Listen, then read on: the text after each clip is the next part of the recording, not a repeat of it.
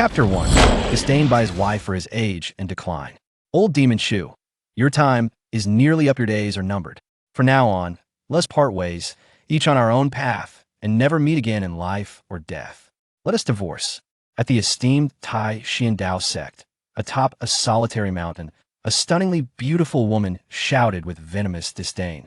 Draped in flowing white garments, she exuded grace and elegance.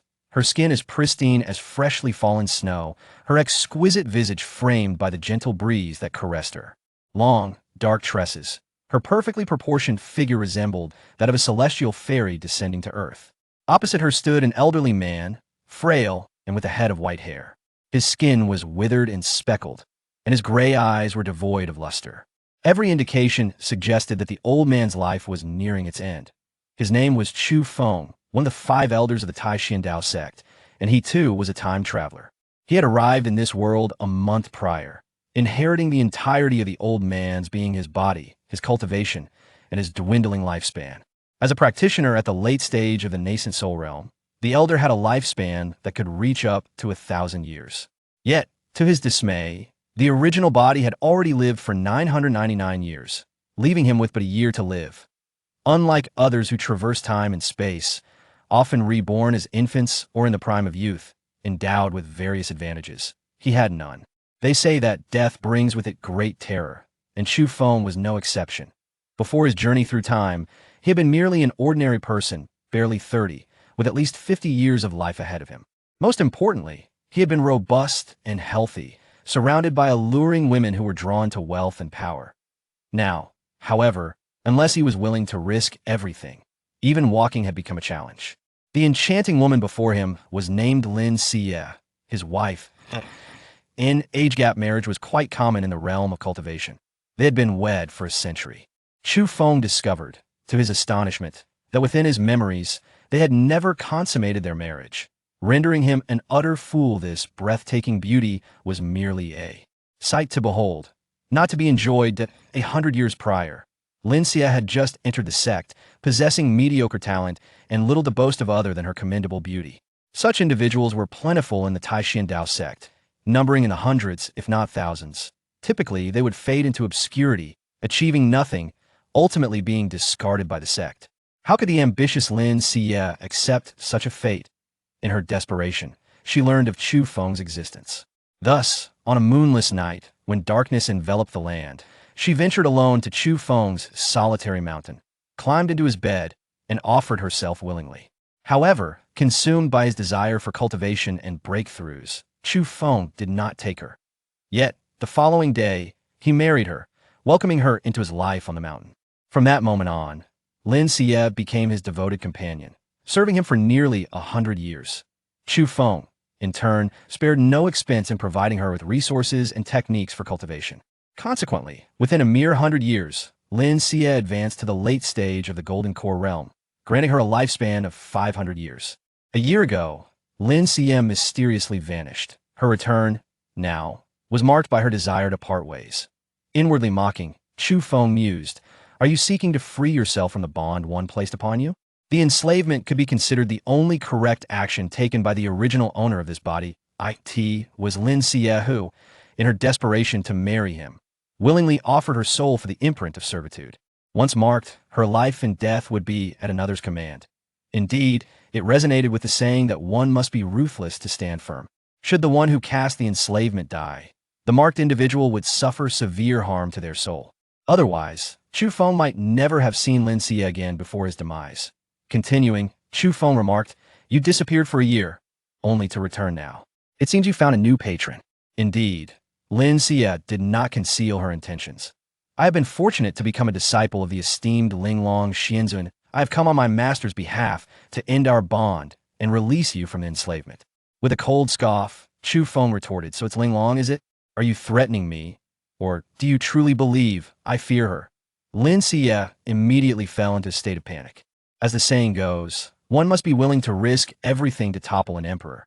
With Chu Feng's lifespan dwindling, should he become enraged, he would not fear anyone. He added, "At least as husband and wife, we could part amicably. Is it not better to end things peacefully? Husband and wife." Chu Feng scoffed. After a century of marriage, We have yet to share any intimate moments. Do you believe you have fulfilled your duties as a wife? Lin Xiyue's face turned pale. Is it not because you cared for me that you refrained from touching me? Heaving a sigh of frustration, Chu Feng thought to himself, how absurd. The original owner may have thought so, but that did not apply to him. The original had squandered the opportunity to be with such a stunning beauty for over 100 years. If not for inheriting this body, he would have questioned his own vitality every morning, still standing proud as for affection. If he truly cared, he would not have stood idly by as his support crumbled, immediately seeking a new patron instead. The crux of the matter remained. This new patron had yet to falter. Feeling the chill in Chu Feng's gaze, Lin Xiyue quickly changed her tone. What must I do for you to release me from the bond? Chu Feng erupted in laughter. Why, to be a true husband and wife, of course, You scoundrel, Lin Xiyue exclaimed, her face flushed with indignation. Chu Feng coldly replied, how audacious. Lin Xiyue, who gave you the audacity to speak to me in such a manner? Do not forget, we are still married and you remain my wife. Your bond is still firmly in my grasp. Should you wish for death, I can easily grant it, but a wave of unbounded terror surged through Lin Xiyue's heart. The specter of death nearly made her forget the weight of such feelings. Trembling, she protested, I did not mean it that way. I was merely concerned for your health. Engaging in such activities will inevitably deplete your vital essence. By rights, you should still have a year to live. If it were to consummate, you might not survive 3 days. Chu Feng retorted with a smirk, that is not your concern. Just do what a wife ought to do. Of course, you may refuse.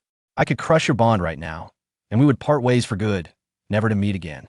To forcibly shatter the bond would mean Lin Xiyue would not die, but her life would be utterly ruined. The thought sent her into a panic. However, one truth echoed in her mind, as she had previously stated. Once Chu Feng and she engaged as true husband and wife, his life would likely be extinguished. But so what? To die beneath the peony blossoms, even as a ghost, is still a romantic end. Rather than languishing in a diminished existence, it would be far better to relish life's pleasures before the end. Moreover, to depart from this world alongside a being of ethereal beauty would be a worthy conclusion. Come here, assist me to the bed, Chu Feng commanded. Lin Xiyue dared not resist and hurried to his side, her heart a tumultuous storm of emotions. If she were not fully aware that even with Chu Feng's imminent demise, she remained no match for him, she might have already lashed out. For now, she could only support Chu Feng as they made their way to the bed. Chapter 2. A Fruitless Endeavor. Congratulations, host, on successfully courting death. The system is now activating for you. Damn it. Chu Feng could only curse inwardly. Having already begun to abandon all hope, he was now faced with this. Was the system truly sincere? Did it even comprehend the trials he had endured over the past month? Possessing the formidable prowess of a latest-stage nascent soul elder, capable of soaring through the skies and reshaping the earth, yet rendered impotent any attempt to utilize. Such power would lead to immediate demise. He could not even engage in the simplest of pleasures. He had longed for a final act of indulgence, yet the previous night's escapades had left him utterly drained. He felt the ebbing of his life force, his vitality waning within half a day. His physical form would crumble, and his soul would dissipate into the void. And now, the system had arrived. What could it possibly offer? Could it restore his youth and grant him a second chance at life? Host, please act like a human. I have already allowed you to traverse into the body of a dying old man, and you possess the cultivation of a latest-stage nascent soul ancestor. With a mere wave of your hand, you could unleash your magical powers, causing your body to collapse and your soul to disintegrate, thus activating the system. Yet, you still fear death. Fearing death is one thing, but dying on a woman's belly? You're bringing shame upon all past transmigrators. Is it my fault? Chu Feng said irritably, enough of the nonsense. Can't you see him on the brink of death?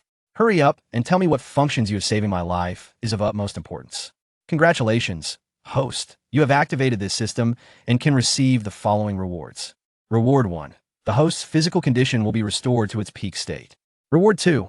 The host's cultivation will be restored to the level it was at the age of 30.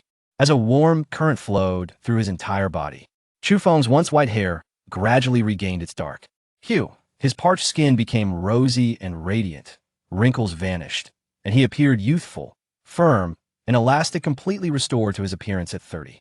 Most importantly, regarding his cultivation level, Chu Feng did not look at it initially, but upon glancing, he was instantly infuriated. System, get out here. Why is my cultivation only at the 10th level of chi refinement? Does the host not realize that you're already dead? Naturally, your cultivation is lost.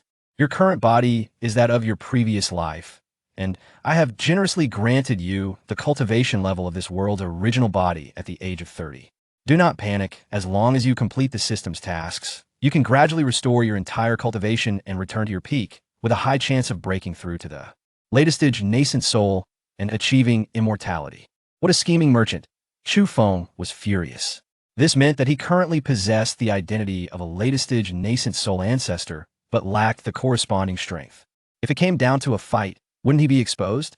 However, on the other hand, as a frail old man whose life was hanging by a thread, who would dare to confront him? At most, he could only display this meager cultivation.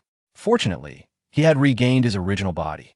Yet, it was merely a shift from soul transmigration to body transmigration, and he wouldn't need to cultivate to restore his cultivation level. Chu Feng took a moment to calm himself and said, System, enlighten me about your functions. This system is called the Supreme Suppression System of all realms. The host only needs to suppress the children of destiny, whether they be sons or daughters, forcing them to submit or harboring thoughts of killing intent and rage towards you to acquire their fortune. The harsher the suppression, the greater the fortune gained, until their fortune completely collapses. Furthermore, the host can use the fortune obtained from these children of destiny to access the fortune store and purchase various miraculous items. Chu Feng retorted, Come on, spare me the trivialities. Just admit you're a villain system. Isn't it just asking me to be the antagonist? Consider it done. Haven't you heard the saying? Good people live short lives, while evildoers thrive for eternity. When you're a good person, your whole family is good. System, the key issue now is, where do I find these children of destiny? Rest assured, host. This system will notify you as soon as it detects any children of destiny. Chu Feng finally felt satisfied.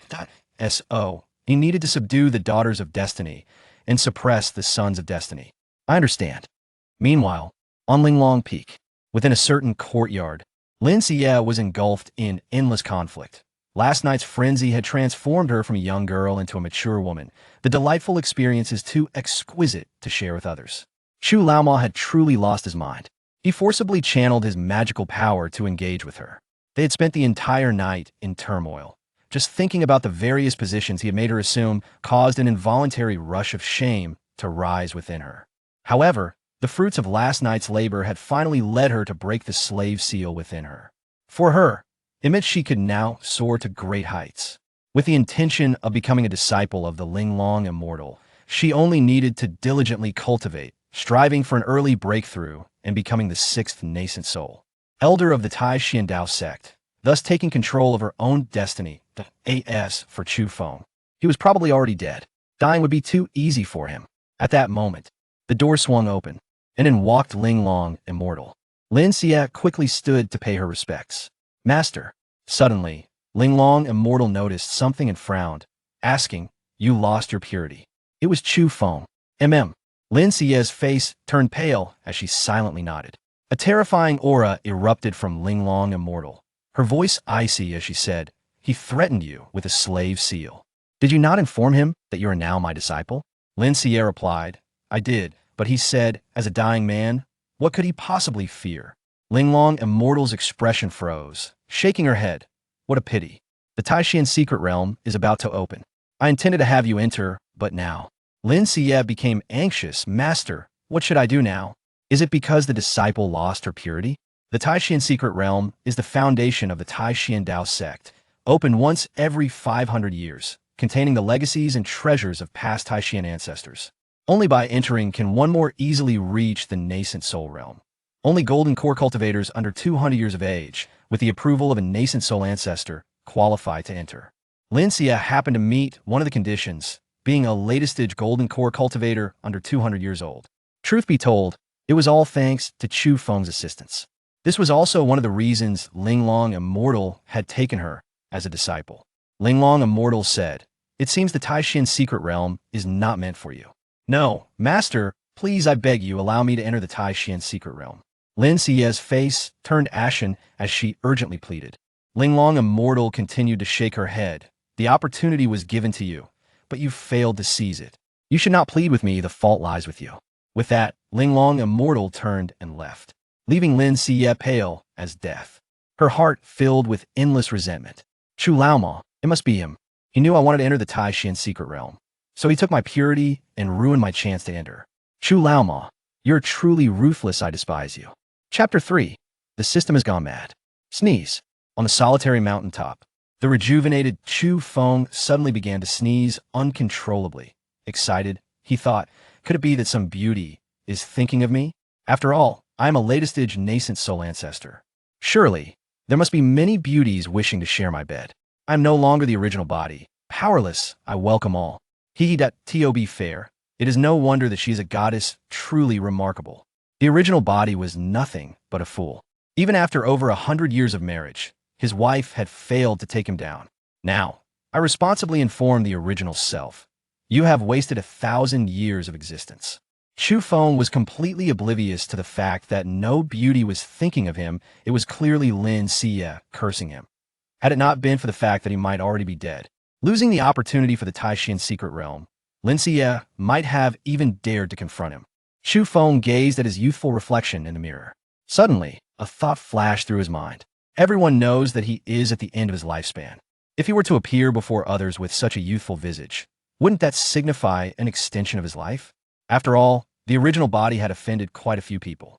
If he still possessed the cultivation of a latest-stage Nascent Soul ancestor, he wouldn't have to fear anyone. The crux of the matter is that he is currently only at the 10th level of Qi refinement. It seems he must disguise himself. In the next moment, Chu Feng reverted to the frail state he had previously been in. With a head full of white hair, looking decrepit, his skin dry as if a gust of wind could knock him down. Yet, this was not a problem.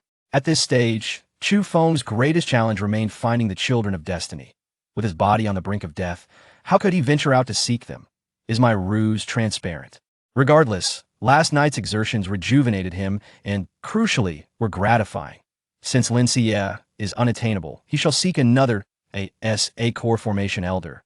The female disciples of the entire Supreme Mystery Dao Sect are fair game. Thus, Chu Feng descended the mountain, his sole purpose being amorous pursuits that, this beauty is quite fetching. She will go forth and ascertain all information pertaining to this woman. Chu Feng instructed a nearby disciple. Swiftly, details regarding the woman were brought to Chu Feng's attention. Shun Xinxue, an outer sect disciple of the Supreme Mystery Dao Sect, had been initiated a year prior. Shun Xinxue, you say? I shall have her. Within half a day, a trembling Shun Xinxue was presented before Chu Feng. At that precise moment, unexpectedly, the system chimed. Alert! Host, flee at once. A transformation god ancestor has been detected, harboring avarice towards the host. It is advised that the host evacuate this area promptly. A transformation god ancestor, you say?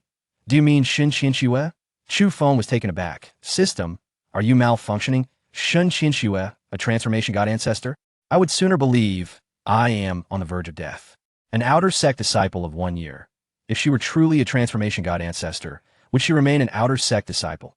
System, I suspect you are colluding with Shun Xinxue to deceive me. Chu Feng seized Shun Qiangshu's wrist and commenced an examination. Instantly, a system panel materialized before Chu Feng. Ding! Transformation god ancestor detected. Shun Xinxue, daughter of fortune. Age, 1,018 years. Cultivation, mid-stage transformation god. Physique, alluring sanest body. This physique possesses innate enchantment. Each gesture capable of stirring the heart, particularly in men, who instinctively feel affinity and willingly sacrifice themselves. Inactive. Identity. Sect master of the Supreme Mystery Dao Sect. Chu Feng paused momentarily, then chuckled. The attribute panel was indeed astonishing, but his own inspection revealed that Shun Xinxue possessed only Qi training cultivation. Furthermore, considering Shun Qiangshu's age and cultivation, he found it even more implausible. The sect master of the Supreme Mystery Dao Sect? As one of the 5 core formation elders of the Supreme Mystery Dao Sect, he was intimately familiar with the sect master's identity. It was certainly not Shun Xinxue. He'll be damned, the system is truly malfunctioning. Host, the transformation god ancestor is approaching, harboring immense avarice. To prevent her from developing homicidal intent and taking lethal action, the host is urged to depart swiftly. The system reiterated its warning. Silence. Are you presuming to instruct me? Chu Feng rebuked. Why was he so unfortunate to acquire a malfunctioning system? Upon hearing Chu Feng's reprimand, the system ceased its operations. This system has issued multiple warnings, yet the host persists in courting disaster. This system can only prepare for a replacement host and forewarn that this impending demise will be absolute. Chu Feng disregarded the system. Instead, he fixed his gaze upon Lin Xiyue. An alluring saint's body, albeit inactive, explained why he had been immediately drawn to her. Most importantly, she was a daughter of fortune. Regarding daughters of fortune, the system had presented two options: suppression or subjugation. Either would yield system rewards, enabling his restoration. His descent from the mountain would not be in vain. Fortunately, despite his age, his status and position remained intact. Moreover, he was currently around 30 years old, in the prime of his life. With a beauty before him, why not seize the moment? As for the system's warnings, transformation god, Sect Master Chu Feng dismissed them entirely. Pointing at Lin Xiyue, he declared, "Henceforth, you shall reside on solitary peak and attend to my needs." Lin Xiyue was utterly astounded, scarcely believing her ears, even suspecting she had misheard. Chu Feng scoffed. "What? Do you object?" Lin Xiyue hastily replied, "This disciple is willing." Thus, Lin Xiyue remained. A fortnight elapsed. Over those 2 weeks, Lin Xiyue swiftly grew familiar with Chu Feng. Under Chu Feng's benevolent gaze, Lin Xiyue relaxed her guard, as if she and Chu Feng were long-standing acquaintances. One day, Lin Xiyue approached Chu Feng joyfully, bearing a pastry in her hand. She presented it, saying, "Esteemed immortal, this is a pastry I made myself. Please partake." Lin Qiangshu's elation stemmed not merely from the pastry. Rather, she had learned that immortal Chu Feng was nearing death and had divorced his wife. From a young age, Lin Xiyue had noticed her uniqueness. Nearly all men doted upon her. As she matured, their affection deepened into love, and they obeyed her every word. Upon joining the Supreme Mystery Dao Sect, her aptitude proved woefully inadequate, scarcely qualifying her for entry. Fortunately, her special charm, coupled with a bit of cajoling, secured her an exception, allowing her to enter the outer sect.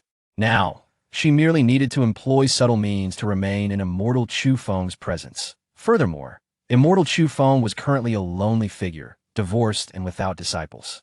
Could she, perhaps, inherit his resources upon his demise? At that point, she would ascend rapidly. Indeed, the original owner had discerned this ambition. However, as the saying goes, you bring nothing into this world, and you take nothing out. Once one is deceased, do treasures truly matter? It makes no difference to whom they are left. Thus he acquiesced. Undeniably, everything was unfolding according to Lin Qiangshu's calculations. Regrettably, the current Chu Feng was quite different. That it remained to be seen who was truly manipulating whom. Chu Feng did not consume the pastry in his hand. Instead, he smiled and said, "Xiyue, come sit." Lin Xiyue surveyed the surroundings, puzzled. "Esteemed immortal, there appears to be no place to sit." Chu Feng replied, "What do you mean? Is my lap not vacant?" Chapter 4. A warm embrace. Lin Xiyue's face flushed instantly, and she shyly remarked, "Immortal sovereign, how could we jest in such a manner?"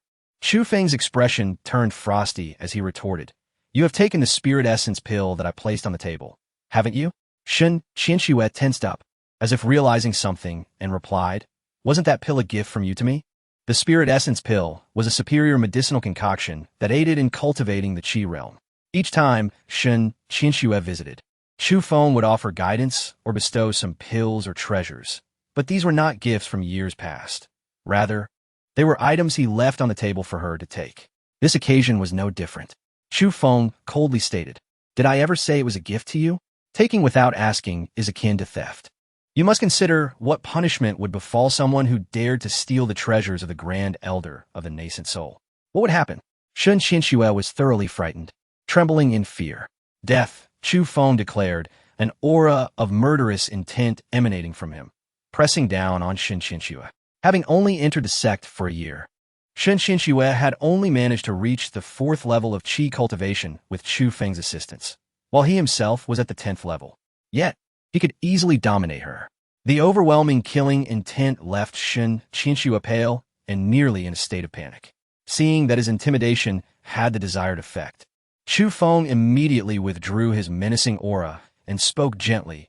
Of course, if you were my woman, it would be a different story. What is mine would naturally belong to you. I would not only overlook your taking of the pill, but I could also bestow upon you treasures, pills, and techniques as you desire, just as I did for Lin Xiyue. The mention of Lin Xiyue's name felt like a spell, evoking disdain from many, yet envy from countless others. She had ascended from an ordinary outer sect disciple, lacking in talent, to a golden core elder within a mere century, acquiring both status and power. Following her lead, numerous female disciples sought to emulate her, though only a rare few succeeded. Lin Xijue's appearance before Chu Feng was not without ulterior motives. If Lin Xiyue could achieve such heights, so could she, and with her unique abilities, she believed she could surpass Lin Xiyue. The pills, treasures, and techniques were precisely what she sought, with the only price being her physical self. A plan began to form in Lin Xijue's mind as her eyes turned red. Lifting her gaze to Chu Feng, she pleaded, "I beg for your mercy, immortal sovereign." Ha ha ha. Chu Feng laughed heartily, lifting Lin Xiyue into his arms. "Congratulations, you have made the wisest choice." With that, he carried her toward the bedroom, and soon, a transaction worth billions began to unfold. Half a day later, in the bedroom, Lin Xiyue lay languidly on the bed, utterly devoid of strength. Her heart was a tumult of emotions as she struggled to comprehend how he could possess such power. Was this truly an elderly man, frail and nearing the end of his days? Surely, a robust young man could not compare. Or perhaps, beneath his aged exterior lay a concealed, youthful physique? She had been compelled to reveal herself, having anticipated that upon seeing the immortal sovereign's frailty, he would be incapable, and that he likely had only a few years left. For the sake of resources, she had resolved to take the plunge, believing it was only a matter of a few years. Yet just moments ago, she found herself shamefully reveling in the experience. This revelation startled Lin Xiyue. How could she harbor such perverse inclinations? Meanwhile, Chu Feng, after a fierce encounter, felt invigorated. With a beautiful woman in his embrace, an ethereal goddess. It was something he had only dared to dream of in his past life. Yet here, in this life, he could indulge at will. Chu Feng retrieved a bottle of pills from his storage ring and tossed it to her, stating, "This is a bottle of top-tier spirit essence pills, sufficient for your needs for some time. Remember your place. You are now my woman. Banish any thoughts of seeking other men. Should I discover otherwise, what I can give you, I can also reclaim. By the way, a word of advice. To gain more, you must learn to give." Leaving the bedroom, he entered the training room and eagerly summoned the system. The system trembled with excitement. "Host, you are truly remarkable. To have conquered a divine being, my admiration for you flows like the endless waters of the Yellow River. Enough with the pleasantries. Where are my rewards?" Chu Feng interjected impatiently. Yes, they will be credited immediately. "Congratulations, host, on forcefully conquering the fated daughter, Lin Xiyue. You have received the following rewards. Reward 1. Restoration of your power to that of when you were 100 years old. Reward 2. A 10-minute experience card reflecting your peak strength. Reward 3. A celestial grade technique. The great grief of yin and yang. The realization struck Chu Feng. At the age of 100, he had indeed stepped into the golden core realm, having achieved this solely through his own efforts and innate talent, creating a historical milestone in the Taixuan Dao Sect that had not been seen in 10,000 years. Even Lin Xiyue, with his assistance, had lagged behind by over a decade. Finally, he had the means for self-preservation. As for the peak experience card, although it lasted only 10 minutes, his ultimate battle prowess was that of a late-stage Nascent Soul. Within the Taixuan Dao Sect, he would rank among the top 3. Then there was the great grief of yin and yang, which caused Chu Feng's expression to shift oddly. It was clearly a dual cultivation technique. Ha ha, how delightful. If only it had arrived sooner. Otherwise, he could have practiced it on Lin Xiyue earlier. However, he dismissed the thought. Lin Xiyue had just been thoroughly exhausted. Even moving a finger would be a challenge for her. She lay like a corpse. What fun could that bring? Better to leave her be, for now, and wait for the next occasion. Yet the system chimed in once more. Congratulations, host, on successfully conquering a divine being. And with the added bonus of being the first to conquer the fated daughter, you have received the celestial grade technique, the heaven-overturning seal, capable of devastating the world. The path of cultivation is divided into 9 realms. Chi, foundation establishment, golden core, nascent soul, divine transformation, integration, great ascension, tribulation passing, and immortal ascendance. The Taixuan Dao Sect could only be considered a second-rate sect, with its strongest member being the divine transformation ancestor. The entire sect was governed by the sect master and 5 grand elders of the nascent soul. Each technique corresponded to a specific realm. The ancestor of the nascent soul, the divine transformation expert, the integration powerhouse, the great ascension immortal, the tribulation passing heavenly lord, and the immortal emperor. Celestial grade techniques transcend even the immortal emperor's realm. Such techniques can lead to true ascendance. The great grief of yin and yang serves as an auxiliary technique. While it may not significantly enhance cultivation, it purifies one's spiritual power, soul, physique, and bloodline, enabling practitioners to surpass their peers and even challenge those of higher realms. This is the remarkable essence of this celestial grade technique. Chapter 5. You have only 8 months left to live. The Taixuan Dao Sect's most formidable cultivation technique is merely the transformation of spirit technique. In comparison to celestial level techniques, it is like heaven and earth apart. Not to mention the Fan Tian Seal, which is a celestial grade technique. Feeling the combat power within his golden core realm, Chu Feng was utterly exhilarated. It had been a month since his arrival in this world. Although he previously possessed the cultivation level of a late-stage nascent soul, he was unable to utilize it. Doing so would lead to immediate demise. Akin to possessing gold while trapped in the depths of a mountain. Useless. But now his body had fully recovered to its prime, restoring his cultivation to the golden core stage. At last, he could savor the experience of cultivating immortality. He opened his attribute panel. Name, Chu Feng. Age, 999 years. Host, please note, your lifespan limit is only 1,000 years. Although your body has returned to its prime, your lifespan has not increased, so you have only 1 year left to live, unless you break through to the transformation of spirit stage. Cultivation, late stage nascent soul, pseudo, actual cultivation, early stage golden core, fortune value, 10,000 points, forcibly obtained by subduing Lin Xiyue. Lin Xiyue, age 1,018 years. Cultivation, mid-stage transformation of spirit. Special physique, saintly body of beauty, not yet activated. Identity, daughter of fortune. Submission value, 10. Solo. Chu Feng could only shake his head. As for age and cultivation, he chose to disregard them. The system was notoriously unpredictable. How could it speak any truths? Little Tong, come out and explain why this submission value is so low. Host, please be more mindful. With your current demeanor, intimidation, and coercion, it's no wonder she remains utterly unconvinced. Chu Feng nodded, realizing Little Tong had a point. It seemed he needed to exert more effort. How could his original self have failed to grasp this principle? When dealing with women, one must be assertive and domineering, making it clear that he is her support. If one attempt fails, then try again. If that fails, try yet again. After being treated with such forceful dominance, she would eventually become devoted to him. As a transmigrator, having read countless novels and watched numerous dramas in this world, he understood this principle all too well. Since he understood, he naturally had to set an example. Also, host, please refrain from calling me Little Tong. I have a name. Very well, Little Tong. Chu Feng responded. Let me ask you, what is this business about having only 1 year left to live? Are you playing with me? Weren't you the one who restored me to my peak condition? Host, please scrutinize my prompts carefully. I merely restored your body to its prime. Ultimately, your cultivation is still at the nascent soul stage. You have lived for 999 years, leaving you with only 1 year to live. Strictly speaking, you have only 8 months left. If you cannot break through to the transformation of spirit stage, you will undoubtedly perish, and even this system cannot save you. What a joke. Chu Feng's previous elation evaporated in an instant. What celestial grade techniques? What golden core cultivation? The reality was that he was merely at the early stage of golden core. Even if he had returned to his prime, being at the late stage of nascent soul would still necessitate a peak breakthrough to reach the transformation of spirit stage. 8 months. How arduous the path of cultivation was. Having inherited the memories of his original self, he was acutely aware of the difficulties involved. His original self had employed countless strategies and expended immense energy in the pursuit of breaking through to the transformation of spirit, only to ultimately fail. Host, Please do not be disheartened. Anything is possible.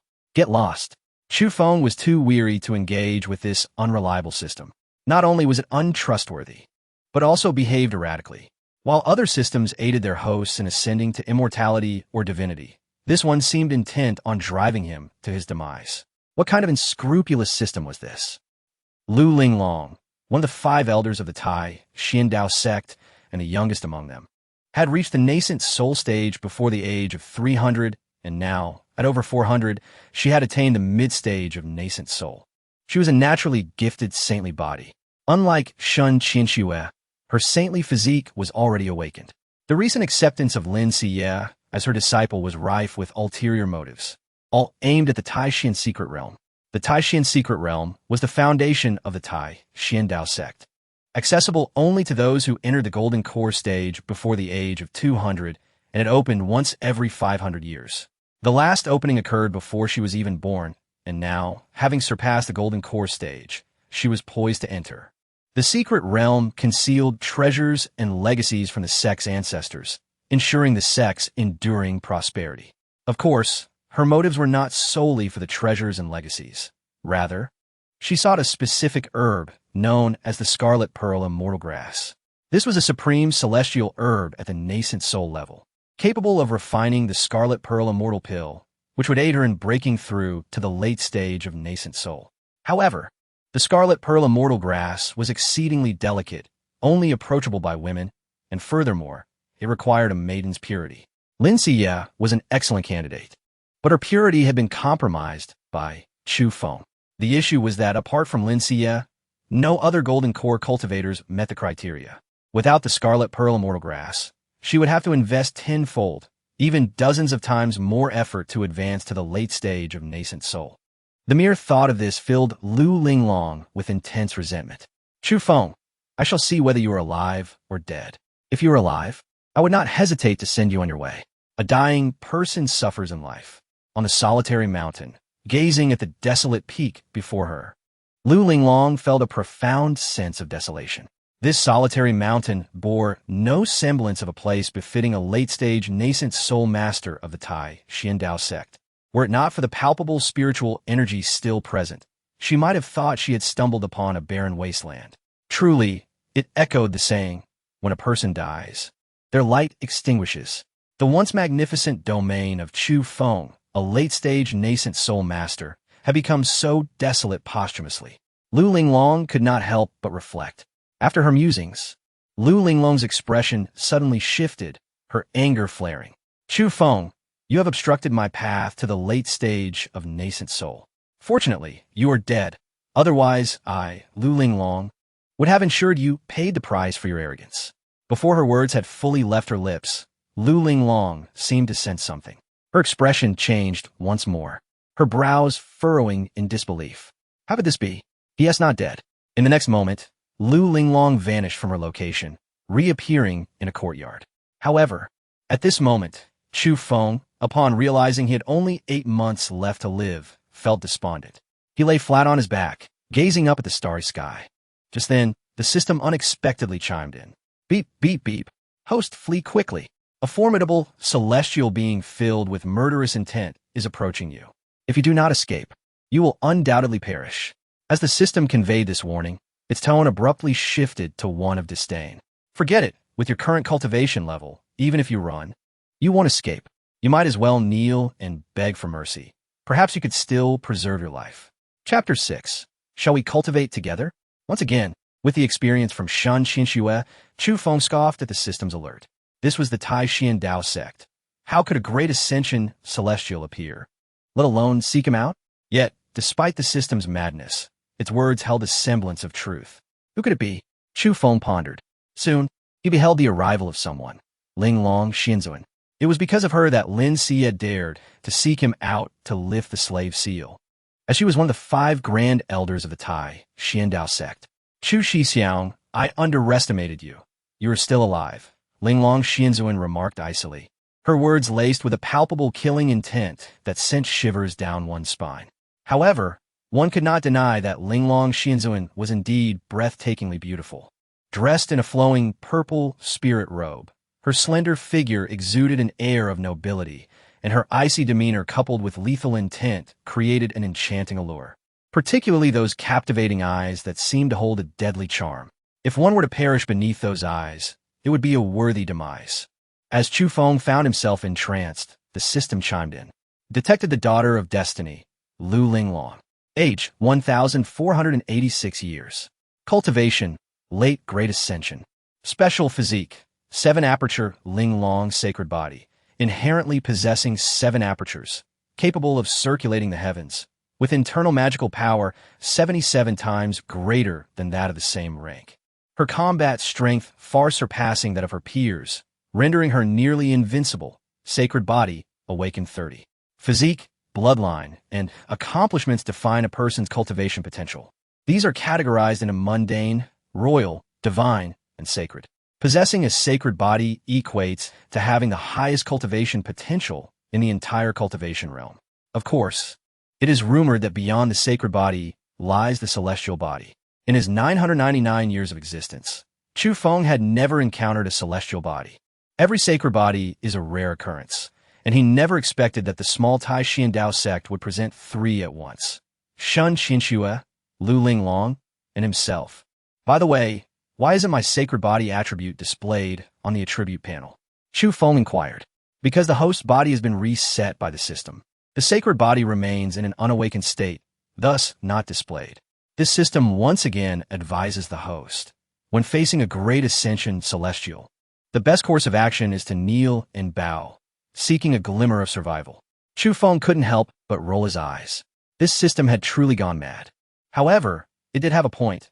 He was indeed no match for Linglong Xianzhuan at present. She was, after all, the daughter of destiny. It was either suppression or submission. Now, Chu Feng understood why the system had provided him with a peak experience card. In his prime, he was a late-stage Nascent Soul master with the same sacred body, unmatched combat prowess that established his formidable reputation. However, he could not resort to his final trump card unless absolutely necessary. If force was futile, then he would have to employ a softer approach.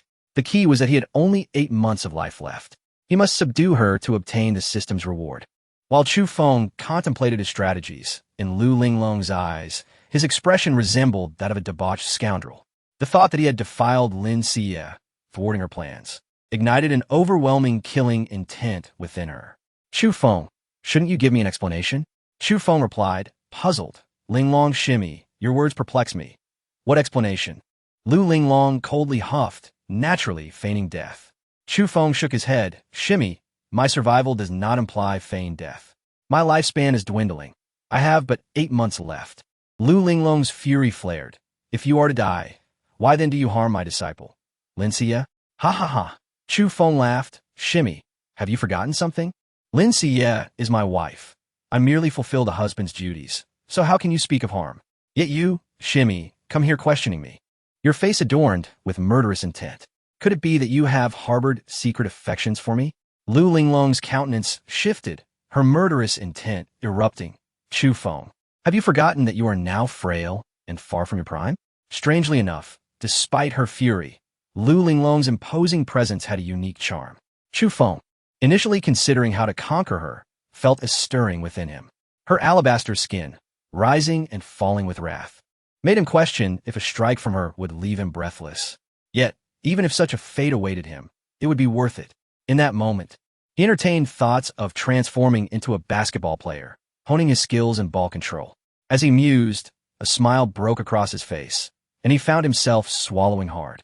Lu Linglong, witnessing this reaction amidst her wrath, completely lost her composure and struck out at Chu Feng. Fortunately, he reacted swiftly, retreating to evade her slap. Linglong shimmy. Have you lost your mind? Why do you strike me? Lu Linglong retorted. Not only will I strike you, but I will also kill you. Chu Feng, do you realize the magnitude of the trouble you've caused me? Wait, Chu Feng exclaimed. You intend to kill me. Surely I deserve a reason. Merely for my actions with Lin Xiyue? Lu Linglong coldly replied. Very well. If you wish to know, I shall ensure you understand fully. The Taixuan secret realm opens once every 500 years. Within it lies the Jiao Zhu Xianchao that I require. Lin Xiyue is the only one who meets the criteria, yet you have ruined that. Do you think I should not kill you? That shouldn't be the case. Chu Feng shook his head. I was unaware. Besides, Shimmy, Lin Xiyue is my woman. Lu Linglong retorted, then fine, even so. The look you cast upon me just now was filled with wickedness. For that alone, I have reason enough to kill you. Chu Feng protested, Shimmy. While one can have a hearty meal, one must not speak recklessly. My gaze merely reflected admiration for your beauty. Is it forbidden to admire you? The Jiao Zhu Xian Chao can be refined into the Jiao Zhu Xian Dan, aiding one in advancing to the late nascent soul stage. In fact, Shimmy, if you seek to elevate your cultivation further, I possess a method that guarantees your wishes. What method? Lu Linglong inquired, her brow furrowing. Chu Feng smiled as he revealed a portion of the Heaven and Earth Yin Yang Great Compassion Sutra, saying, Shimmy, take a look at this, and you will understand. Of course, Chu Feng would not divulge everything, only a small part. What is this? In the next moment, Lu Linglong's face flushed, her gaze aflame with fury as she glared at Chu Feng. This is a dual cultivation technique. Chu Feng nodded. You guessed correctly. The Heaven and Earth Yin Yang Great Compassion Sutra is a celestial-level dual cultivation method that can enhance one's soul, magical power, bloodline, and physique. With such assistance, not only could you reach the late nascent soul stage, but you might even achieve the pinnacle of transformation into a god. If you are willing, I shall lend you my aid. Chapter 7. Accused of being an imposter, can you even manage with that physique? Lu Linglong remarked disdainfully. I doubt it. The words ignited an overwhelming urge within Chu Feng, a sense of madness bubbling to the surface. How could a man be deemed inadequate? Such an assertion was the utmost affront to his masculinity. He was tempted to retort, if you think I can't, then let us settle this in a duel. Yet, amidst his frustration, a sense of elation flickered within him. The mere fact that she voiced such skepticism indicated that Lu Linglong harbored no resistance in her heart. It was a testament to the allure of celestial-level divine abilities. It was likely that Lu Linglong had only cultivated a mere transformation stage technique. With her divine arts barely reaching the nascent soul level, she inquired about the subsequent techniques. Chu Feng gestured to his own mind, stating, it resides here. As long as you practice alongside me, I shall naturally impart the ensuing techniques to you. Of course, he added that she need not rush to accept. She could take her time to contemplate, for in the entire Taixuan Dao Sect, there were scarcely 3 to 5 individuals worthy of cultivating alongside her. As for her concerns regarding his lifespan, he questioned her incredulity. Is it not strange? I expended considerable energy alongside Lin Xiyue, engaging in the marital duties, and I should have been left exhausted, yet here I am, thriving. This is due to the profound Yin Yang Great Compassion verse, enabling me to shatter the 1,000-year lifespan limit of the nascent soul ancestors and potentially live even longer. Who knows, perhaps together we can both ascend to the transformation stage. I will consider it, Lu Linglong replied before departing. Watching her retreating figure, Chu Feng felt a surge of anticipation. Since his arrival in this world, he had encountered 3 women. Lin Xiyue, with her enchanting allure, Shen Xiyue, exuding sensuality and charm, and Lu Linglong, embodying nobility and elegance. Each interaction was distinct. He could threaten and dominate Shen Xiyue, yet with Lu Linglong, he could only resort to seduction. In the realm of cultivation, the pursuit of becoming immortal was paramount, while romantic entanglements held lesser significance. Few could resist the temptation of celestial techniques. As time flowed, a month swiftly passed. To Chu Feng's dismay, since Lu Linglong's visit a month ago, she had not returned, leading him to doubt whether his proposal had struck a chord with her. During this time, he had not been idle, wandering the Taixuan Dao Sect, hoping to encounter the fated woman once more. Unfortunately, fate was unkind, and he met with naught but disappointment. Conversely, Shen Xiyue had been quite diligent in her visits. The effects of the Yin Yang Great Compassion verse were evident. Each instance of their dual cultivation afforded her immense benefits. Moreover, with every visit, Chu Feng generously bestowed rewards and guidance, allowing her cultivation to ascend from the 4th to the 6th level of qi refinement within a mere month. Ding, ding, ding. The system alerts the host. You have 7 months left to live. 7 months, he exclaimed. It was one thing to be unable to locate the fated woman. It was altogether more distressing to find no trace of the fated sons either. Surely, the system was not intent on his demise. On this particular day, after their dual cultivation, Chu Feng gently caressed Lin Xiyue's hair. Over the month, her loyalty towards him had skyrocketed to 50, earning him 50,000 fortune points. Once he accumulated 100,000 points, he could unlock the fortune mall and procure treasures to enhance his cultivation. Upon realizing his limited time, Chu Feng managed to calm himself and summon the system for solutions. The system presented him with three options. The first was to break through to the transformation stage, which would grant him a lifespan of 2,000 years. The second involved conquering the fated woman and subduing the fated sons to earn system rewards, the specifics of which remained unclear. The third was to amass 100,000 fortune points to unlock the fortune mall and possibly acquire elixirs that could extend his life. Each option was intertwined with fate. Presently, he had only two fated women, Lin Xiyue, who had already become his, and Lu Linglong, whose fate he could not dictate. The benefits were laid before her. It was merely a matter of her choice. Another day passed. Chu Feng noticed Lin Xiyue's expression was one of daze, as though she were grappling with some predicament. Even during their dual cultivation, she seemed preoccupied with other thoughts. Concerned, he inquired about her troubles. "Master," she lamented, "I have just received 2 letters, one from my father, demanding my immediate return, and another from a former friend who claims that I am not the biological child of the Shun family." Through her recounting, Chu Feng grasped the situation. Lin Xiyue hailed from a modest family in a place called Four Seasons City, a subsidiary of the Taixuan Dao Sect, which granted a single entry every decade. Gifted and diligent, Lin Xiyue was chosen for this opportunity and successfully entered the sect. However, just days prior, a woman had appeared, declaring herself to be the true daughter of the Shun family and accusing Lin Xiyue of being an impostor. The woman alleged that when they were infants, a servant had exchanged their daughters, allowing her own to cultivate in the Shun family. "Master, do you truly believe I am not the Shun family's biological daughter? Am I merely a counterfeit?" Chu Feng chuckled softly, reassuring her, "Silly girl, whether true or false, remember this. You are my Chu Feng's woman. No one has the right to bully you. Anyone who dares to do so will be opposing me." Tears welled in Lin Xiyue's eyes, and she embraced him tightly. "Master, meeting you is the greatest fortune of my life. Do not dwell on it," he consoled. "So what if you are not the true daughter? I will accompany you to confront them, and I will make it clear to everyone that even if you are not the true Shin daughter, you will always be my Chu Feng's woman." With a nod of respect, Lin Xiyue acknowledged his words. Unsurprisingly, after receiving his encouragement, her dependence on him deepened, and her loyalty surged to 70. Not only had she surpassed the threshold, but this also illuminated a path to extending his lifespan. A promising avenue lay ahead, and he was eager to unravel the tangled narrative of the true and false daughters. Chapter 8. The Age Gap. Chu Feng remarked, "Since your father is coming to find you personally, when he arrives, bring him to meet me." Lin Xiyue quickly responded, "Thank you, Immortal Lord." Chu Feng smiled and said, "No need for thanks. If you truly wish to express your gratitude, then listen to me wholeheartedly." "I shall obey," she replied. This time, Lin Xiyue was particularly compliant, doing everything Chu Feng instructed without reservation, putting forth her utmost effort. Chu Feng, in turn, was not one to lag behind. After night, Lin Xiyue's gait was markedly peculiar. "Immortal Lord, you are quite wicked," she said blissfully. Chu Feng smiled. "Am I truly wicked? Very well, let us proceed.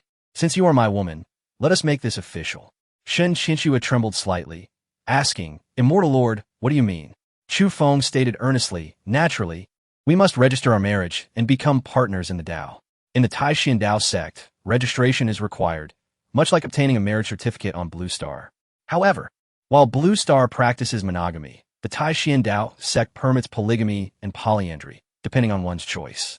Furthermore, once registered as partners in the Tao, we will receive the protection and assurances of the sect. For instance, if one dies in battle for the sect, the surviving partner will be compensated. Should one partner perish, their resources and wealth will be inherited by the other. In essence, once we are wed, if I were to die, all my resources would belong to you." Lin Xiyue was instantly moved to tears.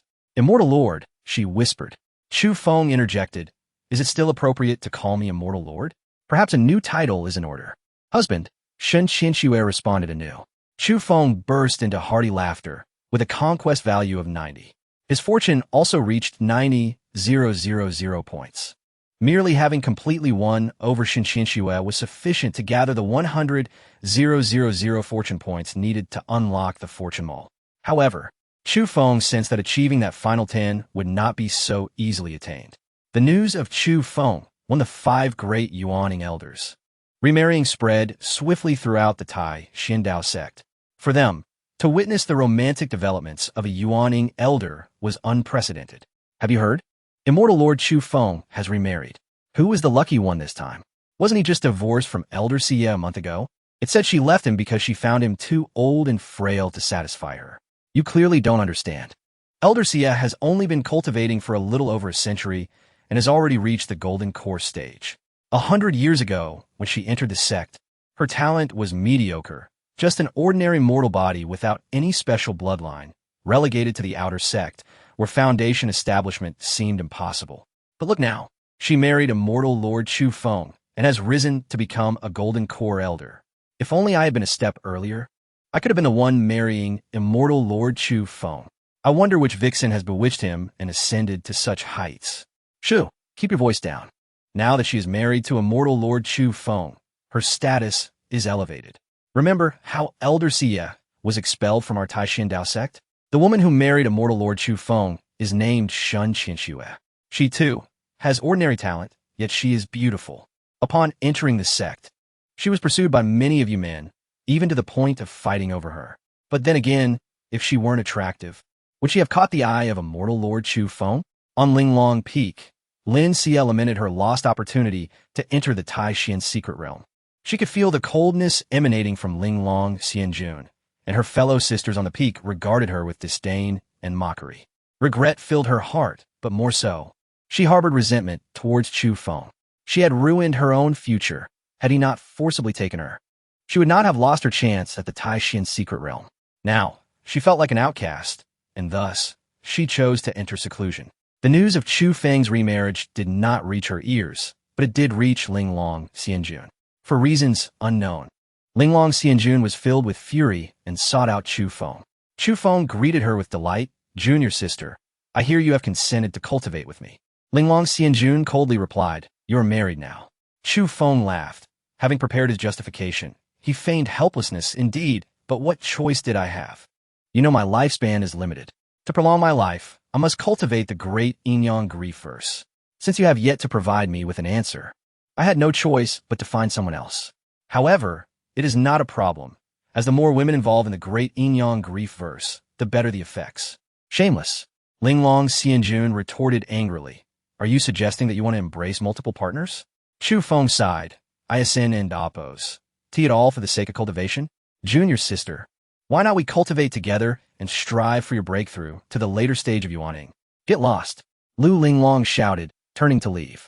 As she walked away, a glimmer of greed flashed in Chu Feng's eyes. Her exquisite figure, fair skin, and the aura of nobility and elegance she exuded were truly captivating. Alas, it was still not quite enough. After bidding farewell to Lu Linglong, an unexpected visitor arrived, Xiang Yutian, the current sect leader of the Taixuan Dao Sect. As a sect leader, Xiang Yutian was also a Yuaning cultivator, albeit at the initial stage. He had become a sect leader 100 years ago at just over 500 years old. Dressed in a flowing green robe, he exuded an air of authority while possessing an ethereal quality that would make him a potential figure of mysticism in the secular world. Naturally, someone who could become a sect leader was far from simple. Chu Feng was astonished by Xiang Yutian's arrival, especially since he inquired about his search for a Dao partner. Elder Chu Feng, I have heard you have remarried, Xiang Yutian said. Chu Feng had no intention of concealing anything and nodded. Sect leader, you are quite busy with affairs. I doubt you would come all this way merely to inquire about my choice of partner. As a prominent elder of the Taixuan Dao Sect, I should have the freedom to find a partner, or does the sect leader believe that I, an old man nearing death, can be trifled with? Xiang Yutian quickly replied. Elder Chu Feng, please do not misunderstand. I only meant to warn you that this marriage may tarnish your reputation. Chu Feng's eyes glinted with cold fury as he stated. Reputation is but a fleeting illusion. In the cultivation world, Everything is determined by strength. As long as one possesses the might, who would dare speak against it? Does the sect leader not see this? Chapter 9. Shenzhong advances to Taixuan. Xiang Yutian quickly nodded and said, "The elder is right. I was merely speaking casually. I shall take my leave now." With that, Xiang Yutian turned to depart. First came Lu Linglong, then Xiang Yutian. No matter how much Shun Qinxue wished to pursue the matter, she could not help but notice their objections. Instantly adopting a delicate demeanor, she said, "Husband, it is my greed that has caused this. I sought to become your Dao partner. Perhaps we should let this be." How could Chu Feng be unaware of Shun Qinxue and Amp Oppo's intentions? A classic display of the white lotus archetype, feigning vulnerability, retreating to advance. Coupled with the allure of her sacred body, what man would not be easily swayed? Except for Chu Feng. With the system in his possession, he remained unfazed by Shun Qinshue's influence. He reassured her, "Do not worry. I, Chu Feng, am quite capable of choosing my own Dao partner. Now, let us return and diligently cultivate the great compassionate rhyme of heaven and earth." Shun Qinxue nodded earnestly. Beep. Shun Qinxue's conquest value has risen by 2. Conquest value, 92. Fortune value, 92,000. Indeed, upon reaching the 90 mark in conquest value, further increases would not be so easily attained. 10 days passed, yet Shun Qinxue had not returned. This time, the so-called true heiress could no longer remain idle. She showered the Shun family with excessive flattery, asserting confidently that Shun Qinxue was too frightened to return. This stirred Shenzhong, Shun Qinxue's father, into action. He resolved to seek her out personally. However, one must consider the standing of the Taixuan Dao Sect. It was not a place where a mere small family could compete. A core disciple of Taixuan could easily obliterate their entire clan. Upon arriving at the Taixuan Dao Sect, Shenzhong announced his arrival and requested to see his daughter, Shun Qinxue. A foundation-building disciple at the mountain gate initially regarded Shenzhong's claim with indifference, barely glancing in his direction. However, when Shenzhong mentioned his daughter's name, the disciple's face turned pale with fear. Cautiously, he inquired, "Did you say your daughter is Shun Qinxue, the one who just entered the sect a year ago?" Shenzhong nodded. "Indeed. Do you know my daughter?" "Know her? How could I not?" The disciple's demeanor shifted to one of obsequiousness. "Why did you not mention sooner that Lady Qinxue is your daughter? You must have come from Four Seasons City. You must be tired from your journey. Please, sit and rest while I inform Lady Qinxue." At this point, Shenzhong was utterly bewildered. He felt as if he were sitting on needles, too apprehensive to take a seat. He quickly retreated a few steps and respectfully replied, "Sir, you mustn't jest. How could I sit in your presence? Is something wrong with my daughter?" Shenzhong was confused. He had come to find Shun Qinxue to ascertain whether she was truly his biological daughter. The attitudes of those around him suggested that Shun Qinxue was held in high regard at the Taixuan Dao Sect. If that were the case, did he really need to concern himself with the authenticity of his daughter? Even when faced with inquiries from the Taixuan disciple, he found himself hesitant to speak. He forced a laugh and said, "It is just that my wife, Lady Qinxue's mother, is gravely ill and wishes to see her daughter before she passes. Thus, I came to bring her home. If something were to happen, how would he explain it to his son-in-law?" The receiving disciple replied, "Indeed, it is wise to return home. I shall escort you." He added, "Congratulations on having such a wonderful daughter." At that moment, a flash of white light appeared. The foundation-building disciple caught it deftly and announced, "The ancestor has summoned you." "Ancestor?" Shenzhong trembled. "May I inquire who this ancestor is?" In the Taixuan Dao Sect, only one class of individuals is worthy of being called ancestor: the Nascent Soul ancestors, a presence towering at the pinnacle of the sect, akin to an insurmountable mountain to someone of his humble stature. The foundation-building disciple nodded. "Indeed, just as you suspected, you are indeed a fortunate man." Filled with trepidation, Shenzhong pondered how a mere leader of a small family could possibly be connected to an ancestor. Would this not be courting disaster? He hastily asked, "Sir, may I know why the ancestor wishes to see me?" The disciple smiled. "You will find out upon your arrival. Come, let me guide you." With that, he seized Shenzhong and Oppo's robe and soared into the air towards the solitary mountain. Upon reaching the summit, Shenzhong and Oppo's arrival was promptly reported. Over the past 10 days, Chu Feng had exerted considerable effort, directing resources and guidance. and Lin Xiyue's cultivation had progressed rapidly, successfully breaking through to the 7th layer of qi refinement. However, her conquest value had not risen at all. At that moment, a flash of white light signaled another message from the Taixuan Dao Sect. It was fierce and swift, capable of reaching any corner of the sect in an instant. "Your father has arrived," Chu Feng remarked. Lin Xiyue's heart sank. "Is my father so impatient to ascertain whether I am truly his biological daughter?" Chu Feng comforted her. "Do not dwell on it. You are now my wife, and I will take care of everything." Lin Xiyue nodded in respect. The message was dispatched, and within the span of a single incense stick, Xinzhong was brought to the summit. Outside the courtyard, as soon as the foundation building disciple set Xinzhong down, he immediately knelt, exclaiming, "Disciple Li Qingshan greets the esteemed Chu Feng, immortal lord." Xinzhong was struck with fear, trembling at the realization of the Nascent Soul ancestor's presence. He quickly knelt, stammering, "I bow to the ancestor." With a creak, the gate swung open. A storage bag flew forth and landed before the foundation building disciple, followed by a voice. "Well done. Here is your reward." "Thank you, immortal lord," Li Qingshan exclaimed, bowing fervently. Kneeling before a Nascent Soul ancestor was no disgrace, especially when such kneeling brought rewards. "Disciples may retire." "Enter," came the voice from within. As Li Qingshan departed, Xinzhong's heart raced. Hearing the voice from within the courtyard sent tremors through him. He attempted to rise, but found his legs felt as heavy as lead, refusing to cooperate. After what felt like an eternity, he finally managed to stand, albeit unsteadily, and shuffled into the courtyard, bending low, fearful of offending the Nascent Soul ancestor. As soon as he entered, he knelt again, voice quaking. "I, Xinzhong, head of the Shun family from Four Seasons City, bow to the esteemed immortal lord." "Rise," Chu Feng gestured with a wave of his hand. "I dare not," Xinzhong replied. "What commands does the immortal lord have? I shall remain kneeling to listen." "Father, you should rise," Lin Xiyue interjected, rushing over to assist her father.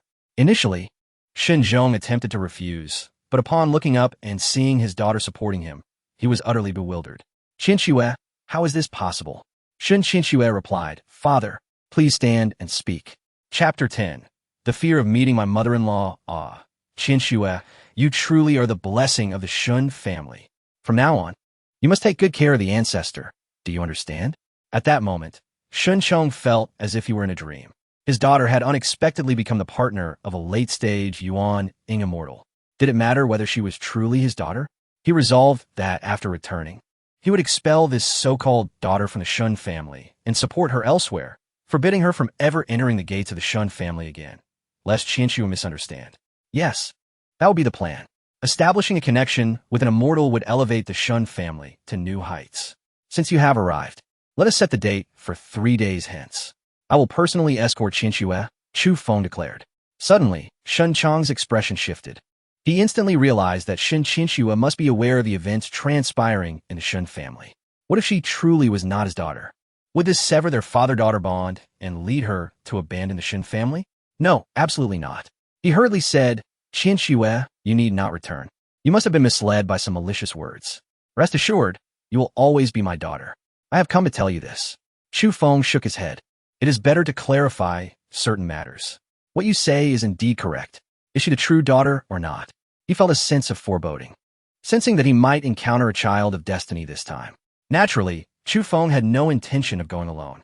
As a senior elder of the Yuaning stage, he could easily attract numerous disciples of the Taixuan Dao Sect. Once word got out, many would vie for the chance to curry favor with him. When the news spread, it caused an uproar throughout the Taixuan Dao Sect. "We must go. Chu Feng is known for his generosity. Serving him will surely lead to rewards."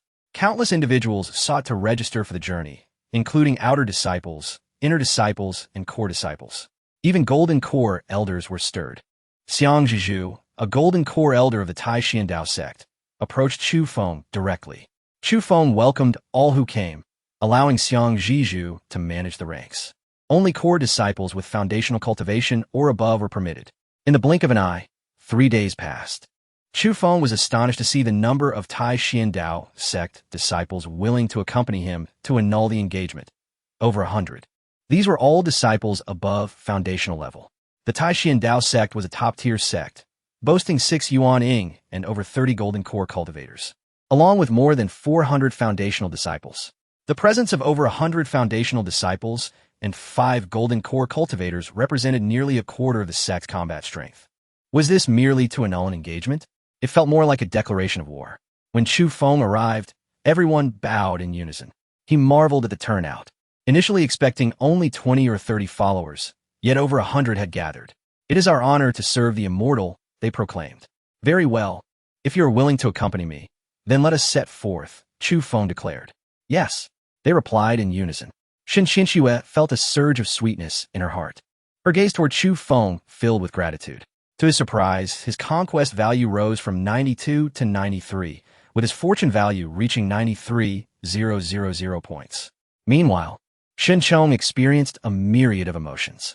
Over these 3 days, he witnessed not only the might of the Taixuan Dao Sect, but also Lin Xiyue's extraordinary fortune. Who could have imagined she would become the partner of a Yuaning immortal? With a single command, the crowd departed the Taixuan Dao Sect in grand procession. Throughout his tenure as a Yuaning immortal, Chu Feng had not taken in disciples, but had significantly aided the sect, often mentoring the younger generation by teaching in the martial hall. His reputation within the Taixuan Dao Sect was formidable. As the scene unfolded, even the sect leader, Xiang Yuqian, felt a pang of envy, reflecting on how he, a prominent sect leader, could not match the ease and respect commanded by a mere elder. At Linglong Peak, Linglong Xianzuan inquired curiously, "Has something significant occurred within the sect?" A disciple quickly reported, "Master, Chu Feng has taken a new partner, Lin Xiyue, from a small family. It is said her mother is gravely ill, prompting her return home." Lu Linglong frowned. "Are you certain it is her mother who is ill and not some vendetta? Does her mother's illness warrant the deployment of over 100 from the Taixuan Dao Sect?" The disciple replied, "Perhaps this is Chu Feng's way of demonstrating support for Lin Xiyue." Lu Linglong's expression shifted coldly.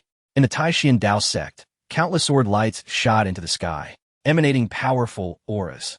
Such a large-scale mobilization startled the surrounding factions. This was the first of its kind in 500 years. Could it be that the Taixuan Dao Sect intended to strike against another power? News of the Taixuan Dao Sect's movements reached both the Qingyun and Xuanqin sects, prompting their leaders to convene and discuss strategies. They sent messages to Xiang Yuqian, questioning whether the Taixuan Dao Sect sought war against them. If it came to battle, one-on-one would be manageable, but a confrontation with 2 sects would spell disaster for the Taixuan Dao Sect. Xiang Yuqian, alarmed, quickly clarified, "Chu Feng's partner's mother is ill, and he is merely visiting." Yet few believed him. After all, did such a visit necessitate bringing so many along? The 2 sects immediately prepared for conflict. The entire Sword Prefecture was enveloped in tension, an ominous atmosphere spreading as the specter of war loomed over all. A battle among the 3 sects would undoubtedly engulf the Sword Prefecture in flames, claiming countless cultivators' lives. While the sect disciples might suffer few casualties, the scattered cultivators would bear the brunt of the losses. Who could have anticipated that Chu Feng would bring such a formidable retinue? Chapter 11. My fiancé is remarkable in the vibrant and festively adorned residence of the Shun family in Four Seasons City. An atmosphere of joy permeated the air. Just days prior, the long-lost true daughter of the Shun family, who had been abducted in her youth, was miraculously returned, reuniting with her ancestral roots. This momentous event had even stirred their venerable ancestor to preside over the rituals, opening the ancestral hall and enrolling her in the family genealogy. As for Lin Xiyue and her father Xinzhong, their significance had diminished in the wake of this reunion. However, the most pivotal occurrence was the recent proposal made by Zhao Yan, a core disciple of the Xuanqin sect, whose intended bride was none other than Shun Linger. Zhao Yan, a disciple under the esteemed Golden Core Elder, had taken it upon himself to formally propose, a gesture that commanded the utmost respect from the Shun family. They hurriedly sought to inscribe Shun Linger into their family records. Despite Lin Xiyue's affiliation with the Taixuan Dao Sect, she was merely an ordinary disciple, rendering her unworthy of comparison to Linger.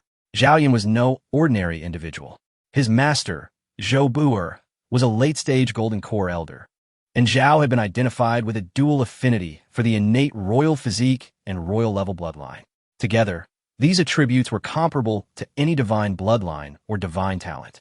According to Zhou Buer, Zhao Yan had promising prospects for achieving Golden Core status, with even the potential to challenge the venerable Yuaning ancestors. Furthermore, Zhao Yin was the heir of the Zhao family from Millennium City, a family whose power far surpassed that of the Shun family. In the Grand Hall, Zhou Buer addressed Shun Zhong, stating that his disciple Zhao Yin had arrived at the Shun family with a singular purpose, to propose to Shun Linger. Should Shun Linger accept, she would instantly become a core disciple of the Xuanqing sect, and the Shun family would receive 3 slots for entry into the Taixuan Dao Sect, granting them the esteemed status of disciples. For a modest family like the Shuns, such an opportunity was akin to divine providence. Shun Zhong, also known as Shun Qianxue's grandfather, was elated to smile wide. Linger, you have endured much hardship over the years. We owe you a debt of gratitude. Rest assured, when that unfilial son of the Shun family returns with Qianxue, we shall ensure she repays you for all that she has taken from you, and she will kneel before you to apologize. Thank you, grandfather, Shun Linger replied, her eyes glistening with tears of gratitude. Her return to the Shun family was already a fulfillment of her heart's desires. At that moment, several beams of white light descended from the heavens, revealing Shun Qianxue, accompanied by her father and several foundation-building disciples. Chu Feng chose not to instigate conflict immediately. Instead, he opted to allow the Taixuan Dao disciples to ascertain the truth of the situation first. The Shun family, a minor clan, was no match for the foundation-building disciples. Shun Zhong, only at the 5th level of Qi refinement, was as defenseless against a foundation-building disciple as an ant would be. The leading figure among the newcomers was named Lu Dong, a perfected foundation-building cultivator. Upon noticing them, Zhou Buer furrowed his brow, his spiritual sense sweeping over the newcomers, instantly discerning Lu Dong and his companions' conditions, filling him with puzzlement. 5 foundation-building cultivators? They should all be from the Taixuan Dao Sect, yet what brings them here? Zhou Bu and Appos pondered. Among the 2 others, particularly the woman, was strikingly beautiful, exuding an alluring charm that instantly captivated him. This woman possesses an intriguing quality, he mused. Suddenly, a thought struck Zhou Buer. Could this woman be Shun Qianxue? He held reservations about Shun Linger, believing her overly scheming and of average talent. Yet his disciple's affection for her compelled him to support the proposal. Now, confronted with this new woman, he found himself contemplating the prospect of his disciple marrying her. Shun Zhong also recognized Shun Qianxue. Ling and Appos. He whispered, is that your sister Qianxue? Shun Zhong, filled with disdain, called out, Shun Qianxue, how dare you return? Come here and kneel. Shun Qianxue furrowed her brow, instinctively taking a step back, fear evident in her eyes as she glanced at her grandfather. Lu Dong, witnessing the scene, swiftly stepped in front of Shun Qianxue, admonishing, how dare you offend Lady Qianxue? Shun Zhong coldly retorted, who are you to cause a disturbance in my Shun family? Lu Dong dismissed him with a scoff. Is the Shun family truly formidable? As for our identities, does it truly matter? Lady Qianxue is here for one purpose only, to ascertain whether she is indeed a daughter of the Shun family. Shun Zhong snorted, no need for that. How could Shun Qianxue possibly be my granddaughter? Only Linger is my true granddaughter. Shun Qianxue's expression shifted dramatically as she interjected, grandfather, I have come solely to test the bloodline. If I am not a Shun family daughter, I shall take my leave. You. Shun Zhong pointed at Zhao Yin and declared, this is Zhao Yin, the sole heir of the Zhao family from Millennium City and a core disciple of the Xuanqing sect. Moreover, he is Linger's fiancé. Shen Lingye added.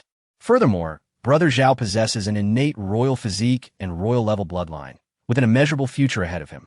Understanding dawned on Shun Qianxue. So, it is merely because of Shun Linger's fiancé that she must be your true daughter, while my status as your daughter is rendered inconsequential. Shun Zhong nodded, you speak correctly. That is indeed my sentiment. Shun Qianxue replied, very well, I understand. I shall take my leave. As she turned to depart, Shun Linger's expression shifted. No, grandfather. You promised that Qianxue must kneel and apologize to me. It is because of her that I have endured so much suffering.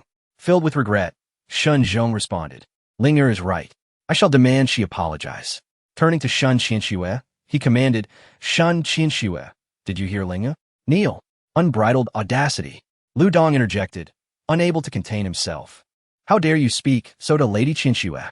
With an overwhelming aura of foundation-building power, Lu Dong and Appos' presence bore down on Shun Zhong, who staggered back as if a lone boat on a tumultuous sea, crashing to the ground. Do not harm my grandfather. As Lu Dong prepared for his next move, Shenlinger cried out, "Do not harm my father." Chapter 12. The System Reborn. Brother Zhao Yan, I beg you, save my grandfather, Shenlinger implored Zhao Yan. Zhao Yan reassured her, "Do not worry. As long as I am here, no one shall harm Grandfather Shen." With that, he directed his attention towards Lu Dong. There existed a child of fortune. Just moments ago, Chu Feng had thought that Shenlinger should be the daughter of destiny. However, that was not the case. When Zhao Yan appeared, the system finally provided a notification. New child of fortune discovered. Zhao Yan. Age, 18 years.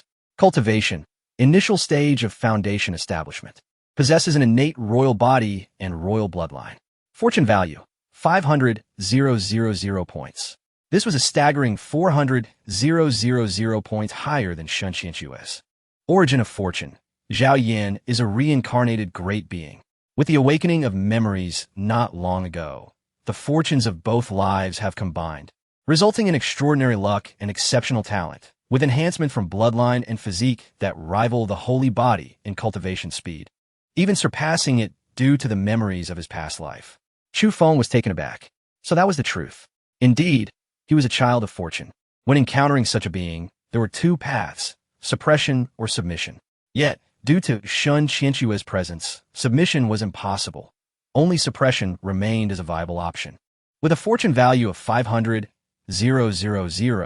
Zhao Yan could not only access the fortune shop, but also procure treasures that he desired, such as elixirs to extend his lifespan. Before Chu Feng could fully relish his excitement, the system chimed again. Ancient great being reincarnated detected, along with a peak stage composite realm giant, who desires to seize the host's wife and take her as a concubine. The host should quickly leave with his wife, or face the fate of losing her and being killed. Here we go again. This system seemed to have gone mad. Indeed, the system's panel regarding Zhao Yan also changed. Zhao Yan, child of fortune. Age, 1,018 years. Cultivation, peak stage of composite realm. Possesses an innate jade body and royal bloodline. In his past life, he was a celestial monarch reincarnated. The accumulation over 2 lifetimes allowed him to reach the composite realm at just over 1,000 years. If he seeks to take the host's wife, it will be to the death. The host should escape this place as quickly as possible. Reincarnation and the desire to seize a wife. What immense enmity lay between them. This could not be blamed on me. It was a matter of life and death between us. The system, in its commitment to the host's well-being, solemnly reminds the host that the individual before you wishes to take your wife. Thus, even if you kneel and beg for mercy, he will not spare you. Hence, run as far as you can. Furthermore, regarding the host's ongoing self-destructive behavior, I am at a loss for words. Perhaps I should prepare to seek a new host. At that moment, a thought struck Chu Feng's mind. Perhaps this system was not mad, but rather reborn. Whether it was Lin Xiyue, Lu Linglong, or the current Zhao Yan, all were information from a millennium later. Lin Xiyue, after 1,000 years, would reach the divine transformation realm. Lu Linglong would attain the great ascension realm. Zhao Yan, after 1,000 years, would achieve the composite realm. As for Lin Xiyue, Zhao Yan did not harbor particularly strong feelings. The celestial monarch, with his tribulation cultivation, stood at the pinnacle of the entire Tianyuan world. In the absence of the emperor, who could rival him? At this moment, Zhao Yan was indeed captivated by Lin Xiyue, just as the system had said. Her beauty was unparalleled, and the aura she exuded surpassed even that of Shenlinger. Such a woman, he resolved, must be his wife. Zhao Yan stepped in front of Lu Dong, blocking his attack. Turning to Lin Xiyue, he said, "Miss Xiyue, allow me to introduce myself. I am Zhao Yan, and I hope to make your acquaintance." Shenlinger's expression changed instantly. Grasping Zhao Yan's hand, she exclaimed, "Brother Zhao Yan, how can you speak to this wretched person?" Zhao Yan frowned, addressing Shenlinger, "Linger, do not act recklessly. Did you not say that one should be magnanimous? Miss Xiyue was merely an infant in swaddling clothes at the time. How could it be her fault if she was swapped?" With that, he pushed Shenlinger aside. Smiling as he approached Lin Xiyue, Lu Dong snorted coldly, "You seek death. Truly ignorant of the consequences, daring to compete for a woman with a celestial lord." Lu Dong showed no mercy to Zhao Yan. Zhao Yan, now angered, thought to himself, "What a bother. After finally finding a woman I like, this obstacle appears." He coldly declared, "You have 2 choices, either leave or die." This was a declaration of intent to kill. Most importantly, just as Zhao Yin and Appo's murderous intent surged, his fortune value astonishingly climbed from 500,000 to 1,000,000. Beep, beep, beep. The system hereby reminds the host. The child of fortune Zhao Yan's fury has reached its peak, triggering a new chapter in his life. His fortune has surged to 1,000,000, activating the talent of fortune that strengthens him through killing. As a child of fortune, each kill enhances his fortune value. Indeed, he was a child of fortune. Chu Feng could hardly contain his excitement at this talent. However, Lu Dong now laughed heartily, his face filled with mockery. Kid, your strength is lacking. Yet your bravado is commendable. I can offer you two choices as well. Either leave or die. Zhao Yin coldly snorted. You dare to mimic me? Very well. Do not blame me for being rude then. Allow me to demonstrate the might of Zhao Yin. Do not think your peak foundation establishment is impressive. Give me 30 years, and I will trample you beneath my feet. Lu Dong scoffed. 30 years? Who do you think you are? Are you some reincarnated celestial monarch or emperor? Even if you were, do you know how old the record is for breaking through to the golden core stage in our Taixuan Dao Sect? 98 years. Having trained for over 80 years. What are you? Little did Lu Dong know that his casual jibe would come true. Zhao Yin was indeed a reincarnated celestial monarch, an ancient one from a time of great conflict. Zhao Yin couldn't help but smile, for he truly was a celestial monarch reincarnated. Of course, at this moment, Zhao Yin would not disclose that in his past life, he had mastered the dual cultivation technique.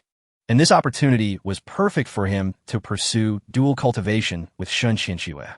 He sensed that if he could cultivate with her, the results would be astonishing. As for Lin Xiyue, she possessed divine body qualifications. Otherwise, why would he intervene to assist her? Moreover, his dual cultivation technique had a unique feature. The more affection and admiration a woman felt for him, the greater the benefits she would gain from their cultivation together. Chapter 13. The consequences of accepting the wrong disciple. Such utter nonsense. Lu Dong scoffed. Now, I will count to 3. It remains the same. Either roll away or meet your demise. At that moment, Lu Dong was poised to strike. Ultimately, he was at the peak of foundation establishment.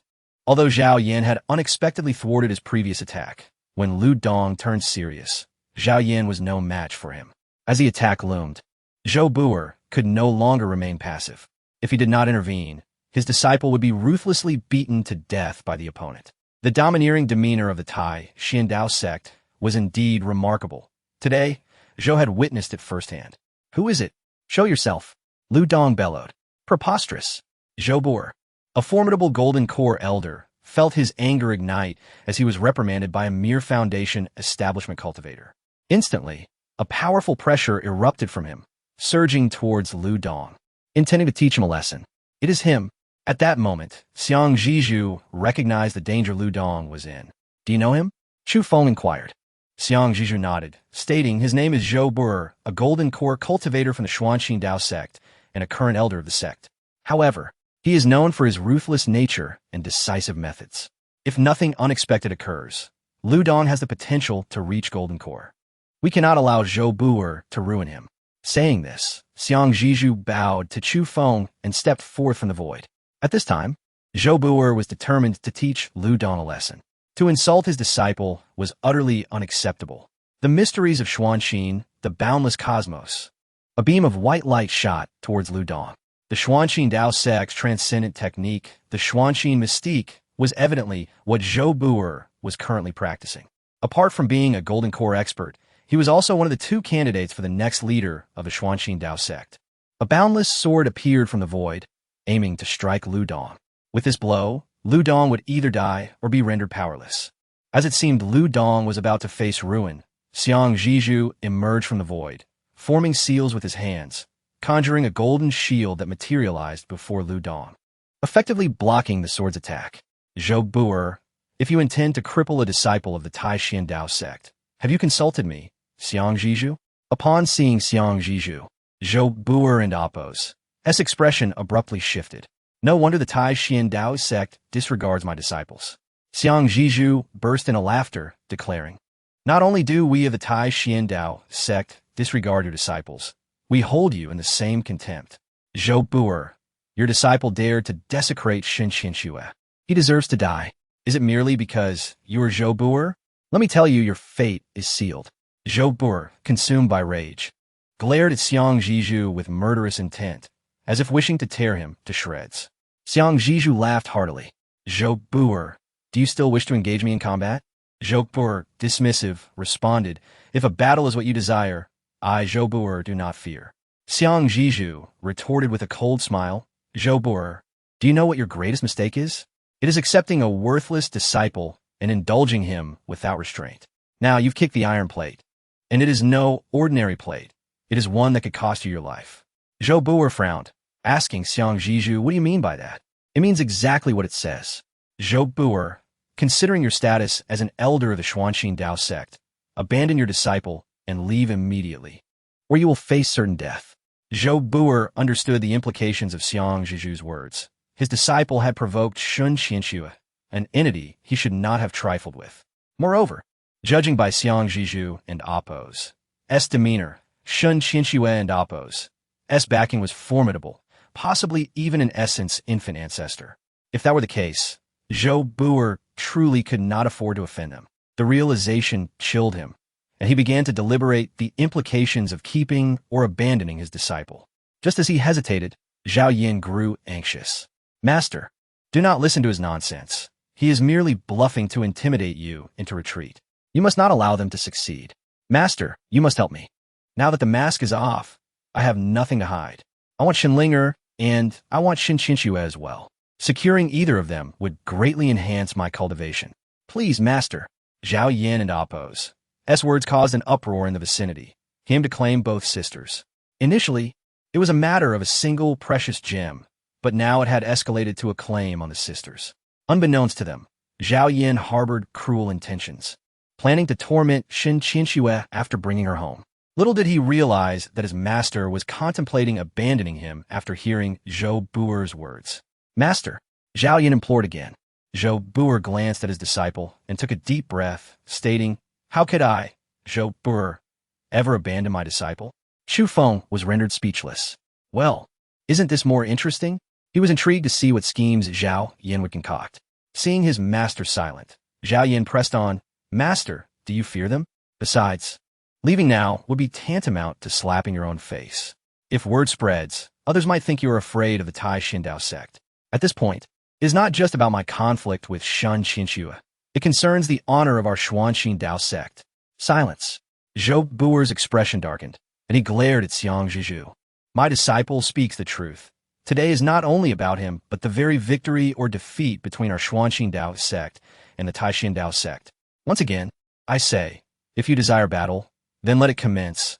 I, Zhou Bu'er, shall oblige.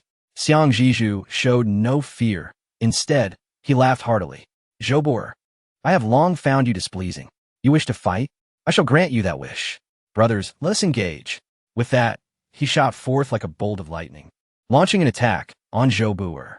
The Taixuan Dao Sect could also be referred to as the Taixuan Sword Sect, renowned for its swordsmanship. As the sword was drawn, an overwhelming sword intent enveloped Zhou Bu'er. Unfazed, Zhou Bu'er scoffed at the challenge. You wish to fight? I, Zhou Bu'er, fear no one. He was eager to use this rare opponent to further refine his Xuanxi mystique. However, the next moment, he found himself unable to maintain his composure. Lu Dong and his companions disregarded all decorum and turned their aggression toward Zhao Yin. Startled, Zhao Yin exclaimed in anger, You of the Taixuan Dao Sect have no honor, attacking me without provocation. Lu Dong sneered, Kid, honor? Who do you think you are? You dare to offend Lord Lin Xiyue. You are courting death. Blame no one but yourself. Chapter 14. The Death of Zhao Yin. Even as the reincarnation of an ancient celestial lord, what significance does that hold? Born with a royal physique and an esteemed bloodline, what relevance does that carry? In the eyes of Lu Dong and his companions, he was merely an ant. With a single, dismissive gesture, he was sent sprawling like a mere scarecrow. Before Zhao Yin could rise, Lu Dong swiftly positioned himself before him, planting a foot upon his chest, forcing him down to the ground. Grasping Zhao Yin's neck, he struck him repeatedly, leaving Zhao Yin gasping blood, his face swelling with humiliation. An overwhelming sense of indignation surged within him. a frenzied desire for vengeance swirling in his mind. He fixed his gaze upon everyone present, determined to etch their faces into his memory. As long as he, Zhao Yin, drew breath, they would inevitably pay for their transgressions. He vowed that all present would perish, their remains unrecognizable. Meanwhile, Chu Feng was elated, for his fortune had indeed surged. Host has successfully suppressed the child of destiny, Zhao Yin, earning 50,000 fortune points. The host's fortune points have reached 143,000. The fortune mall can now be accessed. Do you wish to consume fortune points to open the fortune mall? Open it, Chu Feng exclaimed, unable to contain his anticipation. He was acutely aware that he had only 7 months left to live. To extend his lifespan, he had but 2 options: to break through to the transformation realm or to access the fortune mall, where he might procure invaluable treasures. To amass fortune, one could either suppress the child of destiny or conquer the daughter of fortune.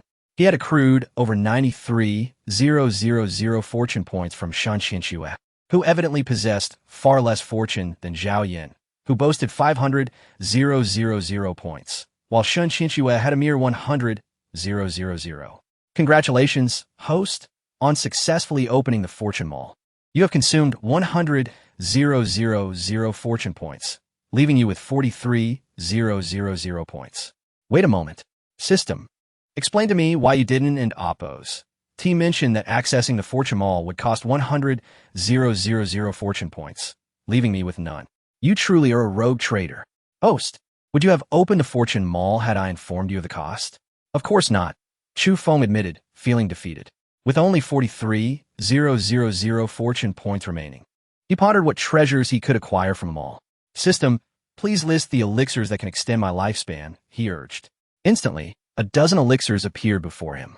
Minor longevity pill increases lifespan by 1 year, requiring 100,000 fortune points. Major longevity pill increases lifespan by 5 years, requiring 100,000 fortune points. Human origin fruit increases lifespan by 10 years, requiring 5,000 fortune points. Earth origin fruit increases lifespan by 50 years, requiring 20,000 fortune points. Gulp. Chu Feng found himself disheartened. The prices were exorbitant. Even if he were to betray Zhao Yin, he could only afford a few minor longevity pills. Not even a single major longevity pill. The major longevity pill offered 5 years for 1,000 fortune points. 5 minor longevity pills would cost 500,000 fortune points. Was it feasible? Yet, just as Chu Feng contemplated this, the system seemed to anticipate his thoughts and interjected. Host, I must inform you that each elixir provided by the fortune mall can only be consumed once, thus thwarting your plans. Chu Feng felt an overwhelming urge to curse. Not only was the system a rogue trader, but a particularly insidious one. He couldn't and oppose to even afford a single minor longevity pill. As for other treasures, he was not inclined to investigate further, but instead turned his gaze toward Zhao Yin. Watching as Zhao Yin endured humiliation at the hands of Lu Dong, Zhou Buer struggled to fend off Xiang Ziju's relentless attacks. Several times, his attempts to rescue Zhao Yin nearly cost him his own safety.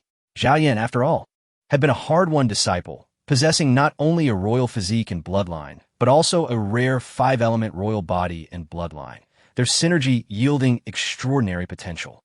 With his unparalleled comprehension, Zhao Yin was destined to surpass Zhou Buer, with prospects for golden core and even nascent soul stages. Such a prodigy must not be allowed to fall. Zhou Buer bellowed, "Stop this at once. Xiang Ziju, do you truly wish to provoke a war between the Taixuan Dao Sect and my Taixuan Dao Sect?" Xiang Ziju chuckled derisively. "Let me correct you. Even you, Zhou Buer, as the heir of the Taixuan Dao Sect, cannot claim to represent the entire sect today. I suggest you withdraw. Your disciple is no longer of any use to you." Zhou Buer shook his head. "To abandon my disciple would render me unworthy of my role as a teacher." Xiang Ziju scoffed, "Stubborn fool. Under normal circumstances, I might have afforded you some respect, but today the advantage lies with me. Moreover, you stand before the esteemed Chu Feng. Should he intervene, even your Taixuan Dao Sect would have to tread carefully. Attack!" I will hold Zhou Bu'er back. The ancestor has decreed that Zhao Yin must die for his audacity in coveting the ancestor's woman. Yes, Lu Dong exclaimed with glee. This boy speaks arrogantly, daring to pursue the sisters. If we do not end his life, who else deserves to perish? At this moment, Zhao Yin, though the reincarnation of an ancient celestial lord, remained unseasoned, weakened in his foundational stage. If he did not perish now, when would he?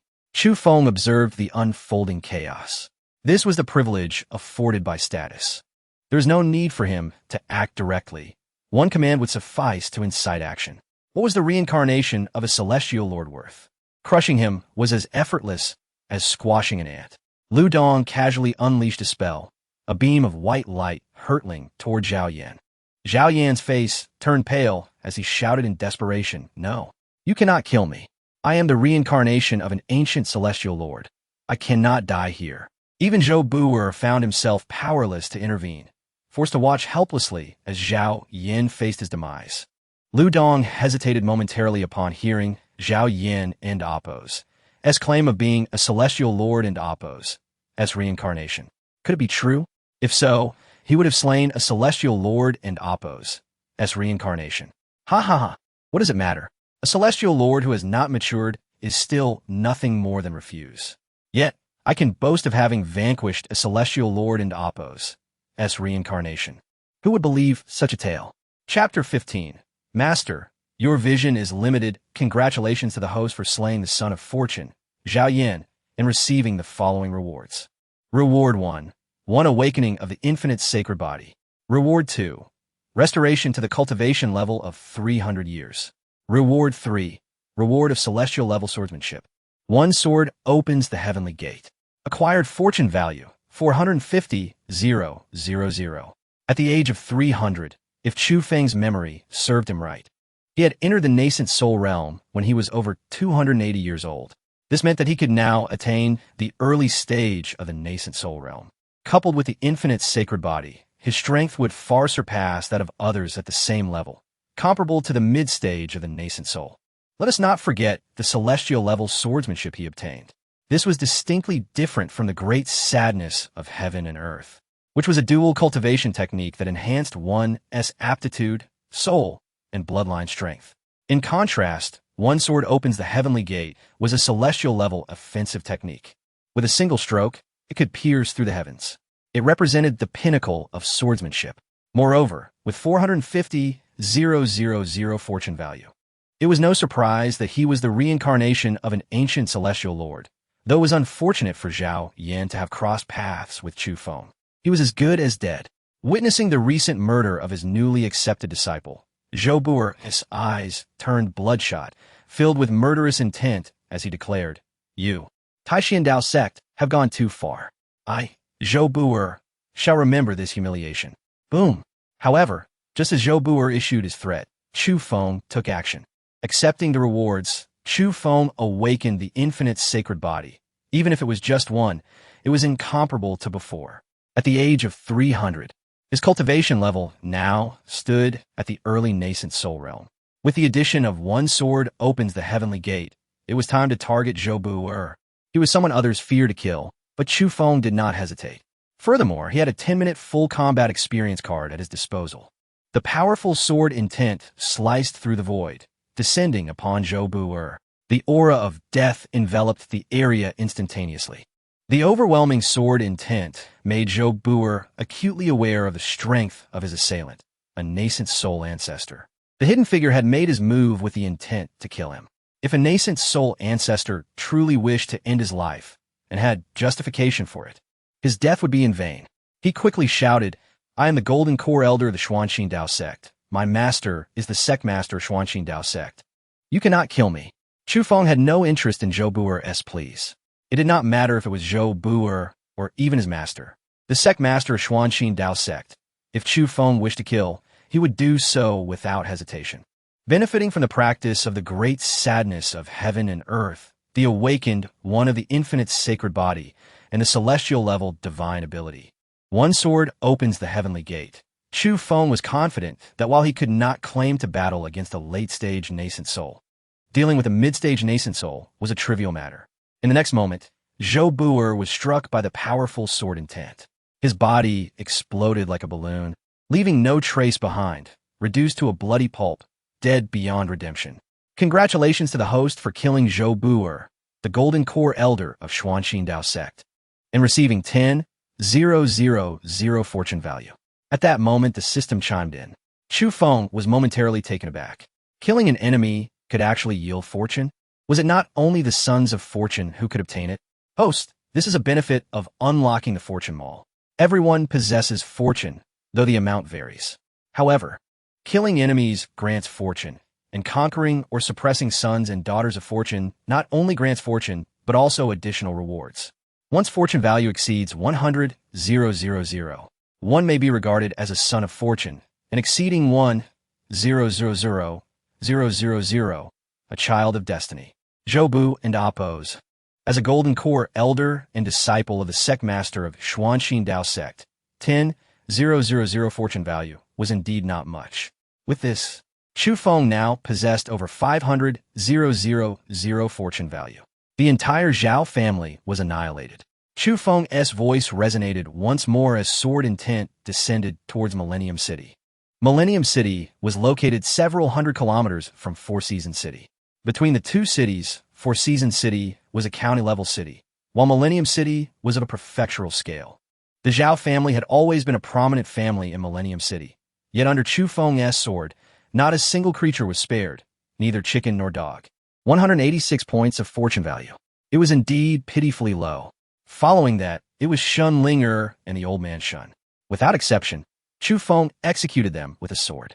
He had previously contemplated the authenticity of the so-called twin daughters, but did he still find it necessary now? For Lin Xiyue, this incident had completely shattered her faith in the Shun family. Upon returning to Taixuan Dao Sect, Chu Feng was immediately confronted by Xiang Yutian. Brother Chu, your visit to your mother-in-law has caused our Taixuan Dao Sect a monumental crisis. Shouldn't you provide an explanation to the sect? Chu Feng replied coldly. I am unaware of what explanation the sect master desires from me. Xiang Yutian continued, this time, Brother Chu, you have taken away 1/5 of our Taixuan Dao Sect's strength, leading our fellow Dao Sect, Qingyan Dao Sect, and Xuanxin Dao Sect, to nearly believe we are on the verge of war. Furthermore, you have killed 2 disciples of Xuanxin Dao Sect, one of whom was the next sect master heir. Now, Xuanxin Dao Sect has come to our Taixuan Dao Sect demanding justice. Therefore, I believe it would be best for you to personally visit Xuanxin Dao Sect to apologize. Chu Feng coldly regarded Xiang Yutian. He was well aware of his intentions. While those disciples might not comprehend their circumstances, Xiang Yutian certainly did. To him, Chu Feng was already an aged man nearing the end of his lifespan. He thought to himself, why would a dying person stir up so much trouble? Divorce, marriage. Now, retracting a marriage and creating such a commotion. Most importantly, he had even killed disciples of Xuanxin Dao Sect. If they were ordinary disciples, it would suffice. But he had killed the next heir to their sect master. Naturally, if Chu Feng were still in his prime, Xiang Yutian would not dare utter a word against him. The crux of the matter was that Chu Feng was nearing the end of his life. Xiang Yutian had decided to teach this old man a lesson, making him aware that if he was to die, he should do so quietly instead of causing disturbances. Xiang Yutian questioned, what do you think, Brother Chu? Chu Feng scoffed. What if I refuse? Surely, the sect master does not intend to force me to visit Xuanxin Dao Sect? Xiang Yutian shook his head. Naturally not. But your resources may be halted henceforth. Chu Feng replied, Xiang Yutian, from the moment your master chose you as the next sect master of Taixuan Dao Sect, I express my disapproval. In my eyes, your vision has always been limited, and it seems I was correct. Cutting off my resources? By all means, try. Boom. In an instant, Chu Feng unleashed one sword opens the heavenly gate. Though he had just begun to grasp it, it was still a celestial-level, supreme, divine ability. Even at its nascent stage, the power unleashed was enough to annihilate the heavens and earth. Xiang Yutian, the sect master of Taixuan Dao Sect of the Nascent Soul realm, was instantly overwhelmed, akin to a lone boat engulfed by an endless sea, annihilated by the surging waves. In a fleeting moment, both the ship and its occupants were lost. How was this possible? At that moment, Xiang Yutian felt the breath of death approaching. This sword intent was something he could not withstand. he might very well meet his demise. Chapter 16. The Great Celestial Technique. Chu Feng coldly scoffed. I fear I shall disappoint the sect leader. I am not dying anytime soon. Xiang Yutian's expression faltered, and he awkwardly replied, It is a relief to hear the Grand Elder is well. Congratulations, Grand Elder, on your prolonged life and restored cultivation. This is nothing short of a tremendous blessing for our Taixuan Dao Sect. Chu Feng responded with disdain. I wonder if the sect leader still intends to withhold my resources. Xiang Yutian hastily asserted. The Grand Elder must have misheard me. What I meant was that all your resources will be doubled. Oh, Chu Feng retorted, I wonder if I still need to apologize to the Taixuan Dao Sect. Not at all. Xiang Yutian quickly shook his head. Those who dare to compete for a companion with the Grand Elder. It is the Taixuan Dao Sect that should apologize to you. The Grand Elder has urgent matters to attend to, so I shall take my leave. As he departed from the solitary mountain, Xiang Yutian was drenched in cold sweat, mostly due to shock. Logically, Chu Feng's lifespan was nearly exhausted, and maintaining his strength at the Nascent Soul stage seemed improbable. Yet just moments ago, the ferocity of that sword intent was something he could hardly withstand, perhaps even costing him his life. Chu Feng gazed at Xiang Yutian's retreating figure, a flicker of anger and murderous intent flashing in his eyes. He felt that now, in his old age, he was being bullied by all. At that moment, he had regained his cultivation to that of 300 years old, at the early Nascent Soul stage. If memory served correctly, he had broken through to the late Nascent Soul stage at 480 years, reached his peak at 550, and maintained that until he was 900, when old age began to take its toll. He nearly forgot. He was a member of the Fortune Merchants Guild. Enhancing his power did not solely rely on the restoration of his own strength. The Fortune Merchant and Appo's Guild could also elevate his cultivation. As a late Nascent Soul Grandmaster, he possessed not only profound cultivation, but also numerous treasures. At this stage, what he lacked was a suitable technique. Be it the Heaven and Earth Yin-Yang Great Grief Sutra or the One Sword Opens the Heavenly Gate, both were celestial-level techniques.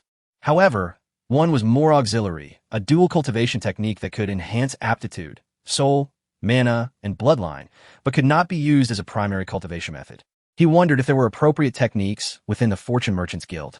The number of cultivation techniques far surpassed those that extended lifespan, amounting to tens of thousands.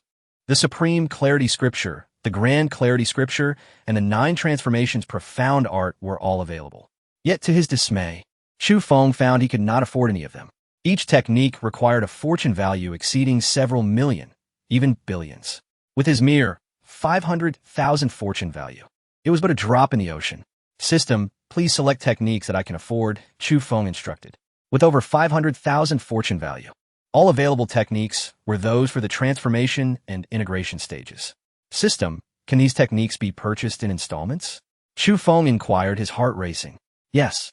The system replied readily, and Chu Feng felt a wave of satisfaction wash over him. System, please list the celestial level techniques suitable for me. Host, this system suggests these 3 techniques, any of which you may choose to cultivate. First, the Great Celestial Star Technique, a celestial level technique divided into 12 major realms. The first, the Earthly Fiend realm, condenses the power of the Earthly Fiend, drawing upon the strength of the stars. Once successfully cultivated, one's mana will far exceed that of peers. The first level requires 100,000 fortune value. The host may purchase it with confidence.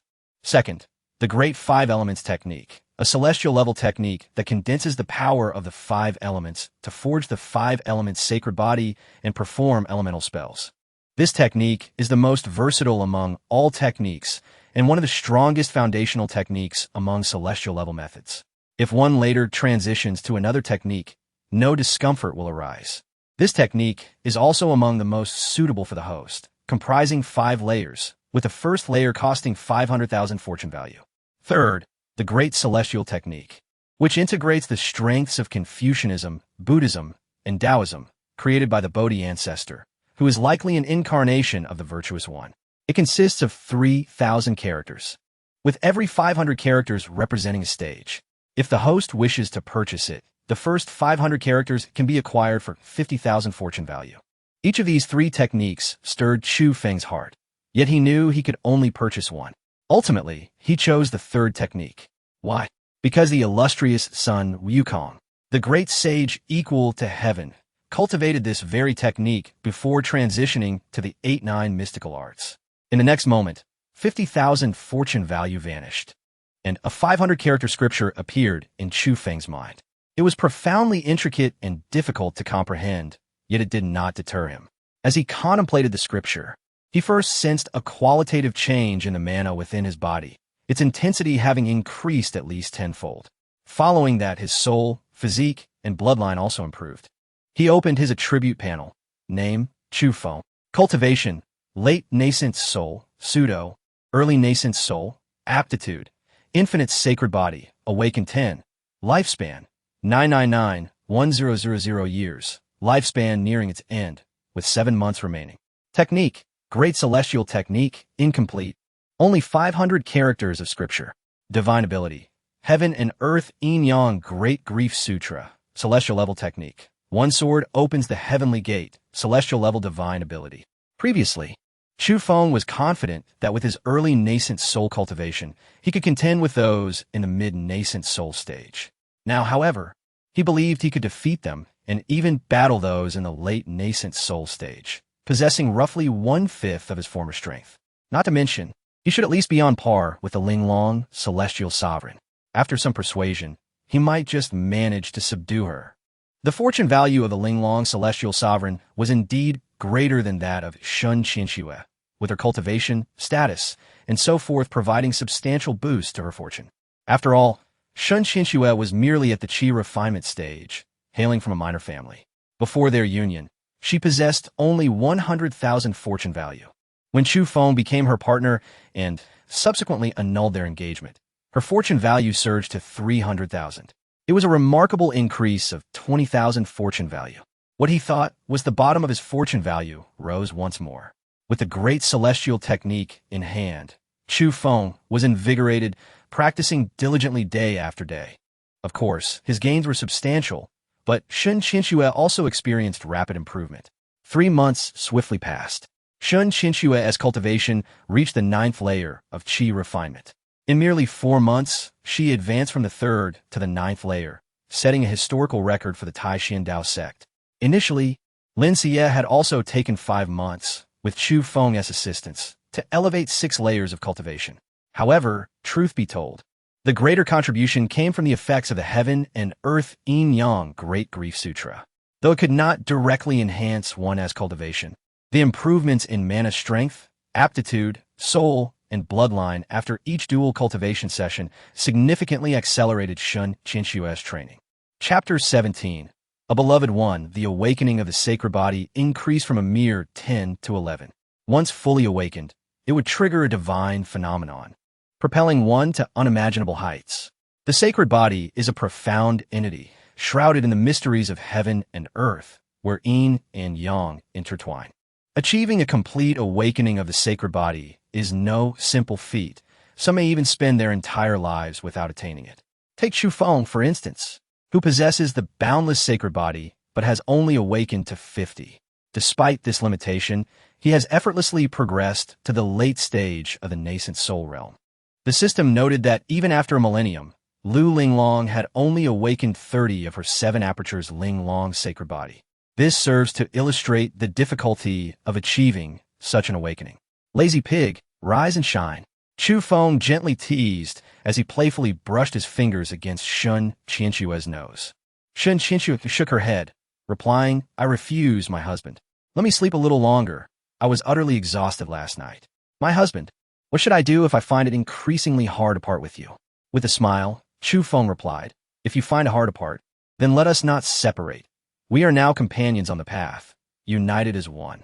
However, Lin Xiyue's expression dimmed as she murmured, "But your lifespan." Chu Feng harbored no illusions about his remaining time. He had only a few months left to live. Despite his reassurances that he had a method to extend his life, Lin Xiyue remained deeply troubled. Initially, she had felt threatened, but as Chu Feng treated her with kindness and they formed a bond, her heart had irrevocably entwined with his.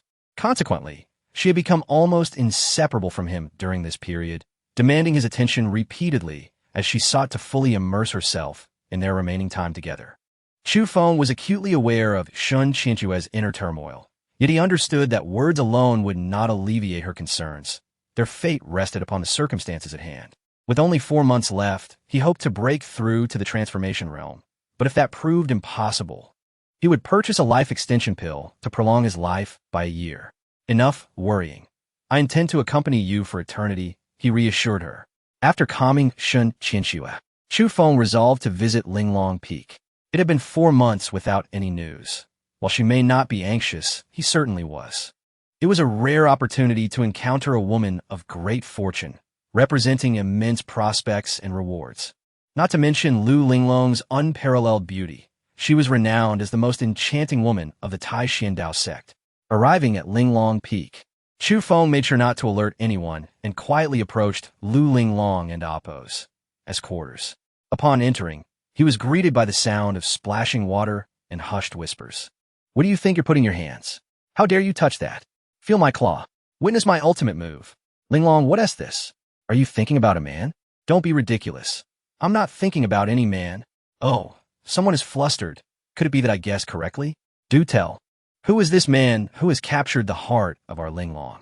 Initially, upon hearing the water, Chu Feng intended to leave, but the conversation piqued his interest, and he leaned in closer. Through the sheer curtain, he caught a glimpse of a snowy white figure, stirring a rush of blood and nearly causing him to lose control. How surprising that in 2 lifetimes, I have become a beast. When faced with such beauty, who could resist being a beast? But who was the other woman? The identity remained obscured, yet Lu Linglong, as one of the 5 Nascent Soul elders of the Taixuan Dao Sect, would not bathe with just anyone. In the entire Sword State, among the 3 major Dao sects and countless factions, there were only 3 female Nascent Soul cultivators. One was the Grand Elder of the Xuanxin Dao Sect, while another hailed from the Nangong family, a subsidiary of the Taixuan Dao Sect. This woman was named Nangong Yanran and shared a close relationship with Lu Linglong. Just as Chu Feng deduced her identity, the system suddenly chimed in. Beep, beep, beep. Host. Flee immediately. There are 2 celestial beings bathing inside. If your presence is discovered, it will surely provoke their wrath, resulting in certain death. Flee now for a slim chance of survival. 2 celestial beings. Chu Feng had long recognized the system's pattern. Its urgency indicated it had traversed time and space to acquire information from millennium later. To survive 1,000 years, one must be a person of great fortune, implying that Nangong Yanran was likely another woman of destiny. Indeed, the system panel soon displayed detected a woman of fortune, Nangong Yanran. Age, 1,562 years. Cultivation, early stage, celestial being. Talent, top-tier ice crystal divine body, exponentially enhances the cultivation of ice techniques. Fortune value, 350,000. Though not a sacred body, she possessed a divine body. While sacred bodies do not necessarily cultivate faster than divine bodies, they do offer superior battle prowess. She truly was a woman of fortune. System, you were correct this time. A woman of fortune has indeed presented herself. At that moment, Lu Linglong remarked, Yanran, what do you think about finding a dual cultivation partner? Nangong Yanran inquired, do tell, who is this fortunate individual? Who could capture our Linglong's heart after over 4 centuries of indifference towards any man? Lu Linglong's heart was a tumultuous mix of emotions. Was it love she felt for Chu Feng? It was difficult to classify. From the moment she entered the sect, Chu Feng was already a venerable elder, and she had even benefited greatly from his teachings. Yet, as she advanced, his lifespan had reached its twilight. Deep down, she held a profound respect for him. However, the prospect of dual cultivation with him was a conversation she could not initiate. Biting her lip, she finally responded to Nangong Yanran and Appo's inquiry. Actually, you know him? He is. Who is it? Chu Feng was engrossed in the conversation, and upon hearing Lu Linglong mention her dual cultivation partner, he couldn't help but move closer, his heart racing with excitement. This slight movement caught the attention of both Lu Linglong and Nangong Yanran, who were, after all, bathing. Fury erupted from both women as they turned towards the source of the disturbance.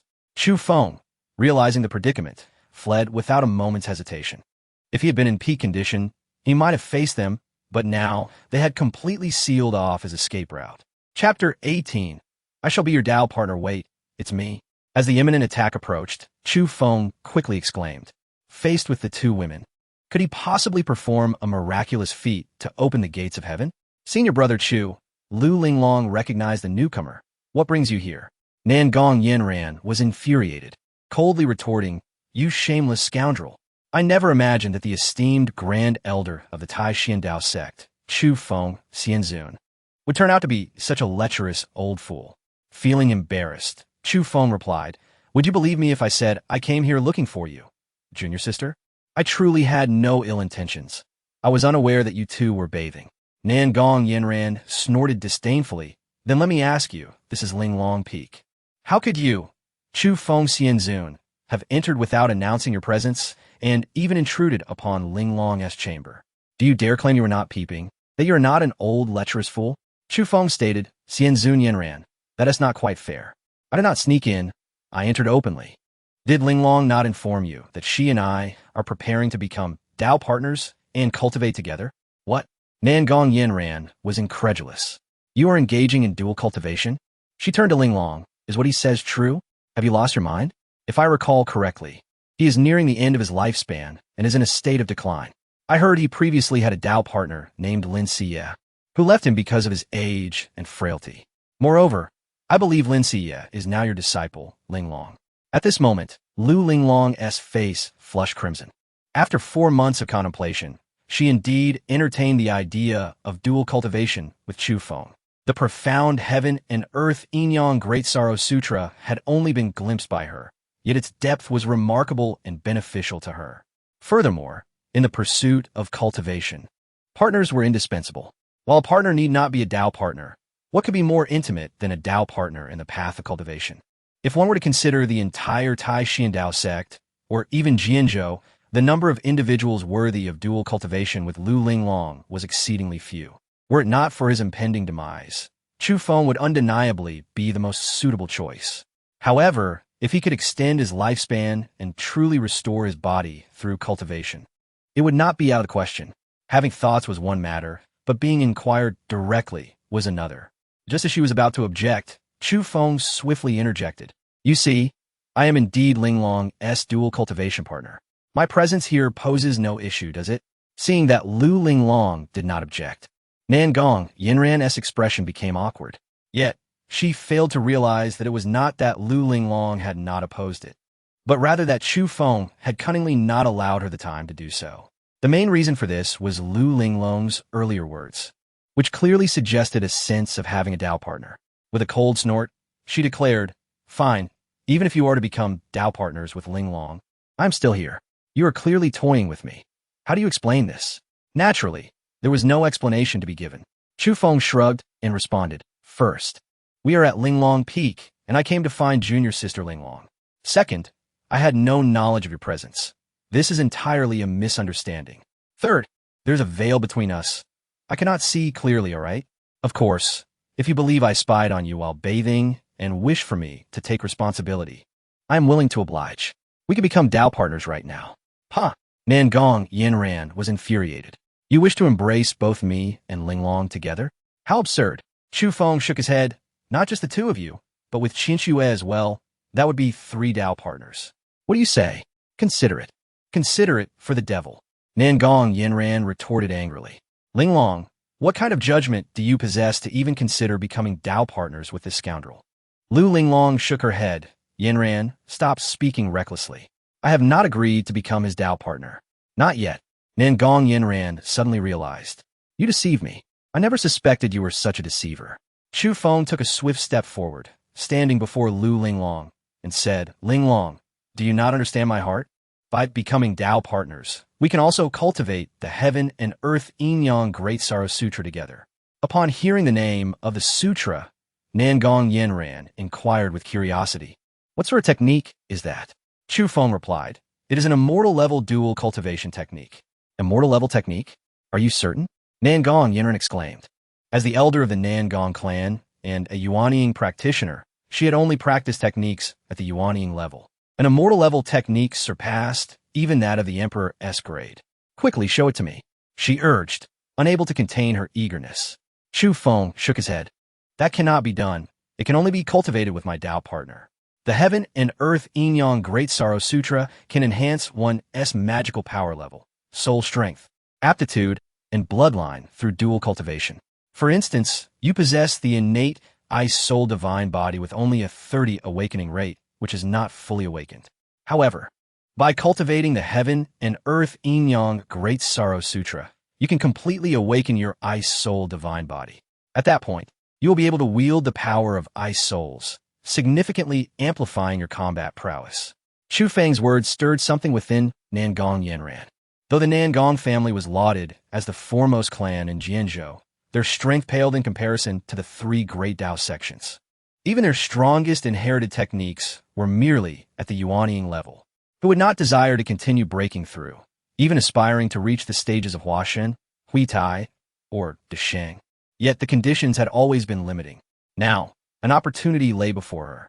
Determined, Nangong Yanran resolved, Chu Feng Xianzun, how about I become your Dao partner? Beep, beep, beep. Host, I must say, I'm truly impressed by you. You have managed to conquer a great ascension celestial being, and your conquest value has reached 60 points. As a reward, the host's fortune value has doubled, now totaling 620,000 fortune points.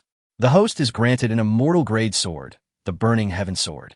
The host's cultivation has been restored to that of when he was 500 years old. At 500 years of age, the host's cultivation reaches the late Yuanying stage. Furthermore, due to the cultivation of the Heaven and Earth Yin-Yang Great Sorrow Sutra and the Grand Immortal Technique, when performing the one sword opens the gates of heaven, the host's combat power surpasses even his peak state, receiving a peak Huashen combat power experience card, lasting 10 minutes. Wonderful! Chu Feng could not help but exclaim in delight. Ha ha ha! I am at the late Yuanying stage. How far am I from breaking through to the mid-Huashen stage? At my peak state of 500 years, let's not forget about Nangong Yanran and Lu Linglong. However, I might be getting a bit ahead of myself. How did I come to pursue women to complete a task? You must believe me. I, Chu Feng, genuinely care for them. Engaging in dual cultivation with Lin Xiyue is not as beneficial, as her cultivation is too low. Yet, Nangong Yanran and Lu Linglong are different. Chapter 19. The necessity of the red pearl herb in an instant. Lu Linglong's mood soured. How could her destined partner now belong to someone else? The indignation swelled within her, yet she found herself unable to voice her feelings. It was as if Nangong Yanran sensed Lu Linglong's turmoil as she approached with a smile, grasping Lu Linglong's hand and suggesting, Linglong, why not join me in cultivating the great compassionate yin-yang technique? Lu Linglong's cheeks flushed as she glanced towards Chu Feng. His heart soared with joy as he declared, the more practitioners of this technique, the more potent the results. Junior sister, Yanran, I shall impart the great compassionate yin-yang technique to you both. Delve into its depths. With a resolute spirit, Chu Feng decided to seize the moment. A system notification chimed. Nangong Yanran had been successfully conquered, her conquest value reaching 60. However, Lu Linglong did not receive a similar notification, indicating her trust had not yet been fully assured. When he had forcibly subdued Lin Xiyue, even a mere 10 conquest points had garnered a notification. In dealing with Lu Linglong, temptation was the key. This technique would serve as the bait. Coercion, it seemed, was no longer necessary. Without a doubt, Nangong Yanran was the perfect catalyst. Perhaps through her, Lu Linglong could be swayed. As the two women received the great compassionate yin-yang technique, they were momentarily stunned by its authenticity. What a marvelous celestial-level skill it was. Beep, beep, beep. Congratulations to the host for successfully conquering the fated daughter, Lu Linglong. Conquest value, 10 points. You have received 300,000 fortune points, along with the following rewards. Reward 1, Celestial Level Divine Ability, the 99 Dragon Descending Palm. Reward 2, 500 years of magical power. Reward 3, 1 Bloodline Enhancement Pill. Chu Feng was nearly overwhelmed with joy, almost leaping from his seat. He had indeed conquered her. Though the conquest value was only 10, it signified that Lu Linglong was not averse to dual cultivation with him. His previous forceful claim over Lin Xiyue contrasted sharply with how Nangong Yanran was eager to engage in dual cultivation, while Lu Linglong was merely intrigued. Lu Linglong spoke. Chu Xixiao, I am willing to become your partner in dual cultivation, but you must first meet one condition. Name it, he replied, determined to secure his happiness. What was one condition? He would agree to 10 if necessary. I desire the red pearl herb. Chu Feng recognized the herb. It could only be found within the Taixuan secret realm, a place they had yet to enter. The red pearl herb could only be harvested by one who had not lost their virginity. There was none to be found outside. The Taixuan secret realm opened once every 500 years. This time, 3 candidates from the Taixuan Dao Sect had qualified, among them Lin Xiyue, who lost her eligibility after her encounter with Chu Feng. Now, only 2 candidates remained, both of whom were male. The red pearl herb was a spirit herb of the nascent soul level, capable of refining the red pearl pill, which would aid Lu Linglong in elevating her cultivation to the late nascent soul stage. Chu Feng's thoughts raced as he contemplated checking the fortune mall for purchasing options. To his astonishment, it was available. Red pearl herb, 2 million fortune points. Red pearl pill, 3 million fortune points. He examined his own fortune, which barely exceeded 1 million. Looking at other spirit herbs and pills of the nascent soul level, they were merely valued in the hundreds of thousands. This price was outrageous, prompting Chu Feng to summon the system. System, are you mad? Selling the red pearl pill at such an exorbitant price? Look at the other nascent soul spirit herbs. They are merely valued at hundreds of thousands. Why does this red pearl pill demand 3 million, and the red pearl herb is staggering 2 million? Are you treating me like a cash cow? The system responded with indignation. Host, you must not slander the system. Do you comprehend the rarity of the red pearl herb? It may not be of high level, but its age is insufficient. Once it reaches a millennium, the red pearl herb becomes a spirit herb of the god transformation level, and after 10,000 years, it attains the level of a combined body spirit herb. And after 100,000 years, it reaches the level of a great ascension spirit herb. Moreover, the red pearl pill not only enhances cultivation, but also carries a 1 in 10,000 chance of awakening an ancient bloodline. Just as Chu Feng grappled with his dilemma, Nangong Yinran interjected, I happen to know of a place where the red pearl herb is likely to be found. Lu Linglong eagerly inquired, Yinran, do you know the whereabouts of the red pearl herb? Nangong Yinran nodded, producing a palm-sized bee-skin scroll, which she laid upon the table. Instantly, the scroll unfurled, covering the entire surface. This is a map to a secret realm, Lu Linglong gasped in astonishment. Secret realms are akin to miniature worlds, created by ancient powers using unparalleled abilities. To establish a secret realm, one must at least be a tribulation transcending celestial. Jianzhu, one of the Eastern Wilderness 9 prefectures, suffered a significant decline in cultivation levels after a great battle a millennium ago. Even the Taixuan Dao Sect nearly faced annihilation, with their strongest techniques reduced to a few god transformation methods, and the mightiest among them only achieving the god transformation stage. The Taixuan secret realm had also been passed down from long ago. Now, Nangong Yinran presented a map to a secret realm. She explained, I came to the Taixuan Dao Sect to find you with the intention of entering this secret realm together. I acquired this map inadvertently at an auction. Along with the map, it indicates the location of the secret realm, which was once owned by the Taixuan Dao Sect a millennium ago. To access it, 2 nascent soul ancestors must cooperate, and no one has ventured into the realm for 10,000 years, suggesting immense dangers lie within. However, according to this map, the red pearl herb exists within the Taixuan secret realm. It was said that the Taixuan Dao Sect possessed a map of the Taixuan secret realm, detailing areas rich in spirit herbs, magical beasts, and treasure locations left behind by powerful ancestors. This map, preserved for a millennium, was a relic of the past. After such a long time, the threats and treasures within the Taixuan secret realm remained unknown. Lin Xiyue, in her desperation to enter the Taixuan secret realm, had even gone so far as to divorce Chu Feng, only to find her efforts in vain. Had she known that a secret realm lay before them, it would undoubtedly have driven her to madness. After a brief discussion, the trio set off, their interest piqued by the Taixuan secret realm, which had remained unopened for 10,000 years. During this time, Chu Feng successfully absorbed his recent rewards, gaining 500 years of magical power, allowing him to break through to the peak of the nascent soul stage. Yet, he still needed a slight push to reach the god transformation stage. The transition from the nascent soul to the god transformation stage had stumped countless cultivators. Chu Feng, having entered the nascent soul late stage at over 500 years old, had spent 400 years without breaking through to the God transformation stage. However, the accumulation over those years had granted him insights into the process.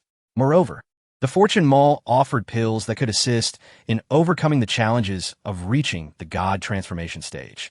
Chapter 20. The sword spirit transformed into a demon. The transformation elixir, worth 1 million fortune points, was now within reach. This meant that the issue of lifespan had nearly been resolved. When the time came for his lifespan to completely deplete, a single elixir would allow him to enter the divine transformation realm, granting him a lifespan of 3,000 years. However, Chu Feng did not rush to make the purchase. The most pressing matter was to venture into the Taixuan secret realm. Taixuan, one of the 5 great mountain ranges within the realm of Jianzhou, had been cleaved in two by a single strike during a battle 1,000 years ago. A vast chasm lingered, still suffused with a formidable sword intent. It was precisely because of this sword intent that the vegetation atop Taixuan had withered. The spiritual energy had dissipated, rendering it utterly unsuitable for cultivation. Nevertheless, many sword cultivators journeyed from afar to Taixuan, seeking to comprehend this powerful sword intent. Chu Feng had visited several times himself, and it was through this sword intent that he had cultivated the Taixuan sword classic to its pinnacle. As they approached the secret realm, Chu Feng and his companions had initially worried whether the overwhelming sword intent would have obliterated the secret realm. Upon arriving, they felt a wave of relief. At that moment, Chu Feng recalled the system's notification upon first arriving at Taixuan. Supreme sword intent left by the tribulation heavenly monarch detected. This sword strike, executed by the tribulation heavenly monarch, had annihilated the entire Taixuan Dao Sect, severing the life force of the mountain range. Even within the secret realm, one could faintly sense the pervasive sword intent. This sword intent was peculiar, possessing an immortal-level sword art that could open the gates of heaven. Chu Feng was instantly captivated by the myriad sword intents within the secret realm. While the sword intent atop Taixuan had persisted for millennia, it was gradually waning. In contrast, the sword intent within the secret realm was continuously gathering strength. This implied that the sword intent was absorbing the spiritual energy of heaven and earth within the secret realm. And once it had accumulated enough, it could potentially take form and become a sword spirit. Lu Linglong and Nangong Yanran shared this realization. They exchanged glances and exclaimed, "We must leave quickly. The secret realm is perilous. If we do not depart soon, we may never escape." However, just as the trio contemplated abandoning their exploration of the secret realm, the sword intent had other plans. Arriving only to leave, it would not allow that. In an instant, the sword intent transformed into an ethereal sword, radiating a blue luminescence, blocking their path. The sword intent surged forth, as if piercing through the very fabric of space. With a grave expression, Chu Feng remarked, "This sword intent seeks to kill us, to absorb our flesh and blood to take form." The sword intent, now a sword spirit, would take on the appearance of a demon beast if it consumed demonic blood, or that of a human if it absorbed human essence. Clearly, the sword intent had already transformed into a sword spirit and merely awaited the consumption of human blood to assume a human form. Post-run, a sword demon of the tribulation heavenly monarch realm has been detected, harboring murderous intent and seeking to devour your flesh and soul. It is relentless. If you can flee, do so. Kneeling in surrender will be futile. The system responded. Wait. System, the sword demon is a child of fortune. Detected child of fortune, sword demon. If the host suppresses and defeats it, fortune rewards will be granted. Child of fortune, sword demon. Transformation time, 1,000 years. Cultivation, early tribulation heavenly monarch. Innate sword Tao divine body with a clear sword heart. Any sword art is effortlessly mastered, achieving a 120 proficiency in wielding each sword art as power. Such a grotesque talent. No wonder it was a sword demon born from the sword intent. According to the system's nature, this sword demon should have been information from millennium in the future, indicating it would take form this very year. At this moment, it awaited the opportunity to consume human blood. Chu Feng even suspected that the beast skin scroll purchased by Nangong Yanran had been cast out by this sword spirit to lure the Yuan Ying ancestor into the secret realm. However, The information Chu Feng previously gathered about Nangong Yinran indicated that she was unharmed. Yet now was not the time to dwell on such matters. The primary focus was to address the imminent crisis, though he was uncertain of the sword spirit and Appo's true strength. Chu Feng resolved to take the initiative and test the might of this sword spirit. Of course, he did not unleash the sword of Heaven's Gate at first. Instead, he employed the Appo's Wuji sword classic and Appo's. This technique was the culmination of his millennia of sword arts, a synthesis of his mastery. The strength of this sword art was formidable enough to position him among the top 3 in Jianzhou. However, when compared to the Appo's, Sword of Heaven and Appo's, S-Gate and Appo's, it paled in significance. The powerful sword intent erupted forth. Rather than cowering in fear upon sensing Chu Feng and Appo's supreme sword intent, the sword spirit was invigorated, and a resounding clang echoed as it launched an attack. The moment the sword spirit struck, Chu Feng's apprehensions evaporated. He was acutely aware of the sword spirit's capabilities. Its pinnacle was that of a Yuan Ing warrior, inferior to those of the divine transformation realm, and thus he felt no fear. Nangong Yinran was unaware that Chu Feng's lifespan was merely months away from depletion. She believed his life was at its end. And despite possessing the great grief of heaven and earth, his strength must have dwindled. However, Lu Linglong was fully aware of Chu Feng's condition, and the power he displayed now completely upended her understanding. Was the great grief of heaven and earth truly so miraculous? Lu Linglong's faith wavered once more. At that moment, Chu Feng was oblivious to the fact that his actions would further shake Lu Linglong's resolve. The sword spirit's intent, born from the tribulation heavenly monarch's sword intent, was overwhelming, destructive, and filled with annihilation, as if it sought to eradicate all life. Even Chu Feng felt a tremor of trepidation in the face of the sword spirit. Confronting the sword spirit was an opportune moment for him to hone his own sword intent. Initially, he wielded the Wuji sword intent. Gradually, he began to merge it with the sword of Heaven's Gate intent. While he found himself slightly lacking when utilizing the Wuji sword intent against the sword spirit, once he integrated the sword of Heaven's Gate intent, he felt no fear whatsoever. This only referred to sword intent. When considering overall strength, Chu Feng was even slightly superior to the sword spirit. As the sword of Heaven's Gate intent surged within him, he gradually gained the upper hand. The sword spirit, which had initially dominated, was now evidently intimidated by Chu Feng's might. Its sword intent began to recede, and it attempted to flee. With a cold chuckle, Chu Feng remarked, "Earlier, you sought to impede our departure. Now that you wish to flee, it shall not be so easy." This was a child of fortune. To slay would yield fortune, and additionally, system rewards. With a swift motion, the burning heaven sword appeared in Chu Feng's grasp, and with a single stroke, he struck down. The complete version of the sword of Heaven's Gate unleashed its formidable intent, which instantly collided with the sword spirit. A resounding crack echoed as the sword spirit shattered into fragments. Chapter 21. Transformation into divine essence. Indeed, the sword spirit proved to be quite formidable, scattering in all directions as I vowed that none would escape. The sword spirit transformed into countless strands of sword intent, fleeing in every direction. Without receiving any notification from the system, Chu Feng did not believe he had vanquished the sword spirit. With a swift motion, he unleashed a palm strike, invoking the celestial grade technique, the 99 palms of the dragon's subduing art. As he struck, innumerable golden dragons erupted from his palm. And the term 99 did not signify a limit. It merely represented the first tier of the dragon subduing art. The system rewards were undoubtedly exquisite. These golden dragons surged forth to attack the scattering sword intents, devouring them as if they were the most delectable morsels, leaving no trace of escape. Eventually, the delightful notification from the system resonated. "Host, you are truly remarkable. How many times has it been? Incredible. You are my idol, and my admiration for you flows as ceaselessly as the waters of the Yellow River." "Stop," Chu Feng interrupted. "Less chatter. Hasten to deliver the rewards." "You are absolutely correct, host. I increasingly realize that choosing you as my master was indeed a wise decision. The rewards will be delivered shortly. Reward 1. Host gains a millennium of cultivation. Reward 2. An opportunity to comprehend the transformation into divine essence realm. Reward 3, a card for transcendent comprehension, valid for 24 hours. That was all. Chu Feng frowned. Well, better than nothing.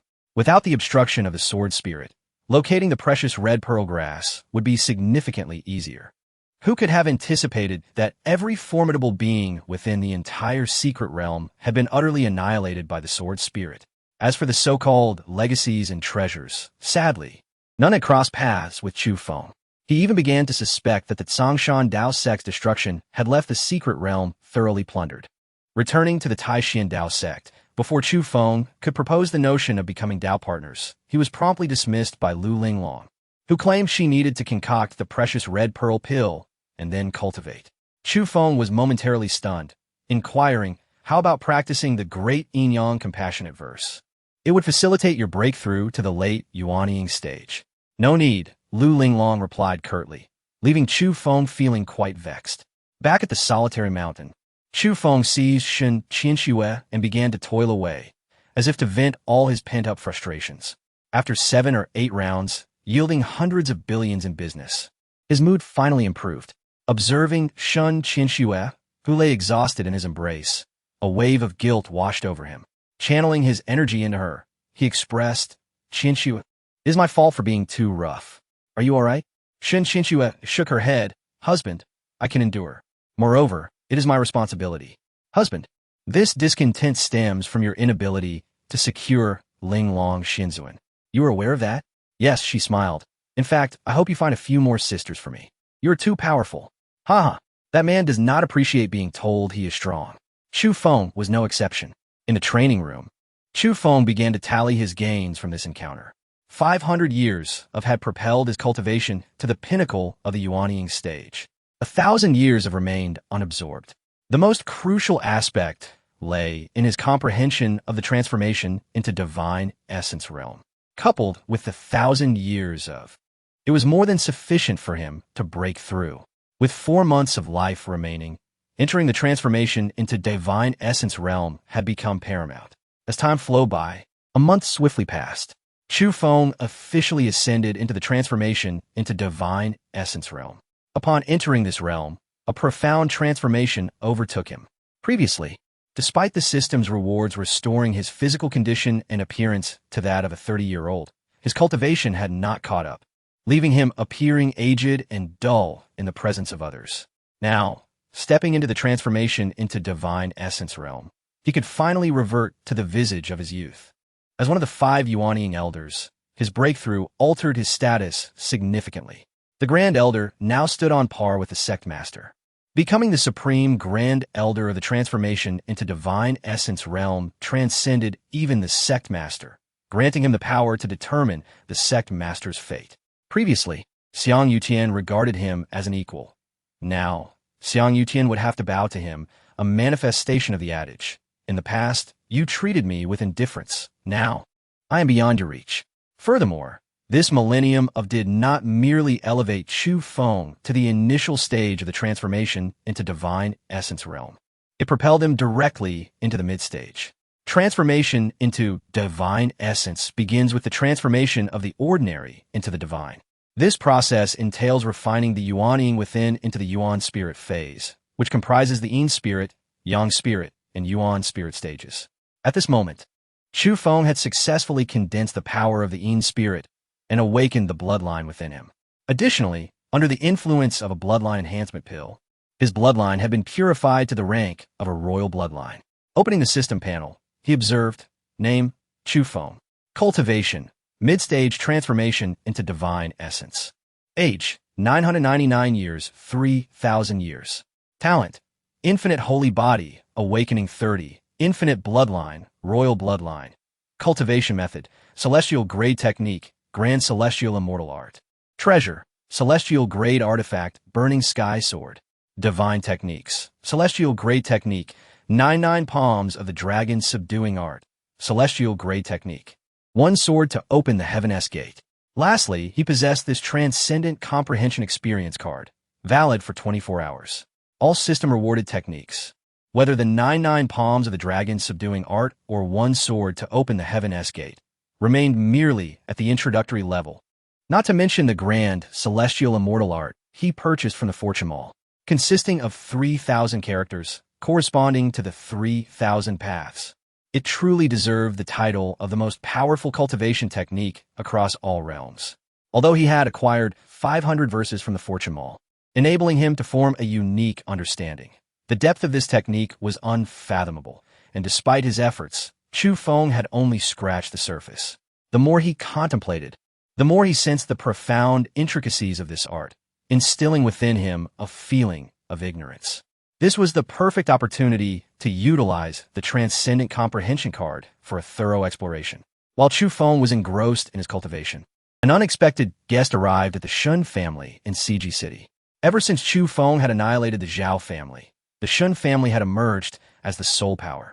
Furthermore, with news of Shun family patriarch Shun Chongqing's good daughter, who had taken a Yuanying ancestor from Taixuan Dao Sect as her concubine, the Shun family status had soared. Around 1,000 miles, various factions came to extend their congratulations and bestow countless resources, elevating the Shun family to unprecedented heights. However, today, a formidable pressure suddenly descended upon the Shun family. The entire household, even the livestock, bowed low to the ground. Chapter 22. The False Heiress. A voice, imbued with mystery and power, resonated through the void. The members of the Shin family were already trembling with fear. Upon hearing the inquiry from this enigmatic presence, they turned their gaze towards Shenzhong. With great effort, Shenzhong lifted his head and declared, "I am Shenzhong, the head of the Shun family. My daughter, Shun Xiyue, is the consort of the Grand Elder of the Taixuan Dao Sect. Regardless of who you are, I implore you not to misinterpret the situation." A cold snort echoed through the air. Is the Taixuan Dao Sect truly formidable? I do not regard it with any respect. The voice continued, "Shenzhong, I ask you, 18 years ago, did your family adopt a little girl who bore a Qilin jade pendant around her neck?" Shenzhong's face turned pale as he seemed to grasp the gravity of the situation. "Who are you?" he stammered. "Are you questioning me?" Came the chilling response. Instantly, a powerful pressure erupted from the void, bearing down on Shenzhong, who found himself pinned to the ground, immobile, as if crushed beneath an immense mountain. "I admit, there is a little girl named Shun Xiyue who is now the consort of the Grand Elder of the Taixuan Dao Sect," he finally confessed. The oppressive force vanished, and the members of the Shun family felt a sudden lightness. Shortly thereafter, a jade vial descended from the void, accompanied by a voice that proclaimed, "This is an increase Yuan Dan, a token of gratitude for your care of the young lady over the years." As Shenzhong received the vial, he sensed the departure of the powerful being and sighed in relief. He murmured to himself, "It appears my gamble paid off. The other party holds no malicious intent. Could this powerful individual be a relative of that little beggar? Their origins seem extraordinary, likely from a prominent family. The Qilin jade pendant was once in Qinshue's possession. If she were to impersonate that beggar and pass herself off as the legitimate daughter of this influential family. No, I must send a letter to Qinshuo to clarify the situation." Meanwhile, at the Taixuan Dao Sect on the solitary mountain, Shun Qinshuo was indeed receiving a letter from her father, Shenzhong.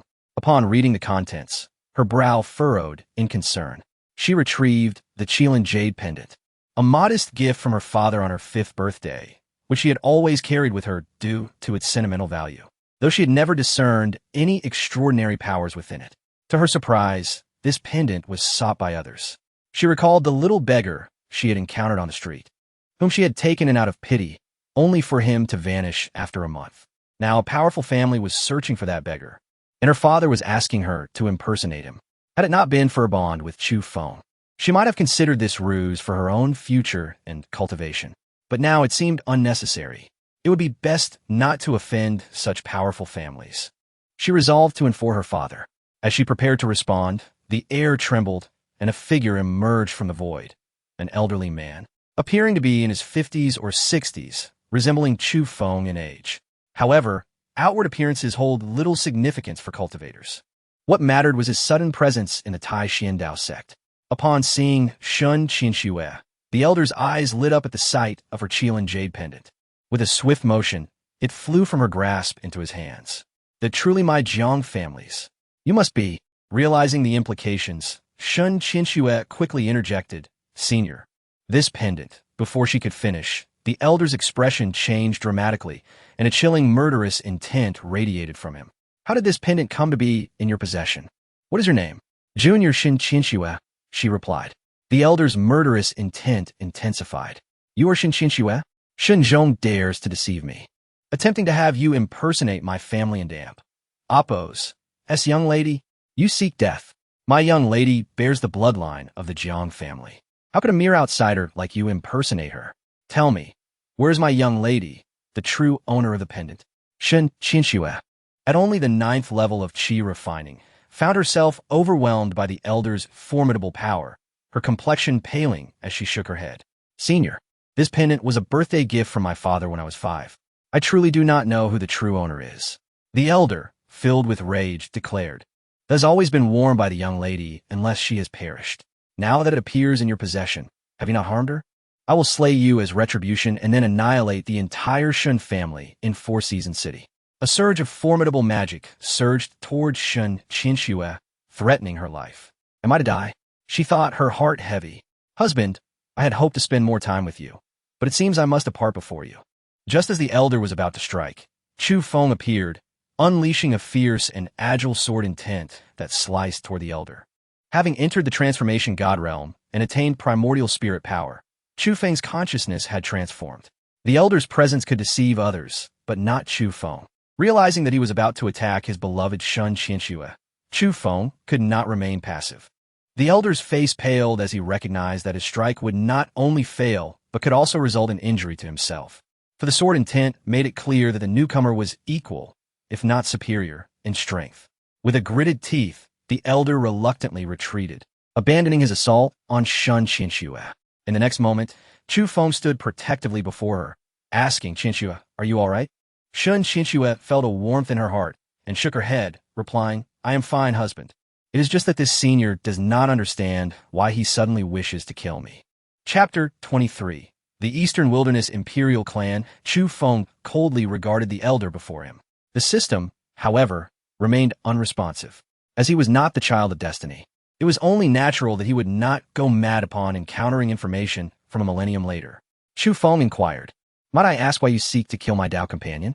The elder, named Jiang Tai, snorted coldly, "Because she deserves to die.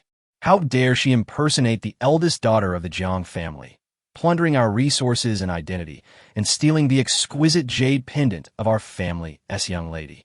It is highly likely that our lady perished by her hand. Should she not be punished?" Chu Feng retorted, "Did you consult me before deciding to kill my Dao companion? We are in the Taixuan Dao Sect. If you intrude upon our domain, it is your demise you court. Since you have come, there is no need for you to leave." Regardless of his identity or intentions, Chu Feng was resolute. Had he not arrived in time, Lin Xiyue would have indeed met her end at Jiang Tai's hands. With a swift draw of his sword, Chu Feng aimed a lethal strike at Jiang Tai. The latter's countenance changed dramatically as he bellowed, "Dare you lay a hand on me? Do you know who I am? A mere sect like the Taixuan Dao Sect. With your meager cultivation, do you not fear the annihilation of your entire lineage?" Chu Feng scoffed, "You prattle on excessively. You are but a dead man. Do I need to know your identity?" Jiang Tai's fury ignited. Coming from the esteemed Jiang family, he found it intolerable to be belittled by a mere Daoist sect cultivator. He resolved to teach Chu Feng a lesson and retaliated with a palm strike. The void palm, one of the Jiang family's ultimate techniques, disregarded the barriers of the void itself. With a single strike, it could rend the very fabric of space, causing countless foes to meet their end beneath its might. However, upon witnessing Jiang Tai's move, Chu Feng's brow furrowed. Initially intending to employ the boundless sword classic, he realized that he would need to invoke the sword of Heaven's Gate instead. In an instant, his sword intent transformed, shattering Jiang Tai's void palm. With overwhelming force, he delivered a single, devastating strike to Jiang Tai's chest. The elder was sent flying like a mere scarecrow, spitting a mouthful of blood and growing feeble. His face etched with disbelief. "Who exactly are you? How can you be this powerful?" Chu Feng coldly replied, "You are woefully uninformed, and I have no obligation to elucidate my identity to you. Now you may die." With a flick of his hand, a surge of sword intent erupted forth. Jiang Tai, taken aback, could not fathom that Chu Feng would indeed act against him. As death loomed, he cried out in panic, I am of the Jiang family, the Eastern Wilderness Imperial clan. If you kill me, my family will not spare you." Chu Feng showed no inclination to relent.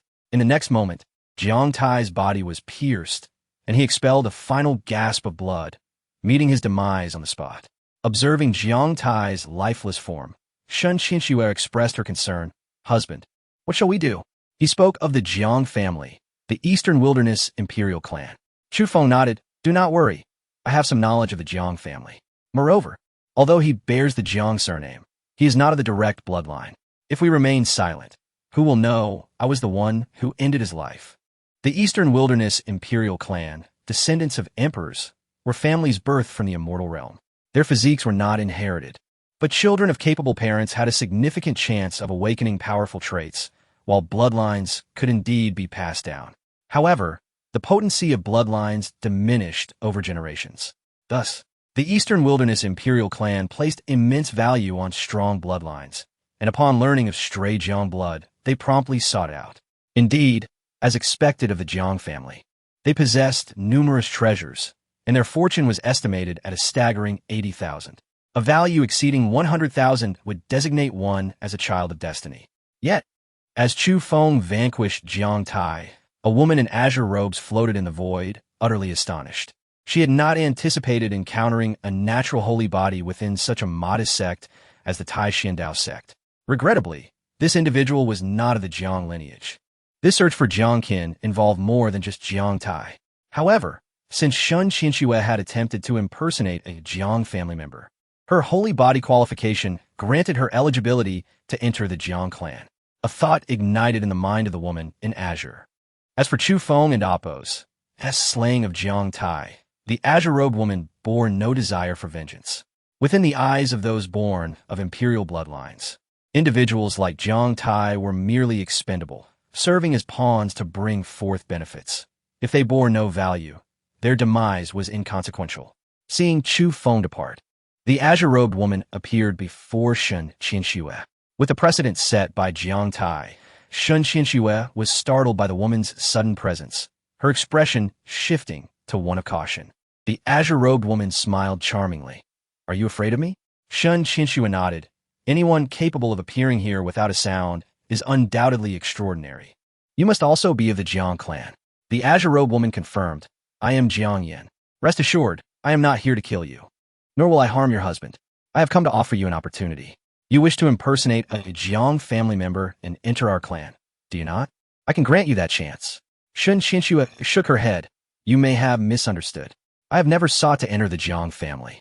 My father indeed plotted for me to impersonate a Jiang member, but I am acutely aware that such a prestigious family may allow for identity deception.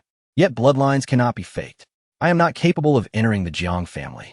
It was merely a misunderstanding, and moreover, I already have a Dao companion."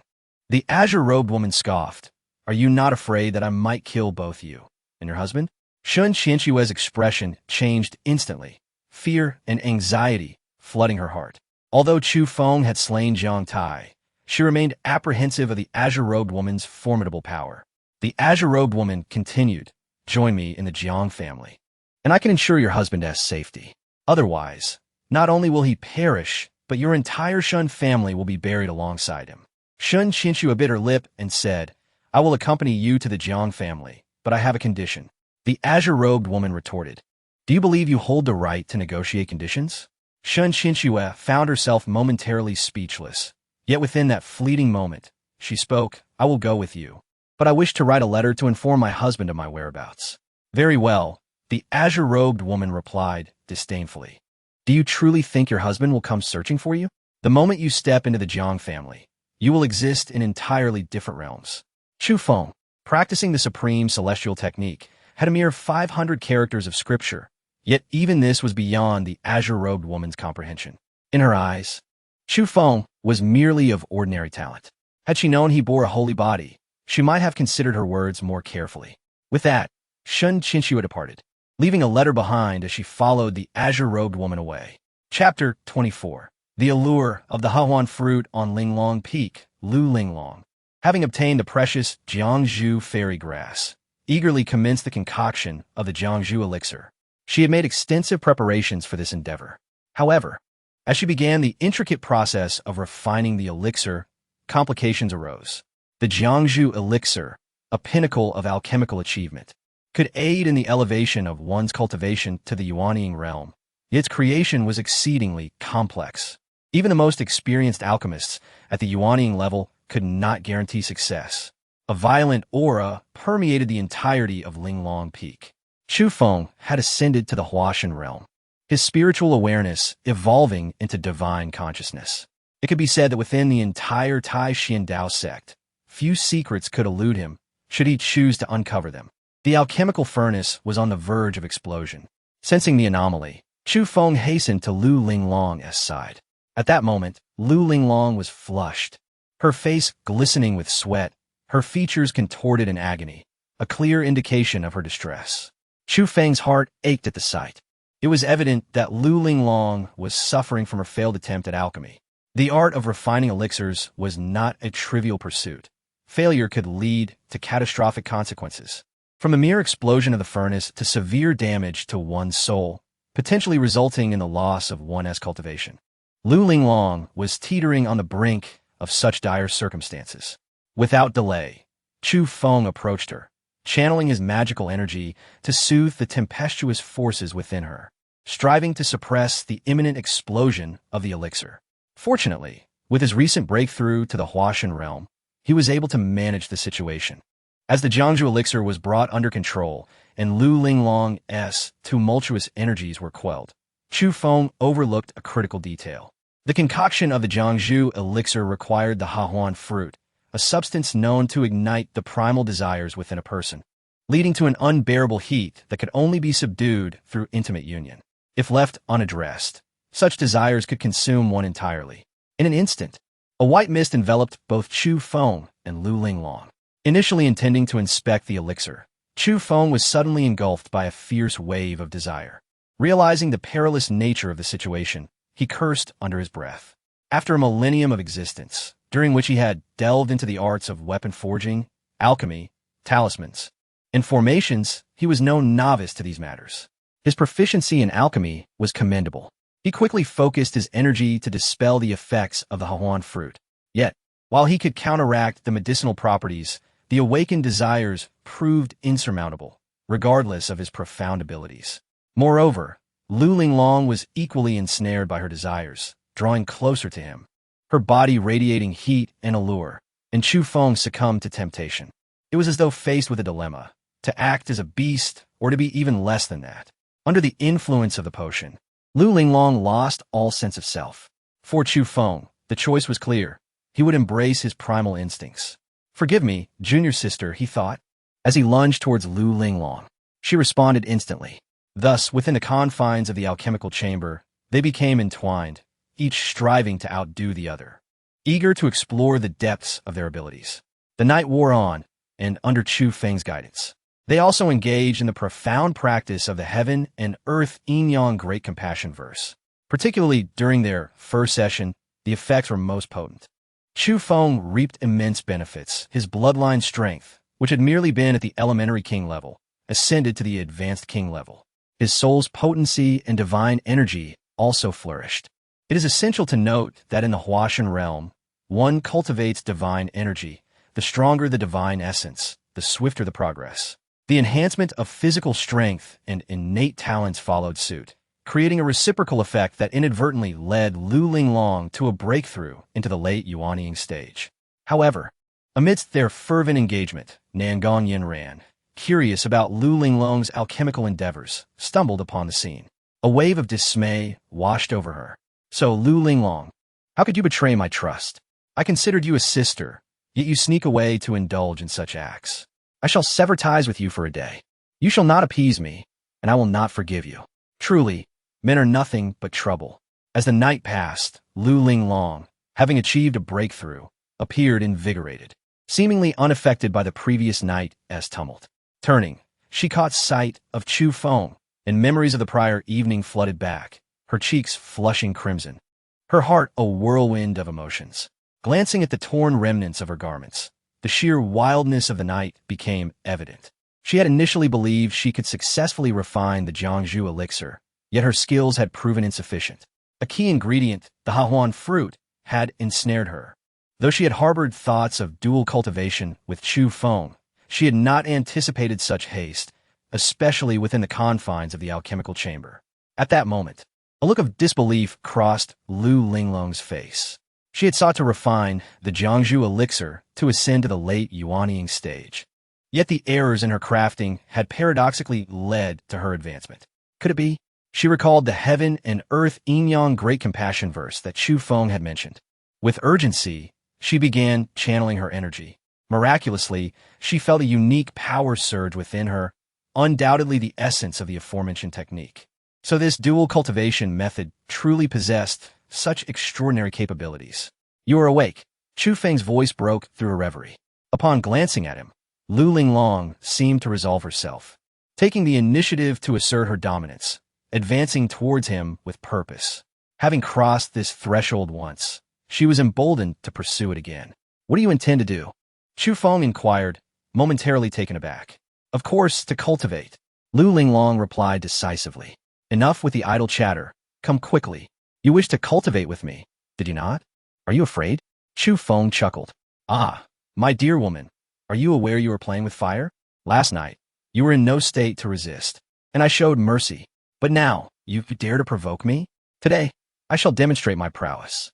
Thus, an inevitable clash ensued, neither party willing to yield. Lu Linglong soon paid the price for her impulsiveness. Hours later, she lay exhausted, unable to move even a finger. In stark contrast, Chu Feng felt rejuvenated, laughing heartily now. My dear woman, do you understand my strength? Chapter 25. 3 years in a blink. Lu Linglong coldly snorted. This time, I was unprepared, which allowed you to win.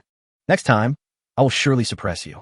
Very well, I shall await your challenge. Chu Feng chuckled. This was a classic case of someone with a penchant for competition.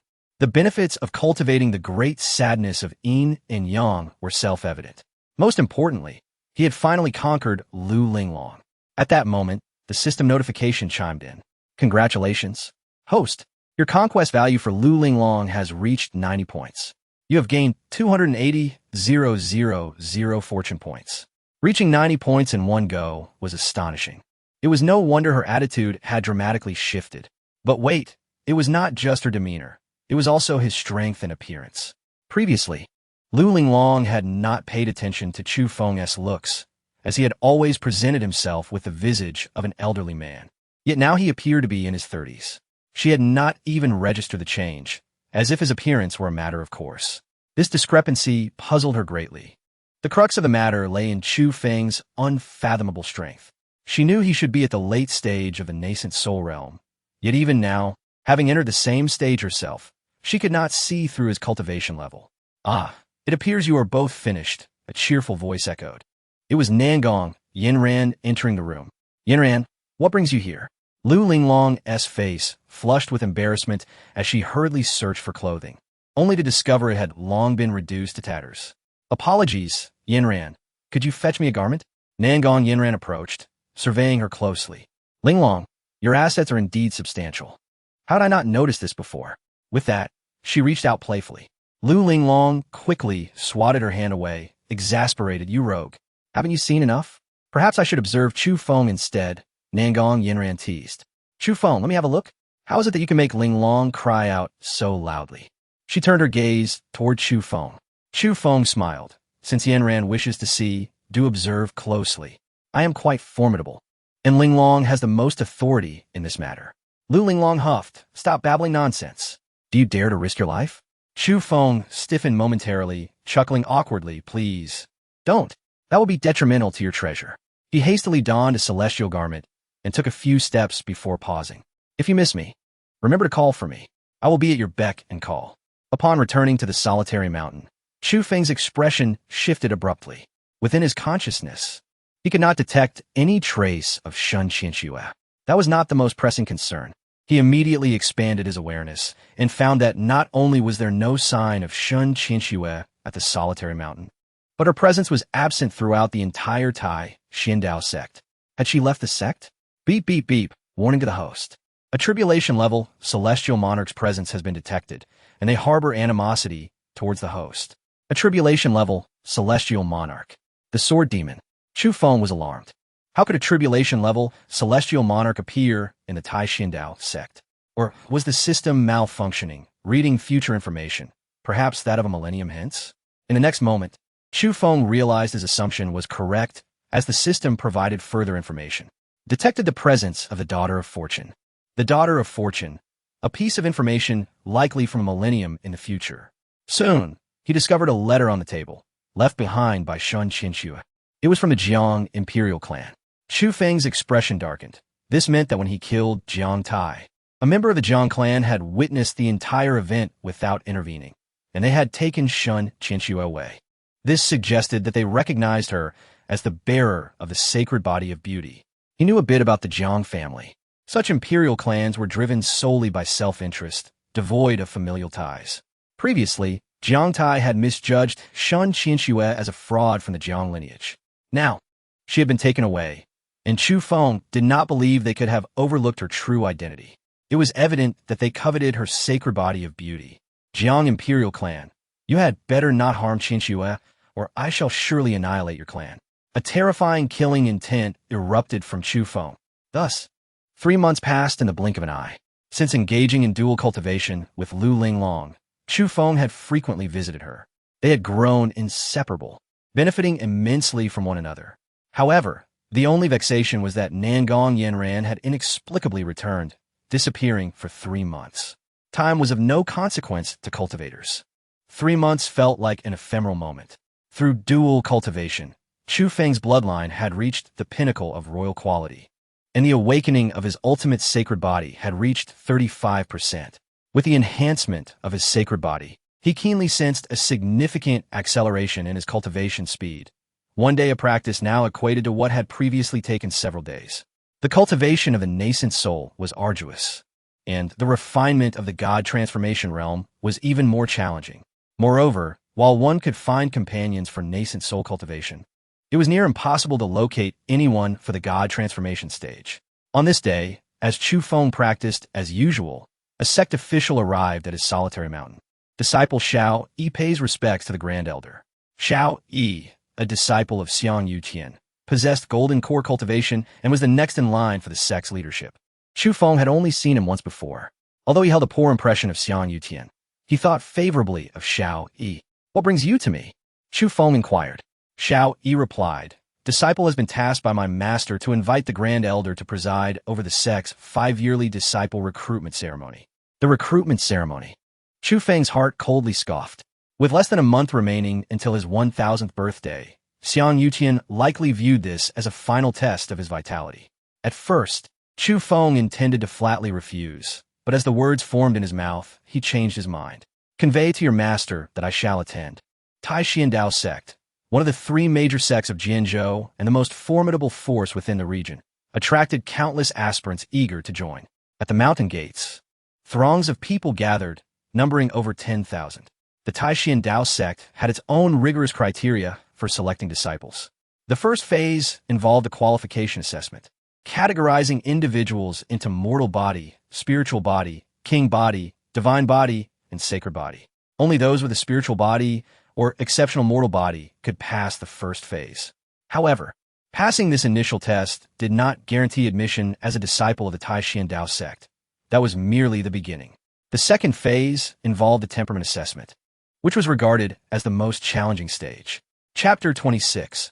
The unique fortune of the enchanted maiden. The path of cultivation is inherently fraught with challenges, akin to cutting through thorns and navigating turbulent waters, pitted against the heavens, the earth, and mankind. Only by surmounting all obstacles can one truly embark upon the journey of cultivation. Should one's temperament be insufficient, even stepping onto this path may lead to premature demise. It is often better not to attempt at all. The Taixuan Dao Sect, as one of the most formidable forces in Sword State, seeks only elites, not a mere refuse of disciples. However, those who can pass the assessments of aptitude and temperament may enter the Taixuan Dao Sect as outer disciples. Upon entering the outer sect, one may commence their cultivation journey, and the attainment of immortality is not beyond reach. Chu Feng himself traversed this very path. Through relentless cultivation, he achieved his current level of mastery. Yet, the journey does not end here. The third examination awaits, an assessment of fortune, a test of one's auspiciousness. Those blessed with abundant fortune may ascend directly into the inner sect, while those less fortunate must remain within the outer sect. Chu Feng, in his time, successfully passed this fortune assessment, thereby becoming an inner disciple. Fortune, like aptitude and temperament, is an integral aspect of cultivation. It can be said that at times, it is fortune that determines one's future, even when aptitude and temperament are commendable. Outside the gate of the sect lies the ladder to heaven, symbolizing an ascent to greatness. It comprises 49 steps, resonating with the principles of the Tao. Passing the first 6 steps and reaching the 7th step signifies a barely acceptable standard of being an exceptional mortal body. Ascending to the 8th step denotes a spiritual body, while the 15th step marks the transition to a royal body. The 21st step represents a divine body, and the 36th step corresponds to a sacred body. Chu Feng once stood as a sacred body, a boundless sacred body, and with his ascent to the 42nd step, he caused quite a stir, bypassing both the temperament and fortune assessments altogether to become an inner disciple. As the disciple in charge of the assessment called for order, the evaluation formally commenced, with countless individuals proceeding towards the ladder to heaven. Each step taken upon this ladder exerts immense pressure, testing the soul, body, and internal energy of the candidates. With each step, the pressure intensifies. The appearance of Chu Feng instantly stirred a commotion. The disciple responsible for the entrance examination recognized him and hurriedly approached to pay respects. "I have seen the immortal venerable," he declared. Not only did the disciples in charge of the assessment take notice, but the participants were also greatly stirred. The presence of the immortal venerable at the disciple recruitment ceremony was unprecedented in the sect's history. Xiang Yutian, who merely intended to test Chu Feng, had sent Xiao Yi with little expectation, yet was surprised when Chu Feng readily agreed to attend the disciple recruitment ceremony. Among the throng, a young man named Fang Yun clenched his fists, his eyes ablaze with determination, radiating confidence. Originating from the lowly stable of the Grand Qin dynasty's governor's office, he sought to alter his fate and escape the confines of his current station. To this end, he had secretly begun cultivating and had recently encountered a fortuitous opportunity involving a pursued practitioner of the dark path. In a twist of fate, Fang Yun, possessing an indomitable will, managed to seize the soul of the injured dark practitioner, obtaining a powerful technique known as the yin-yang absorption method, which allowed him to absorb the cultivation of women with spiritual prowess, albeit at the cost of their lives. Following this acquisition, he successfully absorbed several female practitioners, elevating his cultivation from novice to the 6th layer of qi refinement. However, the low caliber of his victims proved insufficient for significant advancement. Upon hearing of the Taixuan Dao Sect and Oppo's recruitment of disciples, his heart stirred with ambition. As one of the top 3 Dao sects in Sword State, the Taixuan Dao Sect boasted numerous capable female practitioners, renowned not only for their profound skills, but also for their beauty. Particularly alluring was the rumored presence of a female, Yuan Ying Immortal Venerable, reputed to be the most beautiful in the sect. He pondered whether absorbing her essence could lead him to the Yuan Ying stage. With such aspirations, he approached the Taixuan Dao Sect, his heart racing at the sight of the beautiful women hoping to join. Yet, when faced with the actual assessment, he found himself disheartened, having only reached the 7th step. He qualified merely as the least impressive, exceptional mortal body. The sole consolation was that he had, at least, barely passed. As Fang Yun descended the ladder to heaven, a sudden stir swept through the crowd. "Look, someone has ascended beyond the 22nd step." The 22nd step indicated a divine body qualification. Should this individual be recognized as possessing such a qualification, they would bypass subsequent assessments and directly join the Taixuan Dao Sect. This was the first instance of a divine body appearing during this recruitment ceremony. Despite the thousands participating, the likelihood of joining the Taixuan Dao Sect is less than 1%. The emergence of a divine body is a rarity indeed. Moreover, this individual was a female practitioner. Fang Yun, captivated, pushed through the crowd towards the ladder.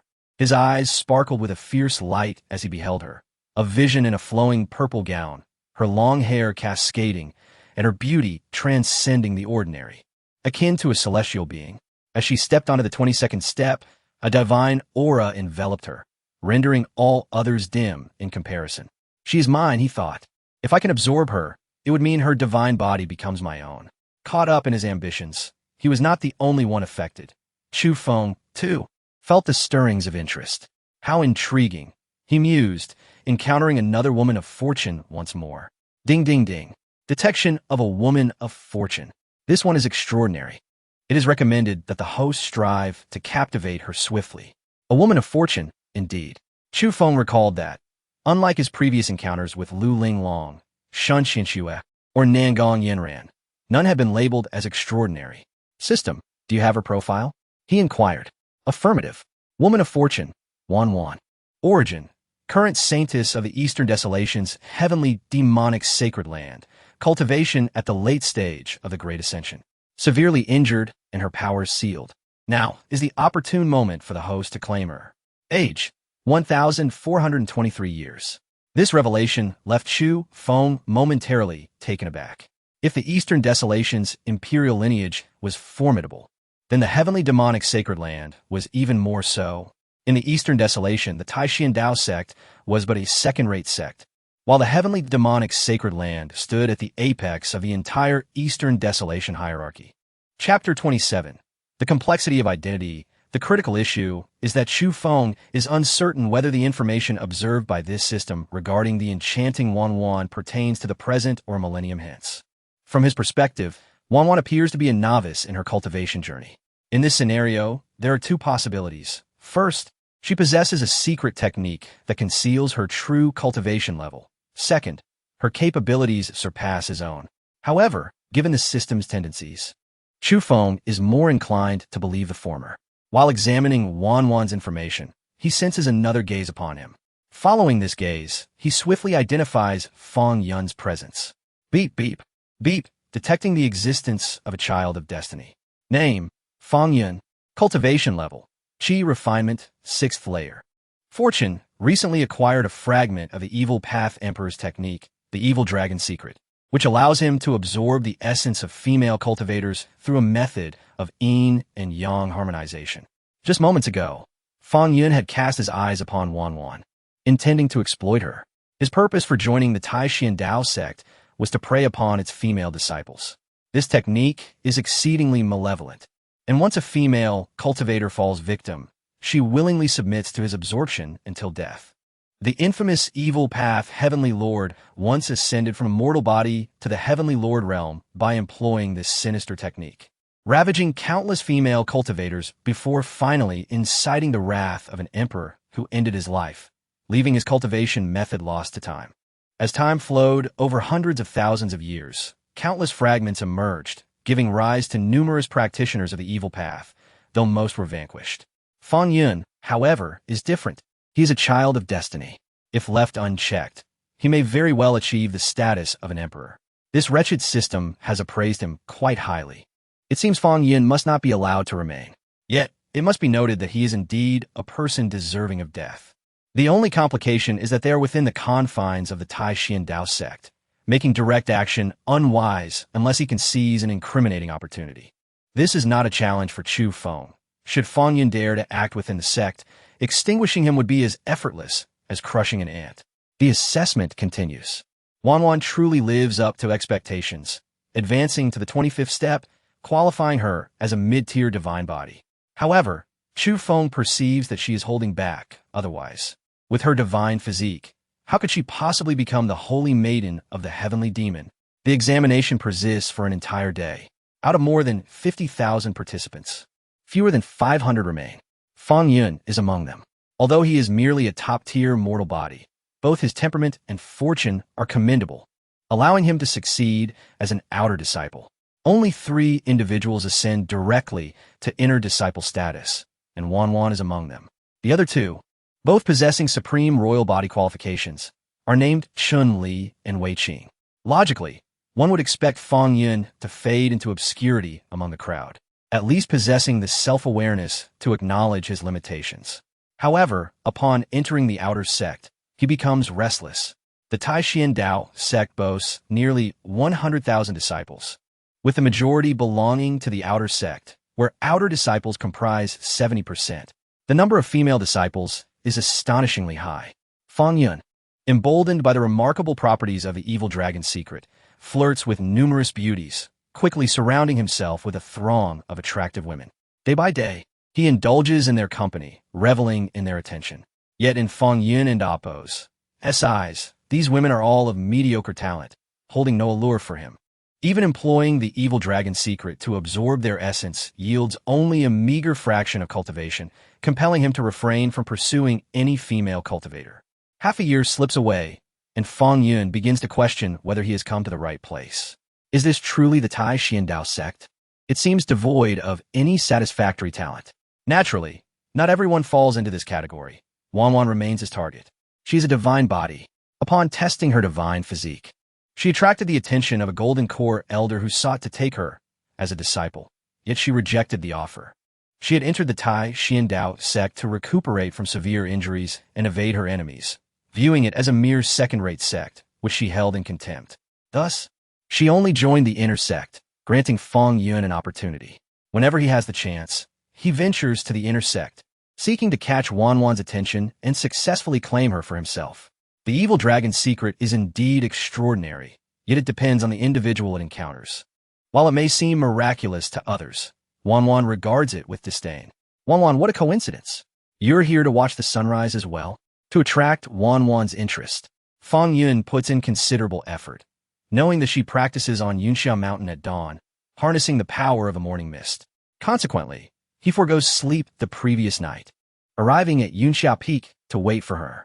His dedication bears fruit. After a night of waiting, he finally sees Wanwan approach. He eagerly rushes forward, only for Wanwan to take a step back, her expression filled with disdain. Please keep your distance. Furthermore, the evil dragon's secret is not so easily cultivated. If word of it spreads, what do you think will happen? You would become a target of scorn, hunted down by all, perhaps even left without a grave. Feng Yun, utterly flustered, hastily responds, "What do you mean by that? I know nothing of the evil dragon's secret.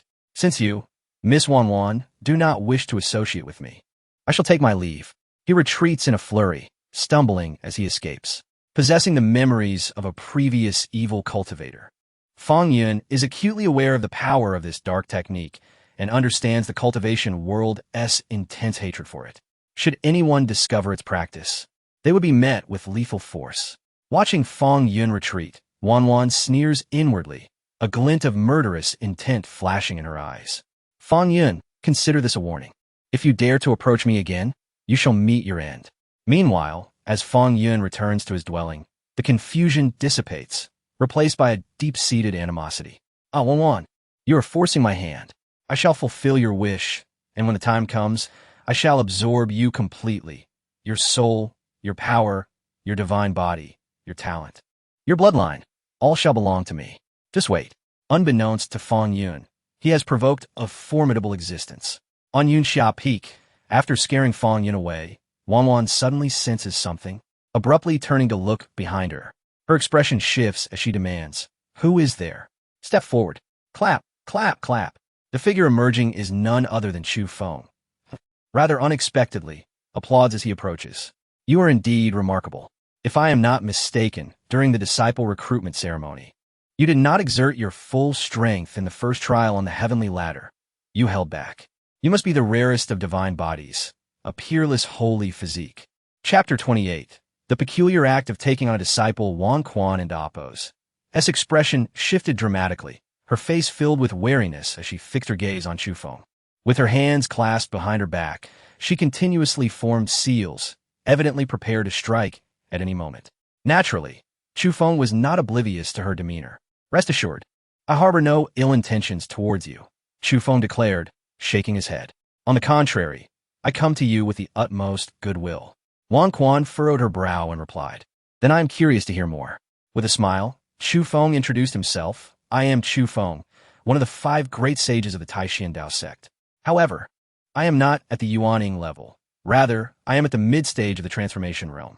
I see exceptional potential in you and wish to take you as my disciple. Would you be willing?" Upon hearing that Chu Feng was at the mid-stage of the transformation realm, Wan Quan was taken aback. The transformation realm was indeed a realm of considerable strength. Yet, when she heard that he wished to take her as his disciple, She couldn't help but laugh.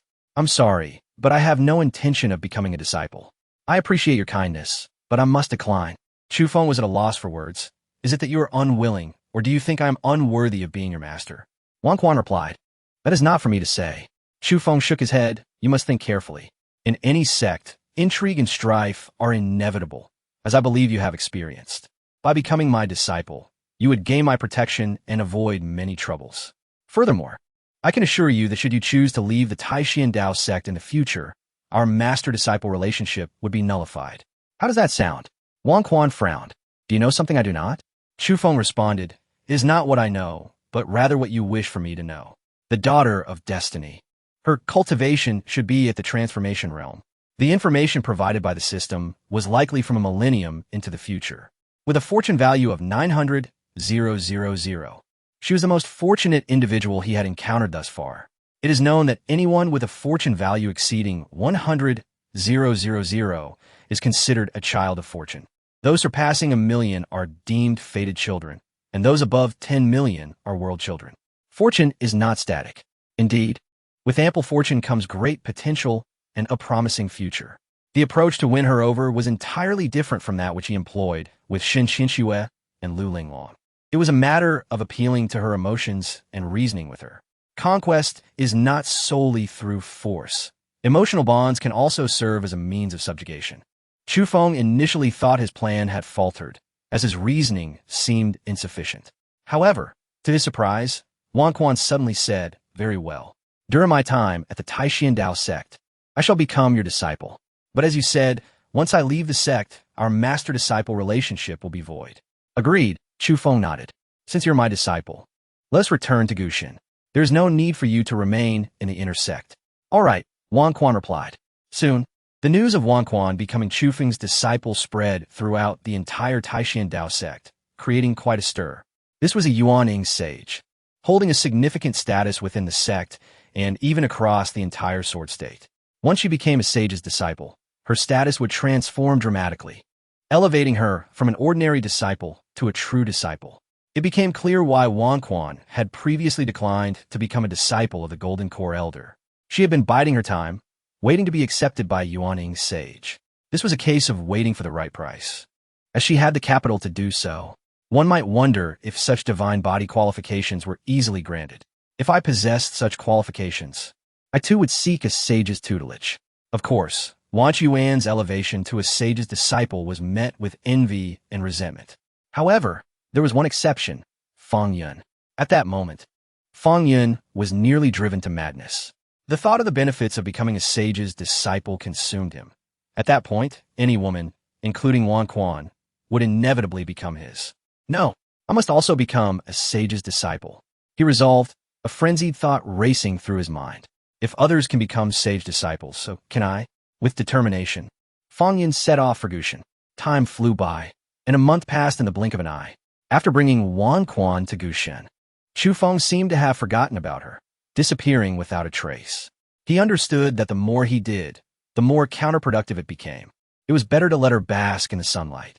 However, on this day, a massive crowd, nearly 10,000 strong, gathered beneath Gushin.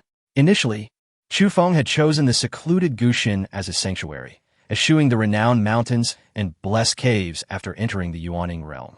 Most of his crowd had come merely to witness the spectacle. Just yesterday, Feng Yun had publicly declared his intention to take the sage as his master, creating a tremendous uproar. How dare he even think himself worthy, was the sentiment among the onlookers, who were more inclined to watch the farce unfold than to truly support him. Feng Yun, however, scoffed at their mockery. They had no idea how he had spent the past month. To enhance his qualifications and increase his leverage, he toiled day and night, ultimately elevating his status from merely an outstanding mortal body to that of an exceptional spiritual body. Most importantly, he had fortuitously acquired a trace of bloodline power, awakening his lineage. Although it was merely the weakest spiritual level bloodline, the combination of both made him comparable to a royal body. This was the foundation upon which he sought to become a disciple. Regrettably, he was in the Taixuan Dao Sect. He could not act too recklessly. He could only slightly enhance his abilities without causing any fatalities. Otherwise, he would not only fail to become a disciple, but might also find himself reviled by all. Logically, he could have waited longer, but he could no longer bear the anxiety. The memory of Wan Chuan's words haunted him. She knew he practiced the evil dragon technique. The thought left him restless, fearing she might expose him. Only by taking Chu Feng as his master could he resolve all his troubles. Thus he came, bringing with him a throng of supporters. Kneeling beneath Gu Shen, Feng Yun called out loudly, "Disciple Feng Yun wishes to take the sage as his master. I implore the sage to grant me this boon." His voice echoed throughout the mountains. Feng Yun, the child of fortune, had drawn Chu Feng's attention. This was a matter of fortune value, and it carried various rewards. Chu Feng was very intrigued by Feng Yun's actions over the past month. His ability to balance yin and yang while exercising restraint marked him as a person of talent. Had Feng Yun truly caused harm, Chu Feng would have long since dealt with him. However, he had not crossed that line. Relationships were built on mutual consent, and he had no right to intervene. Yet, Feng Yun was indeed a peculiar character, boldly bringing a crowd to Gu Shen, seeking to take him as his master. Chapter 29. Are you out of your mind? He believed this was the secular world. If that were the case, it was time to teach him a lesson and suppress him in the process. As for now, if he wished to kneel, let him do so. Time passed, and half a day slipped by in the blink of an eye. Chu Feng showed no signs of appearing. The disciples below the mountain began to murmur, with most voices laced with mockery. This Feng Yun truly overestimated himself, aspiring to be a disciple of the immortal master.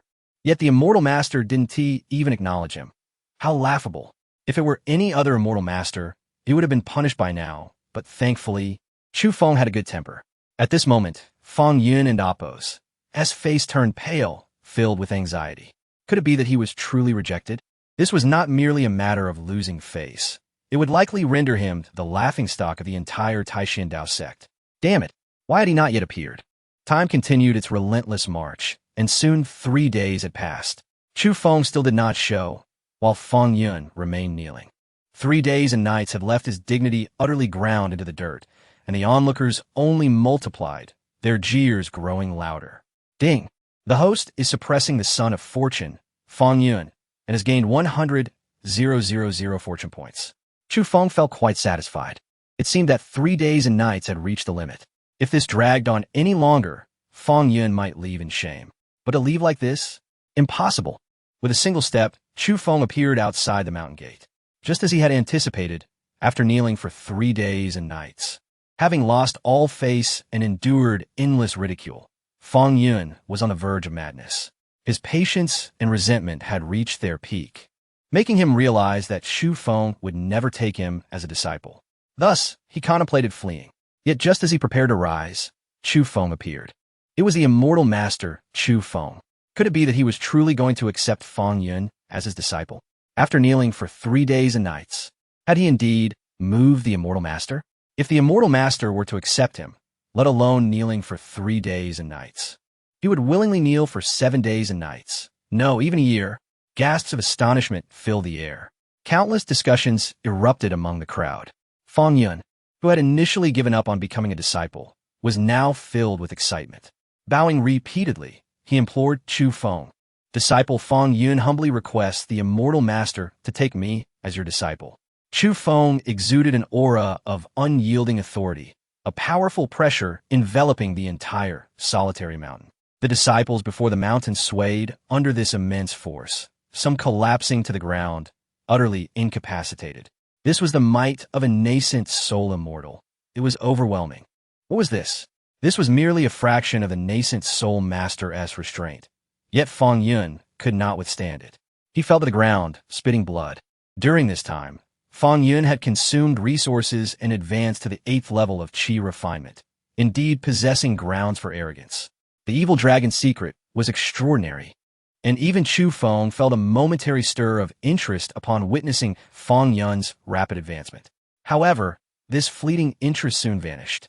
The evil dragon's secret, while impressive, had numerous flaws. The power, bloodlines, and talents obtained through consumption were a chaotic mix, and Chu Feng found it unworthy. With a cold gaze, Chu Feng addressed Feng Yun. "Feng Yun, is it? What qualifications do you possess to be my disciple?" Feng Yun quickly responded. disciple possesses a supreme spirit body and a top-tier bloodline, with qualifications comparable to the royal level. Moreover, I have experienced unique fortune since childhood, allowing me to cultivate at an extraordinary pace. In just half a year, I have reached the 8th level of Qi refinement and am qualified to participate in the intersect assessment. If taken as a disciple, I assure you, I will not disappoint the immortal master. Is that all? Chu Feng scoffed. The surrounding disciples erupted in laughter, clearly amused by Feng Yun's credentials. I thought he was impressive. With such qualifications, he dares to seek the immortal master as his teacher? I, Li Ji, am born with a royal physique, yet I remain merely an inner disciple. And I, Shui Yong, also possess a royal physique, and I too am just an inner disciple. With a cold voice, Chu Feng remarked, "You heard the discussions around you, did you not? Do you truly believe you have the qualifications?" Feng Yun trembled in anger, gritting his teeth as he retorted, "Immortal master, they lack the qualifications to be your disciples because they are worthless. But I am different. I am a dragon among men, a chosen one destined to achieve the Nascent Soul. When that day comes, I will honor you and care for you in your old age." Impudent. Chu Feng swiftly struck Feng Yun, sending him flying several dozen meters. His internal power shattered, causing his cultivation to plummet from the 8th to the 3rd level of Qi refinement. Inside, it felt as though a storm raged, turmoil overwhelming him. Feng Yun was left dazed. Boundless rage churned in his mind. Chu Feng had struck him. "Wait until I cultivate to success. I will not spare you. I will repay today as humiliation tenfold, and I shall take all your women as my own, draining them dry." His venomous gaze could not escape Chu Feng's notice. As Chu Feng pondered how to deal with him, an opportunity presented itself. With a wave of his hand, Feng Yun was immobilized in midair, like a dog caught in a trap.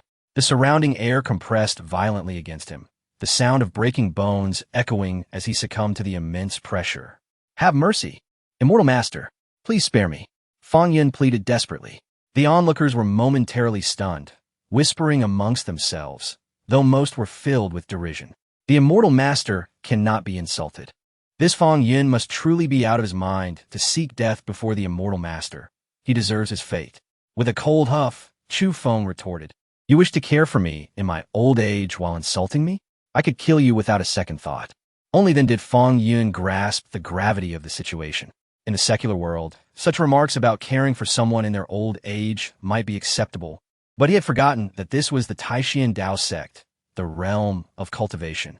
To speak of such things here was akin to cursing the immortal master. No wonder Chu Feng was so furious. Although Feng Yun was the son of fortune, possessing a chance that could alter his destiny, he was ultimately of humble origins. He appeared shrewd, yet his flaws were glaringly apparent, much like this instance. With tears of despair, Feng Yun understood that Chu Feng would never accept him as a disciple, and he might even kill him. With a deep breath, he resolved to stake everything. "I refuse to submit. Why can't I, Feng Yun, be your disciple while Qianqian can?" Chapter 30. Seizing 1 yuan, perhaps through force with a resounding thud, Chu Feng hurled Feng Yun to the ground as if discarding refuse, disdainfully remarking, "Feng Yun, are you here to amuse me? Do I require justification to take on disciples?" His arrogance, a blatant affront to his dignity, warranted a punishment. "You may escape with your life, but your suffering shall be unrelenting. I shall render you powerless this very instant." With a mere flick of his wrist, a blade of sword intent shot forth, severing Feng Yun's source of anguish, thereby rendering him a eunuch. The excruciating pain elicited a blood-curdling scream from Feng Yun. Yet the true agony lay within his heart. His brother was gone. Without his companion, how could he cultivate the evil dragon technique? Deprived of this ability, how could he traverse the realm of cultivation, utilizing the evil dragon technique to absorb the essence of others, usurp their achievements, talents, and bloodlines? He had not only mutilated himself, but utterly destroyed his own future. The onlooking disciples of the Dao Sect stood transfixed, shocked by the ruthlessness of Chu Feng. They had never anticipated such cruelty. He had reduced Feng Yun to a mere shadow of his former self. Terrified, many fled the scene in haste. Upon returning to the solitary mountain, the system chimed in. "Congratulations, host, for successfully suppressing the fated child Feng Yun, earning 200,000 0 fortune points. System, Chu Feng inquired. Having successfully subdued the fated child Fang Yun, why have I received only fortune points and no other rewards? Host, while you have indeed suppressed Fang Yun, his identity as a fated child remains intact, the system clarified. Intact? Chu Feng mused, his brow furrowing. It was well known that Fang Yun's rise was reliant upon the evil dragon technique, which required the possession of a source of anguish.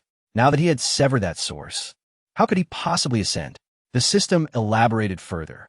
This exemplifies the resilience of the fated child. There are numerous instances where striking a serpent does not kill it, but instead incites a counterattack. As long as the fated child lives, their fortune is difficult to extinguish, and they often grow stronger in adversity. After you severed Fang Yun's source of anguish, he unexpectedly discovered a new path, gaining insights into the true meaning of the sunflower through the evil dragon technique. Although his cultivation speed may not rival that of the evil dragon technique in usurping others' achievements, his power at the same level has doubled. Indeed, he was like an indestructible cockroach. But that mattered little. Next time, he would strike him down for good. A month had passed, and Chu Feng finally encountered Wan Yuan, the celestial demon saintess, once more. He still could not discern any information about her, apart from the erratic data provided by the system, which pertained to events a millennium hence. Wan Yuan displayed palpable impatience upon his arrival. What brings you here? Chu Feng replied. Regardless of the circumstances, I am still your master. Is this the attitude you wish to project? I never appointed you as my master, Wan Yuan retorted. Shaking his head, Chu Feng said, if that is the case, let us dissolve our master-disciple bond, and you may return to your inner sect. After a month of solitude, he was confident Wan Yuan would make a decision. Indeed, upon hearing his words, Wan Yuan's expression shifted, revealing her discomfort. The inner sect disciples had monthly tasks to fulfill for her. Recuperating from her injuries and restoring her cultivation in such an environment was far less desirable. With a haughty snort, she asked, What do you want, master? If they're in oppose, as nothing pressing, please take your leave. I have but one purpose for my visit, Chu Feng stated, to tell you a story. At that moment, an audacious thought crystallized in his mind. Take advantage of her weakness, seize her life. With her injuries, Wan Yuan, at over 400 years old, possessed cultivation at the Nascent Soul, or transformation stage, practicing the celestial demon's secret arts. If only his supreme celestial technique were complete, he would not be unable to see through her cultivation. When dealing with a fated daughter, one could either subdue or suppress. Initially, Chu Feng intended to gradually win her over, but he had since changed his approach, opting for force as he had done with Lin Xiyue. Wan Yuan frowned. I have no interest in your story. Chu Feng countered, No, you do have an interest, for this story is titled The Love Between Master and Disciple.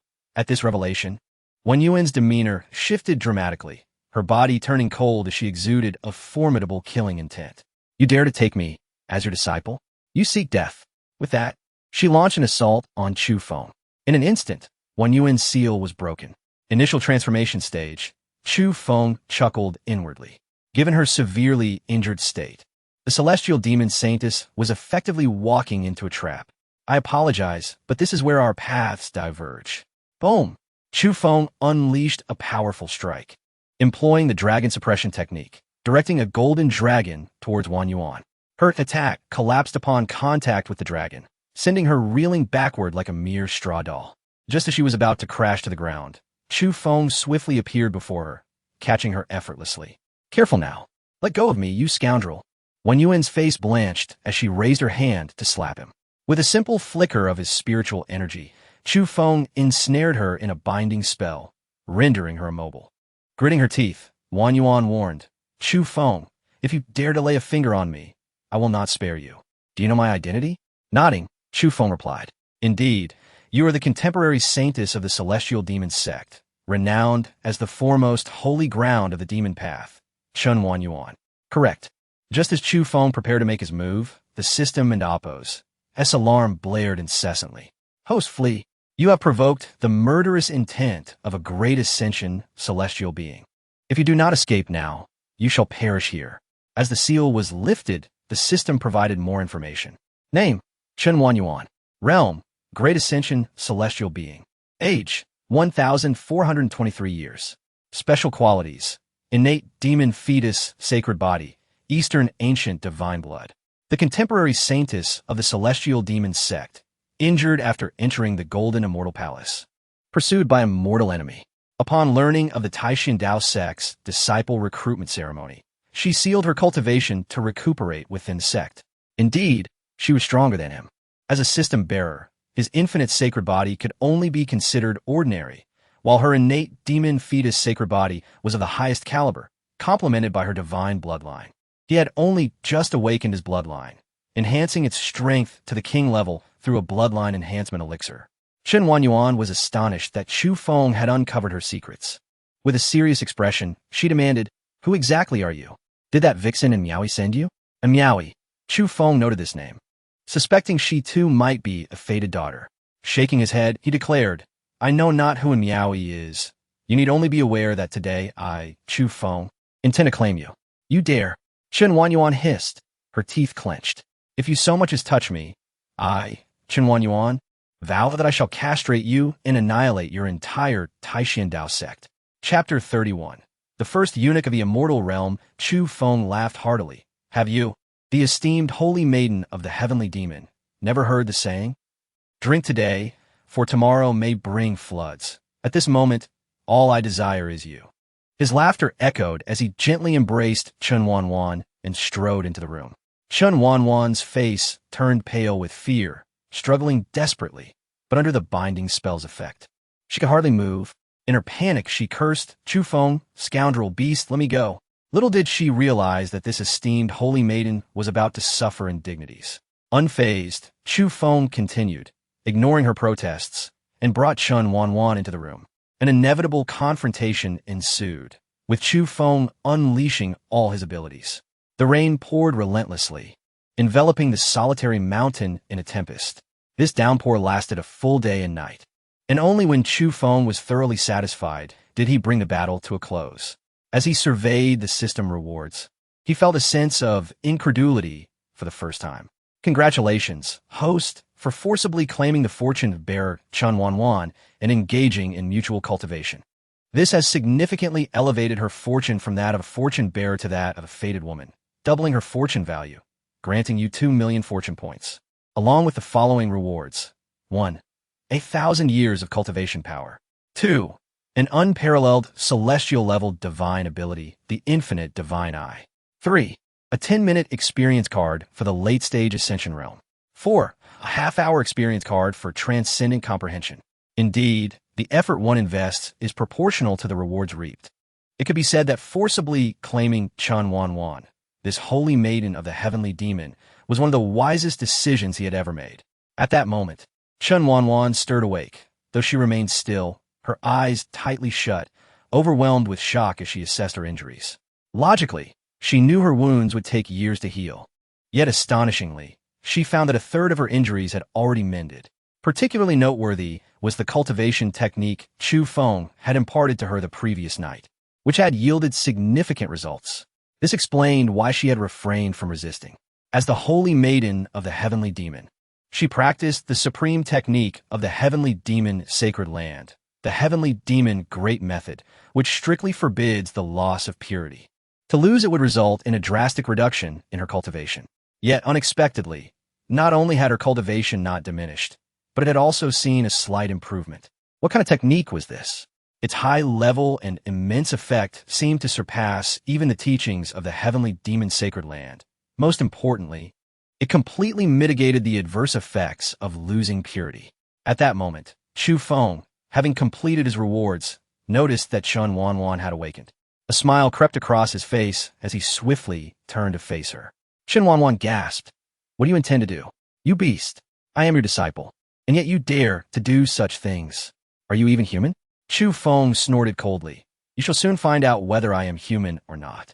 I recall someone was quite vocal last night. And by the way, the technique I taught you, the heavenly and earthly yin-yang great grief verse, is quite remarkable. ISNT it. Why don't we continue our cultivation? I assure you, it will be immensely beneficial." "Absolutely not." Chen Wanwan hastily rejected. Chu Feng was unyielding, initiating another round of confrontation. A woman must not be indulged. There is nothing that cannot be resolved through a hail of bullets and a storm of cannon fire. If 1 round is insufficient, then 2. If 2 are not enough, then 3. Sooner or later, one will completely subdue her. Moreover, with the system at his disposal, Chu Feng could clearly see that Chen Wanwan's submission value had reached 30, surpassing that of his previous conquest, Lin Xiyue. After half a day had passed, Chu Feng finally rose, thoroughly satisfied. Under the relentless onslaught, Chen Wanwan had completely succumbed, her submission value reaching 50, accompanied by numerous verbal promises. At this moment, she was so exhausted that even moving a finger seemed impossible. Truly, it is evident that no woman stand a chance against him. How lonely it is to be invincible. Next time, he must find more companions. Whether it be Lin Xiyue, Lu Linglong, or Chen Wanwan, none could match him alone. Meanwhile, Fang Yun found himself in dire straits. Offending a Yuanying immortal, he audaciously suggested that Chu Feng should be cared for in his old age. Wasn't that tantamount to cursing him to death? Chu Feng, in a ruthless act, had him castrated, reducing him to a eunuch within the immortal realm. However, it was deserved. Upon returning to the outer sect, the overseers did not spare him, assigning the most arduous and filthy tasks, sending him to the mines. In the dark, suffocating depths of the mine, filled with chaotic spiritual energy, it was a place unfit for cultivation, a punishment for transgressors. Fang Yun, still nursing his injuries, was thrown into the mine, enduring unbearable humiliation that drove him to the brink of madness. His fury reached a boiling point. Chu Feng, you have ruined me. I will see you dead. Do not think that being an immortal makes you extraordinary. I, Fang Yun, will become a Yuanying immortal in due time. After venting his rage, Fang Yun slumped to the ground, overwhelmed by despair, murmuring, "It's over, utterly over. I am now a eunuch. How can I cultivate the evil dragon technique or achieve Yuanying immortal status? Chu Feng, may you suffer a terrible fate. Once a proud figure, now reduced to a laughingstock." Just then, as Fang Yun lamented his fate, a supervising disciple wielding a soul whip struck him fiercely. "Dare you to slack off? Do you seek death? Get up and continue mining." The soul whip was not merely a physical punishment. It inflicted damage upon the soul itself. With each strike, while the body endured pain, the soul suffered even greater harm. This was the most dreaded punishment for those condemned to the mines. Fang Yun scrambled to his feet, suppressing his pain, and hastily exclaimed, "Do not strike. I will go mine right away." Though he spoke those words, his eyes were filled with hatred, and he silently vowed to take revenge on the overseer who had beaten him. "I, Fang Yun, will have my vengeance. I will kill you all. Everyone must die." In the fervor of his thoughts, he unwittingly began to channel the evil dragon technique. The supervising disciple, observing Fang Yun's retreating figure, sneered inwardly. To dare offend the esteemed immortal, being rendered a eunuch, is already a great mercy. Once in the mines, I shall show you how to deal with you. Chapter 32. The best way to resolve misunderstandings. Brother Chu Feng is truly carefree. Just as he exited his chamber, prepared to thoroughly digest the rewards bestowed by the system, a familiar yet furious voice pierced the air. Upon turning around, he was taken aback to see Lu Linglong had arrived unexpectedly. A wave of joy surged within him, and he stepped forward, grasping her hand and saying, "Sister Linglong, do not touch me," Lu Linglong retorted, forcefully pushing him away. Her voice seethed with anger. "Tell me, is that Chen Wanwan your disciple?" Previously, it was merely Lin Xiyue, which could be overlooked as she was his partner. But now you have even entangled your disciple in this mess. Are you still human? Chu Feng understood the implications of Lu Linglong's words. If he did not clarify the situation today, their relationship would likely face a crisis, perhaps even reach its end. Most importantly, in Lu Linglong and Appo's eyes, such a betrayal between master and disciple was a grave breach of moral conduct, one she could never accept. "Hear me out, sister," he urged. "I implore you to listen to my explanation." "Go ahead. I am eager to hear how you justify this," Lu Linglong coldly responded. With the opportunity to explain granted to him, Chu Feng felt a weight lift from his chest. Taking a deep breath, he said, "Sister, would you believe me if I claimed that Chen Wanwan is not my disciple? In that case, why did you bring her back to Gushan?" Lu Linglong shot back, her indignation palpable. "Now the entire Taixuan Dao Sect is abuzz with rumors, and you even castrated someone named Fang Yun. Sister, I assure you, Chen Wanwan is not my disciple. Would you believe me if I said I am unworthy to be your master? Chen Wanwan is at the initial stage of transformation, the current saintess of the heavenly demon sacred land, and she is injured, hiding from her enemies in our Taixuan Dao Sect to recuperate. Lu Linglong's anger only intensified.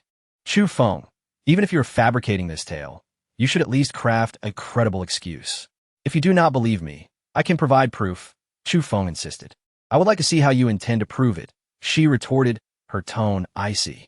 The proof Chu Feng devised was straightforward. He would confront Chen Wanwan in front of Lu Linglong. Upon hearing his inquiry, Chen Wanwan's lips curled into a sly smile as she shook her head, saying, I am not his disciple, immortal master. Do not heed his lies. I am merely an ordinary inner sect disciple who has only been training for a month. How could I possibly be the heavenly demon saintess? Immortal master, you must uphold justice for me. He claimed he wanted to take me as his disciple, and I was overjoyed. Who would have thought he was not sincere, but rather coveting my beauty? When I refused, he resorted to force.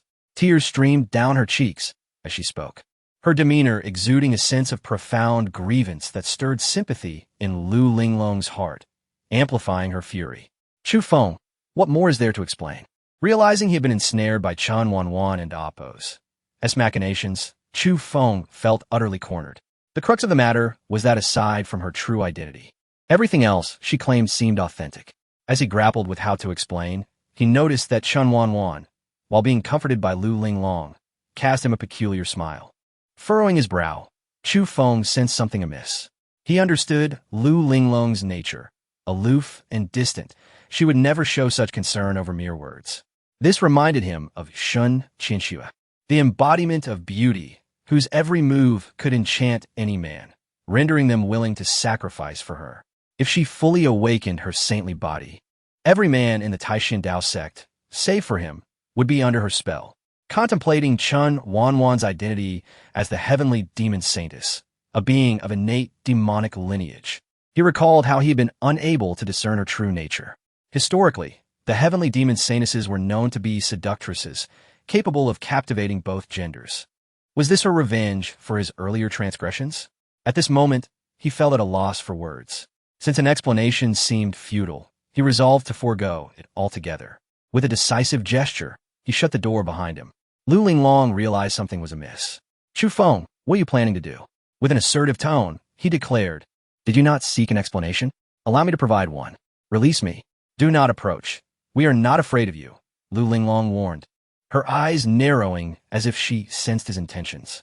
Should you dare to harm me, we shall not spare you, she threatened.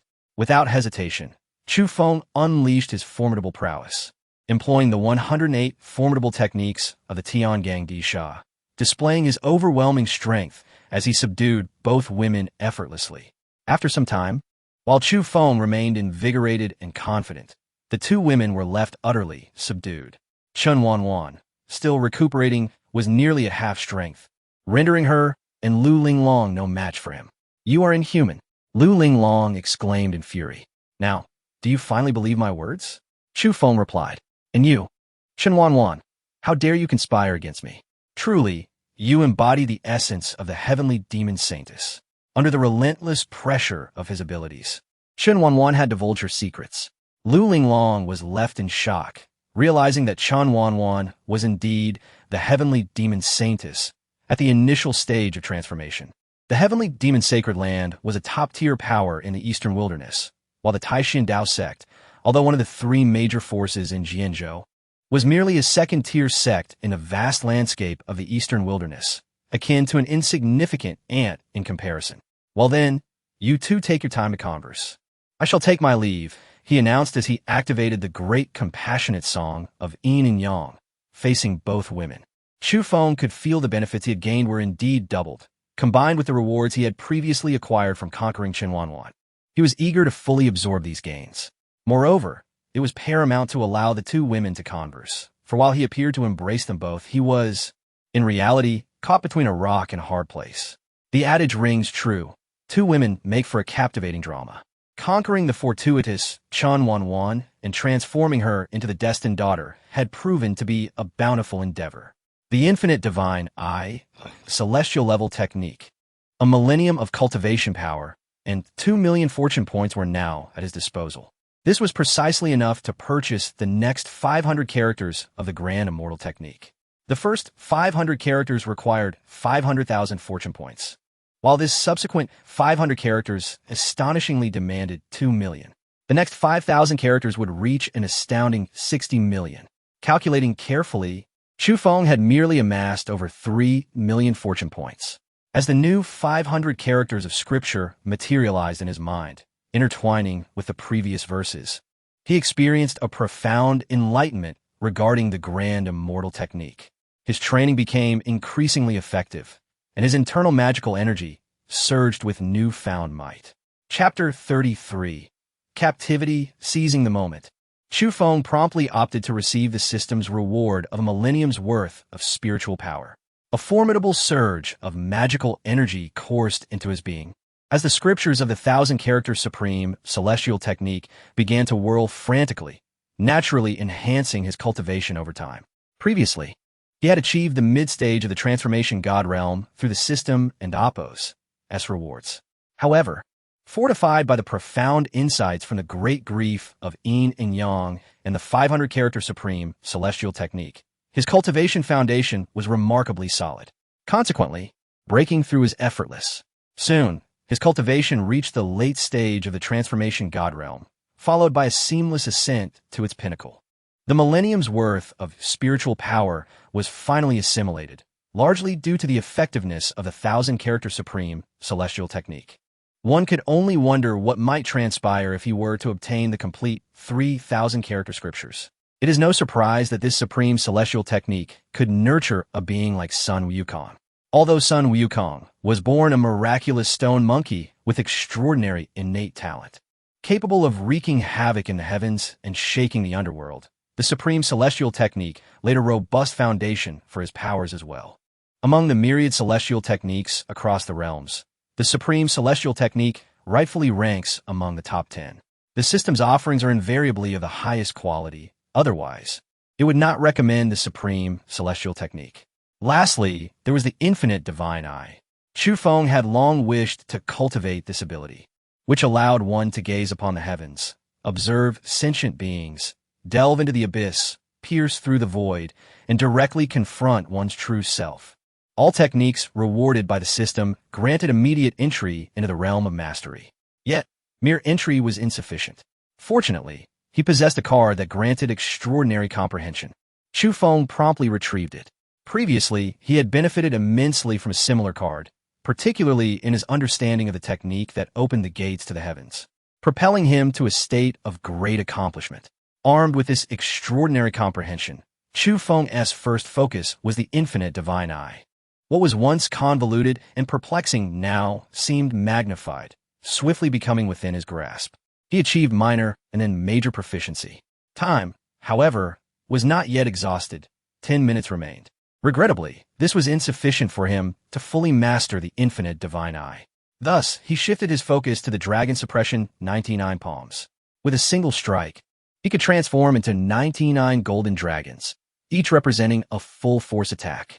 99 strikes equated to unleashing 99 attacks in total. The intricacies of celestial techniques were far from simple, and this was merely the introductory stage. Upon achieving minor proficiency, a single strike could unleash 198 golden dragons, signifying 198 full force strikes. Moreover, the magical energy consumed was equivalent to that of the 99 golden dragons' attacks, showcasing the significant benefits of his enhanced realm.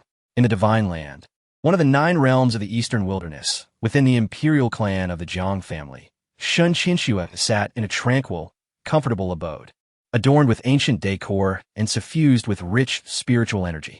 Ever since she arrived here with Jiang Yin, she had scarcely left this room, not even catching a glimpse of Jiang Yin again. Little did she realize that she was likely being held captive. During her journey, she had subtly gleaned Jiang Yin and Appo's intentions. Although it was said she would be integrated into the Jiang clan as a key figure, the underlying motive was to arrange her marriage to a scion of the Jiang family. She had perceived her innate holy physique, which, although not a direct lineage like blood, still harbored a slim chance of passing down. This thought filled her with trepidation, conjuring memories of her husband. The might of the imperial clan had become increasingly apparent to her. Outside her secluded courtyard, an elderly man, seemingly ordinary yet possessing the prowess of the transformation god realm, served as a mere servant. The number of experts within the entire imperial clan was unfathomable. Was she truly destined to marry a Jiang family scion? No. She resolutely vowed not to betray her husband. Lin Xiyue silently resolved that if the Jiang family pressed her into such a marriage, she would perish before them, unwilling to allow her purity to be tarnished. For her husband was none other than Chu Feng. At that moment, the door swung open, and Lin Xiyue instantly became alert, turning towards the entrance. It was Jiang Yin, who entered with a radiant smile, having not been seen for many days. Miss, Lin Xiyue promptly stood, dressed in white. With a natural visage and bare feet, Jiang Yin walked upon the air, each step blooming a white lotus beneath her. A subtle aura of authority emanated from her. As I mentioned upon my arrival, we should refer to each other as sisters. From now on, you may call me Sister Yin. Sister Yin, Lin Xiyue complied as instructed. Jiang Yin appeared pleased and continued. Xiyue, I have come to apologize. I have been exceedingly busy of late, yet I hope you are adapting well within the Jiang family. Well enough, Lin Xiyue replied, her heart heavy with bitterness. Gritting her teeth, she implored, Sister Yin, I miss my husband dearly. May I return to see him? Jiang Yin and Appo's expression shifted abruptly, her voice cold as she retorted, Did I not make myself clear? Upon joining the Jiang family, you become one of us. How could a Jiang family member marry a mere second-rate Taoist? Thus, forget about your former husband. Since you have called me Sister Yin, I, Jiang Yin, shall ensure you do not suffer. Once your cultivation improves, I will personally select an outstanding Jiang family scion for you. Lin Xijue's countenance paled at these words. Though she had suspected Jiang Yin and Appo's ulterior motives and surmised some of her intentions, hearing it directly from Jiang Yin filled her with dread, as if death were looming in her mind. It became clear that her fate was to be absorbed into the Jiang family as a mere vessel for reproduction, with the hope of her offspring inheriting her holy physique. Jiang Yin abruptly interrupted Lin Xiyue, her tone unyielding. There are no exceptions. This is settled. Once your cultivation reaches the foundational stage, I will arrange a husband for you. Furthermore, these are the resources the Jiang family provides for your training. Make good use of them. With a wave of her hand, a jade vial, a storage bag, and a jade slip appeared before Lin Xiyue. The vial contained spirit pills for assisting in qi cultivation, classified as high-grade elixirs. The storage bag held over 10,000 premium spirit stones, while the jade slip contained a powerful technique known as the everlasting spring technique, superior to the one Lin Xiyue had been practicing. Had she been the Taixuan Dao Sect, Lin Xiyue would have been elated.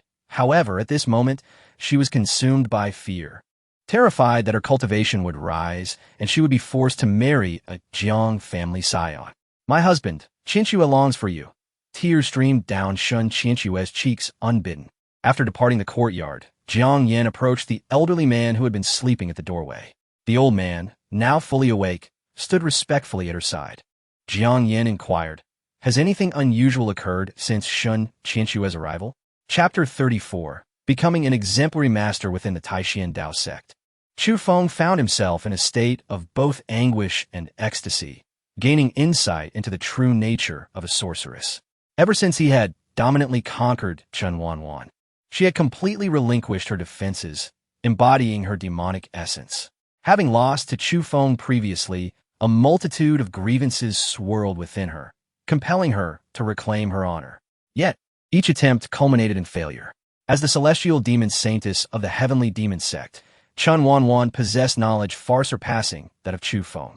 Having lived for over a millennium, Chu Feng realized that the secrets of the world he had known were merely the tip of the iceberg. The most significant benefit Chu Feng derived from Chen Wanwan was the progress in his cultivation of the great compassionate melody of yin and yang, which had aided in alleviating her injuries considerably. Wanwan, to outsiders, you are surely my disciple. Come, call me master, Chu Feng said, suddenly intrigued. Chen Wanwan, far from being irate, smiled and replied, Since you are my master, should you not impart some divine spells to your disciple? Initially, she regarded herself as the celestial demon saintess and looked down upon the modest legacy of the Taixuan Dao Sect. However, as she engaged in cultivation with Chu Feng. Her perspective shifted. The more she learned, the more mysterious she found this man. His inner power surpassed her own celestial might. If she were aware that Chu Feng's cultivation technique was merely a fragment, a meager 1,000 verses extracted from a 3,000-verse scripture, she might have been even more astonished. That is certainly feasible. How about I teach you a celestial-level divine spell? Chu Feng proposed. But I have one request. Can we initiate a three-way policy? Get lost. Lin Xiyue shot him an exasperated glare. Throughout, only Lin Xiyue had ever fulfilled Chu Feng's wishes. Despite Lin Xijue's fierce demeanor, she staunchly refused to allow Chu Feng to activate the backdoor mode. Frustrated yet resigned, Chu Feng offered, "Very well, I have a sword technique and a palm technique. Which would you like to cultivate?" He proceeded to share his knowledge of the Heavenly Gate sword and the 99 dragon subduing palms with her. In an affectionate embrace, Lin Xiyue exclaimed, "Husband, you are truly wonderful to me." Chu Feng smiled. "You are now my wife. So who else should I treat well if not you? These are merely a couple of celestial-level techniques. Besides, I have gained far more from you. Congratulations, host. Lin Xiyue's conquest value has reached 90, granting you 3 million fortune points." Surprised, Chu Feng remarked, "I recall that Lin Xiyue's total fortune points were merely 2 million. Host, Lin Xiyue is now the daughter of destiny. As her conquest value increases, her fortune points will multiply by tenfold. If the host can achieve 100 conquest points with the daughter of destiny or the chosen one, additional rewards will be granted. The system understands me well. Husband, given how much you love me, I can make your wish come true," Lin Xiyue suddenly declared. "Really?" Chu Feng's eyes sparkled with anticipation. "Then what are we waiting for? Let us retreat to our quarters." Lin Xiyue immediately shook her head. "Not now. Wait until evening." "Very well," Chu Feng conceded. "I will now teach you how to cultivate the Heavenly Gate sword." Ultimately, Lin Xiyue chose the Heavenly Gate sword. At this moment, Chu Feng had already mastered it to perfection, making it exceedingly simple to guide her. To his astonishment, he discovered that Lin Xiyue was also a master of swordsmanship. The Heavenly Demon Sect, being a top-tier force in the Eastern Wilderness and the foremost demonic sect, possessed an abundance of divine techniques.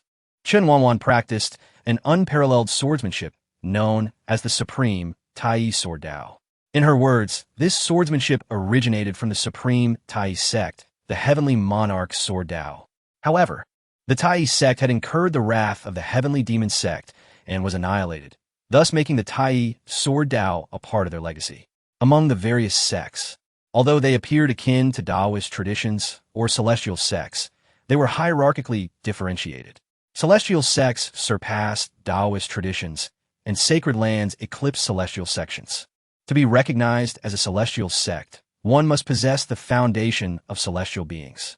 A sacred land requires at least the means and foundation to transcend tribulations. In Lin Xiyue's perspective, annihilating a mere Tai sect was as effortless as crushing an ant. The Tai Sword Dao was indeed extraordinary, especially its final technique, the Tai Splitting Light Sword, which could instantly transform into countless celestial swords to vanquish foes. Prior to acquiring the Heavenly Gate sword, Chu Feng had cultivated the Wuji sword cannon, a supreme sword technique he had devised over nearly a millennium, achieving the pinnacle of the Nascent Soul realm. After obtaining the Heavenly Gate sword, he integrated it into the Wuji sword cannon, elevating it to the transcendent realm of divine swordsmanship. Nonetheless, the Heavenly Gate sword was ultimately a powerful celestial-level spell, and while its might was immense, it did not significantly enhance the Wuji sword Dao.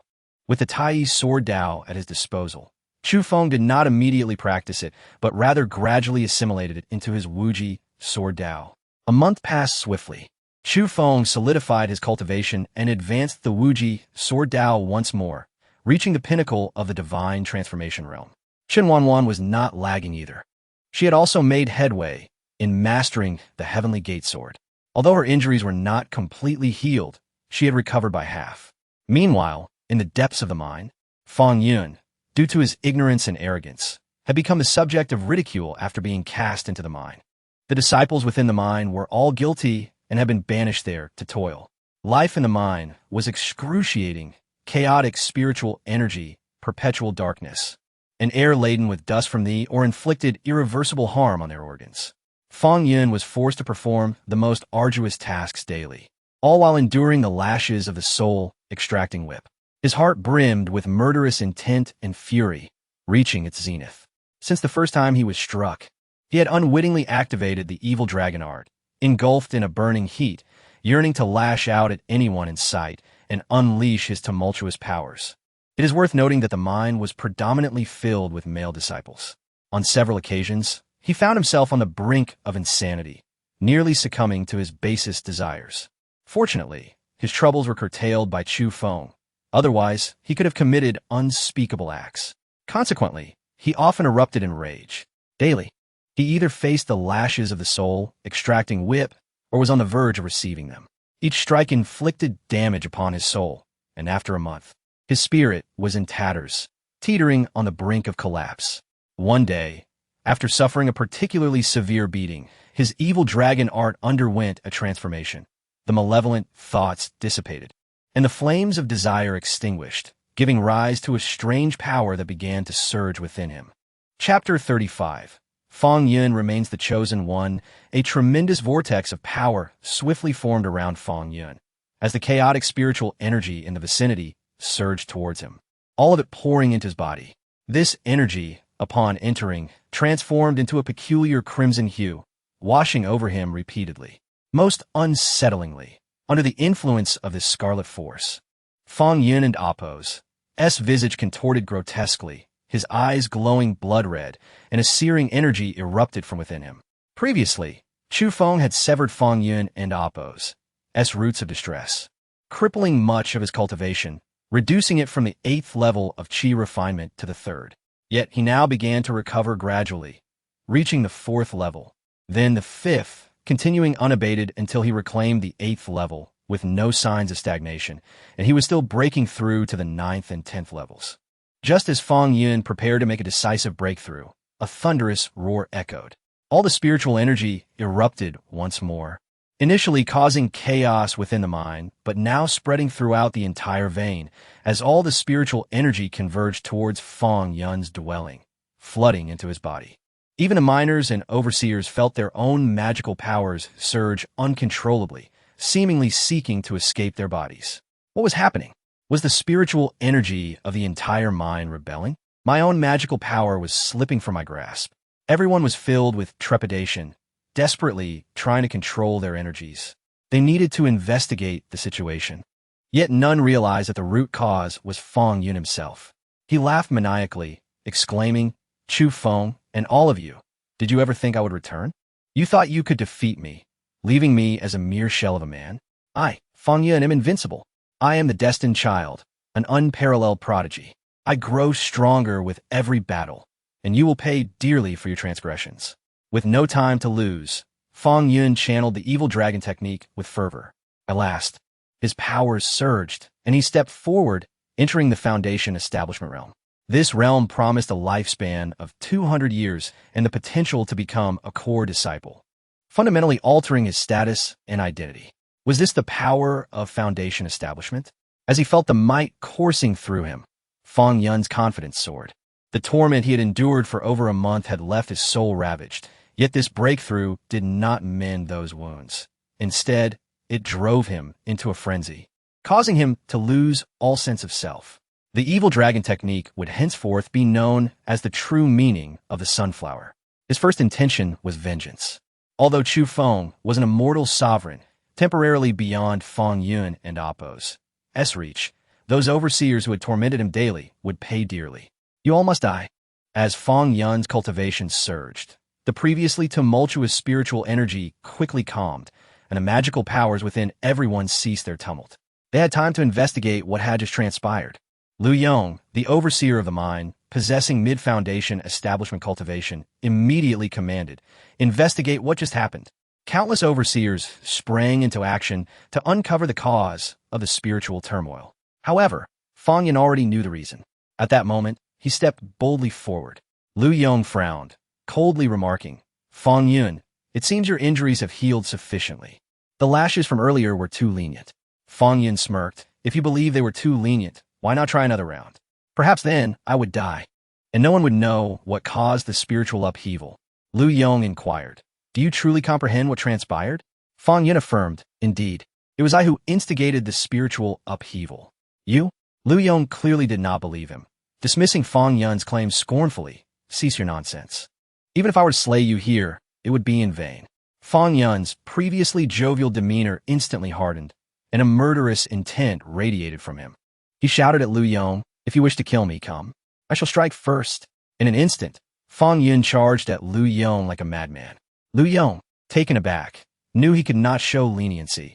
He conjured a celestial sword and aimed it at Fang Yun. Just as the blade was about to strike Fang Yun, he transformed into a wisp of red mist, vanishing from sight. The next moment, he reappeared behind Lu Yong, launching an attack. Lu Yong was taken aback, refusing to underestimate him, and immediately unleashed the Taixuan sword technique against Fang Yun. It must be noted that the Taixuan sword technique was the preferred choice among Foundation establishment disciples and one of the most potent sword arts of the Taixuan sect. With one wielding formidable swordsmanship and the other employing unpredictable techniques, neither could gain the upper hand. The surrounding disciples were equally astonished. If their memories served them correctly, Fang Yun had only recently reached the 3rd level of qi refinement. Now, he was battling Lu Yong with such ferocity, clearly indicating he had entered the Foundation establishment realm. How could this be? Was the recent spiritual upheaval truly his doing? Or was the person before them not Fang Yun, but a host who had been possessed by another? However, the immediate concern was to subdue Fang Yun. Lu Yong's sword intent intensified, yet he was horrified to discover that Fang Yun had grown even stronger. Gradually mastering his true meaning of the sunflower, Fang Yun began to unveil various techniques. The true meaning of the sunflower was characterized first by speed and then by an uncanny unpredictability, transforming into a mist of sunflower blood. He could evade most attacks while simultaneously draining the magical power from his opponents. As the battle wore on, Lu Yong could feel his magical power depleting at an alarming rate, tenfold compared to usual encounters, until he was soon exhausted and the power of his techniques diminished. Seizing the opportunity, Fang Yun struck Lu Yong, sending him hurtling away. Fang Yun, now consumed by madness, chuckled darkly. Did you not wish to kill me? Very well. I shall grant you that wish. Let us see who truly meets their end first. Before Lu Yong could react, he found himself engulfed in a fiery torment. His visage twisted beyond recognition, meeting a tragic end. Chapter 36. The Ancient Blood Cavern next. Is your turn. All must perish. Ha ha. Fang Yun laughed maniacally as he charged at the other supervising disciples. These overseers were no match for Fang Yun, their cultivation merely at the qi refinement stage, and thus commenced a massacre. In less than the time it takes to brew a cup of tea, every disciple present fell, none escaping, blood staining the ground, their corpses left unrecognizable. Gazing at the sea of bodies, Fang Yun succumbed to a deeper madness. His eyes fell upon those punished disciples. If they were to die, let be in perfect order. Soon the entire mine was devoid of life. As he prepared to leave, he collapsed the entire cavern, the resounding crash inevitably alarming the Taixuan Dao Sect. Though Fang Yun had gone mad, he understood that he could not linger. With a flash, he vanished from the scene. In the next moment, he found himself beneath the lonely mountain. Looking up at the mountain, a previously unseen madness flickered in his eyes. He unleashed a laugh akin to that of a demon. Chu Feng.Clad, and you, though you are Yuaniing Xianzuan, Chen Wanwan is not. Why should she be your disciple and not I? I shall kill her, kill her. Fang Yun transformed into a cloud of crimson mist, racing towards the lonely mountain. The massacre within the mine was no trivial matter. It marked the first of its kind for the Taixuan Dao Sect. The news swiftly spread throughout the sect, garnering the utmost attention from sect master Xiang Yuqian, who personally arrived to investigate the cavern. A strange aura, filled with malevolence and searing heat, seemed to threaten to incinerate all. The mine had collapsed, and even the corpses were nowhere to be seen, complicating any inquiry. Xiang Yuqian furrowed his brow, inquiring of a nearby disciple. Can we ascertain who is responsible? The disciple replied, troubled. Sect master, the perpetrator is exceedingly ruthless. Everyone in the mine was killed and buried within. We have no means to investigate. However, I have heard that Elder Chu Feng is adept in a technique called past reemergence, which might unveil the identity of the murderer. Xiang Yutian's brow furrowed tighter. His previous actions had essentially offended Elder Chu Feng. Now, faced with trouble, he had to seek assistance. This was utterly humiliating. No, absolutely not. Xiang Yutian shook his head. Enough. We shall discuss this later. I grant you 3 days to uncover the truth behind this heinous act. If you fail to do so, the sect's laws will apply. Watching Xiang Yutian and Appo's retreating figure, Zhao Shanha felt an overwhelming urge to curse. 3 days? With the entire mind collapsed, how could he investigate? Clearly, if Elder Chu Feng could be enlisted, the culprit could be easily identified. Yet, he was denied that option. Was a rumor of discord between the sect master and Elder Chu Feng true? Alas, who could blame him for being the sect master while he remained merely a disciple? Resigned, he decided to muster the courage to seek Elder Chu Feng's help. Upon Feng Yun's arrival at the Lonely Mountain, Chu Feng immediately sensed his presence and noted his peculiar aura. The system captured the information, detected the child of destiny. Feng Yun has regained opportunity. Cultivation elevated to the initial stage of foundation establishment. Soul mutated, thereby transforming through the evil dragon technique into the true meaning of the sunflower, reaching the level of a major cultivation method. Truly, he was an indomitable force, an embodiment of resilience. Just after being subdued, he had risen again. Now appearing at the Lonely Mountain, was he there to seek vengeance? Was he truly at the initial stage of foundation establishment? Surely he must be mad. Wait, I take that back. With a sweep of his spiritual awareness, Chu Feng swiftly located Feng Yun. Although the Lonely Mountain was small, its overgrown vegetation made concealment relatively easy. At that moment, Feng Yun crouched behind a massive boulder, gripping the head of Spirit Beast, voraciously draining its blood. Feng Yun was bewildered. How had this happened? Just moments ago, he had infiltrated the Lonely Mountain, intending to stealthily enter Chu Feng's dwelling, when an unbearable heat surged within him, as if he were to combust. In that instance, a spirit beast dashed past him. He didn't understand why, but a voice in his mind urged him to absorb the beast's essence, promising relief from the internal heat and a surge of power. Thus, the current scene unfolded. Though astonished, he quickly dismissed it as he felt his strength increasing. Wasn't it merely blood drinking? He could accept that. Chu Feng was filled with contemplation. Feng Yun had resorted to such primal savagery. If the evil dragon technique belonged to a sinister path, then he had completely devolved into a fiend. In light of this, he deemed his existence unnecessary. It was time to reap what had been sown. Just as Chu Feng prepared to act, Zhao Shanha arrived at the entrance, respectfully announcing, "Disciple Zhao Shanha pays respects to the elder. I beseech your guidance." Chu Feng frowned, coldly retorting, "You are fortunate. It seems I can permit you to live a little longer." He then turned and granted permission. "Thank you, elder." Zhao Shanha rejoiced, promptly ascending the mountain. Soon, he stood before Chu Feng, immediately kneeling in reverence. "Disciple Zhao Shanha pays respects to the elder." Chu Feng waved his hand. "Speak, what brings you to me?" Zhao Shanha recounted the events within a mind, hearing that the elder practiced a technique of past reemergence. He sought Chu Feng's assistance to determine who was responsible for the destruction of their mind and the slaughter of their disciples. Chu Feng knew all too well who was behind it. "Feng Yun," he replied. "Do you remember the outer disciple who sought to become my apprentice over a month ago?" Zhao Shanha responded. "The disciple you refer to is Feng Yun, the first eunuch in the cultivation world. Are you suggesting that he is the one who killed those in the mine and caused its ruin? That seems implausible. He is merely an outer disciple." Chu Feng shook his head. "There is nothing implausible about it.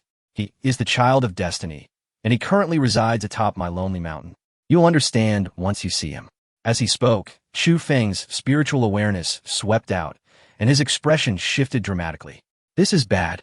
How did he get to the blood cavern?" Zhao Shanha was equally astonished. "Elder, are you saying the blood cavern has been unsealed?" The blood cavern, a drop of tainted blood that fell from the heavenly Dao millions of years ago near the Taixuan Dao Sect, harbors formidable evil power. Should it be unleashed, it would surely wreak havoc across the realm, shrouding the world in blood and transforming all into mindless creatures that consume flesh and blood, akin to zombies. Chapter 37. The beauty in the painting without a moment and Appo's hesitation. Chu Feng vanished from his spot, reappearing at the edge of the blood abyss. This abyss, located behind the solitary mountain, had existed for millions of years. When the Taixuan Dao Sect was established, a significant reason for selecting this site was to suppress the blood abyss. Beyond its confines lay a seal set by formidable emperors, making it impossible for a mere foundation establishment cultivator like Feng Yun or even Chu Feng at his peak to enter. Yet, what seemed impossible soon became a reality. As Chu Feng approached the blood abyss, he immediately invoked a divine technique that allowed him to glimpse the past. A vivid image materialized before him, Feng Yun plunging into the abyss. Having undergone a transformation in his cultivation method, Feng Yun had attained the true essence of the sunflower scripture, breaking through to the foundation establishment stage, rendering him a formidable adversary for Chu Feng. However, he believed he could still outmaneuver Chen Wanwan. Deciding to collect some interest, he infiltrated the solitary mountain. While he was indulging in the fresh blood of spirit beasts, a tantalizing whisper reached his ears. Following the source, he found himself at the blood abyss. Upon seeing it, excitement surged through him, eclipsing any fear, and without a second thought, he leapt into the abyss. Contrary to expectations, Feng Yun was not consumed by the endless tainted blood, nor did he become a mindless zombie. Instead, a tremendous power surged within him, allowing him to break through once more to the mid-foundation establishment stage. His elation knew no bounds as he laughed heartily, proclaiming his superiority over Chu Feng, Chen Wanwan, and all others in the Taixuan Dao Sect. After all, what was a few hundred years of cultivation compared to his newfound opportunity? Given a few hundred years, he vowed to surpass them all and seize their very souls. After a while, Feng Yun's excitement began to settle. He disregarded the power within him and began to explore his surroundings. The ancient blood abyss was awash in crimson, resembling an ocean of blood, its paths intricate and winding. After a few steps, he stumbled upon a stone door, and his heart raced with joy as he hastily opened it. Before him stood a lavish, ancient palace, drenched in an enigmatic crimson hue. Yet the most striking feature was a blood-red coffin at the center, bound by 9 black iron chains. The mere sight of the coffin stirred deep emotions within him, compelling him to approach. Grasping the chains, he attempted to shatter them, but despite his efforts, they remained immovable. In that moment of desperation, a blood-red, long sword materialized before him. Seizing it, he struck fiercely at the chains. With several resounding clangs, the chains were severed, and the coffin crashed to the ground with a thunderous noise. This reverberation jolted the previously dazed Feng Yun into clarity, and terror washed over him as he gazed at the coffin, dropping the long sword in fright. As he turned to flee the palace, the coffin erupted with a thunderous sound, and its lid flew open. A figure cloaked in red emerged, a breathtaking beauty radiating an aura of coldness and allure, captivating all who beheld her. If Chen Wanwan was a sorceress, this woman was a devilish enchantress. The red-clad figure soared into the air, her eyes snapping open as they fixed upon Feng Yun. With a mere wave of her hand, he felt as if ensnared, drawn helplessly toward her, his pleas for mercy spilling forth. "Spare me. I do not wish to die. Fear not, for death is not yet your fate," came a mocking voice from behind him, and before he could comprehend, he felt a sharp pain in his cheek. His body suspended in midair. To his shock, he discovered he was being choked by none other than Chu Feng, the very one who had severed his ties to his former self. As for the alluring woman, she was merely a figment of his imagination, and the chains binding the coffin did not exist. Instead, there was a painting within the hall, depicting a stunning woman in red. This revelation dawned on him. Everything he had experienced was but an illusion. Before he could fully grasp the situation, Chu Feng's voice rang out once more. "But now, you shall meet your end." "No, he barely managed to utter before Chu Feng snapped his neck, killing him instantly. The son of destiny, he could nurture his own crops for harvest, but he could not become a malevolent force. At that moment, Feng Yun had become a fiend, practicing the sunflower scripture and consuming the essence of living beings. While he was presently feeding on the blood of spirit beasts, it did not preclude him from one day consuming human blood. Notification: host has slain the son of destiny, Feng Yun, earning 800,000 fortune points and the following rewards. Reward 1. Acquisition of the celestial grade divine technique, art of transformation. Reward 2. 1 soul gold pearl. Reward 3. one longevity pill. This was hardly satisfactory to Chu Feng. The only worthwhile reward was the art of transformation. Though it was a remnant of the supreme divine technique of the Jinwu lineage, capable of traversing 300,000 kilometers in an instant. Although its current iteration could not compare to that of its original form, it could still cover vast distances swiftly. If mastered, he could traverse the entirety of Sword State in the blink of an eye. The Soul Gold Pearl would enhance his spiritual power, aiding in his breakthrough to the next realm. The longevity pill would extend his lifespan by a century, handy if he had not yet reached the God transformation stage and was on the brink of death. However, at his current peak, with a lifespan of 3,000 years, it was merely a trivial enhancement. Yet now was not the time for such considerations, as he had more pressing matters at hand, namely, the painting before him. When Feng Yun entered the ancient blood abyss, Chu Feng had followed, initially believing he had no means to intervene. To his surprise, the system provided a way for him to enter. Upon discovering the palace, he witnessed Feng Yun behaving like a madman, shouting in despair, and seized him by the throat, inadvertently pulling him from his illusion. In the end, death awaited either way. It merely depended on whose hand dealt the final blow. Chapter 38. Who is Yun Yang? It is alarming. A peculiar soul lures. Chu Feng, being at the pinnacle of the transformation realm, and having cultivated the great compassionate verse of heaven and earth, has significantly fortified his soul. Thus, when the painting once again unleashed its soul allure, he sensed it immediately. This was an attempt to draw him into an illusion. Chu Feng was taken aback and hurried to defend himself. However, it was evident that, despite his formidable cultivation, even his enhanced soul could not withstand this overwhelming soul temptation. As he teetered on the brink of succumbing to the illusion, he suddenly recalled the reward for slaying Feng Yun, the Soul Gold Pearl. Without a moment's hesitation, he swallowed it whole. As the elixir entered his body, it transformed into a warm current that surged deep into his soul, awakening it just as it was about to be ensnared by the illusion. Realizing the danger posed by the painting, he promptly turned and fled. Only after leaving the blood cave did he breathe a sigh of relief, internally exclaiming how perilous the situation had been. The painting of the beautiful woman was exceedingly strange, reminding him of a rumor he had heard. The figure depicted in the painting, a woman clad in red, was a spirit. Spirits are souls that, unwilling to accept death, utilize supreme powers to seal themselves within a painting, thus continuing to exist in another form. To become a spirit, one must at least reach the transformation realm.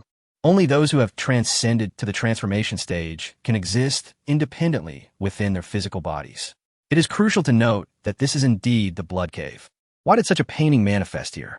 What astonished Chu Feng the most was Feng Yun, who had initially sought vengeance against him, but had instead stumbled upon the ancient blood cave and even entered it. Chu Feng had a growing suspicion that Feng Yun's every move was being orchestrated by the beauty within the painting. The child of destiny. Although manipulated, the thought was terrifying. Regardless, with his current cultivation, he could not contend with the beauty in the painting. He resolved to avoid any confrontation with her identity, whatever it may be. Upon returning to his quarters, Chu Feng refrained from sleeping immediately. Instead, he focused on replenishing his energy. Yet, the moment he closed his eyes, he succumbed to slumber. He was unaware of how long he had slept until he was abruptly awakened, only to discover a red-clad beauty nestled in his arms.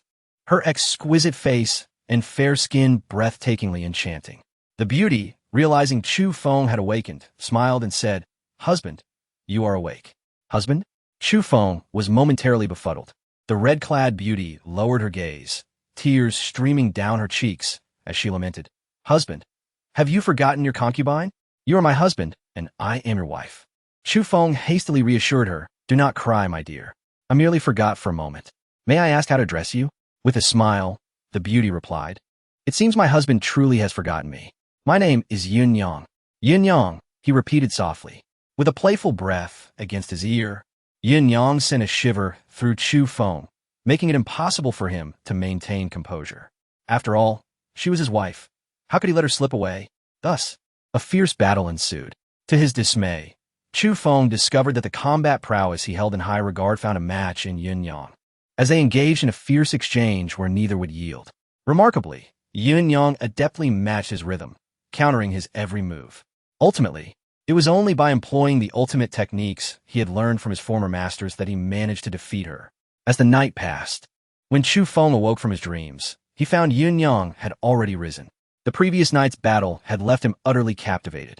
Unlike encounters with Lin Xiyue or Lu Linglong, where he had to restrain himself for fear of injuring them, Yun Yang allowed him to fully unleash himself.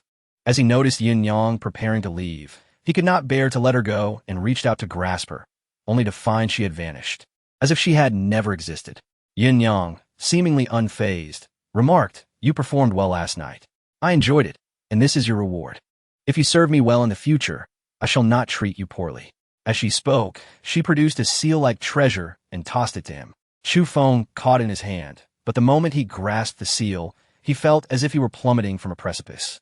Alarmed, he immediately focused his energy, springing upright from the bed. Gazing around his surroundings, Chu Feng's expression changed dramatically. Was it true he had been trapped in an illusion?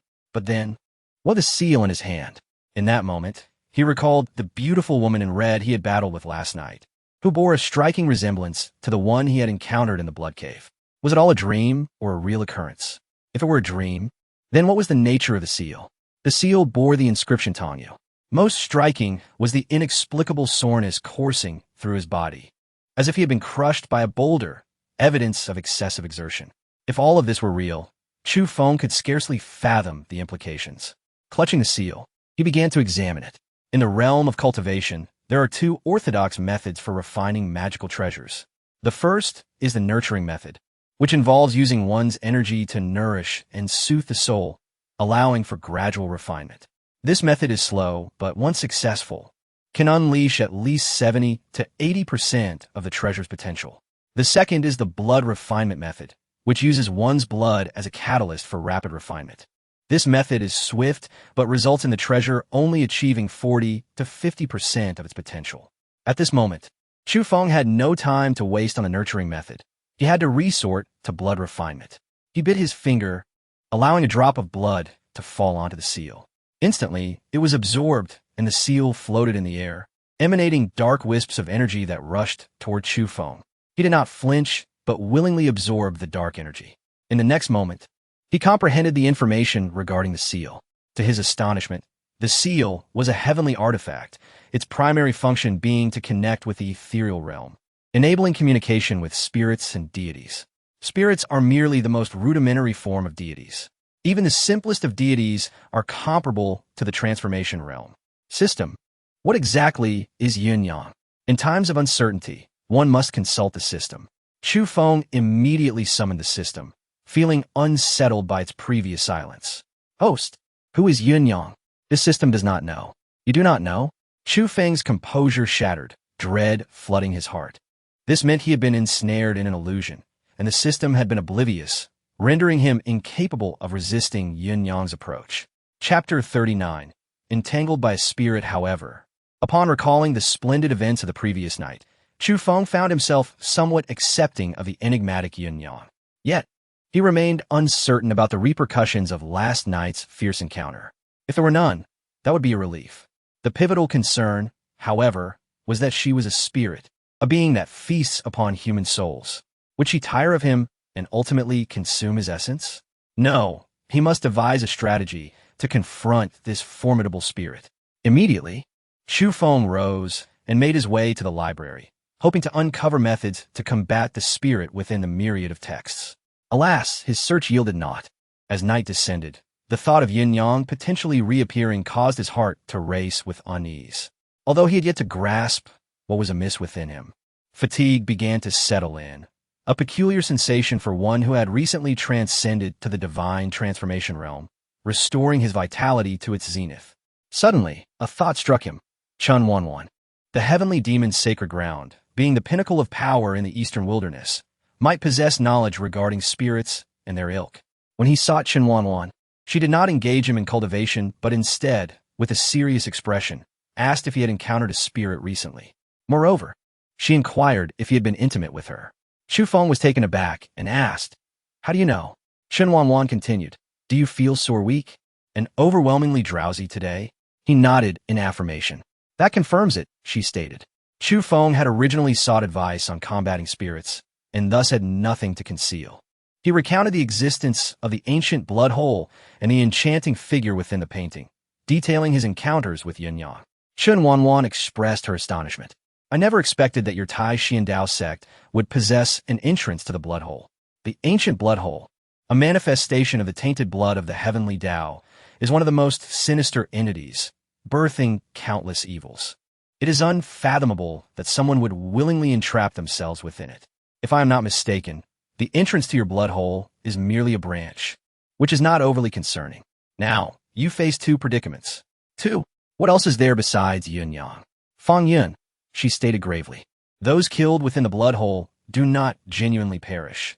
Instead, they are resurrected by the blood hole, transforming into blood sea beings with significantly enhanced power. Chu Feng was left speechless, realizing that Fang Yun was indeed a tenacious foe. System, is Fang Yun truly alive?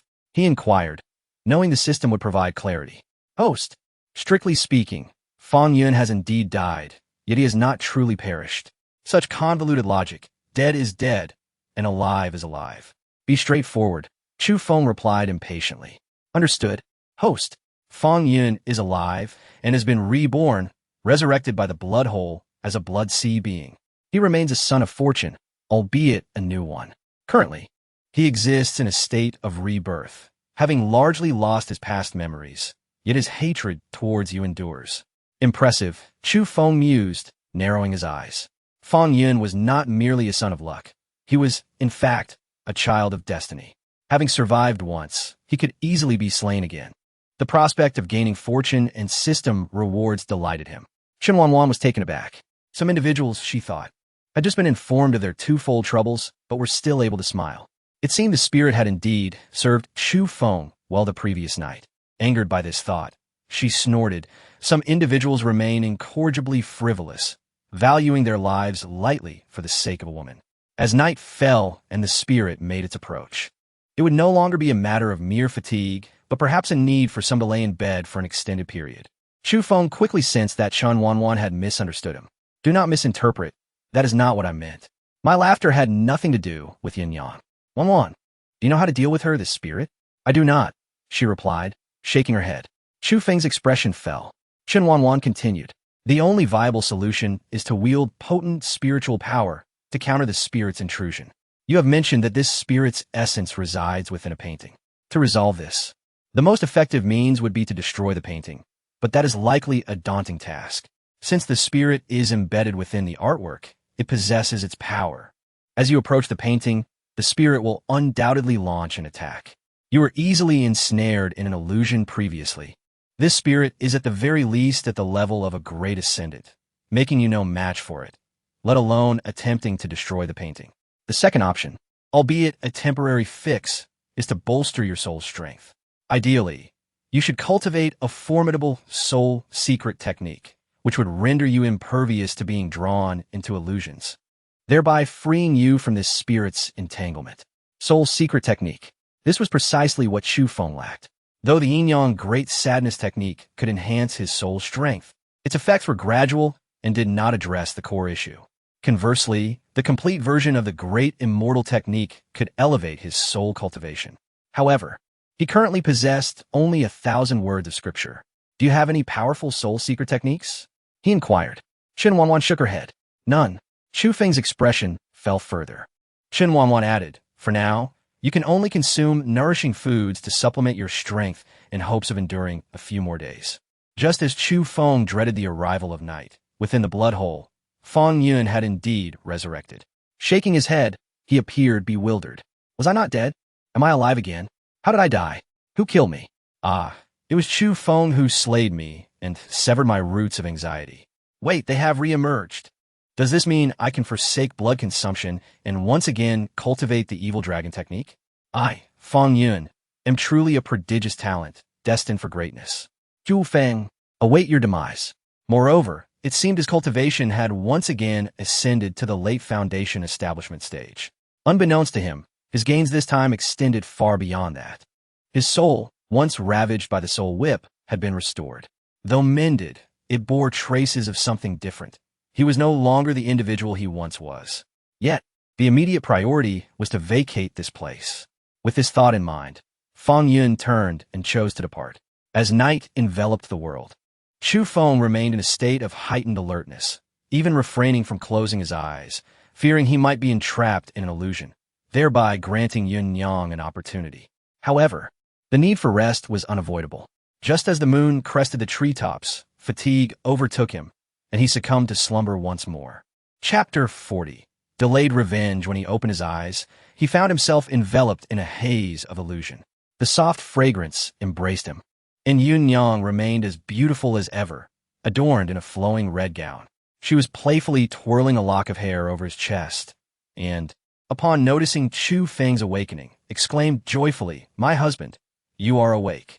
Chu Feng's expression shifted drastically. He leapt up, his demeanor instantly wary as he addressed Yun Yang. "Do not come any closer." Yun Yang's countenance faltered, her eyes shimmering with a sorrowful allure as she replied, "Husband, what are you doing? Do you no longer wish for me? Have I done something to anger you?" Taking a deep breath, Chu Feng said, "Yun Yang, you are a spirit, are you not? Do not deceive me. I am aware of the truth. There is a painting in the blood cave, and the beauty depicted must be you." Yun Yang nodded earnestly. "Husband, you know the truth. Please allow me to explain. I never intended to deceive you." Chu Feng replied, "Very well. I am eager to hear your explanation. You are a spirit, and I am but a mortal. If I recall correctly, spirits draw power from the souls of living beings. After our battle that lasted the entire night, I awoke with aching limbs and a weary soul. Should I remain in your presence, I fear that I may struggle to even rise from my bed the following day."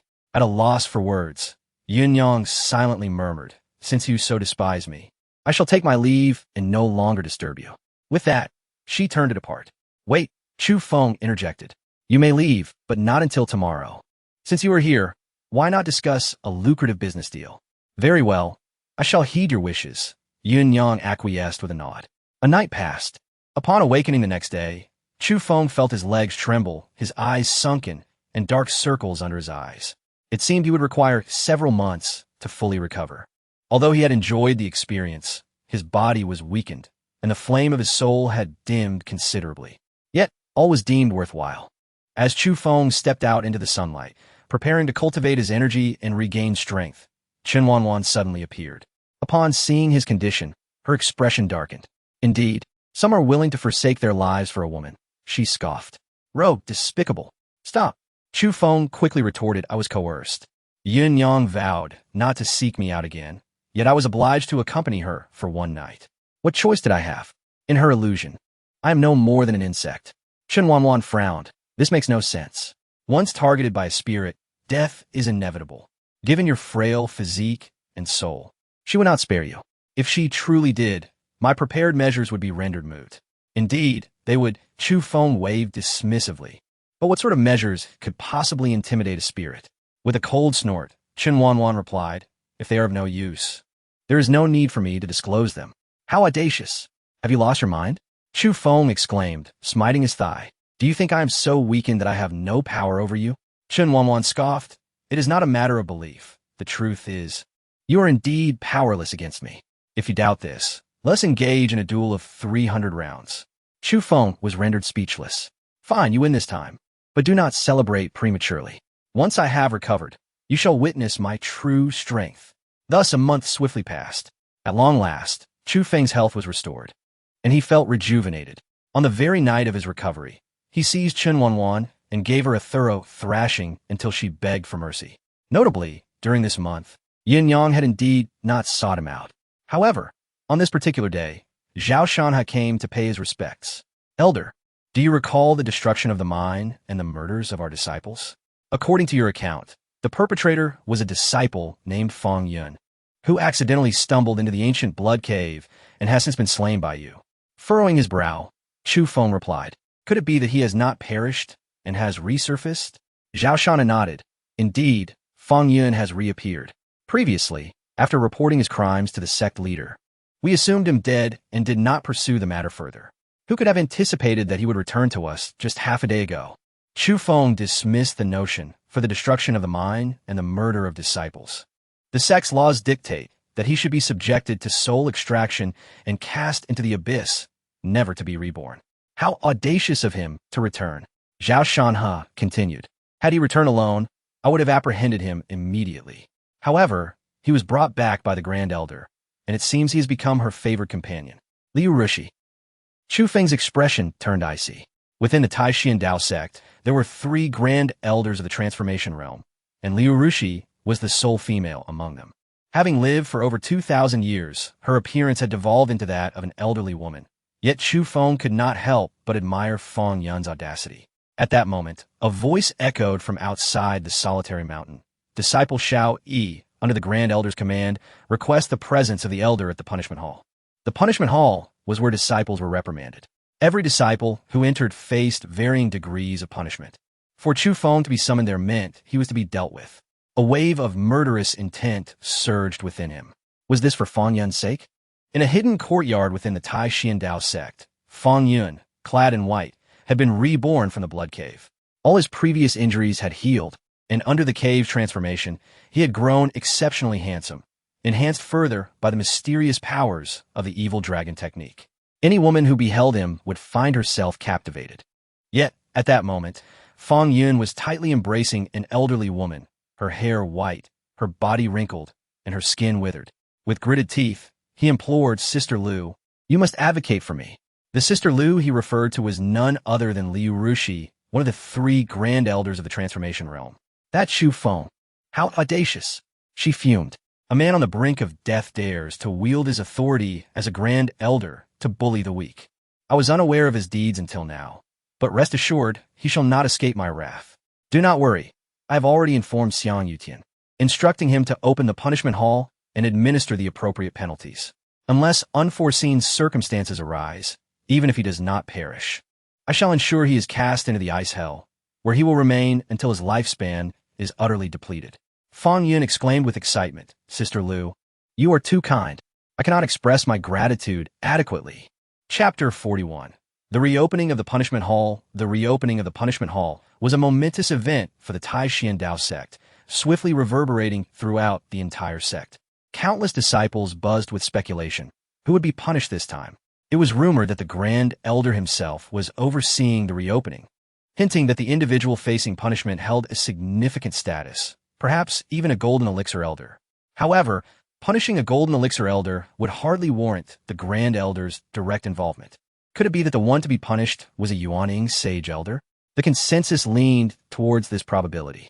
The already lively Taixuan Dao Sect descended into chaos, with numerous disciples gathering outside the punishment hall, eager to witness the unfolding events. Inside the hall, in an effort to punish Chu Feng, Liu Rushi had exerted considerable effort. Primarily, it was Fang Yun's attentive service that made her comfortable, as she sought to vent her frustrations for her beloved while also eliciting a smile from him. It was a trivial matter for her. As one of the 3 Grand Elders of Transformation, her actions drew considerable attention, particularly as she intended to discipline a Yuaning Elder. The presence of 3 Transformation Ancestors, alongside 4 Yuaning Elders, Sect Master Xiang Yutian, and over a dozen Golden Elixir Elders, only heightened the atmosphere. Among them was Xiang Yutian, who had previously sought to curry favor with Chu Feng. As Liu Rushi entered with Fang Yun, the onlookers furrowed their brows, exchanging glances filled with unspoken sentiments. Fang Yun, a mere late-stage Foundation Establishment disciple, was attending such a high-level meeting for the first time. Clutching Liu Rushi's hand, he beamed with excitement, repeatedly exclaiming, "Sister Liu, these are the powerhouses of our Taixuan Dao Sect. Who would have thought I, Fang Yun, would have the honor to participate in such a gathering?" With a dismissive expression, Liu Rushi replied, "As long as you serve me well, I shall frequently bring you along in the future." Fang Yun, brimming with enthusiasm, responded, "Thank you, Sister Liu. You are too kind. Do you think I could become an elder of the Taixuan Dao Sect? I fear that if Chu Feng is punished and seeks revenge upon my release, being merely a core disciple, he could easily crush me like an ant. If I were an elder, he would think twice before acting against me." Liu Rushi nodded. "You make a valid point. Typically, only those of Golden Elixir status can become elders, but with my influence, your position is secure. Should anyone dispute this, let them come to me." "Thank you, Sister Liu," Fang Yun exclaimed. "I will serve you diligently." Liu Rushi smiled. "Tonight, we shall test the steel wool." Fang Yun's expression shifted for a moment, but he quickly regained his composure.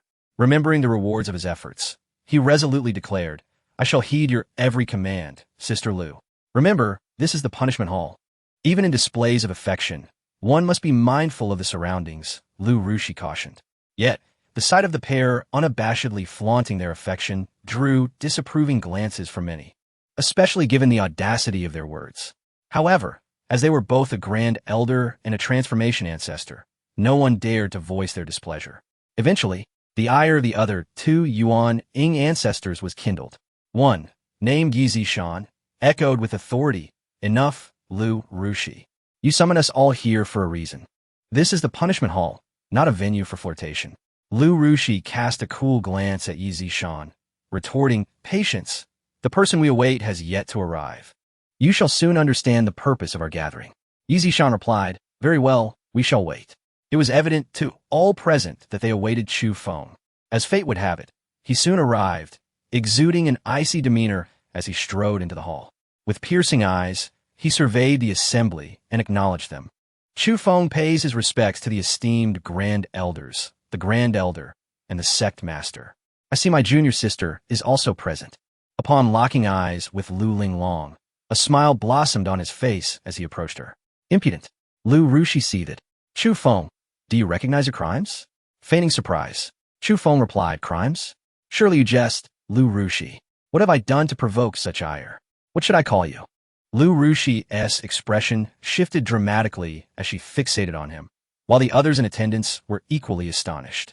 A Yuaning elder daring to address a transformation ancestor by name was tantamount to courting death, or at the very least, a blatant act of insubordination. Yet, there were exceptions, such as Yi Zishan, who wore a gloating expression. Chu Feng enunciated each word deliberately. "Lu Rushi, do you not go by that name? Or have I erred? Pray tell, what should I call you? Or is it that you cannot resist the allure of keeping a young man as a pet?"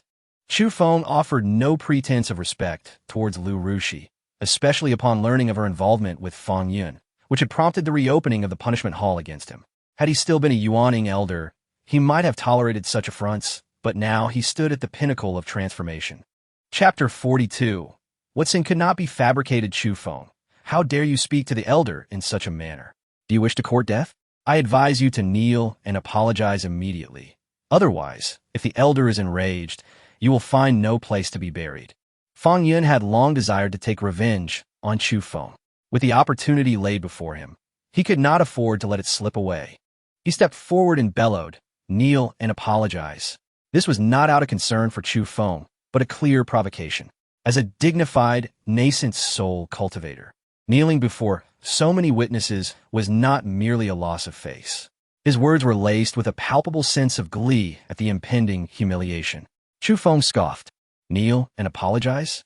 I think not. I merely wish to ask the elder one question. What sin have I, Chu Feng, committed?" Lu Rushi retorted angrily. "You dare to ask what sin?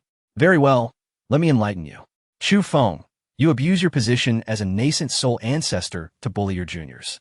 Do you not acknowledge your crimes? Which disciple have I bullied? Point them out, so I may see." Chu Feng interrupted disdainfully. "Of course it is Fang Yun, the core disciple of our Taixuan Dao Sect. You cannot deny that you have not wronged him. I have investigated thoroughly and discovered that you, in a fit of madness, severed his root of troubles. Had it not been for a fortunate encounter that allowed it to regrow, he would have been utterly crippled by now. Fang Yun, you are the victim. Come forth and tell everyone if this is true. Do not be afraid. Lu Rushi will stand up for you today." Fang Yun complied, tears streaming down his face as he accused Chu Feng, painting him as a villain of the highest order. Even the onlookers could not help but frown at the theatrical display. Lu Rushi exuded an aura of lethal intent, locking her gaze onto Chu Feng. Her voice icy. "Chu Feng, what do you have to say for yourself? As a nascent soul ancestor, to bully your juniors is a grave sin that deserves punishment. Will you not confess?" Chu Feng coldly replied, "Have you finished? If so, it is my turn to speak." Lu Rushi replied, "Very well. Let us hear what you have to say." Chu Feng pointed at Fang Yun. "Do you know why I severed his root of troubles? First, he provoked me. A mere outer disciple with mediocre talent, who has been in the sect for less than half a year, dares to claim he wishes to become my disciple. When I refused, he knelt at the foot of the mountain, insisting he would care for me in my old age. Is that not a curse upon my life? But you cannot castrate me." Fang Yun shouted, his face contorted with rage. Chu Feng dismissed him with a wave, and then there is the second point. Fang Yun, since you joined the sect, have you not been seducing women for dual cultivation? Fang Yun faltered, a flicker of panic crossing his eyes, but he quickly regained his composure. Upon reflection, he realized that since joining the Taixuan Dao Sect, he had not fully unleashed the evil dragon technique. Although he had practiced it, he had not gone so far as to cause any deaths. Even so, we are merely indulging in mutual affection. Is there a fault in that? Fang Yun retorted. Look at you, Chu Feng. You two have taken a wife who has only been in the sect for a year. Chu Feng sneered. Mutual affection, indeed. But what are your practice of the evil dragon technique? At the mention of the evil dragon technique, the countenance of everyone present shifted dramatically. They all understood the implications of such a practice, an art that siphoned life from women, a method that was both coveted and reviled by men. To practice the evil dragon technique was to turn all women into mere playthings, subjecting them to torment until death. Those who were aware of anyone practicing it would be executed without exception. Fang Yun, fully aware of the gravity of the situation, hastily shook his head and pleaded with Lu Rushi. Sister Lu, he speaks nonsense. I have never practiced the evil dragon technique. You must protect me. Lu Rushi gently reassured him. Do not worry. Sister Lu will ensure that no one wrongs you. Fang Yun nodded earnestly. I knew Sister Lu would look out for me. Witnessing their antics, Chu Feng could no longer contain himself. He shivered slightly. Ladies, do mind the occasion. Your display is truly repulsive. Who dares? Lu Rushi erupted with a fearsome aura. Chu Feng retorted, whether they dare or not is irrelevant. What matters is that we are now accusing Fang Yun of practicing the evil dragon technique. Lu Rushi replied, very well. If you claim Fang Yun is practicing the evil dragon technique, do you have any evidence? Without evidence, you are merely slandering him, which is a crime in itself. Chu Feng chuckled, you seek evidence? I shall provide it. A simple infusion of my power into him will surely awaken the evil dragon technique within him. With that, he lunged towards Fang Yun. Fang Yun's face drained of color. If his practice of the evil dragon technique were exposed, it would mean certain death. He quickly retreated behind Lu Rushi, exclaiming, Sister Lu, his demand for evidence is nothing but a ruse to kill me. Do not let him near me. Lu Rushi glared at Chu Feng, reprimanding him. Chu Feng, do you still resist? Not only have you bullied your juniors and harmed your peers, but your attitude towards me, a fellow Nascent Soul elder, warrants punishment. I had hoped you would confess willingly for leniency, but since you refuse, do not blame me for being unmerciful. I hereby announce that Chu Feng shall be cast into the ice prison. He will remain there until he reflects upon his misdeeds. I trust none of you present object? I object. Chu Feng interrupted Lu Rushi, declaring, what sin could be fabricated without justification? Lu Rushi, you have a point. Abusing your status as a transformation ancestor to bully juniors and heed only one side must indeed be punished. Do you not remember the recent incident when the mine was destroyed and hundreds of disciples were slaughtered? The true culprit is none other than Fang Yun. Chu Feng, do you still claim you did not frame him? Lu Rushi scoffed. Fang Yun is merely a foundation establishment cultivator. How could he possibly have killed hundreds of disciples? You could have confessed and faced the consequences, but now do not blame me for my lack of mercy. Lu Rushi launched an attack towards Chu Feng. Her powerful strike aimed to crush him. Chu Feng had long awaited this moment. So you wish to make a move? Very well. I shall indulge you. In an instant, Chu Feng unleashed a tremendous force, retaliating against Lu Rushi's assault. Chapter 43. I will prove it to you. Chu Feng had long desired to take action against Lu Rushi. For the sake of a male favorite, she had distorted the truth and attempted to take his life. Did she truly believe that no one could rival her? Or had she simply lived too long and no longer wished to continue? If that were the case, then he would oblige her. With the power of the dragon seizing 99 palms, a single golden dragon unleashed by Chu Feng would suffice to subdue Lu Rushi. Lu Rushi, in the late stages of the transformation realm, indeed possessed the confidence to look down upon Yi Zishan and Zhao Ping, acting as if she were untouchable. When Chu Feng made his move, he astonished everyone present. The power of the primordial spirit. You have broken through to the transformation realm. Lu Rushi exclaimed in shock. The transformation realm was the true anchor of the Taixuan Dao Sect, commanding respect even from the sect leader, Xiang Yutian.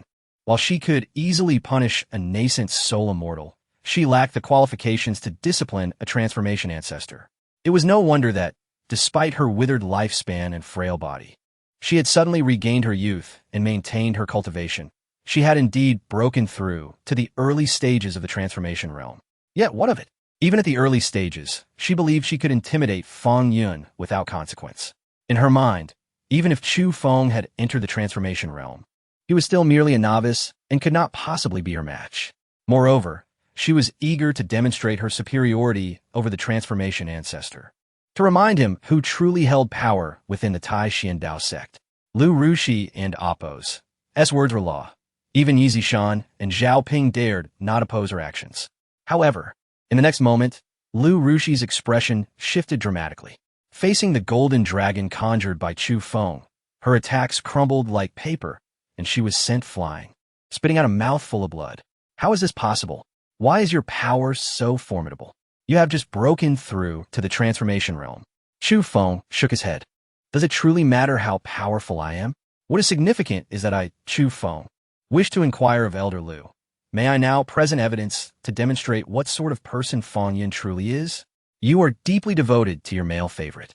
With just a few words, you can act with impunity and even attempt to kill me. Who gave you the audacity? Lu Rushi, with your strength, I could extinguish you as easily as crushing an ant. Do you believe that? A powerful aura erupted from Chu Feng, sweeping toward Lu Rushi like a tempest. At that moment, she resembled a solitary boat adrift in an ocean, on the verge of destruction, with no chance for resistance.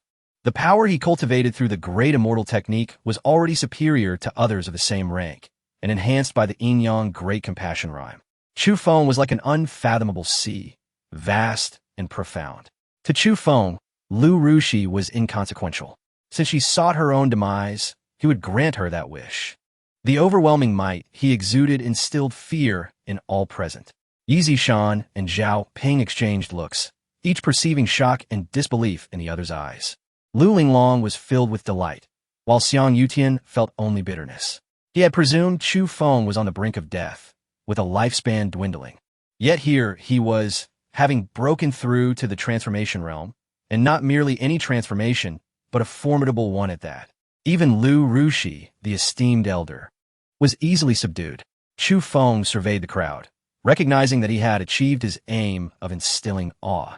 He coldly remarked, I trust there are no objections to my words among you all? None, came the subdued reply. I never expected Elder Chu Feng to be a transformation ancestor.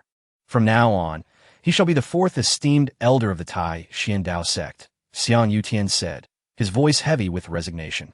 Chu Feng cast a frosty glance at Xiang Yutian and stated, Very well. Let us continue discussing Feng Yun. Lu Rushi, you wish for me to prove whether Feng Yun practiced the evil dragon technique. I shall demonstrate it now. Moreover, I can responsibly inform you that Feng Yun has not only cultivated the evil dragon technique, but, strictly speaking, he is no longer human, but rather a creature of the blood sea. From the moment Chu Feng laid eyes on Feng Yun, the system had provided a prompt. Detected the child of fate, Feng Yun, a creature of the blood sea, transformed by the blood hole, restored to vigor, retaining the true essence of the sunflower and capable of recultivating the evil dragon technique. His individual combat prowess far exceeds that of his peers, and due to the transformation, his soul has become increasingly malevolent, willing to resort to any means to achieve his goals.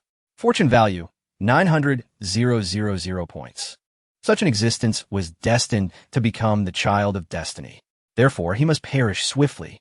As soon as the words left his mouth, Chu Feng pointed at Feng Yun. At this moment, as Feng Yun revealed his true power, no one dared to intervene, not even Lu Rushi. Although she held a favorable view of Feng Yun, even indulging him, she understood the gravity of the situation. She could not gamble on whether Chu Feng would truly spare her life. At that instant, Chu Feng was like a sword suspended above her head, ready to fall at any moment. As he pointed, Feng Yun underwent a tremendous transformation. Countless red threads appeared on his skin, writhing like worms within him. Feng Yun emitted a cry of agony, contorting in pain as if being torn apart. This torment persisted for what felt like an eternity. Feng Yun then transformed again. His limbs grew larger and longer, claws extended, Wings sprouted from his back, and his head enlarged, revealing rows of sharp teeth, as if he were about to rend flesh from bone. Soon, a creature of the blood sea emerged before the crowd, emanating a terrifying and cruel laughter. Chu Feng, I will kill you. You shall die. Fang Yun, now a creature of the blood sea, unleashed a furious roar and lunged at Chu Feng.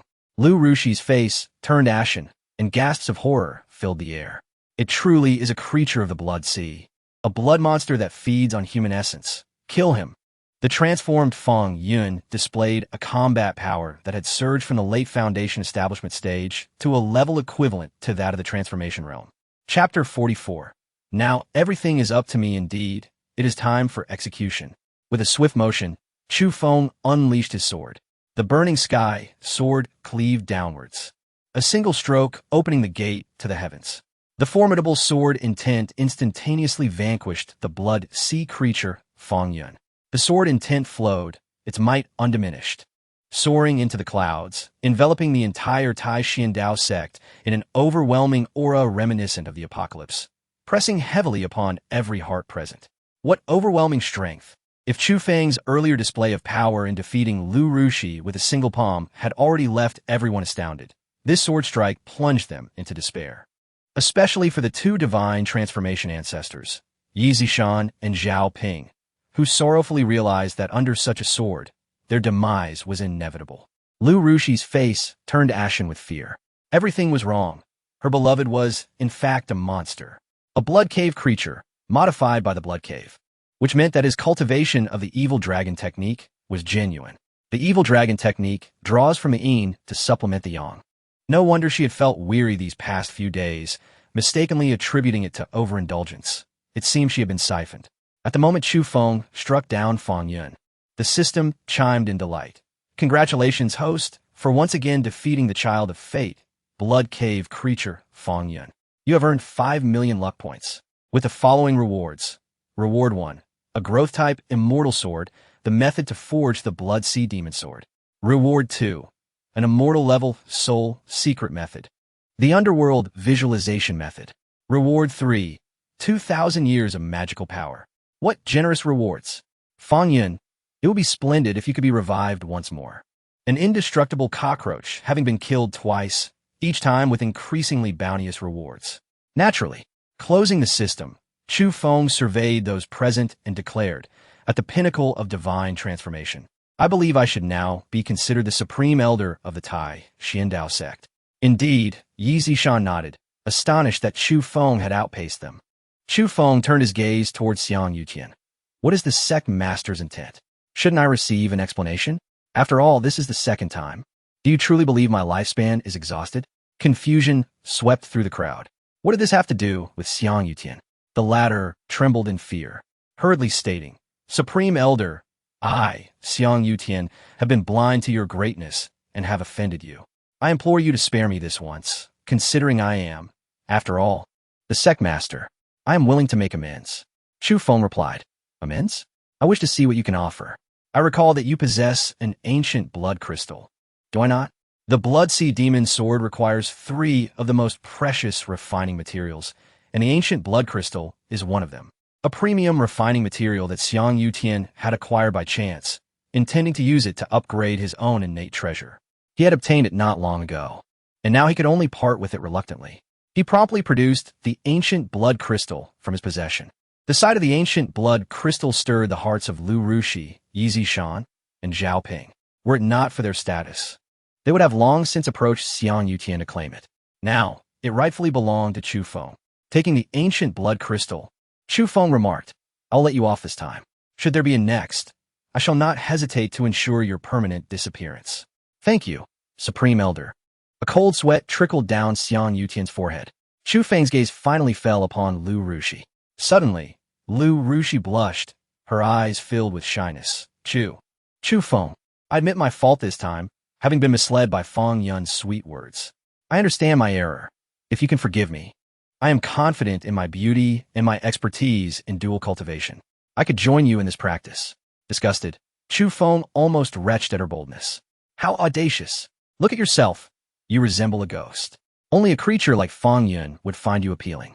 If I were to engage in dual cultivation, it would be with someone as exquisite as my junior sister Ling Long, the most beautiful in the Taixuan Dao Sect. You call me ugly? Lu Rushi screeched, completely disregarding Chu Feng and Appo's. As formidable presence, her mind fixated on one thought. He could kill her, but he could not insult her appearance.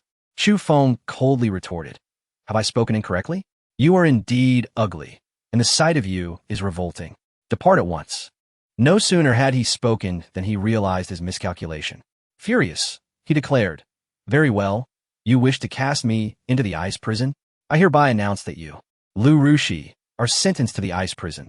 I trust no one here will object?" "None," they echoed. Lu Rushi ought to be punished in the ice prison. Who would dare object?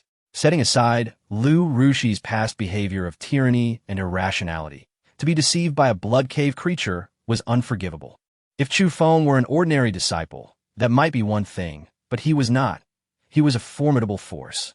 Linglong Peak. After the matter in the punishment hall, Chu Feng followed Lu Linglong to Linglong Peak, heading straight for her private chamber. This scene was all too familiar to Chu Feng, who felt no surprise. Even the disciples of Linglong Peak smiled knowingly, aware of his intentions. "Oh, Yanran is also here." Chu Feng beamed with delight. One person was insufficient. Having another made all the difference. By the way, South Palace Yanran had previously taken the initiative to become my partner, and her conquest value was an impressive 90. As for Lu Linglong, we had fought numerous times before, and our score had remained at 89, but now, knowing my strength has reached the pinnacle of divine transformation, it has finally risen to 92. Regrettably, such a high conquest value had yet to culminate in a proper clash. Now that she was here, how could Chu Feng let this opportunity slip away? Wonderful. How about we find a place to spar? I and Appo's. We've been eager for this for quite some time. South Palace Yanran smiled. "Husband, be patient. Ling Long is still here." Chu Feng replied with a grin. "Of course, we shall all partake. Did Ling Long not inform you that my combat prowess is formidable? You may not be able to handle me alone." South Palace Yanran's eyes sparkled. "Then I must ensure we have a serious battle. Ling Long, may I borrow a location?" Lu Linglong rolled her eyes in exasperation. "No. If you wish to fight, find your own place. Do not impose on mine." South Palace Yanran laughed as she approached Lu Linglong, embracing her. "Linglong, we are the best of friends." Chapter 45. The request for a divorce. As Lu Linglong was about to voice her thoughts, Chu Feng strode over, lifting her effortlessly into his embrace. "Ah, so you dare to refuse? Let me show you how to properly handle such defiance." A fierce battle ensued, lasting a full day and night. Ultimately, Chu Feng emerged victorious over the two women, with the blessing of the great sadness of heaven and earth. All three of them reaped significant benefits, especially Nangong Yanran. For the first time in her life, she experienced immense gains. As she absorbed her newfound powers, she was utterly astonished and embraced Chu Feng, exclaiming, "Husband, how could you possess such remarkable skills? If I had known, I would never have let you slip away." Chu Feng smiled and replied, "It's never too late to cultivate now." "Indeed," Nangong Yanran affirmed, "I have made a momentous decision. I shall not leave." What a fortunate turn of events. Chu Feng.Clad her titi li. Thus a month passed swiftly. During this time, Chu Feng took up residence on Linglong Peak. Naturally, while engaging in dual cultivation, he did not remain idle. He claimed his rewards, which amounted to 2,000 years of cultivation, propelling his prowess from the pinnacle of the transformation realm to the mid-stage of the integration realm. His previous peak status in the transformation realm was unparalleled within the Taixuan Dao Sect, and now, having reached the integration realm, he could roam freely across the entire sword state. However, in the grand scheme of the Eastern Wilderness, such accomplishments were of little significance. The Dao Sect was merely a second-rate sect, hardly worthy of mention. It was no surprise that Chan Wanwan looked down upon the Taixuan Dao Sect. This time, the defeat of Feng Yun brought substantial rewards, including the Blood Sea Demon Sword, a treasure with growth potential. Due to the existence of the divine grade Burning Heaven Sword, Chu Feng was in no rush to refine it. Moreover, the various materials required for the refinement were numerous, with the ancient blood crystal being the least conspicuous among them. He had no idea where to find items like the Lunar Divine Stone or the Hell Source Stone. One day, while engrossed in his cultivation, Chu Feng was interrupted by a disciple who reported that someone wished to see him, and that the sect master, Xiang Yuqian, was currently in attendance. Chu Feng furrowed his brow and replied, "If they wish to see me, let them come personally. Do they not understand this basic etiquette?" The disciple opened his mouth to respond, but ultimately said nothing and retreated silently. Within the Taixuan Great Hall, a middle-aged man occupied the highest seat, typically reserved for the sect leader during meetings. Xiang Yutian, the sect master of the Taixuan Dao Sect, stood nervously in the hall, fearful of inciting the ire of the man before him. "Please wait, my lord. I have dispatched someone to summon our esteemed elder. He will arrive shortly." The middle-aged man replied, "If I recall correctly, your esteemed elder must be the transformation realm to hold such a position. Yet here stands Chu Feng, still at the transformation realm." He was aware that Chu Feng was originally at the Nascent Soul level. However, he did not regard the transformation realm as a threat. He coldly declared, "I will give you an incense stick's time. If he does not arrive, do not blame me for my wrath. It will be beyond what your Taixuan Dao Sect can bear." Xiang Yutian quickly nodded, "Yes, my lord, please wait." At that moment, the disciple who had gone to inform Chu Feng returned. Xiang Yutian eagerly asked, "Has the elder arrived?" The disciple hesitated and reported, "Sect master." The elder said that anyone wishing to see him must come personally.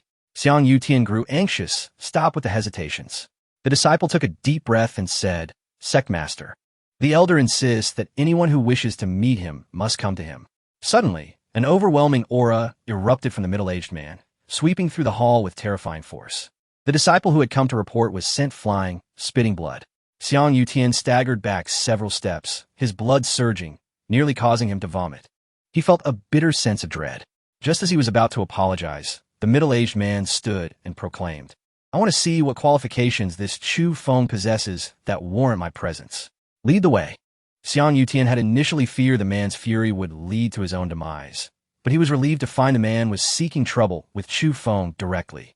"I shall escort you forth, my lord." On Linglong Peak, when Chu Feng saw the sudden appearance of the middle-aged man, an intense feeling of crisis washed over him. Utilizing the infinite divine eye in conjunction with his system, he quickly gleaned information about the man before him.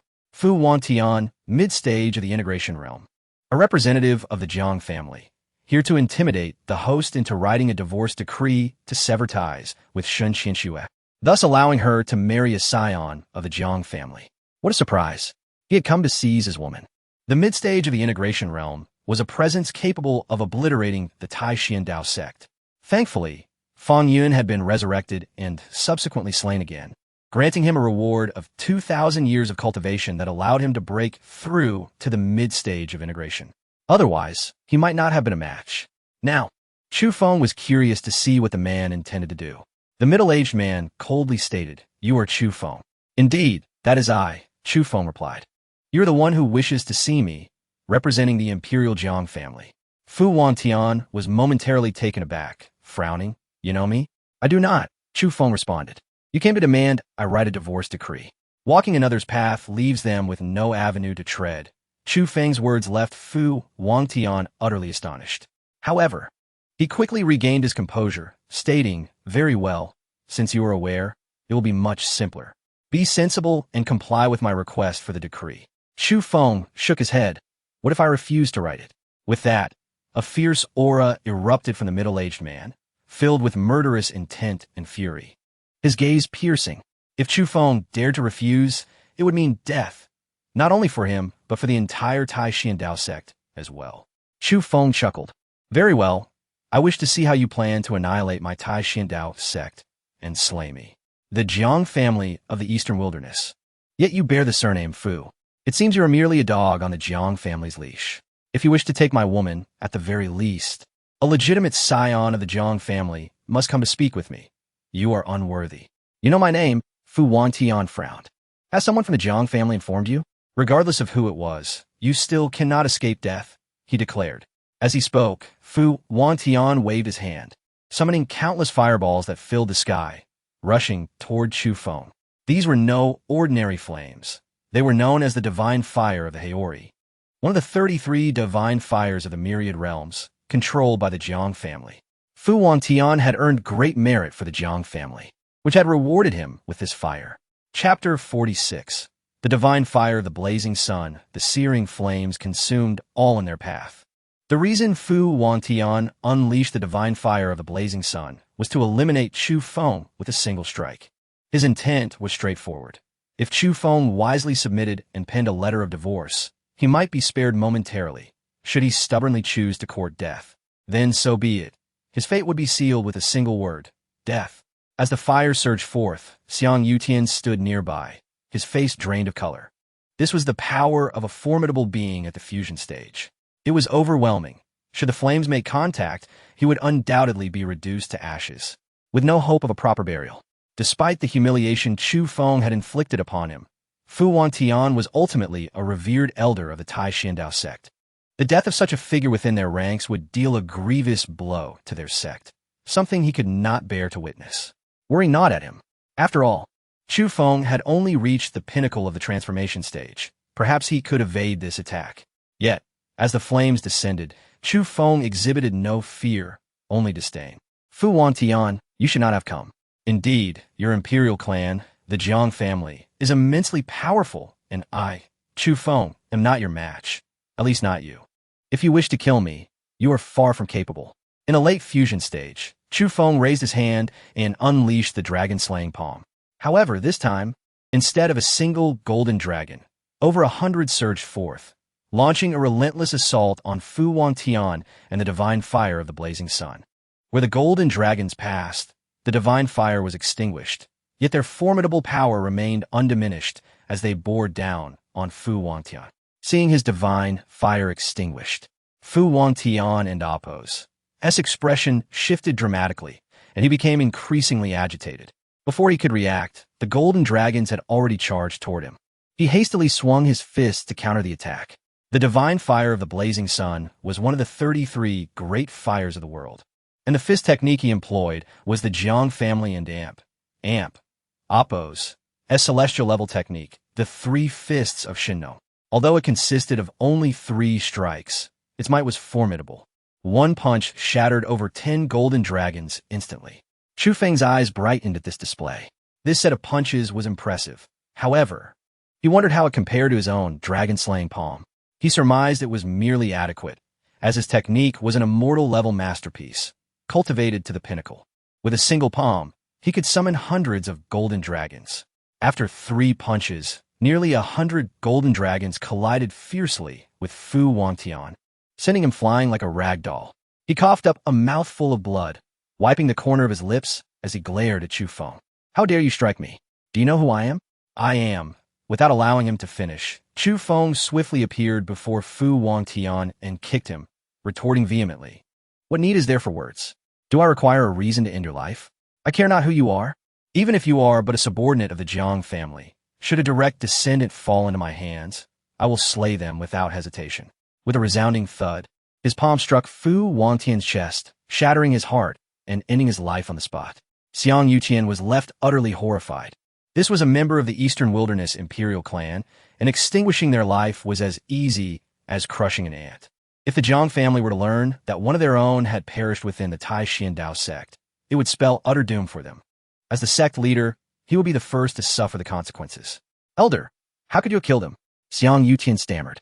Chu Feng replied nonchalantly. Did I kill him? I was unaware. Remember, this man never set foot in my Taixuan Dao Sect. But Xiang Yutian forced a smile. Chu Feng yin do you wish to die? Or do you desire the destruction of the Taixuan Dao Sect? You are right, Elder. Xiang Yutian shuddered and quickly agreed. Suddenly, a thought struck Xiang Yutian, and he gazed at Chu Feng incredulously. Elder, your strength? If I recall correctly, Fu-Wantian was a fusion stage expert, yet you dispatched him as if he were nothing more than an insect. This completely shatters my understanding. Chu Feng dismissed him with a wave. He is merely a fusion stage being. Xiang Yutian departed, still in shock. Chu Feng then began to examine his spoils. The reward from a fusion stage expert were undoubtedly bountiful. Indeed, it was a remarkable harvest, countless spirit stones and treasures. While dealing with Fu-Wantian's corpse, Chu Feng noticed it had turned to ash, yet a flicker of flame remained. Realizing its origin, he understood that this fire was the very one Fu-Wantian had wielded against him. With a wave of his hand, he summoned the flame into his grasp. However, just as he prepared to seize control of the fire, it reacted as if startled and bolted from his hand. Fleeing in panic, He could not allow this flame to escape. Chu Feng immediately pursued it. Yet, he had underestimated the divine fire of the blazing sun. Among the myriad realms, the 33 divine fires, each born of heaven and earth, possessed unimaginable powers, rivaling those of celestial beings. Of course, once refined, their might would diminish.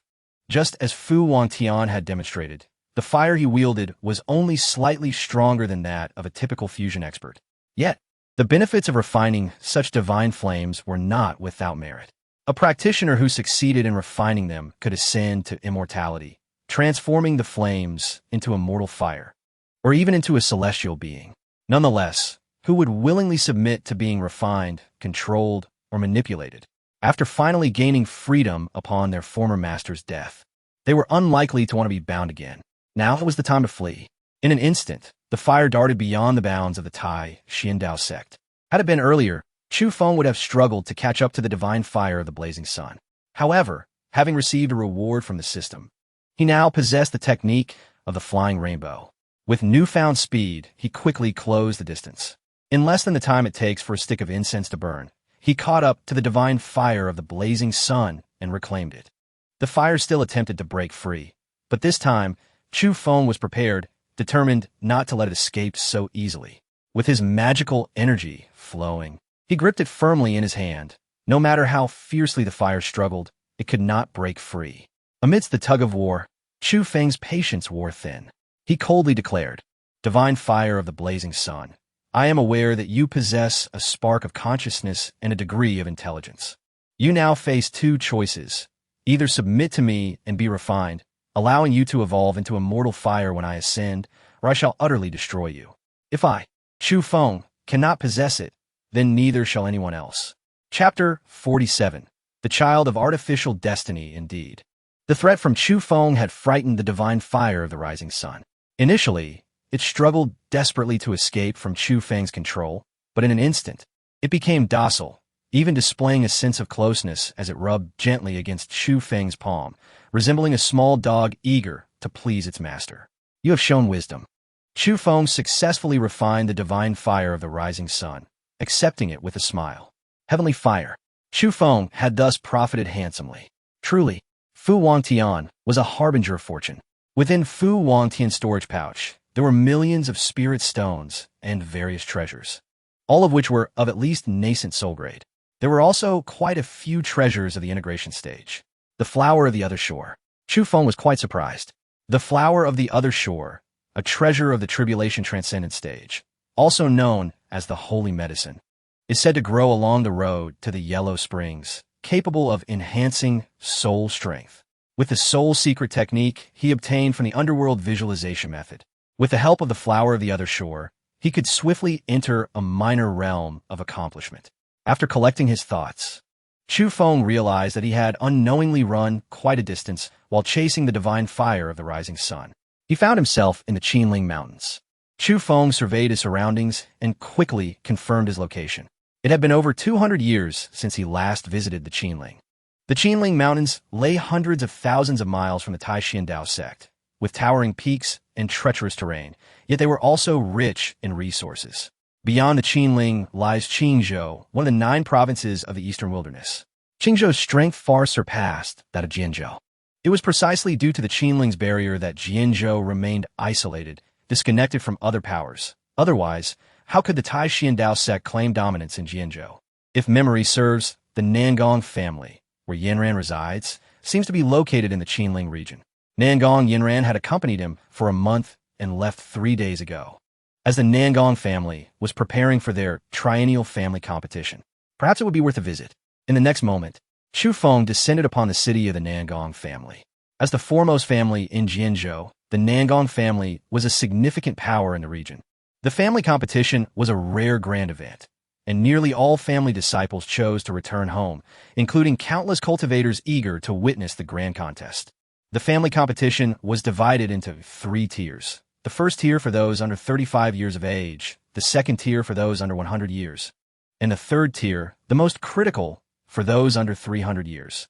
The under 35 category primarily consisted of chi refinement stage contests, while those under 100 were mostly foundation establishment disciples.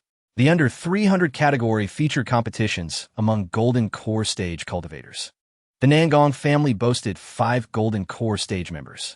The focus was mostly on sparring, aimed at showcasing the Nangong family's martial prowess as the leading family in Jianzhou and allowing disciples to better grasp the application of their cultivation techniques and magical powers.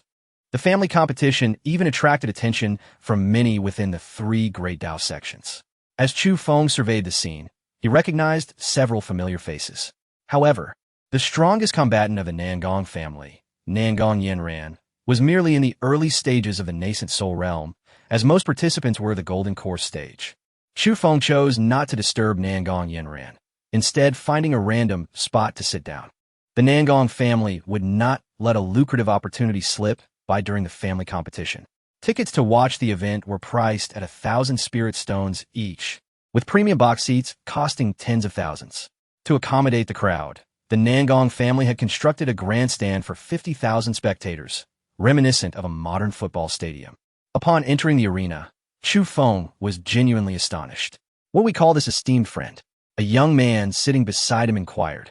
I am Zhao Dong, from the Breaking Sky Sword Sect. At this moment, Chu Feng, appearing to be in his 30s, exuded an aura of restrained power. One would hardly suspect him to be merely a foundation establishment cultivator. Even a transformation stage cultivator might perceive him as an ordinary person. Initially, Chu Feng paid little heed, merely nodding slightly. However, the next moment he was taken aback. Zhao Dong, luck value, 90,000 points. A foundation establishment cultivator with 90,000 points of luck. This was indeed extraordinary. Upon reaching 100,000 points, one would undoubtedly be considered a child of destiny, a protagonist archetype. With 90,000 points, Zhao Dong was certainly a supporting character. What intrigued Chu Feng most was that such luck typically meant one would become a friend or sibling of a true child of destiny. In other words, he might intersect with a child of destiny. The prospect of subjugating or conquering a child of destiny or a daughter of destiny to reap rewards stirred Chu Feng and Appo's interest. The Breaking Sky Sword Sect, a sect primarily focused on swordsmanship, held a status just below the 3 Great Dao sections. The sect's founder, an eminent Nascent Soul peak cultivator, was someone Chu Feng had once known before he acquired his system, and at that time, he was not a match for the founder. Chu Feng and the founder had explored secret realms together. In response to Zhao Dong and Appo's enthusiasm, Chu Feng nodded, asking, "Is your ancestor, Zhao Tian, still alive?" Zhao Tian was the name of the founder and was over 100 years younger than Chu Feng. After a century without breakthrough, one would inevitably perish. However, at such an advanced age, one's body would begin to decline, and unless a miraculous opportunity arose, a breakthrough would be nearly impossible. The Nascent Soul stage was difficult. The transformation stage, even more so. Countless cultivators had faltered at this juncture. Upon hearing Chu Feng mention his ancestor and Appo's name, Zhao Dong and Appo's expression changed instantly, and her brow furrowed, as a thought arose in her mind. Could this individual before her be an extraordinary ancient being? Not daring to be careless, she quickly probed, "Senior, do you know my grandfather? Zhao Tian is your grandfather?" Chu Feng.Clad, Supit. If I recall correctly, Zhao Tian only has one granddaughter. You must be the little chubby one. As Chu Feng spoke, he employed an infinite divine eye technique and suddenly laughed. It turned out that Zhao Dong was indeed a female. Her name should rightly be Zhao Dong Dong. Little chubby one was evidently a nickname from her childhood. She had not heard anyone call her that in ages. Looking at Chu Feng in disbelief as she asked, "Senior, you know me?" Chu Feng nodded, saying, "Speaking of which, I have even held you before. It seems you have cultivated the Qianquan concealment technique quite well." This technique was an unnamed method that Zhao Tian had stumbled upon, capable of concealing one's cultivation. Chu Feng had been envious of it back then, but Zhao Tian was reluctant to impart it. Indeed, as Chu Feng mentioned Zhao Dongdong's name, the system chimed in. Ding ding ding. Detected luck daughter Zhao Dongdong. Luck value, 120,000 points. Zhao Dongdong, ranked 3rd among the top 10 beauties of Jianzhou. Peak foundation establishment cultivation. Originally, her luck was merely that of a supporting character, but upon encountering the host, her luck has risen, making her a luck daughter. Chu Feng was astounded by the revelation. Chapter 48. Han Feng with a system, Zhao Dongdong inquired, "How should I address you, senior?" Chu Feng shook his head and replied, "I am Chu Feng." Zhao Dongdong exclaimed with excitement, "You are Grandpa Chu Feng." Grandpa? Chu Feng felt a headache coming on. If it were any other time, it would be fine, but considering she was now the daughter of fortune, whom he intended to subdue, being called Grandpa was quite bothersome. With a stern expression, he stated, "Do I not appear youthful? Do you truly think it appropriate to call me Grandpa? Address me as elder brother, Chu Feng." Zhao Dongdong shook her head. "That one in Oppos. Do. If I call you in Oppos, elder brother Chu Feng, and Oppos, my grandpa will certainly reprimand me." Chu Feng rolled his eyes and said, "Forget about your grandpa. He's just an old stubborn man. We can mind our own business. Besides, with my current strength, your grandpa wouldn't dare oppose me." "All right then, elder brother Chu Feng," she relented. "I shall call you that, an elder brother of a nascent soul ancestor."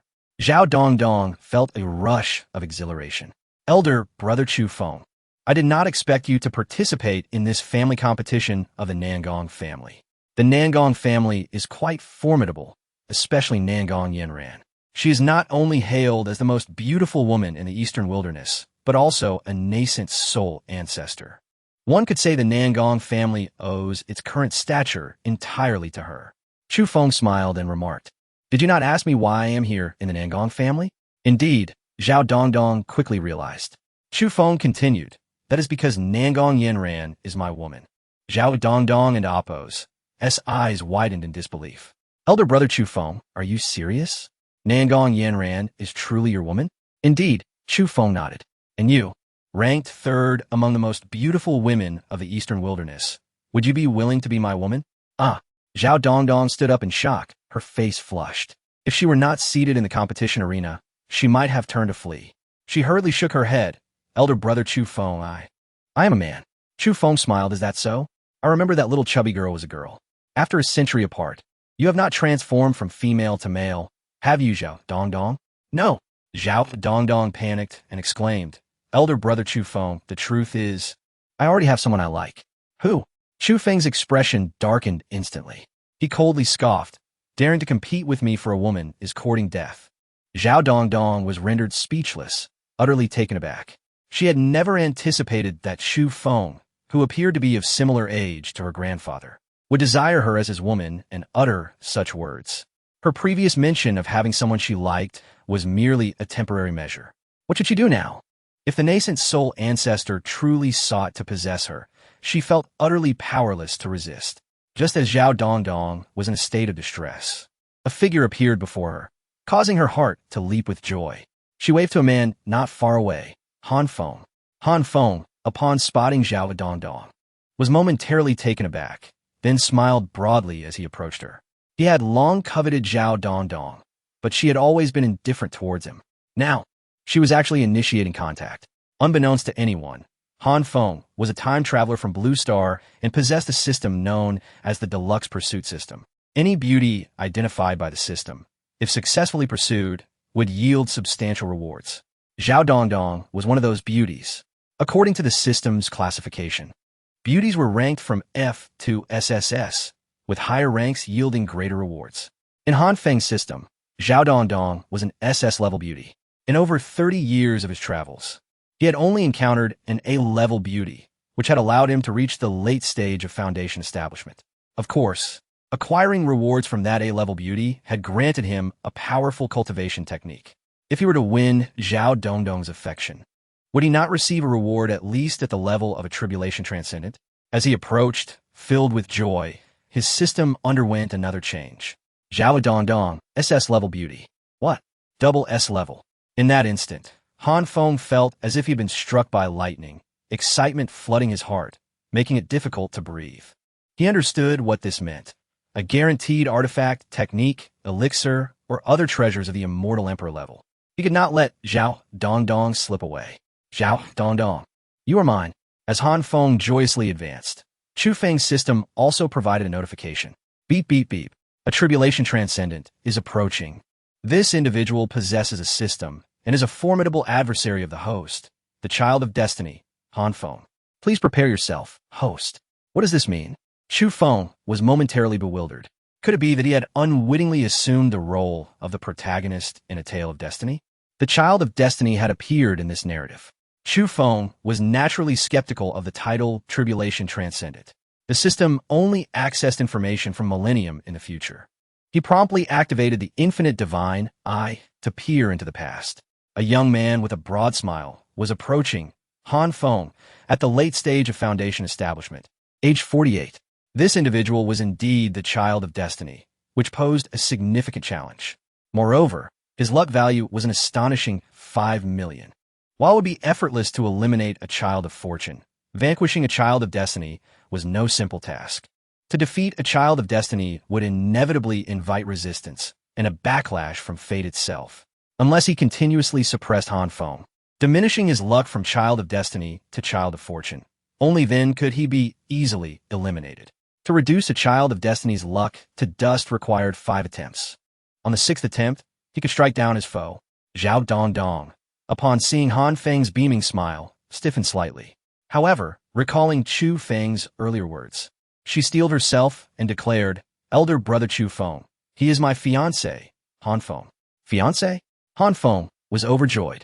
After 3 years of pursuing Zhao Dongdong, she had finally expressed her willingness to bond with him. Dongdong, you truly wish to become my Dao partner? Rest assured, I, Han Feng, swear to treat you well. However, Han Feng and Appo's joy was short-lived as he became enveloped in frustration. The system had indicated that Zhao Dongdong and Appo's favorability towards him remained at a mere 30. He knew that a favorability score of 60 was the minimum for a passing grade, and 30 indicated only the status of ordinary friends. He quickly consulted his system, which informed him that Zhao Dongdong's intentions were not genuine. She was merely adopting a temporary strategy to deal with the current situation. Fake. Han Feng felt a surge of frustration wash over him. Yet, in an instant, he broke into a smile. If I must serve as a shield, then I shall turn the raw rice into cooked rice. In the end, she will have no choice but to become my Dao partner. Chapter 49. Do you know who I am? It is merely a matter of cooking raw rice into cooked rice. He possesses numerous means. He will stop at nothing to achieve his aims. It is simple.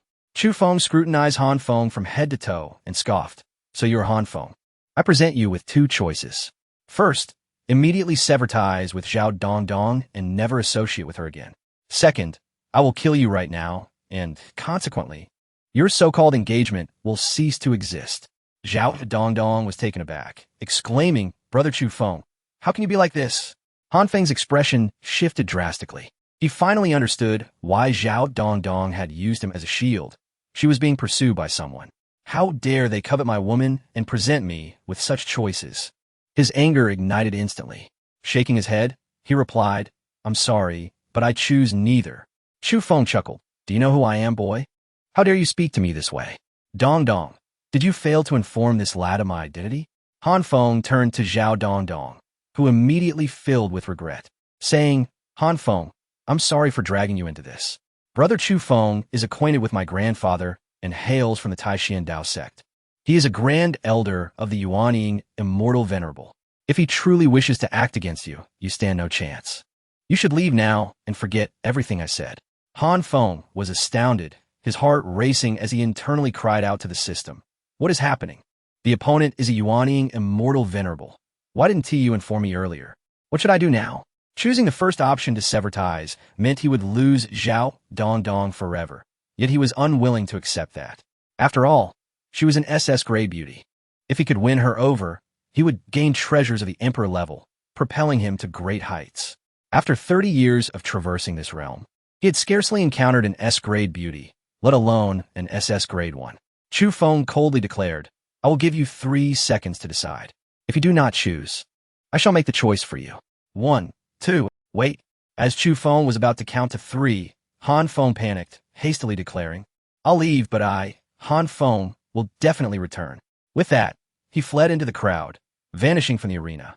His swift movements left Chu Feng astonished. Had there not been so many onlookers, he might have acted. Nevertheless, Han Feng's retreat was not entirely fruitless, as it served as a form of suppression.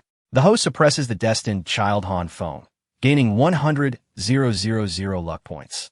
As this is the first suppression, the luck points are multiplied by 10, resulting in 1.000 luck points.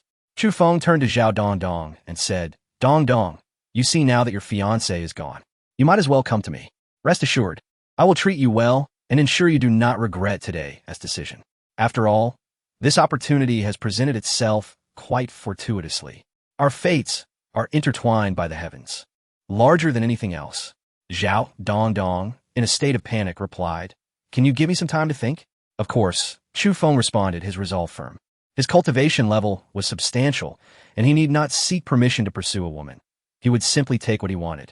Meanwhile, Han Feng distanced himself, relieved that Chu Feng had not attacked. His heart was heavy with bitterness. How could he be so unfortunate? He had finally encountered an SS-grade beauty, only to have his pursuit thwarted by Chu Feng. To make matters worse, the latter was a Yuanying immortal venerable. While he was merely at the late stage of foundation establishment, he was no match. System, come forth and explain. Is there truly no way to defeat Chu Feng and win Zhao Dongdong back? I refuse to accept this. He lamented. If I could win her over, I would secure treasures of the emperor level. Host, your priority is to elevate your cultivation level and attract higher-tier beauties. Only then will you stand a chance against Chu Feng. Look at you. After 30 years, you have only pursued 3 B-grade beauties. It is not that I do not wish to assist you, but your efforts have been lacking. Otherwise, how could you find yourself helpless in front of an SS-grade beauty? As Han Feng wallowed in frustration, the family competition officially commenced. Nangong Yanran, the steadfast pillar of the Nangong clan, appeared before the crowd. At that moment, Han Feng's system chimed again. Host, detecting SS-grade beauty, Nangong Yanran, head of the Nangong family. Detecting SS-grade beauty, Lu Linglong, Grand Elder of the Taixuan Dao Sect. 2 SS-grade beauties. Han Feng was beside himself with excitement, rapidly searching for the system's guidance. Where are they? Show me. Host, I regret to inform you that they are both in private boxes, protected by powerful formations. Your current cultivation level is insufficient to observe the interior. However, you may wait outside the arena. Perhaps you might catch a glimpse of them. But I must advise you, both beauties are Yuanying immortal venerables, far beyond your reach. Damn it. Han Feng felt overwhelmed with frustration. The reality was that everything ultimately came down to strength. Meanwhile, Chu Feng was also consulting his system. System, explain this to me. You mentioned that Han Feng possesses a system as well. Which is superior, his or yours? Naturally, mine is far superior. My level far exceeds his. He is nothing compared to me. Satisfied, Chu Feng nodded and scanned the arena, easily locating Han Feng, who was cursing under his breath, evidently filled with resentment. Ah, Linglong has arrived as well, he thought with a faint smile. In a private box, Nangong Yanran and Lu Linglong shared laughter and conversation. Linglong, thank you for coming this time, Nangong Yanran said. Let us not pretend it's just sisterly affection anymore, Lu Linglong replied, shaking her head. Indeed, I relish hearing those words. That fool is fortunate to have won the favor of 2 exquisite beauties, Nangong Yanran remarked. Quite so. However, Yanran, you are mistaken. Upon first meeting that fool, you expressed a desire to become his Dao partner. What is so special about him? He is simply irritating, Lu Linglong retorted. Nangong Yanran smiled contentedly. Don't you think he's impressive? Impressive? In what way? Lu Linglong pouted. Nangong Yanran replied. You have yet to experience his prowess. Yes, you. Both of us together are no match for him. Chapter 50, Blinded by Fury. The competition officially commences. The first phase consists solely of disciples under the age of 35, all at the Qi refinement stage. Chu Feng had not come to observe the competition. Rather, his purpose was to seek out Nangong Yanran. However, at this moment, he found himself teasing Zhao Dongdong, who was beside him. Zhao Dongdong's heart was tumultuous, for she was gifted since childhood, possessing a divine physique, exquisite beauty, and an unparalleled visage. After reaching adulthood, countless suitors had pursued her, especially considering she was the granddaughter of a peak Yuanying immortal. It was not an exaggeration to call her a fairy. Naturally, this had cultivated in her a sense of pride, confidence, and nobility, rendering her dismissive of any man who dared approach her. Yet today, she found herself the object of an audacious courtship. Clearly, refusing was not an option. Turning to look, She saw Chu Feng smiling at her, which only added to the turmoil within her heart. "Brother Chu Feng," she stammered. Chu Feng nodded, saying, "You've agreed. Haven tea you?"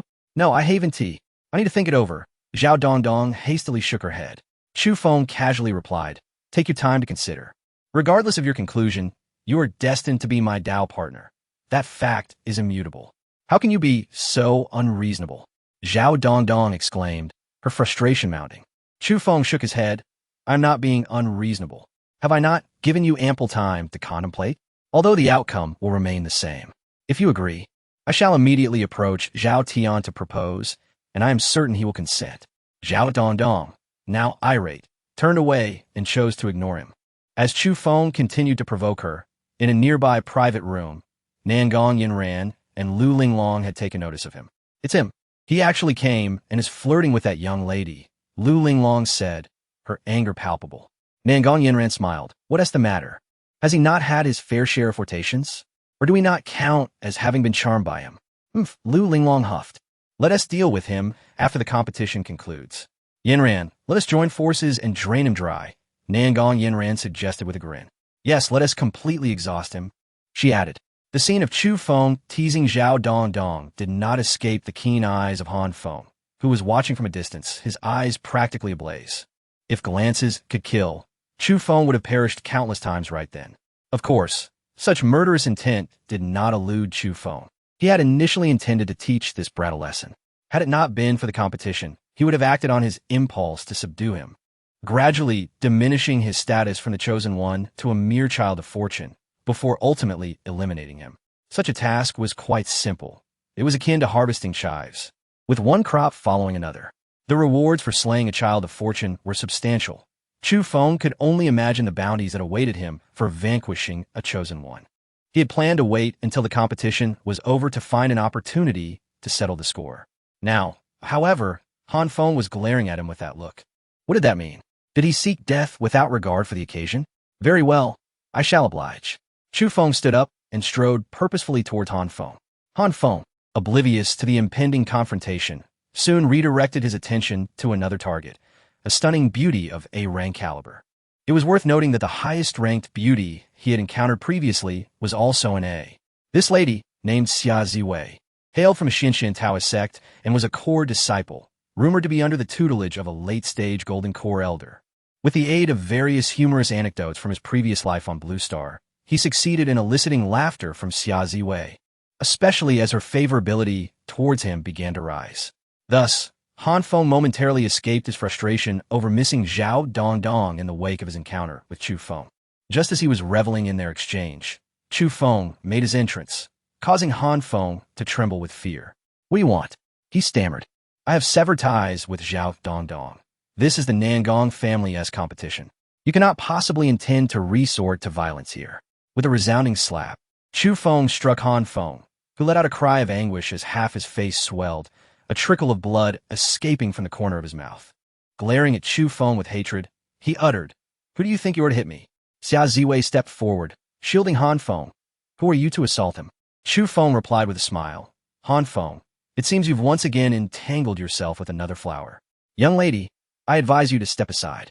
My business is with Han Feng and does not concern you. Do not compel me to involve you as well." Furious, Xia Ziwei retorted, "Oh, you think you can hit me? Do you even know who I am? Who are you?" Chu Feng dismissed her with a scoff. "I am Xia Ziwei, from a Xinshan Taoist sect, and my master is Lin Xiyue, a late-stage Golden Core elder," she proclaimed defiantly. "Begone," Chu Feng replied coldly. "If your master Wu Ti dare speak to me in such a manner, you ought not to seek death by stepping forward. If you were a child of fortune, I might have held some interest. As it stands, you are nothing and dare to challenge me. Killing you would be as effortless as squashing an ant." With that, Chu Feng waved his hand, rendering Xia Ziwei immobile. A surge of fear engulfed her, overwhelming her senses, as if she were facing her demise. Han Feng, now completely panicked, instinctively retreated a couple of steps, turning to flee into the crowd. He attempted to shout for help, only to find himself engulfed in darkness. Unable to see his own hand in front of his face, his cries echoing in the void. Overwhelmed by an unending terror, he nearly suffocated as Chu Feng emerged from the shadows like a demon, coldly remarking, Just moments ago, you harbored hatred towards me and wished for my death. No, I didn't. I would never. You cannot kill me. You are a formidable Yuaniing immortal. Killing a mere foundation establishment disciple would tarnish your dignity, Han Feng protested. Chu Feng contemptuously replied, who said I intended to kill you. The chosen one is not easily slain. It is simply that you dared to look at me with such hatred, so I shall pluck out your eyes instead. With a swift motion, he unleashed a blade of intent that pierced Han Feng's eyes. Han Feng let out a horrifying scream. My eyes. Blood streamed down his face, as in that moment, Chu Feng fell from the dark space, only to descend into an abyss of darkness. When he reappeared on the competition stage, it was evident to all. Blood flowed freely, his eyes grievously injured. Yet Chu Feng appeared as if he had never left Zhao Dongdong's side. The unfolding scene forced the competition to a halt as spectators rushed to comprehend the situation. Just as Han Feng prepared to curse Chu Feng, a voice whispered ominously in his ear, "You may curse me, but utter a single word, and I will sever your tongue." Terrified, Han Feng swallowed his words and staggered away from the arena in haste. Chapter 51. Han Feng's Madness. The host has successfully suppressed the Destiny Child for the first time, diminishing his fortune by 1,000,000 points. As it is the initial reduction, a tenfold critical hit ensues, resulting in an acquisition of 10,000,000 fortune points. Additionally, the host is rewarded with a treasure of the immortal Emperor realm, the Golden Crow Wings. This can be combined with the Rainbow Transformation technique to enhance speed by 300%. Looking at Han Feng, his fortune now stands at 3,800,000. Wait a moment, hadn't I previously threatened him and suppressed his fortune once? Why does it still count as the first time? Chu Feng inquired. The previous attempt does not count. To suppress the fortune of a Destiny Child, 2 conditions must be met. You must be the ultimate villain of destiny, and you must inflict severe damage upon the Destiny Child, targeting his very essence, such as blinding him. Regret filled Han Feng. It turned out that the initial lesson for that brat had been too lenient. Even the system could not bear to witness it. The duel continued. Han Feng, blinded, staggered away from the arena and exited the city of the Nangong family. Fortunately, he still possessed his spiritual awareness. Uncertain of how long he had flown, chaos erupted within his spiritual energy, injuries flared up, and he spat out a mouthful of blood before collapsing to the ground. He lost consciousness. When he finally regained his senses, he opened his eyes slowly to find darkness enveloping him. Memories flooded back into Han Feng and damp. Appo's S-mind, Chu Feng. It was you who blinded my eyes, stole my woman.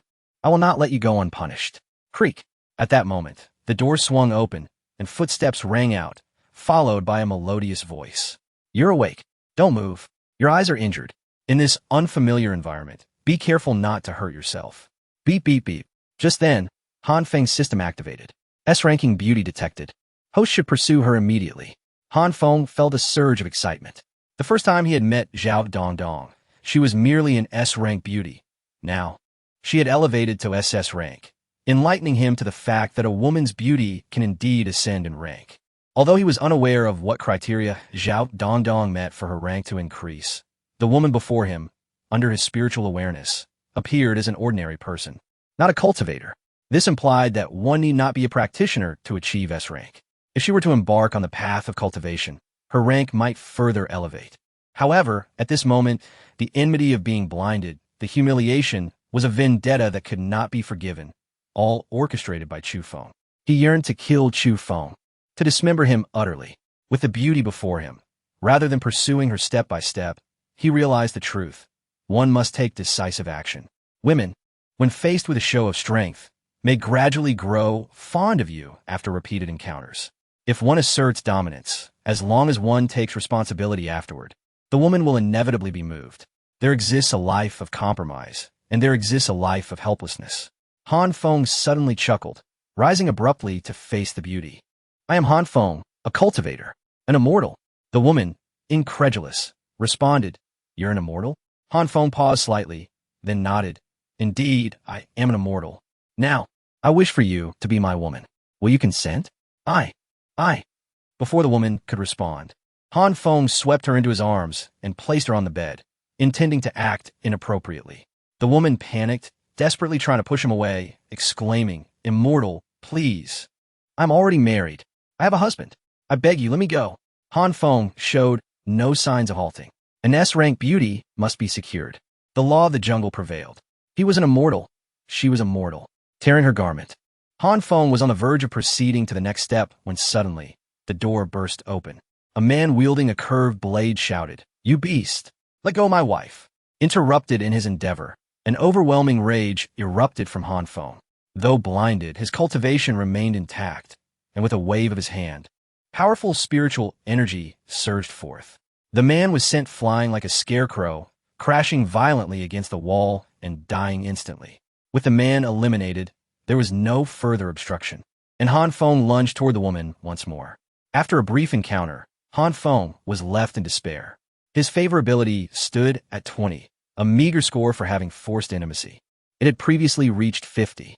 His was a meticulously crafted pursuit system, requiring a favorability of 60 to receive rewards. Truly, novels can lead one astray. Yet, the narrative insisted, if one encounter does not suffice, then two must be attempted. With billions in transactions each day, surely he could make her yield. Han Feng swept his spiritual awareness over the weeping beauty and pounced again. The Nangong family's grand competition was nearing its conclusion. Chu Feng had dealt Han Feng a significant blow, yet had also provided him with some inspiration.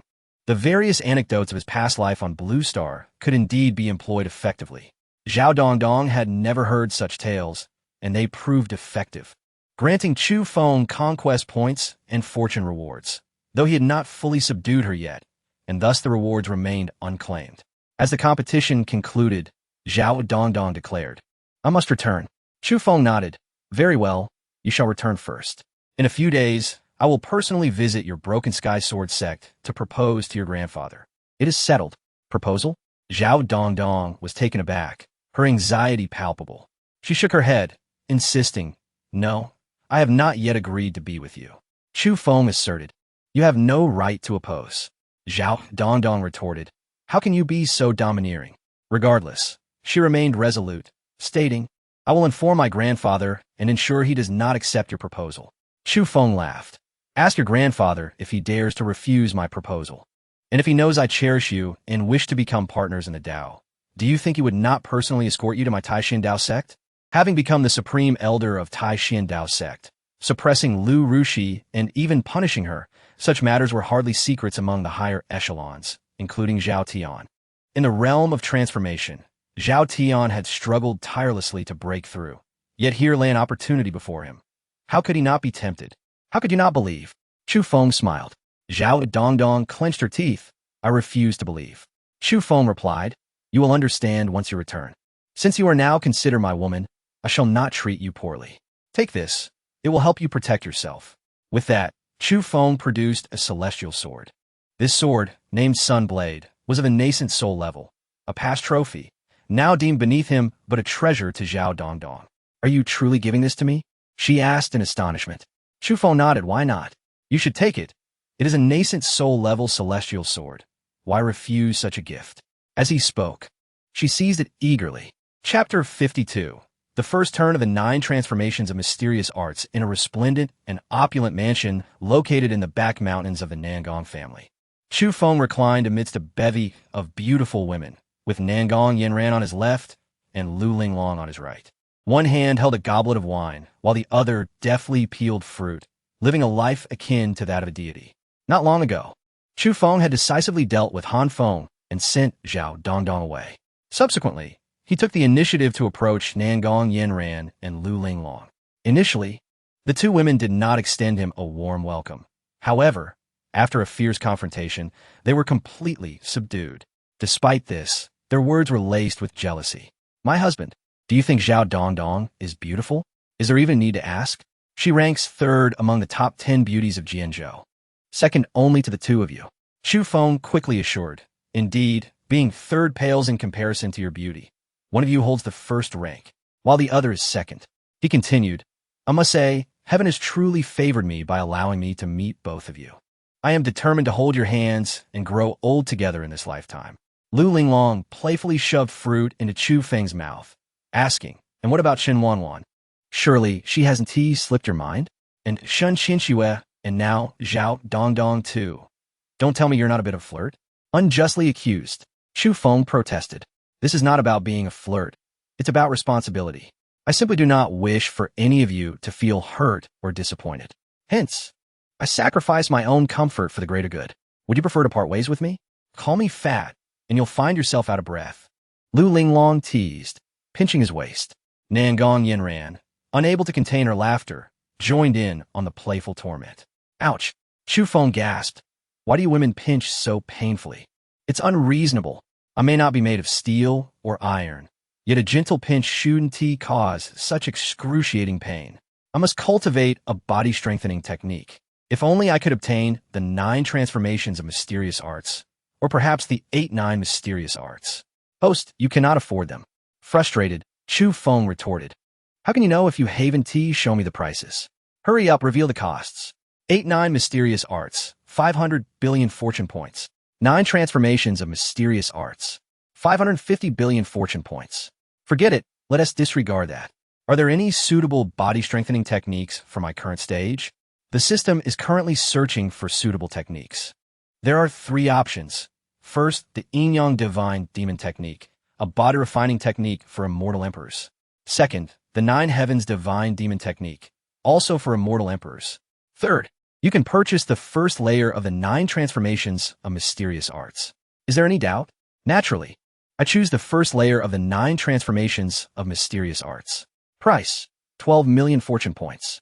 Initially, he was close to acquiring the next 500-word scripture of the Great Immortal Decision, but now it felt like he had regressed. Nonetheless, it was a worthy investment.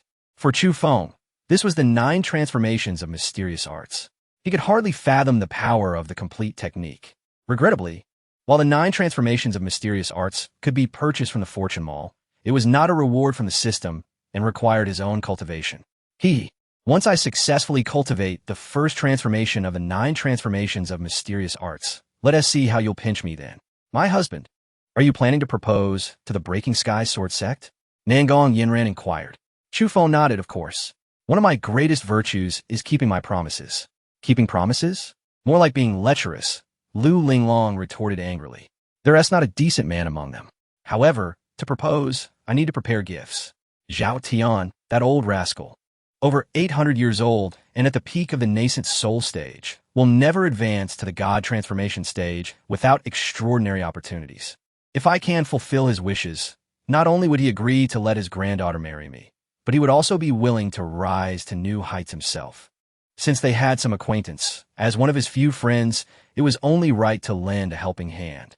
Chu Feng glanced at his fortune points, 252 million points. System.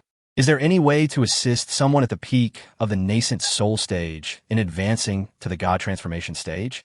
The Great Transformation Pill can assist those at the peak of the Nascent Soul stage in reaching the God transformation stage, priced at 2 million fortune points. Quite expensive. Chu Feng hesitated. Just then, the system displayed another pill. 3-Yang Communication Pill can assist those at the peak of the Nascent Soul stage in reaching the God transformation stage, priced at 200,000 fortune points. Drawback. After reaching the God transformation stage, one's cultivation will be weaker than that of an ordinary God transformation stage practitioner, but this can be remedied through cultivation. That's the one. Chu Feng's face lit up with joy. After departing from the Nangong family, Chu Feng headed straight for the Breaking Sky Sword Sect. However, leaving the Nangong family was no easy feat, as Lu Linglong and Nangong Yinran were still simmering with jealousy, their hearts ablaze with indignation, wishing to extract every ounce of energy from him. Their fervor left Chu Feng both amused and exasperated. In the end, while Chu Feng remained vibrant and full of life, the 2 women were left exhausted, unable to move.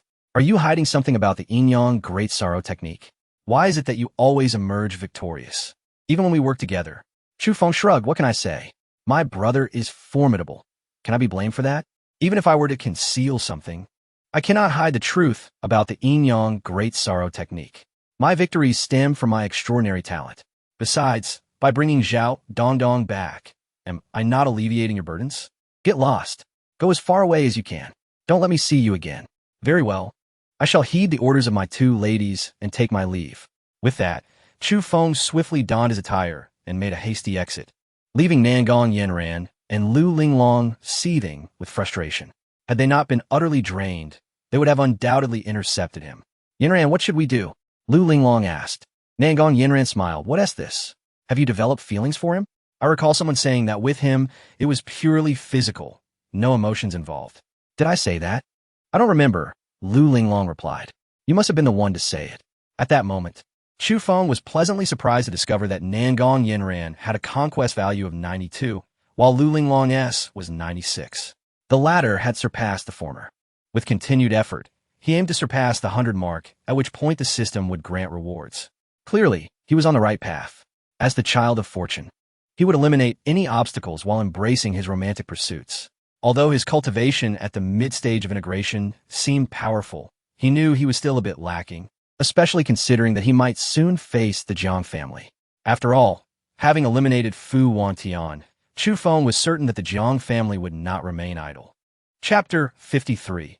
Reduced to a tool for reproduction at this moment, Chu Feng found himself powerless to rescue Lin Xiyue. The Jiang family and the imperial clan were not entities he could intrude upon at present.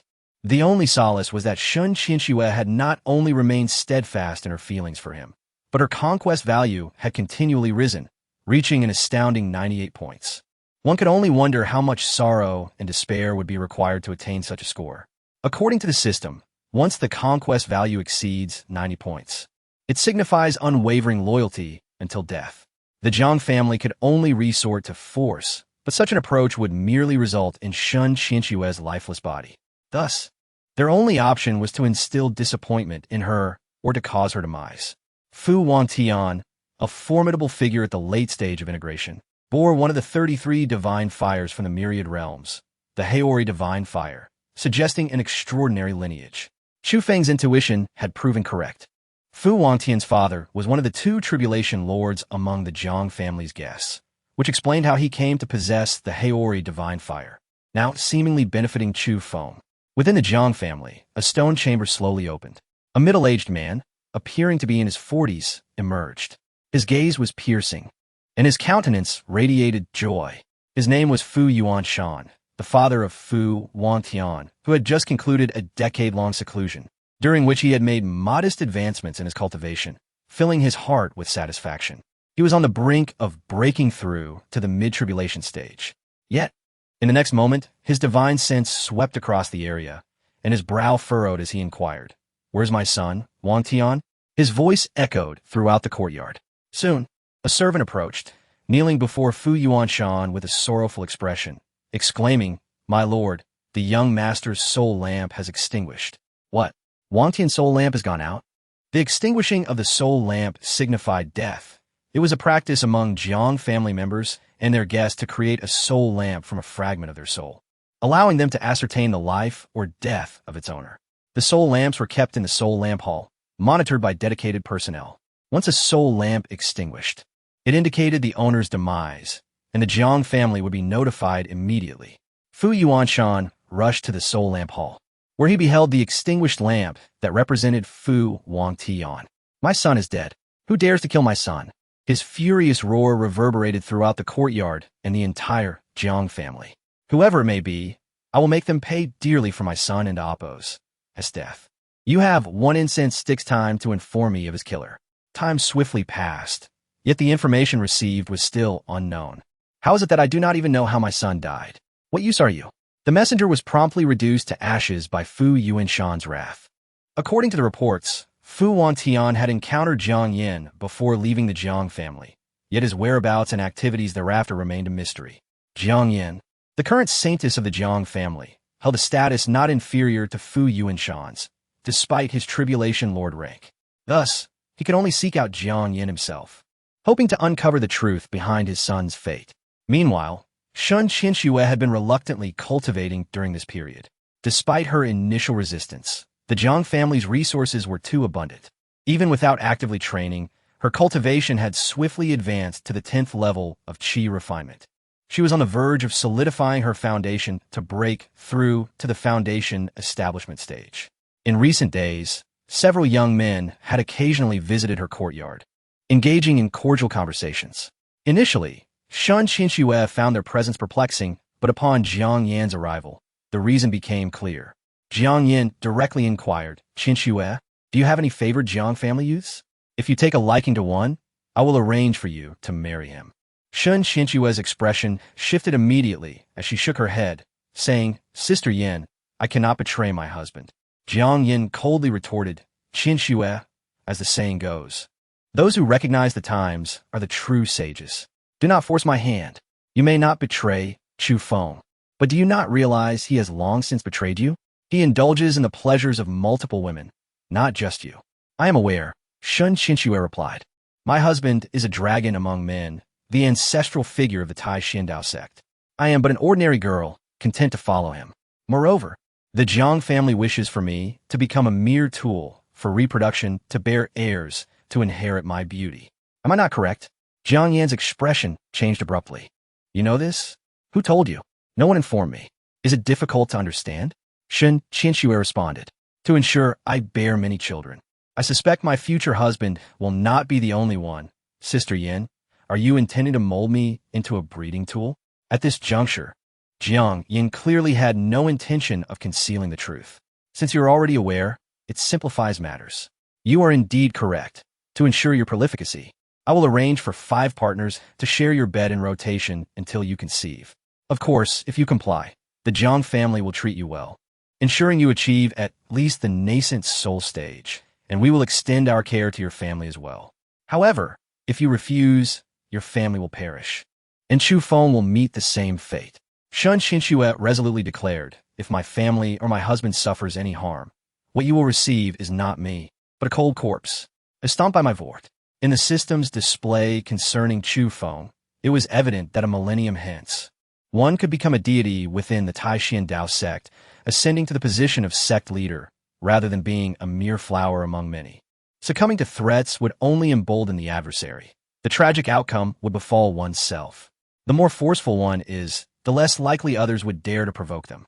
Jiang Yin, far from angered by Lin Xiyue's words, instead chuckled. What a pity you are not a child of the Jiang family. Otherwise, you would undoubtedly become a pillar of our clan. Lin Xiyue, do not force my hand. I can still negotiate with you. Should you truly refuse, the Jiang family possesses ways to deal with you, such as turning you into a puppet solely aware of reproduction. You dare? Lin Xiyue's complexion paled drastically. Jiang Yin coldly scoffed. Do you doubt my resolve? Of course, there's one thing I have yet to mention. Should we truly proceed to transform you into a puppet, the children born may also be significantly affected. That would be a last resort. As for now, have you not been unwilling to part with Chu Feng? Then I shall have him personally divorce you. Chapter 54. The proposal at the door of the Breaking Sky Sword Sect. Zhao Dongdong made her way directly to her grandfather Zhao Tian's residence, eager to inquire about information regarding Chu Feng. Zhao Tian, intrigued, asked, What is this? Have you encountered that old rascal Chu Feng? Did you inform him that you are my granddaughter? Given our relationship, he ought to present you with a token of meeting as a gesture of respect. Zhao Dongdong shook her head, replying, No, I haven't met him. Zhao Tian shrugged. Well, if you haven't met him, then it's no matter. The last time I saw that old fellow was over a century ago. Unfortunately, at that time, he was already over 800 years old, his power waning and his body aging. If one were to calculate, his lifespan is reaching its end. Alas, another old friend is soon to be lost. Zhao Dongdong felt a twinge of confusion, as her recollection of Chu Feng starkly contrasted with her grandfather and Appo's, as portrayal. The Chu Feng she encountered was vibrant, youthful, and exuded an astonishing presence, utterly inconsistent with the image of frailty her grandfather described. Although cultivators often retain their youth and vitality, maintaining a youthful appearance well into their long lives, it was said that beyond 800 years, deterioration was inevitable. Since this old rascal is still alive, I should pay him a visit, Zhao Tian declared. Dong, accompany your grandfather. We shall extort a generous gift from this old fellow. It's only fitting that a junior receives a token of greeting upon meeting an elder. Zhao Dongdong quickly replied, Grandfather, I think I'll pass. Zhao Tian pressed. Are you certain you want to go? To which she nodded firmly. Very well, then Zhao Tian conceded. Zhao Dongdong's mind raced as she contemplated revealing the events she encountered in the Nangong family to her grandfather. Grandfather, during my visit to the Nangong family's grand competition, I met someone. Zhao Tian's eyes lit up. What? My granddaughter has found someone she fancies? Pray tell, who is it? Let me know, and I shall personally negotiate for you. A granddaughter of the esteemed peak Yuanying celestial sovereign could never marry outside her clan. She could only take a husband. Zhao Dongdong explained. He claims his name is Chu Feng, and he intends to propose to me. He also mentioned knowing you and hails from the Taixuan Dao Sect. Although his appearance differs from what you described. Zhao Tian's curiosity piqued. How does it differ? Zhao Dongdong responded. He appears to be in his 20s, young and handsome, bearing no resemblance to someone nearing the end of their lifespan. Could he be a fraud? Not the Chu Feng you speak of? Zhao Tian frowned. That old rascal Chu Feng is on the brink of death. There is no way he could have advanced to the Huashan realm. You may indeed have encountered a deceiver. What audacity to deceive my granddaughter. It is tantamount to seeking one's own demise. Grandfather, what if this Chu Feng is genuine? Zhao Dongdong ventured. Zhao Tian's ire flared. That old rascal. Dongdong is your junior, and you dare to wish to wed her? You must be nearing 1,000 years. While she is merely in her 20s, this is utterly inappropriate. Chu Feng shrugged. As cultivators, we do not adhere to worldly norms of age or lineage. Strength is paramount. Besides, with my breakthrough to Huashan, I have a lifespan of 3,000 years. I'm hardly old. That matters not, Zhao Tian replied, shaking his head. You and I have shared camaraderie. If you marry my granddaughter, how will we interact in the future? Shall you address me as grandfather? If so, I might consider it. Huh, to be called grandfather by you. Chu Feng? That would be quite the honor. Zhao Tian scoffed. Chu Feng retorted, we shall each maintain our own titles. Furthermore, I have long surpassed the Yuanying realm. In the world of cultivation, should you encounter me, it is customary to address me as senior. Zhao Tian was indignant. You dare say that? Chu Feng laughed dismissively. Let me ask you, do you wish to advance to the Huashan realm? Zhao Tian, surprised, replied, you have a method? Indeed. If your lifespan is waning and you can still break through, then quickly share with me your secret to advancing to Huashan. Chu Feng gestured towards Zhao Dongdong and cleared his throat. Zhao Tian instantly grasped the implication and smiled. Ah, so it is to marry my granddaughter. I consent to this union. You see, that is the method for your breakthrough. Zhao Dongdong, alarmed, interjected, grandfather. How can you force me to marry him and become his partner? Zhao Tian reassured her. Dongdong, consider how splendid Chu Feng is, a Huashan ancestor, strikingly handsome. Marrying him would grant you his support, enabling you to soar in your cultivation. Who knows, you might even reach the status of a Yuanying celestial sovereign like your grandfather, or even a Huashan ancestor. Very well, it is decided then. You shall choose a date for your wedding and become partners.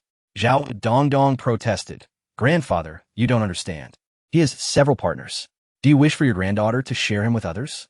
Zhao Tian waved dismissively. What of it? He is a distinguished Huashan ancestor. Having multiple partners is nothing to fret over. I, too, had numerous partners in my day. Chu Feng smiled. Dongdong, I have said before, you are mine. Look, even your grandfather agrees. Zhao Dongdong's face paled with anger, and she gritted her teeth. I refuse. You might as well abandon this notion. Chapter 55. The eyes have been restored with his father in good health. Chang Feng came to pay his respects. Just then, a man's voice echoed from outside. Zhao Tian said, just in time, your father has arrived. Speaking of which, your father also has 5 companions on the path. Soon, a middle-aged man in his 30s entered the room. Dressed in azure robes, he wore a gentle smile and radiated an air of authority, exuding the demeanor of someone in a position of power. This man was Zhao Dongdong's father, Zhao Changfeng. Following closely behind him was a young man, a familiar face, Han Feng. Previously, Han Feng had been injured by Chu Feng, leaving him blind. He was rescued by a woman of extraordinary beauty, classified as S rank.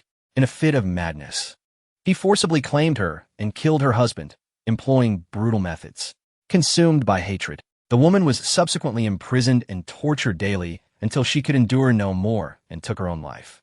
After her death, Han Feng unexpectedly discovered that he met the criteria set by the system for pursuing a woman, leading to a substantial reward.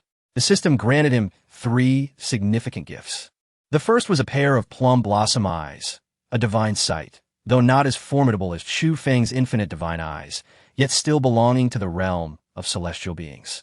These eyes could penetrate illusions and unveil truths, particularly revealing the flaws in formations and restrictions, enabling him to see through any array and pinpoint its weaknesses.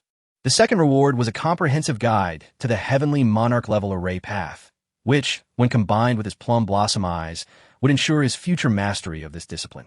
The third reward was a vial of elixir named Shepherd God Pill, a heavenly-grade pill that could enhance one's primordial spirit, significantly benefiting those below the divine transformation realm, and even aiding nascent soul cultivators in breaking through to that level.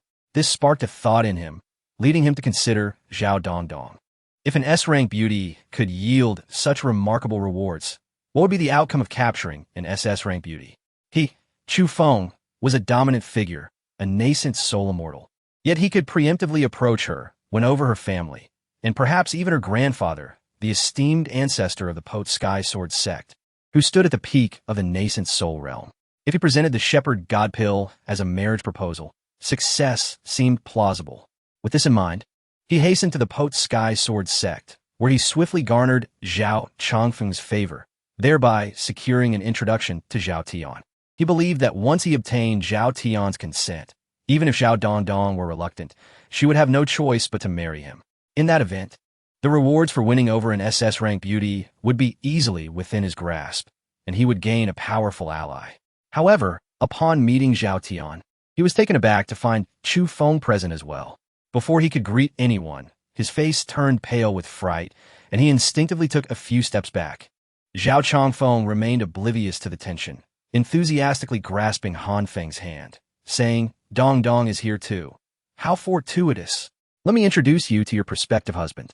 This is Han Feng, a man of exceptional talent and a natural divine body. I have taken him as my disciple, so you two should grow closer. Furthermore, Han Feng intends to propose to your grandfather." "What? A proposal? I refuse." Zhao Dongdong erupted, her defiance palpable. "Grandfather, look." Zhao Tian nodded and turned his gaze toward Han Feng. At that moment, Han Feng was too petrified to speak, regretting his misfortune at encountering Chu Feng again. But as Zhao Tian's gaze fell upon him, a sudden realization struck. This was the Taixuan Dao Sect. If he could secure the support of the esteemed ancestor, what was there to fear? Instantly, Han Feng regained his composure, took a deep breath, and, avoiding Chu Feng's eyes, addressed Zhao Tian. "Disciple Han Feng pays his respects to the ancestor. I have come to propose to you, and here is my betrothal gift, a Shepherd God Pill, which can enhance your primordial spirit and significantly improve your chances of breaking through to the divine transformation realm." Zhao Tian, however, paid no heed to Han Feng and instead directed his attention to Chu Feng, inquiring, "What do you think, old man? Shall we throw him out of the Taixuan Dao Sect?" "Very well, let it be so." Zhao Tian nodded, turning to Zhao Chongfeng with an admonishing tone. "What are you standing there for? Did you not hear?" Zhao Chongfeng was momentarily stunned, bewildered. "Father, did you not just say to expel Han Feng? He possesses the Shepherd God Pill, which would greatly benefit your cultivation. How dare you?" Zhao Tian scolded. "This man is Elder Chu Feng of the Taixuan Dao Sect. Show some respect." "Elder Chu Feng?" Zhao Chongfeng was taken aback, realizing something. Could it be that Elder Chu Feng has broken through to the divine transformation realm? He is indeed at that level. Han Feng's complexion turned ashen, dread creeping into his heart as the shadow of death loomed over him. How could this be? Was he to perish here today? Zhao Tian scoffed. "Moreover, I have already decided that Dongdong shall marry this old man. Yet, you dare to bring someone here to plead for you? I would gladly strike you down for your disobedience." It dawned on Zhao Chongfeng that he had gravely erred, wishing he could slap himself for his foolishness. He turned to Chu Feng, saying, "Elder Chu Feng, I acknowledge my mistake." Chu Feng waved his hand, looking at Han Feng with a hint of amusement. "What a coincidence. We meet again so soon. And, judging by your appearance, your eyes have healed. Should I blind you again to ensure you think twice before coveting my woman?" Han Feng pleaded desperately. "Elder Chu Feng, you cannot kill me. I have joined the Taixuan Dao Sect. I am a disciple here, and before the sect master and ancestor, you cannot simply take my life. Master, ancestor, please save me." Han Feng felt his knees, crawling toward Zhao Chongfeng. Zhao Chongfeng coldly snorted, kicking Han Feng away. "Han Feng, I was deceived by your sweet words and accepted you into the Taixuan Dao Sect based on your reasonable talent. Yet, you dare to covet my daughter and offend Elder Chu Feng. Now, as the sect master of the Taixuan Dao Sect, I hereby announce your expulsion. Expelled from the Taixuan Dao Sect. Han Feng suddenly shed his previous fear, and laughter erupted from his lips as he fixed his gaze intently on Chu Feng. Chapter 56. A reward from Zhao Dongdong. Come on, if you have the ability, kill me. Han Feng suddenly shouted. As long as I remain alive, I, Han Feng, will surely repay today's grudge 100-fold. Chu Feng scoffed. Very well, I shall await your vengeance. Before his words could fade, Chu Feng waved his hand, sending forth 2 beams of white light straight into Han Feng and Appo's eyes. Having just regained his vision and acquired the plum blossom eyes, Han Feng's eyes instantaneously transformed into 2 black voids, blood staining his entire cheek. Previously, Chu Feng had merely blinded him. This time, he had crushed his eyes completely. Chu Feng recognized that Han Feng was indeed the son of destiny, an indestructible cockroach, seemingly rewarded with some divine vision. With his eyes obliterated, what other divine sight could he possibly possess? The excruciating pain caused Han Feng to scream, his head tilting as he fainted. Before he could recover, Chu Feng waved his hand once more, effortlessly retrieving the storage bag from Han Feng. Truly a treasure-laden child. The array technique for transcending tribulations was revealed. So this is the God Shepherd pill, which enhances the power of the primordial spirit. Unfortunately, it holds little value for me, but it would greatly benefit that old scoundrel Zhao Tian. With his Sanyang fusion pill, he could completely negate the side effects of his breakthrough to the transformation realm. Yet, having married his granddaughter, a few pills seemed trivial. Beep, congratulations to the host for once again suppressing the son of destiny, Han Feng, acquiring 2 million fortune points. Remaining fortune points of Han Feng, 3 million. The unconscious Han Feng was unceremoniously discarded from the Broken Sky Sword Sect. Chu Feng smiled and said, Dong Dong, are you now willing to marry me, to cultivate together and become my Dao partner? Seizing the moment, he proposed while Zhao Dongdong was still in a daze. Zhao Dongdong blushed, her face adorably shy. I will heed my grandfather's wishes. Chu Feng was immediately elated and turned to Zhao Tian, saying, Old fellow, you have no objections, do you? Zhao Tian was rendered speechless, feeling a void in his heart. He had cherished this granddaughter dearly, and now she was to marry, and to his old friend at that. How could he bear to part with her? Suddenly a thought struck him, and he chuckled. Very well, I agree. However, if you marry my granddaughter, you ought to call me Grandpa. Come, let me hear you say it. Chu Feng rolled his eyes. Old man, are you looking for a beating? I am no longer at the Nascent Soul level. Do you truly believe you can match me? And do you still wish to break through to the transformation realm? Zhao Tian's cheerful demeanor faltered, frustration washing over him. He grumbled, Fine, if you won't say it, then so be it. It's not that impressive. Beep. Congratulations to the host for successfully conquering Zhao Dongdong, gaining 50 conquest points and receiving a fortune reward of 200,000 points. Additionally, a critical hit was triggered, yielding 10 million points, along with the following rewards. Reward 1, 2,000 years of magical power. Reward 2, bloodline enhancement by 1 level. Reward 3, 1 experience pill for cultivation methods. Reward 4, a 10-minute experience card for transcending tribulations. Such splendid treasures. At this moment, Chu Feng, possessing the infinite sacred body, had only a royal level bloodline. Just 1 level could elevate it to a divine level bloodline, and the experience pill would enhance his cultivation methods. The infinite divine eye and the underworld visualization technique could both be elevated as well. And this 2,000 years of power should enable him to increase his cultivation level once more. He opened his attribute panel. Name, Chu Feng. Lifespan, 1,000 to 3,000 years. Cultivation, mid-stage integration. Talent, infinite sacred body, infinite divine blood. Cultivation method, great immortal technique, celestial level, incomplete, with a total of 3,000 characters, of which 1,000 characters have been acquired.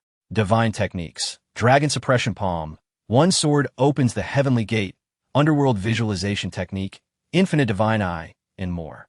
Lower level information was not displayed. Excitedly, Chu Feng turned to Zhao Dongdong. My dear, let us return to the Taixuan Dao Sect. All right, Zhao Dongdong nodded. Haha, splendid. Chu Feng lifted Zhao Dongdong into his arms. Her previously shy cheeks were now flushed, and she quickly pinched his arm, exclaiming, "Put me down, there are people watching. Women, why do they always prefer to pinch?" Chu Feng had suffered greatly from this before. For this reason, he had specially purchased the first turn of a 9 turns mysterious skill from the Fortune Mall to forge his body, rendering this little bit of force insignificant.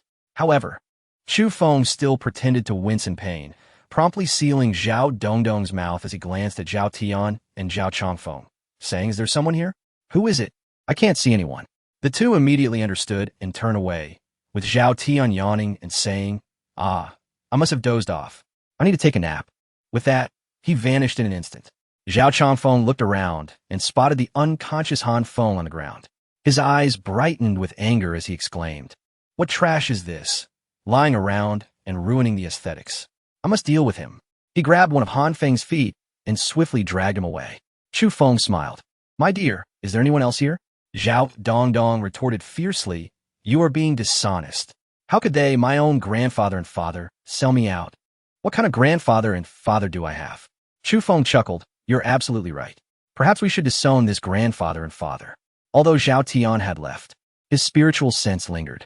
Such tricks might fool Zhao Dongdong, but they were no match for Chu Feng. His words nearly broke Zhao Tian's composure, prompting him to retract his spiritual sense with a wry smile. Alas, after nurturing his granddaughter for so many years, she was now slipping away. Fortunately, he had not gained nothing. Looking at the Sanyang fusion pill and God Shepherd pill in his hand, his reluctance vanished, replaced by an unwavering determination. Whether he could break through to the transformation realm now depended on this opportunity. Zhao Dongdong quickly shook her head. "What nonsense are you talking about?" Chu Feng, perceiving Zhao Tian's flustered expression through his spiritual sense, burst into laughter. "All right, I'm just jesting. Come, let us return home to the Taixuan Dao Sect." Employing the flying rainbow technique, they returned in less than the time it takes to brew a cup of tea. Zhao Dongdong was left astounded, her jaw dropping in disbelief. "Husband, you are incredible. This speed is astonishing." The Broken Sky Sword Sect was a staggering distance of over 100,000 miles from the Taixuan Dao Sect. At her pace, without resting, it would take at least a day and night to traverse. Chu Feng smiled. "This is a celestial-level divine technique, the flying rainbow technique. If you desire, I can teach it to you. It only takes a moment." At that moment, with this technique, unless facing a tribulation-level deity capable of tearing through space, no one could match his speed. Even if they couldn't defeat him, if he wished to escape, no one could stop him. Chapter 57. A fierce beating upon returning to the lonely mountain. Fate had it that he encountered Chen Wanwan. The sight of Chu Feng accompanied by an extraordinary beauty ignited a wave of discomfort within Chen Wanwan, who could not help but unleash a barrage of sarcastic remarks. Chu Feng instantly stiffened, feeling the awkward urge to explain himself, only to discover his hand was suddenly lighter. Chen Wanwan had whisked Zhao Dongdong away, whispering to her in hushed tones. Laughter soon erupted between the two, their glances occasionally darting back to him, accompanied by pointed gestures, igniting a sense of restlessness within Chu Feng. He yearned to approach, yet after a mere 2 steps, the warning glares from the two women halted him in his tracks. Resigned, he merely rubbed his nose in annoyance. After some time, Zhao Dongdong finally returned to his side. With a playful smile, Chen Wanwan remarked, "Master, not bad at all. You've swiftly found a new mistress." Cough, cough. Chu Feng cleared his throat. "What nonsense are you spouting? When did I become your master? Are you not my master?" Chen Wanwan countered. Without waiting for Chu Feng's reply, she continued, "Well, I shan't disturb you and your mistress on this joyous occasion. But I must warn you to be gentle. It is her first time. You just wait. I will deal with you later." Chu Feng retorted. "Deal with me? Do you not know my injuries have healed?" She shot back, confidence radiating from her. In an instant, a formidable aura surged from Chen Wanwan, revealing her cultivation at the late stage of the transformation realm. Through the cultivation of the great lament of yin and yang, she had restored much of her strength, allowing her to wield various techniques and spells. During the month Chu Feng spent away, his own injuries had also fully healed. A smile spread across Chu Feng's face. No wonder she dared to act so brazenly in his presence, mistakenly believing that her restored prowess could instill fear in him. Little did she know the depths of his strength. "Darling, what Chen Wanwan just said is true," Zhao Dongdong suddenly addressed him, leaving Chu Feng bewildered. "What did Wanwan say to you?" he inquired. Zhao Dongdong replied, "She mentioned that you have several partners besides me, including Lin Xiyue, who is now part of the royal Jiang family, and Lu Linglong of the Taixuan Dao Sect, as well as Nangong Yanran from the Nangong family." To my surprise, it appears there is truth in her words, including Wanwan herself, who is the holy maiden of the celestial demons. Am I to believe that I pale in comparison to them? Chu Feng quickly reassured her, "Do not speak such nonsense. How could you compare? You are merely a little over 100 years old. Once you have cultivated for as long as they have, you will surely match them. Besides, my wife, Chu Feng, is incomparable. Wait, my dear husband, I shall impart an immortal level technique to you, and you will understand," he declared. "An immortal level technique?" Zhao Dongdong's eyes widened in astonishment. Chu Feng pointed at her, and a scripture materialized in her mind, the great lament of yin and yang. "This is," Zhao Dongdong exclaimed, "husband, this is a dual cultivation technique." Chu Feng nodded. "Then let us begin our practice without delay." Zhao Dongdong replied shyly, "It is my first time. I ask for your gentle consideration." Thus commenced a fierce training session, with Chu Feng assuming the role of the elegant mentor, while Zhao Dongdong transformed into a diligent and eager student, fervently absorbing his teachings. Initially resistant, she soon succumbed under the relentless encouragement from her husband, her pleas for mercy echoing through the room. As a student, she learned to acknowledge her mistakes and stand tall, but mere pleas for mercy were insufficient. After a rigorous session, Zhao Dongdong was left in tears, utterly exhausted, dripping with sweat, prompting Chu Feng to finally relent. Exhausted, she soon fell into a deep slumber. Regret washed over Chu Feng.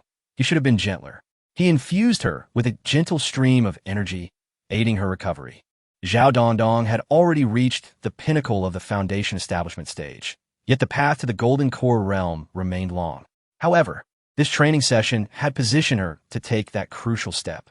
Upon waking, she would be ready to break through. Emerging from the bedroom, he encountered Chen Wanwan once more. A smile broke across Chu Feng's face. Who would have thought that the esteemed holy maiden of the celestial demons had a penchant for eavesdropping? "What have you overheard? Care to share your insights?" With a dismissive air, Chen Wanwan replied, "I wasn't eavesdropping. I merely passed by." "Really? I'm offering you another chance to articulate your thoughts," Chu Feng teased. With a haughty snort, Chen Wanwan declared, "And what if I did overhear? Do you think I am still the injured holy maiden you once dominated? Now I could subdue you with a mere flick of my wrist." "Are you certain you can subdue me with just one hand?" Chu Feng asked with a chuckle. Unfazed, she responded, "If you doubt me, I shall demonstrate right now." With that, she swung her hand towards him, unleashing a powerful strike that seemed capable of flattening him with ease. To her, Chu Feng was merely an ant beneath her heel, a mere foundation cultivator unworthy of comparison to the formidable holy maiden of the celestial demons. With her background in the celestial demon sect and formidable prowess, her techniques rivaled those of the highest order. Her confidence surged, believing she could suppress the entirety of the Taixuan Dao Sect with her might. In an instant, she unleashed a transcendent technique, the celestial demon hand, augmented by the great lament of yin and yang, creating an overwhelming aura that pressed down upon him like a mountain. Despite knowing of Chu Feng's extraordinary abilities, she could not fathom him as a true rival.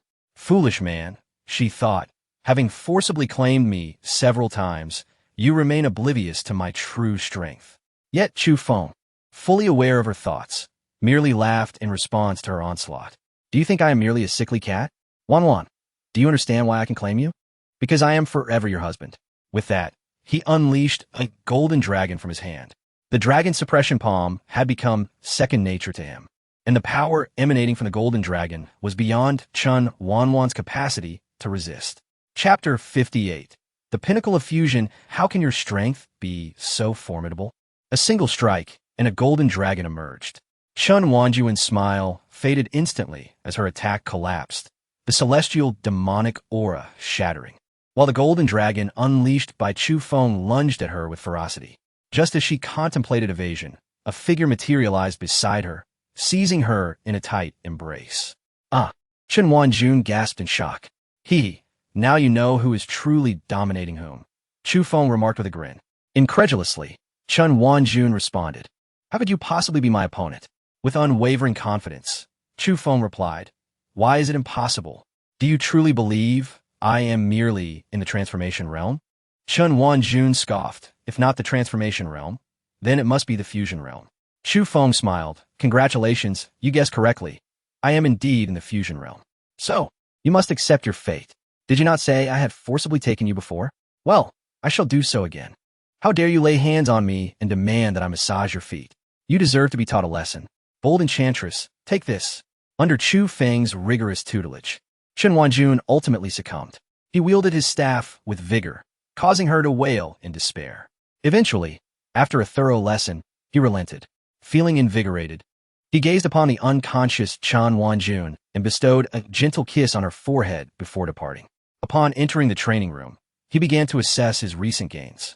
The 2,000 years of cultivation energy, once absorbed, would undoubtedly elevate his prowess. Having just acquired Zhao Dongdong's primal yin energy, his physique, soul, bloodline, and magical power had all been enhanced to varying degrees. The great yin-yang compassionate rhapsody, particularly the initial primal yin energy from a woman, proved most beneficial. Moreover, the reciprocity received from a woman and Appo's first experience was not insignificant. In essence, while the great yin-yang compassionate rhapsody appeared to benefit both parties, it was predominantly the male who reaped the most rewards. With yang as the foundation and yin as the support, the cycle of life continues endlessly. The sacred body, in truth, has classifications divided into ordinary, excellent, outstanding, and extraordinary levels, also referred to as inferior, middle, upper, and supreme grades. Chu Feng had previously possessed an infinite sacred body, albeit merely at the ordinary level, and with only a 30 awakening. As he cultivated the great yin-yang compassionate rhapsody, his awakening progressed to 50. Upon complete awakening, he could manifest the sacred body's extraordinary phenomena, truly unleashing its might. Those who possess a sacred body are akin to emperors. Such bodies are exceedingly rare, yet not entirely non-existent. However, to awaken a sacred body is a once-in-a-millennium occurrence. Otherwise, why do immortal emperors emerge but once every 1,000 years? Take for instance Shen Qianxue's Red Beauty sacred body and Lu Linglong's 7 Orifices Linglong sacred body, both of which remain unawakened. As Chu Feng practiced the great yin-yang compassionate rhapsody, even the infinite sacred body advanced from ordinary to excellent. The 2,000 years of cultivation energy was swiftly absorbed, his cultivation visibly escalating. The grand text of the great celestial technique radiated golden light, enveloping him, and as time flowed, he achieved a breakthrough.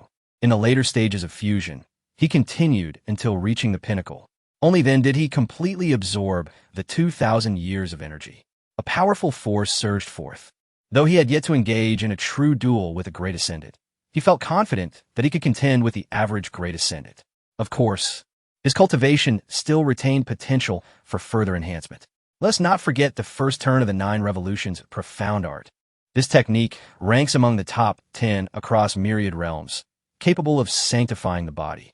Even the first turn would significantly augment his strength, should he succeed in mastering it. His power could multiply tenfold or more.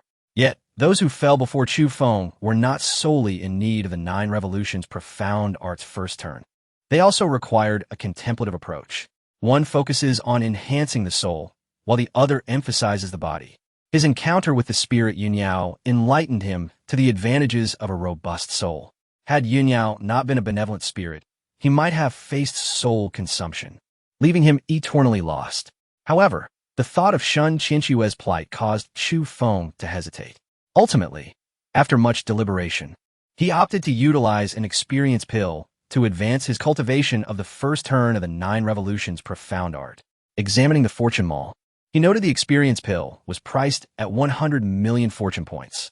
How many fortune-favored women must he conquer, or how many destiny children must he vanquish to afford this? Ding! Congratulations to the host. The first turn of the 9 revolutions profound art has been perfected. Please continue your efforts to purchase the second turn, priced at 50 million fortune points. 50 million? This is highway robbery. Chu Feng was momentarily silenced at the thought of the total cost. The first turn had also granted him a supernatural ability, Steel Bones. In the journey to the west, Yang Jian practiced the 9 revolutions profound art, while Sun Wukong practiced the 8-9 profound art. Both were similarly ranked techniques with comparable effects. The 9 revolutions profound art was crafted by the 3 pure ones based on the Pangu inheritance and the Wu clan's body refining methods, while the 8-9 profound art was developed by the Taoist of guidance from the Wu clan's techniques and Buddhist body refinement. Both shared a remarkable synergy. In an instant, Chu Feng acutely felt his physical strength augmenting thousands of times. His infinite sacred body, previously awakened to only 52, surged to 80. Could it be that by cultivating the second turn, he could fully awaken the infinite sacred body? At this moment, he felt assured that he could contend with those in the mid to late stages of the Great Ascendant Realm. As for the Imperial clan, the Jiang family, they would inevitably investigate Fu Wangtian's demise. When that time came, it would be the true test of his mettle. While Chu Feng reveled in his success, one person was engulfed in despair, Lin Xiyue, having been accepted as a disciple by Lu Linglong. She had aspired to enter the Taixuan secret realm to gain its inheritance and condense her Yuan infant. However, after Chu Feng had taken her innocence, she fell out of favor with Lu Linglong and lost her chance to enter the realm. Witnessing her dreams dissolve into nothingness, she chose to retreat and cultivate.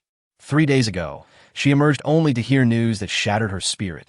Chu Feng had broken through, becoming a supreme elder of the Taixuan Dao Sect in the transformation realm. With a lifespan of 3,000 years, he was but 1,000 years old. Ironically, she had once dismissed him as too old and frail to provide her support, resolutely choosing to divorce him and become Lu Linglong's disciple, even renouncing any claim to his meager legacy. Yet that was not the most devastating revelation. The most crushing blow came when she learned that her master, Lu Linglong, had become his dual cultivation partner. How laughable!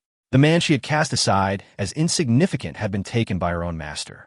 Refusing to accept this, she was filled with regret. No, Chu Feng is my man, and no one could take him from me. We have been partners for over a century. He must still love me. I must reclaim him. Chapter 59. Lin Xiyue's regret upon the solitary mountain. Chu Feng emerged from his seclusion, invigorated and revitalized. His diligent practice had yielded remarkable advancements, allowing him to attain the pinnacle of the first turn of the 9 transformations of the mysterious art. It is worth noting that he had only recently taken a drop of blood from Zhao Dongdong and had not yet had the opportunity to offer her proper solace before choosing to enter isolation, a rather inconsiderate decision on his part. He resolved to make amends. However, upon his exit, he unexpectedly encountered a figure who stirred a whirlwind of emotions within him. Lin Xiyue, having been companions for over a century, she possessed an intimate understanding of Chu Feng's habits. It was therefore no surprise that she awaited him outside the mountain, anticipating his return. Her perseverance bore fruit as she greeted him with a beaming smile, softly uttering, "Husband, you have emerged from seclusion. Congratulations on your further breakthrough in cultivation." Chu Feng frowned. "What brings you here?" His sentiments towards Lin Xiyue were intricate, shaped by their long history together. After all, they had been married for over 100 years, sharing a bond that, as the saying goes, a day as husband and wife is 100 days of affection. Yet, her departure had left an indelible ache in his heart. Lin Xiyue replied, "I naturally came to see you, my husband." He interrupted her, "We are divorced now. I, Chu Feng, am aging and my days are numbered. Remaining with you would only serve to burden you. Therefore, refrain from calling me husband." He continued, "Why have you left your residence at Linglong Peak to come to my solitary mountain? If there is nothing of consequence, I kindly ask you to depart. My current status is no longer that of a mere golden core elder. This mountain is not a place you can visit at will." Tears streamed down Lin Xiyue's face. "Husband, please do not cast me away. I was deceived. It was Lu Linglong who led me astray, claiming she could grant me access to the Taixuan secret realm, but only if I became her disciple, which necessitated my departure from you. Thus, I chose to divorce you. Do you even know that Lu Linglong is now my partner? How dare you speak ill of my partner before me?" Chu Feng retorted, his voice cold. "From the moment you chose to divorce me, our ties were severed. You are not even the daughter of fate." He scoffed. "If you were truly the daughter of fate, perhaps I would have been intrigued. But now I find no interest whatsoever. You possess little beyond an acceptable appearance. I will not leave, Lin Xiyue insisted, shaking her head vigorously. Husband, cannot you forgive me for the sake of our century-long companionship? I swear I have truly realized my mistakes. If you grant me your forgiveness, I will do anything for you. Every part of me belongs to you. I could even be your. Chu Feng grasped Lin Xiyue's chin and asked, Are you speaking the truth? Yes, truly, she fervently nodded. Begone, he coldly commanded. The farther you go, the better. I do not wish to see you again. Do you not understand human speech? With a wave of his hand, Lin Xiyue felt herself lifted into the air, soaring until she landed heavily on the ground. When she finally regained her senses, she discovered she had returned to her residence at Linglong Peak. Stunned, she stood there, yet her determination only grew stronger. Husband, wait for me. I shall not give up easily. You are mine, and only mine. Lin Xiyue's appearance did not significantly affect Chu Feng. He soon dismissed the encounter from his mind. When he met Zhao Dongdong, he found her in the midst of a breakthrough. Through their dual cultivation, she had made considerable progress, standing at the precipice of a significant advancement. Yet, breaking through to the Golden Core realm was no simple feat. A moment's inattention could lead to disastrous consequences, ranging from severed meridians to death. It was crucial to be adequately prepared for such an endeavor. However, fate intervened. The dual cultivation had compelled Zhao Dongdong to pursue her breakthrough prematurely, and she struggled to contain her own burgeoning power. Thus, she was left with no choice but to take a risk. Initially, the breakthrough proceeded smoothly, but as the Golden Core began to coalesce within her, her internal energy surged chaotically, akin to a headless fly darting about. This turmoil filled Zhao Dongdong with dread. No, am I to perish here? Desperate, she attempted to rein in the errant energy, striving to restore order to her chaotic state. Yet, her anxiety only exacerbated the situation.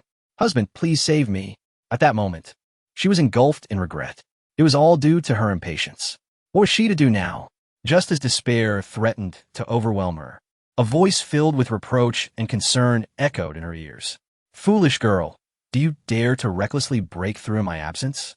Do you not fear losing yourself to madness? A powerful force surged into her being, transforming her unruly energy into a gentle flow. The disrupted golden core and meridians gradually mended, and the warmth enveloping her brought a sense of safety that nearly moved Zhao Dongdong to tears. Husband, Chu Feng reassured her, fear not, I am here. Allow me to impart a technique to you. Cultivate according to this method to successfully form your golden core. He generously shared the great celestial immortal technique with her. Though it consisted of merely 1,000 words, it rivaled the scriptures of the great immortals. This technique, created by the venerable Bodhi patriarch, synthesized the strengths of Confucianism, Buddhism, and Taoism. The Bodhi patriarch was said to be one of the 3 corpses of the provisional Taoist, or one of the 3,000 worldly guests of the Zixiao Palace, a being of quasi-saintly power. Regardless of the interpretation, it underscored the extraordinary nature of this technique. The Golden Core is classified into 12 grades. At the time of his own cultivation, Chu Feng had only attained the 9th grade, attributed to his possession of a sacred body. Ultimately, the technique had its limitations, and he had only reached the 8th grade. Thankfully, with the earthly and heavenly yin-yang great compassion assignment, the foundational deficiencies of his previous Golden Core and Nascent Soul were being gradually solidified. Through successive cultivation with several female practitioners, his Golden Core's strength had reached the 11th grade, while his Nascent Soul had attained the 10th grade. Of course, relying solely on the earthly and heavenly yin-yang great compassion assignment was insufficient. The great celestial immortal technique played a crucial role. Ultimately, time was of the essence. Given a few more years to reinforce his foundation, both his potential and future would undoubtedly ascend, enhancing his combat prowess significantly. With the aid of the great celestial immortal technique and Chu Feng's formidable power, Zhao Dongdong's subsequent cultivation progressed much more smoothly. Chapter 60, The Elder of Inner Demons. 10th Grade Golden Core. Chu Feng felt immense satisfaction. Although Golden Cores are categorized into 12 grades, achieving a 7th grade or higher Golden Core and advancing to the later stages is hardly a challenge. With his assistance, Lin Xiyue had only attained an 8th grade Golden Core. Those above the 9th grade are generally poised to enter the Nascent Soul realm. Zhao Dongdong's immediate attainment of a 10th grade golden core was undoubtedly aided by Chu Feng and the merits of the supreme celestial art. Zhao Dongdong soon realized the level of her golden core, and her joy knew no bounds. She sprang up like an elf, leaping into Chu Feng's embrace, showering his cheek with kisses, and exclaimed, "Husband, I have condensed a 10th grade golden core. Thank you so much." Chu Feng, holding Zhao Dongdong, comforted her. "Between us, there is no need for thanks. While I have assisted you in condensing your golden core, the achievement is ultimately yours. Thus, it is you, my dear Dongdong, who is truly remarkable. With a 10th grade golden core, you will surely break through to the Nascent Soul realm in the future." "Of course," Zhao Dongdong replied gleefully. "My grandfather only condensed a 9th grade golden core, and my father even less, merely an 8th grade. After 400 years of cultivation, he barely reached the later stage of the golden core. It seems unlikely he will break through to the Nascent Soul realm." At this point, Zhao Dongdong's expression shifted noticeably. The lifespan of a golden core is 500 years, implying that her father may not have the opportunity to advance, and he would likely age and perish within a century. Chu Feng smiled reassuringly. "Perhaps your father has other opportunities.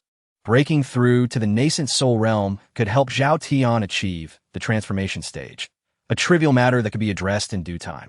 Zhao Dongdong seemed to ponder something and asked, "Husband, I originally needed at least 20 to 30 years of cultivation to condense a golden core. Yet after just one dual cultivation session with you, I found myself on the verge of a breakthrough. I could barely suppress my cultivation and had to forcefully advance. If you hadn't returned in time, I might have fallen into madness." Chu Feng, feeling remorseful, replied, "It is my fault for neglecting the gravity of my current cultivation. I nearly caused a grave mistake. Please accept my apologies. Tell me what you desire, and I shall fulfill it." With anticipation, Zhao Dongdong looked at Chu Feng and suggested, "Why not we cultivate together?" "Certainly." Chu Feng laughed heartily and lifted Zhao Dongdong into his arms. "Since my wife requests it, I shall gladly oblige. How about a little discipline to help you recognize your mistakes? Let me show you how to learn," he teased. Zhao Dongdong blushed and replied, "Husband, please be gentle. Why fear?" "I am not afraid," she insisted loudly.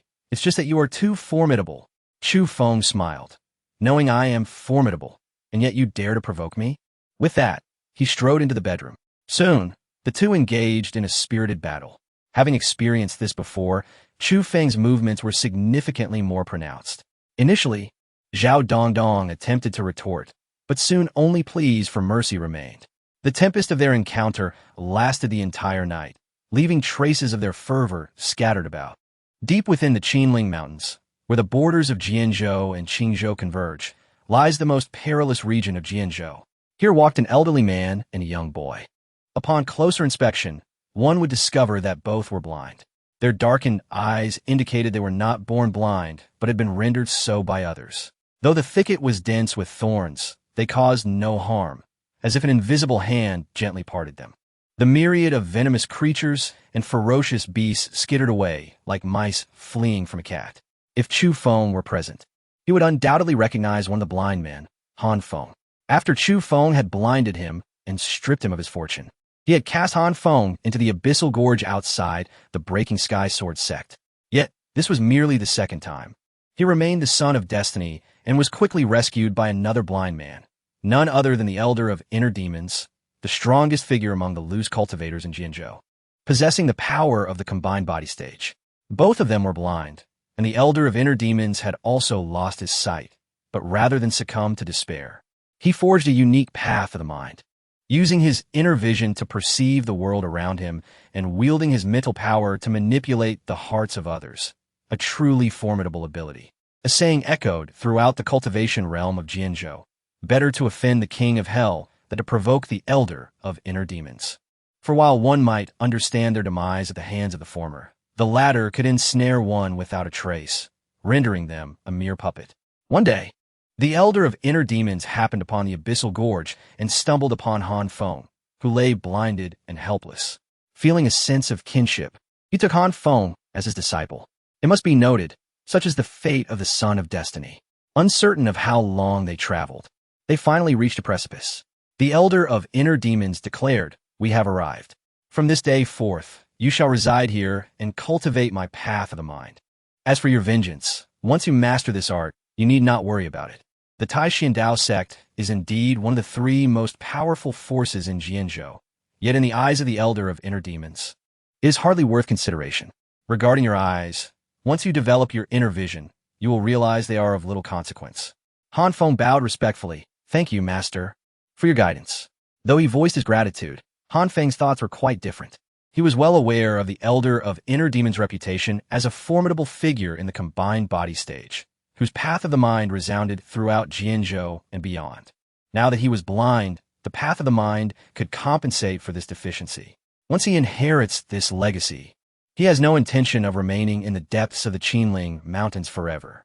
After all, he possessed a system, the pursuit system. Any beauty he captured would yield rewards. Zhao Dongdong, an SS-grade beauty, Nangong Yinran, an SSS-grade beauty, and Lu Linglong, also an SSS-grade beauty. These were all his. Once he won them over, the rewards would be bountiful. He regretted his previous naivety, believing that simply pursuing a woman was enough. After the incident with the farmer's daughter, he realized that a gentler approach was preferable. If that failed, he would resort to force until they surrendered completely. What Han Feng did not realize was the extraordinary nature of the path of the mind. While it could not discern the existence of a system, it could keenly perceive his innermost thoughts. Yet, the elder chose not to speak of this, though he felt a flicker of doubt about whether accepting this disciple was indeed the right choice. Chapter 61. A Man and a Dragon in Taixuan in the realm of Taixuan Dao Sect, atop a solitary mountain. The days of Chu Feng were marked by tranquility and indulgence. He often teased Zhao Dongdong and playfully bullied Chen Wanyuan. To his surprise, Chen Wanyuan remained, seemingly unfazed by the reasons for her presence, and each encounter was filled with her provocative demeanor. Unperturbed by her identity, Chu Feng would administer lessons with his stick, wielding authority until she begged for mercy. Notably, he found her quite endearing. It felt akin to role-playing. Indeed, Chu Feng relished the playful exchanges. As the celestial demon's holy maiden, she embodied a myriad of charms, elegant yet enchanting, poised yet mesmerizing, a frozen beauty with countless facets to her persona. It was no wonder that in the novels of his past life, the world adored such sorceresses, especially those adept in dual cultivation, capable of imparting to Chu Feng an array of sensations. Yet, despite her formidable presence, she was consistently subdued under his tutelage. Recently, an unexpected turn of events unfolded.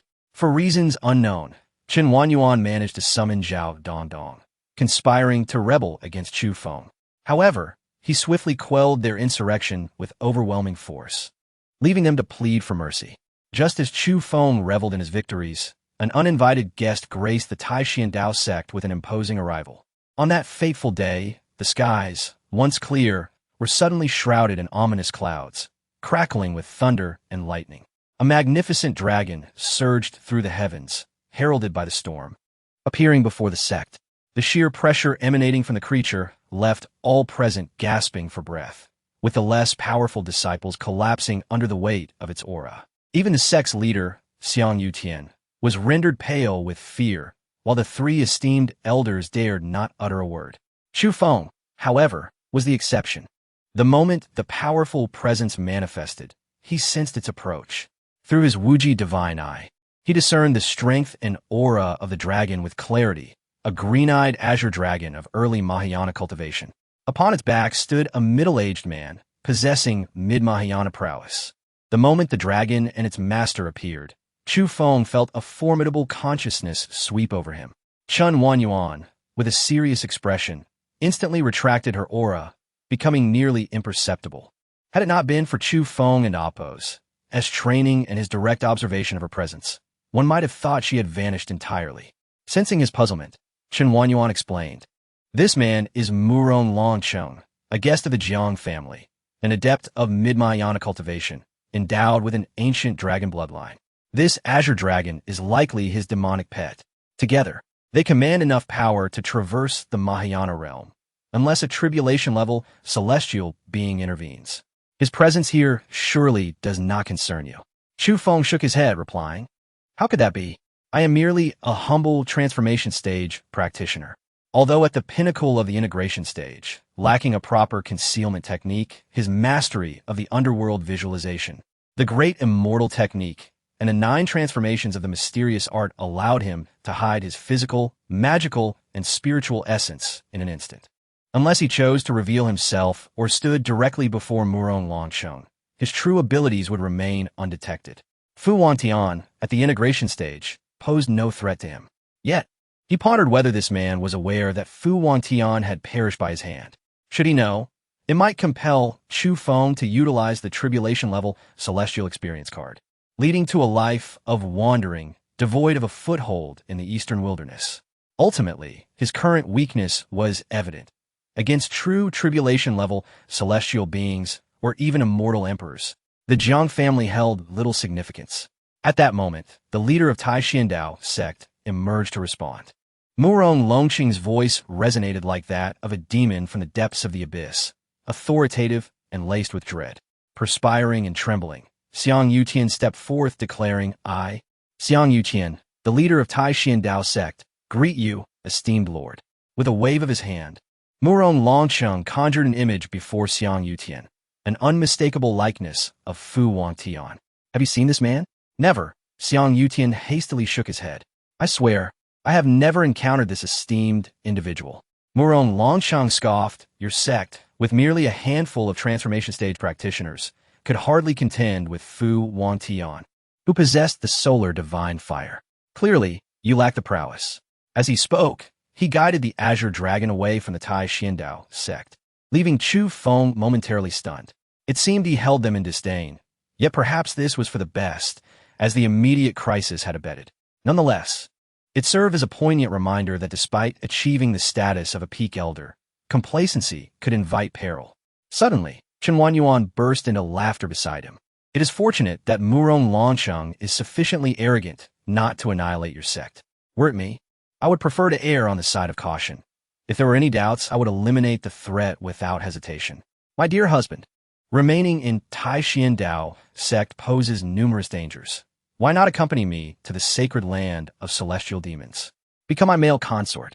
With that, she playfully grasped Chu Feng's chin, tilting it downward. In response, Chu Feng swiftly embraced her, teasing, "Oh, so you dare to suggest I become your consort? Have I not disciplined you enough?" Chen Wanyuan playfully bit his shoulder. "This holy maiden is rescuing you. Do you not understand? Dare you strike me? I could easily break you." Though Chu Feng, having cultivated the first turn of the 9 transformations of the mysterious art, felt little from her bite, he humorously retorted, "Oh, so you wish to bite? How dog-like of you. Watch how I deal with you." As the two engaged in their light-hearted banter, the Taixuan Dao Sect was in uproar, gripped by fear. The earlier display of dominance and terror was fresh in their minds. The colossal azure dragon, if it chose to unleash its wrath, would leave the sect utterly defenseless. Lu Rushi remained imprisoned in the icy abyss, while Yi Zishan and Zhao Ping trembled uncontrollably. After centuries of cultivation, especially as esteemed elders within the sect, they were accustomed to wielding power and influence. Yet for the first time, they faced a palpable sense of despair. From that moment on, a heavy weight pressed upon the hearts of every member of Taixuan Dao Sect. Some were ignited with ambition, aspiring to attain the strength of Murong Longsheng, while others felt their spirits crushed, succumbing to despondency. Amidst this turmoil, however, Chu Feng remained blissfully ignorant, indulging in merriment and dual cultivation. And among the few on their solitary mountain, an unexpected guest appeared. Lin Xiyue. Chapter 62. Zhaoyan's childhood sweetheart Lin Xiyue initially intended to remain at Gushin, resolutely believing that after over a century of affection, Chu Feng could not possibly forget her.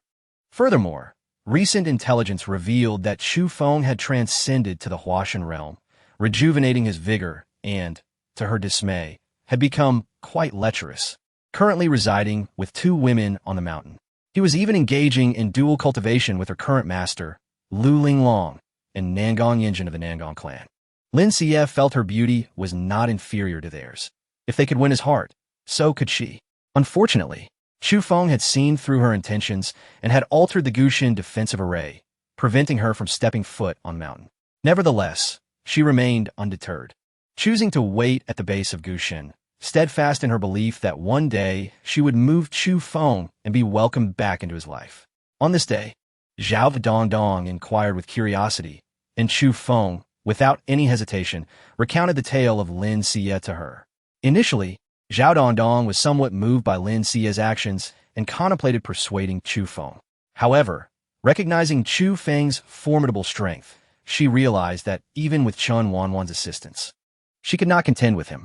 Upon learning of Lin Xiyue's conduct, her feelings shifted to disdain. She found it contemptible that one would seek divorce due to aging and declining health. Such a person, now filled with regret, was too late to reconsider. If Lin Xiyue wished to remain at the mountain's foot, so be it. In the Four Seasons city, the Zhao residence lay in complete disrepair following its destruction by Chu Feng. The estate had become overgrown with weeds, remnants of broken branches scattered about, and it teemed with snakes, insects, and vermin. When the Zhao family was annihilated by Chu Feng, the Shun family could have claimed the estate, yet they chose not to, allowing it to decay. Their intention was to instill fear in all factions within Four Seasons City, reminding them that the realm now belonged to the Shun family. On this day, a strikingly beautiful woman with an elegant demeanor arrived at the dilapidated Zhao residence. Her grace and poise captivated all who laid eyes upon her. As she surveyed the desolate estate, her initial excitement and anticipation evaporated, replaced by a profound anger and an overwhelming desire for vengeance. Why had the Zhao family perished? Who was responsible for their downfall? And what of her brother Zhao Yan? Was he safe? A chilling dread washed over her, quickening her breath. The woman seized a passerby nearby, her voice icy as she demanded, "Tell me what has happened to the Zhao family. Who destroyed them? Where's my brother Zhao Yan?" The passerby, terrified by her fierce presence and the palpable aura of menace emanating from her, stammered, "Fairy, please spare me. I know nothing. I am merely a passerby. Do not kill me." The woman thundered, "I demand answers. Speak, or I shall end your life this instant." At her fierce declaration, the passerby lost all composure, succumbing to fear. The unmistakable scent of urine filled the air, provoking the woman's disdain as she cast him aside and turned to others nearby. Before she could act further, someone stepped forward, saying, "Fairy, I can provide you with the details." He began recounting the events surrounding the Zhao family's demise, starting with a broken engagement. The man relayed all he knew, prompting an eruption of fury from the woman. "Taixuan Dao Sect, Chu Feng, you have a heart of stone, not only taking my brother Zhao Yan's fiancée, but also ending his life. I, Ji Linger, shall repay this blood debt with vengeance." Her name was Ji Linger. If Chen Wanwan were present, she would undoubtedly recognize Ji Linger as a member of another imperial clan. In her youth, Ji Linger had accompanied her mother on a visit when they were ambushed by formidable foes. To protect her, her mother had entrusted her to a servant, who ultimately perished from his injuries after bringing her to Four Seasons City. Alone and adrift, Ji Linger had encountered Zhao Yan, who took her in and treated her like a sister. However, the bond was marred by his inappropriate advances, as he disguised his intentions under the pretense of caring for her wounds. This continued until Ji Linger's family eventually arrived, 3 years later. Now, having achieved significant progress in her cultivation, she returned to reunite with Zhao Yan, only to discover the annihilation of the Zhao clan and the death of her brother. The informant, taken aback by Ji Linger's vehement accusations, interjected, "Fairy, please be cautious with your words. Chu Feng is a revered elder of Taixuan Dao Sect, a Yuan immortal. To curse him is to invite peril upon yourself." He continued, the Zhao family was one of the two great families in Four Seasons City, and their fall exemplifies the harsh realities of the cultivation world, where the weak are but fodder for the strong. Alas, we are too lacking in talent to avenge the Zhao family. "You are a member of the Zhao family?" Ji Linger suddenly inquired, her gaze piercing. The man trembled and fell to his knees before her, proclaiming, "Miss Ling and Amp, Oppos, I am Zhao Linji, a distant relative of the Zhao family. When Chu Feng destroyed the clan, I was fortunate to be away and survived. I came here to pay my respects to the Zhao family for the last time before leaving Four Seasons City forever.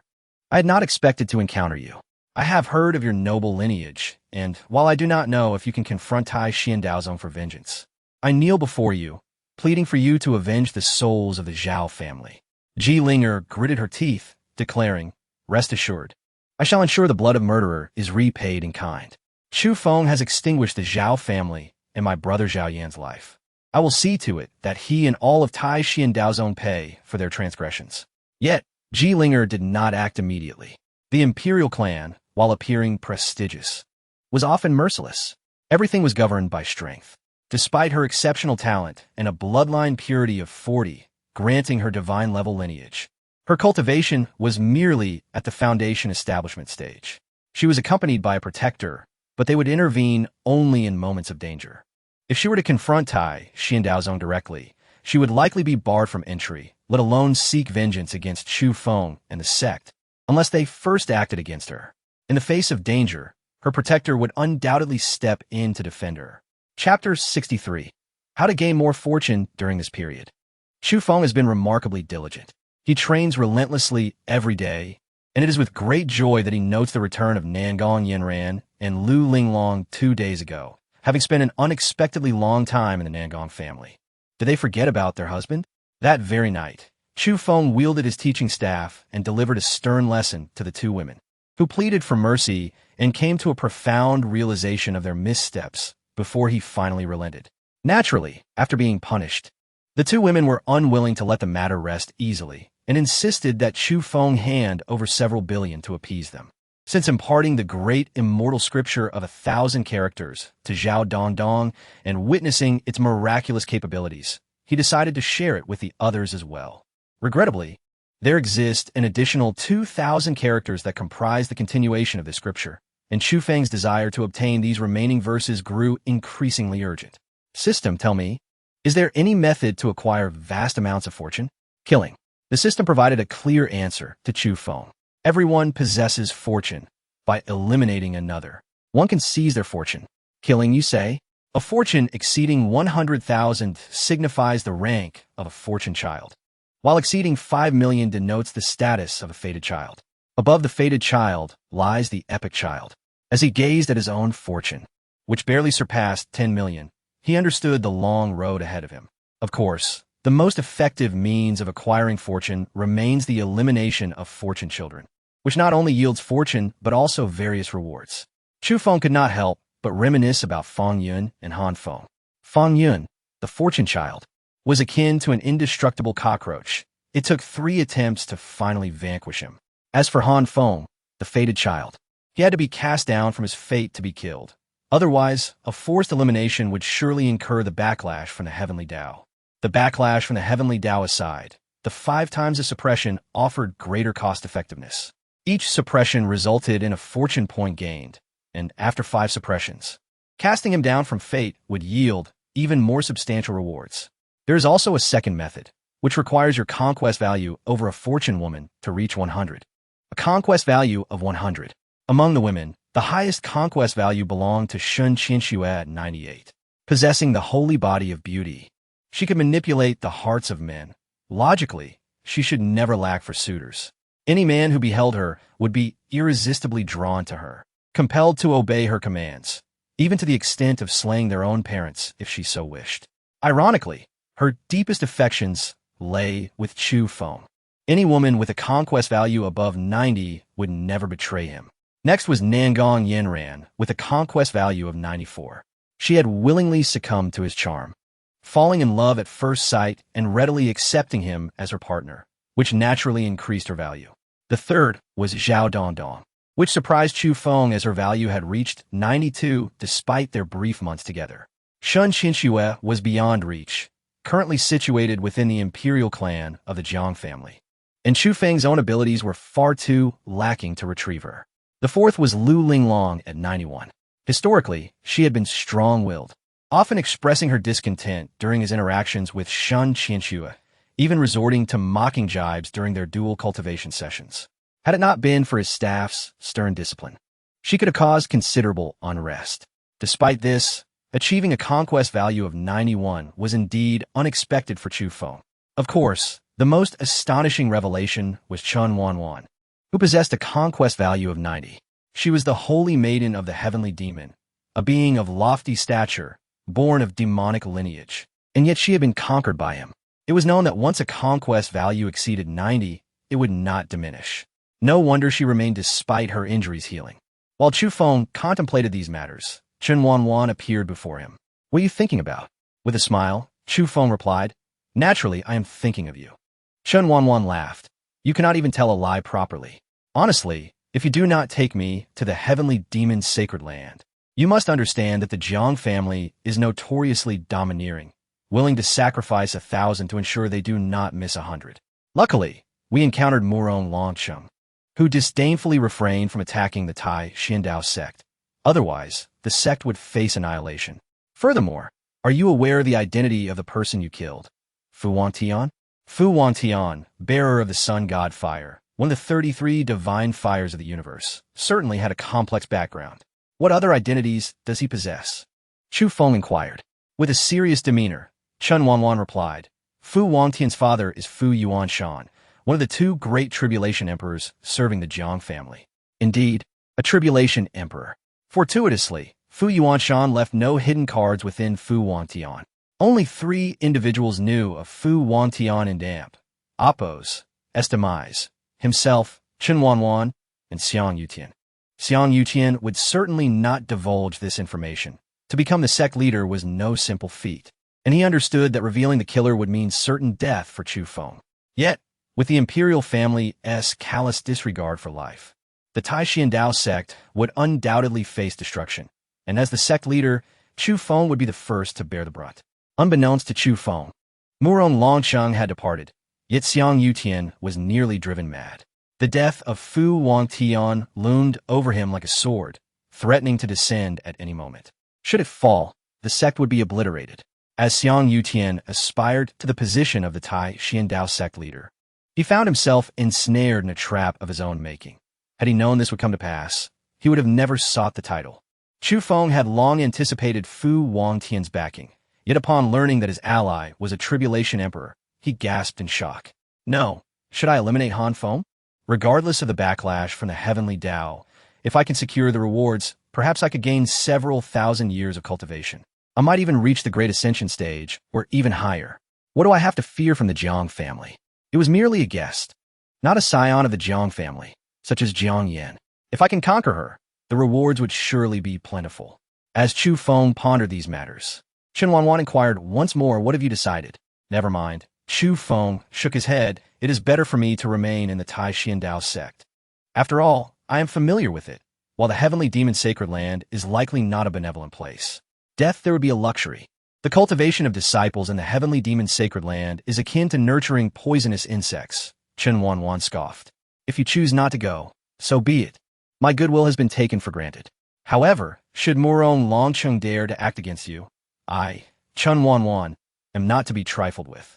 Chu Feng was taken aback. You do not intend to leave? Annoyed, Chen Wanwan retorted, leave to do what? My man is in danger. How could I possibly abandon you? Remember this, you belong to me. Only I can take your life. No one else may harm you in the slightest. Do you understand? I understand, Chu Feng chuckled, thoroughly amused. Who would have thought that Chen Wanwan, the holy maiden of the heavenly demon, would possess the demeanor of an overbearing CEO? Do not laugh, Chen Wanwan declared, her irritation evident. I am speaking of serious matters. Chapter 64. Another daughter of destiny. At that moment, beneath the solitary mountain, an anxious voice rang out.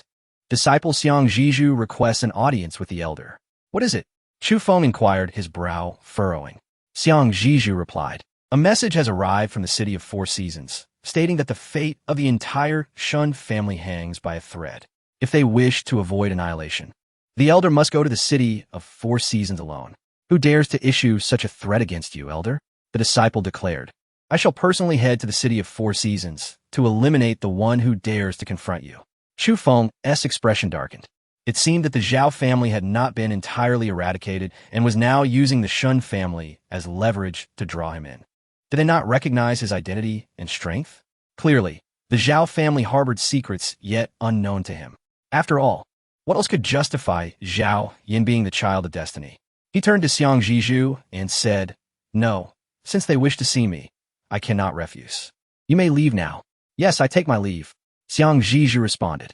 Watching Xiang Zhizhu depart, Chu Feng turned to Chen Wanwan and asked, are you interested in accompanying me? Of course, she replied. Then let us set forth. What is the hurry? Chen Wanwan insisted, pressing him back down. If we're going, I at least need to be well fed first. Very well. If you wish to eat, I shall oblige, though I fear you may take advantage of the situation. Oomph. Chen Wanwan scoffed. I must inform you of some unfortunate news. Chen Wanwan, have successfully broken through to the 15th level of the Celestial Demon Art. The Celestial Demon Art, one of the most powerful legacies of the Celestial Demon Holy Land, is said to have been created by the Celestial Demon Emperor, a technique of the immortal level.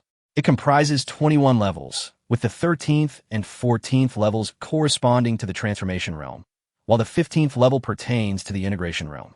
Previously, Chen Wanwan had been at the 14th level and had thought it would take considerable time to break through to the 15th. To her surprise, the breakthrough occurred swiftly this time. This was indeed a momentous occasion, signifying a smooth path into the integration realm. Most importantly, all of this was due to the dual cultivation of the heavenly Yin and Yang Great Compassion assignment. Naturally, she wasted no time in dragging Chu Feng into her dual cultivation endeavors, insisting on receiving his full contribution. You must yield everything. Today, riding the wave of my breakthrough in the Celestial Demon Art, if I do not drain you dry, I am not Chen Wanwan. Such aspirations were admirable, but unfortunately, they encountered Chu Feng, an extraordinary being far too formidable. One Chen Wanwan alone was no match for him. Is it a battle you seek? Then let me demonstrate what it means for me, Chu Feng, to wield a staff and possess the world. With the teaching staff in hand, he imparted a thorough lesson to Chen Wanwan, leaving her utterly exhausted. Now you comprehend my prowess, do you not? Chu Feng smiled. Do you still have the energy to accompany me to the city of 4 seasons? I do, Chen Wanwan huffed. Although I may have lost this time, I will not surrender easily. We shall duel again another day. Chu Feng shrugged. Very well, we shall meet again. In the city of 4 seasons. In less than the time it takes to brew a cup of tea, Chu Feng and Chen Wanwan arrived. The flying rainbow technique had become increasingly second nature to him. It was Chen Wanwan's first experience of Chu Feng's extreme speed, leaving her astonished. Your speed is simply extraordinary. The flying rainbow technique, an immortal level divine ability, can reach speeds of up to 300,000 kilometers instantaneously. Of course, my current cultivation is insufficient, but I can still manage a distance of 1,000 miles in a heartbeat. Another immortal level divine ability, Chen Wanwan remarked. I find myself increasingly unable to see through you. If you wish to learn, I can teach you, Chu Feng offered. Is that so? Very well, I shall learn, Chen Wanwan nodded. At the Yishun family estate, the atmosphere remained lively, showing no signs of being threatened. When Chu Feng arrived, he initially suspected he had been deceived. It was only upon encountering Shun Zhong that he realized the Shun family was indeed under threat. He soon met the one issuing the threats, Jiling, clad in white. She resembled a celestial maiden.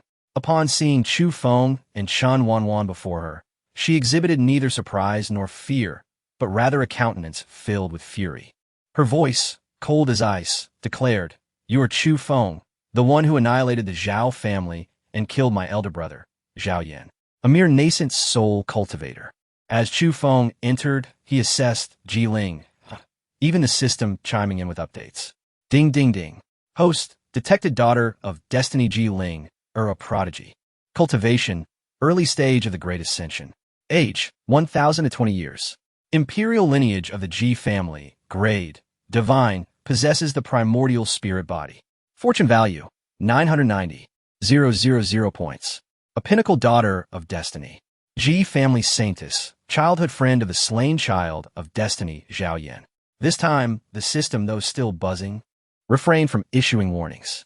It implied that in its view, Chu Feng's combat prowess was not inferior to that of a Great Ascension being.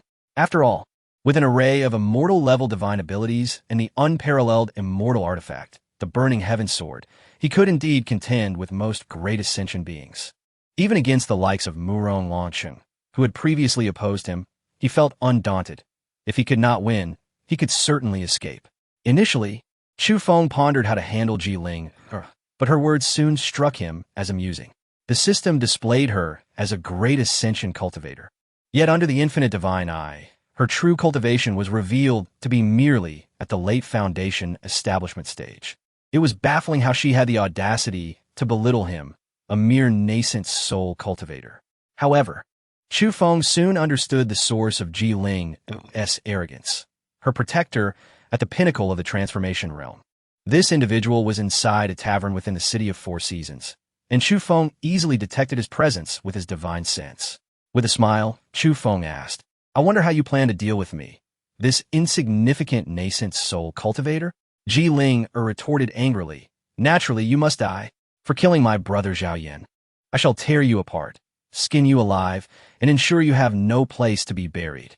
Chu Feng's expression turned icy, filled with disdain. "Very well. I look forward to seeing how you intend to tear me apart and skin me alive."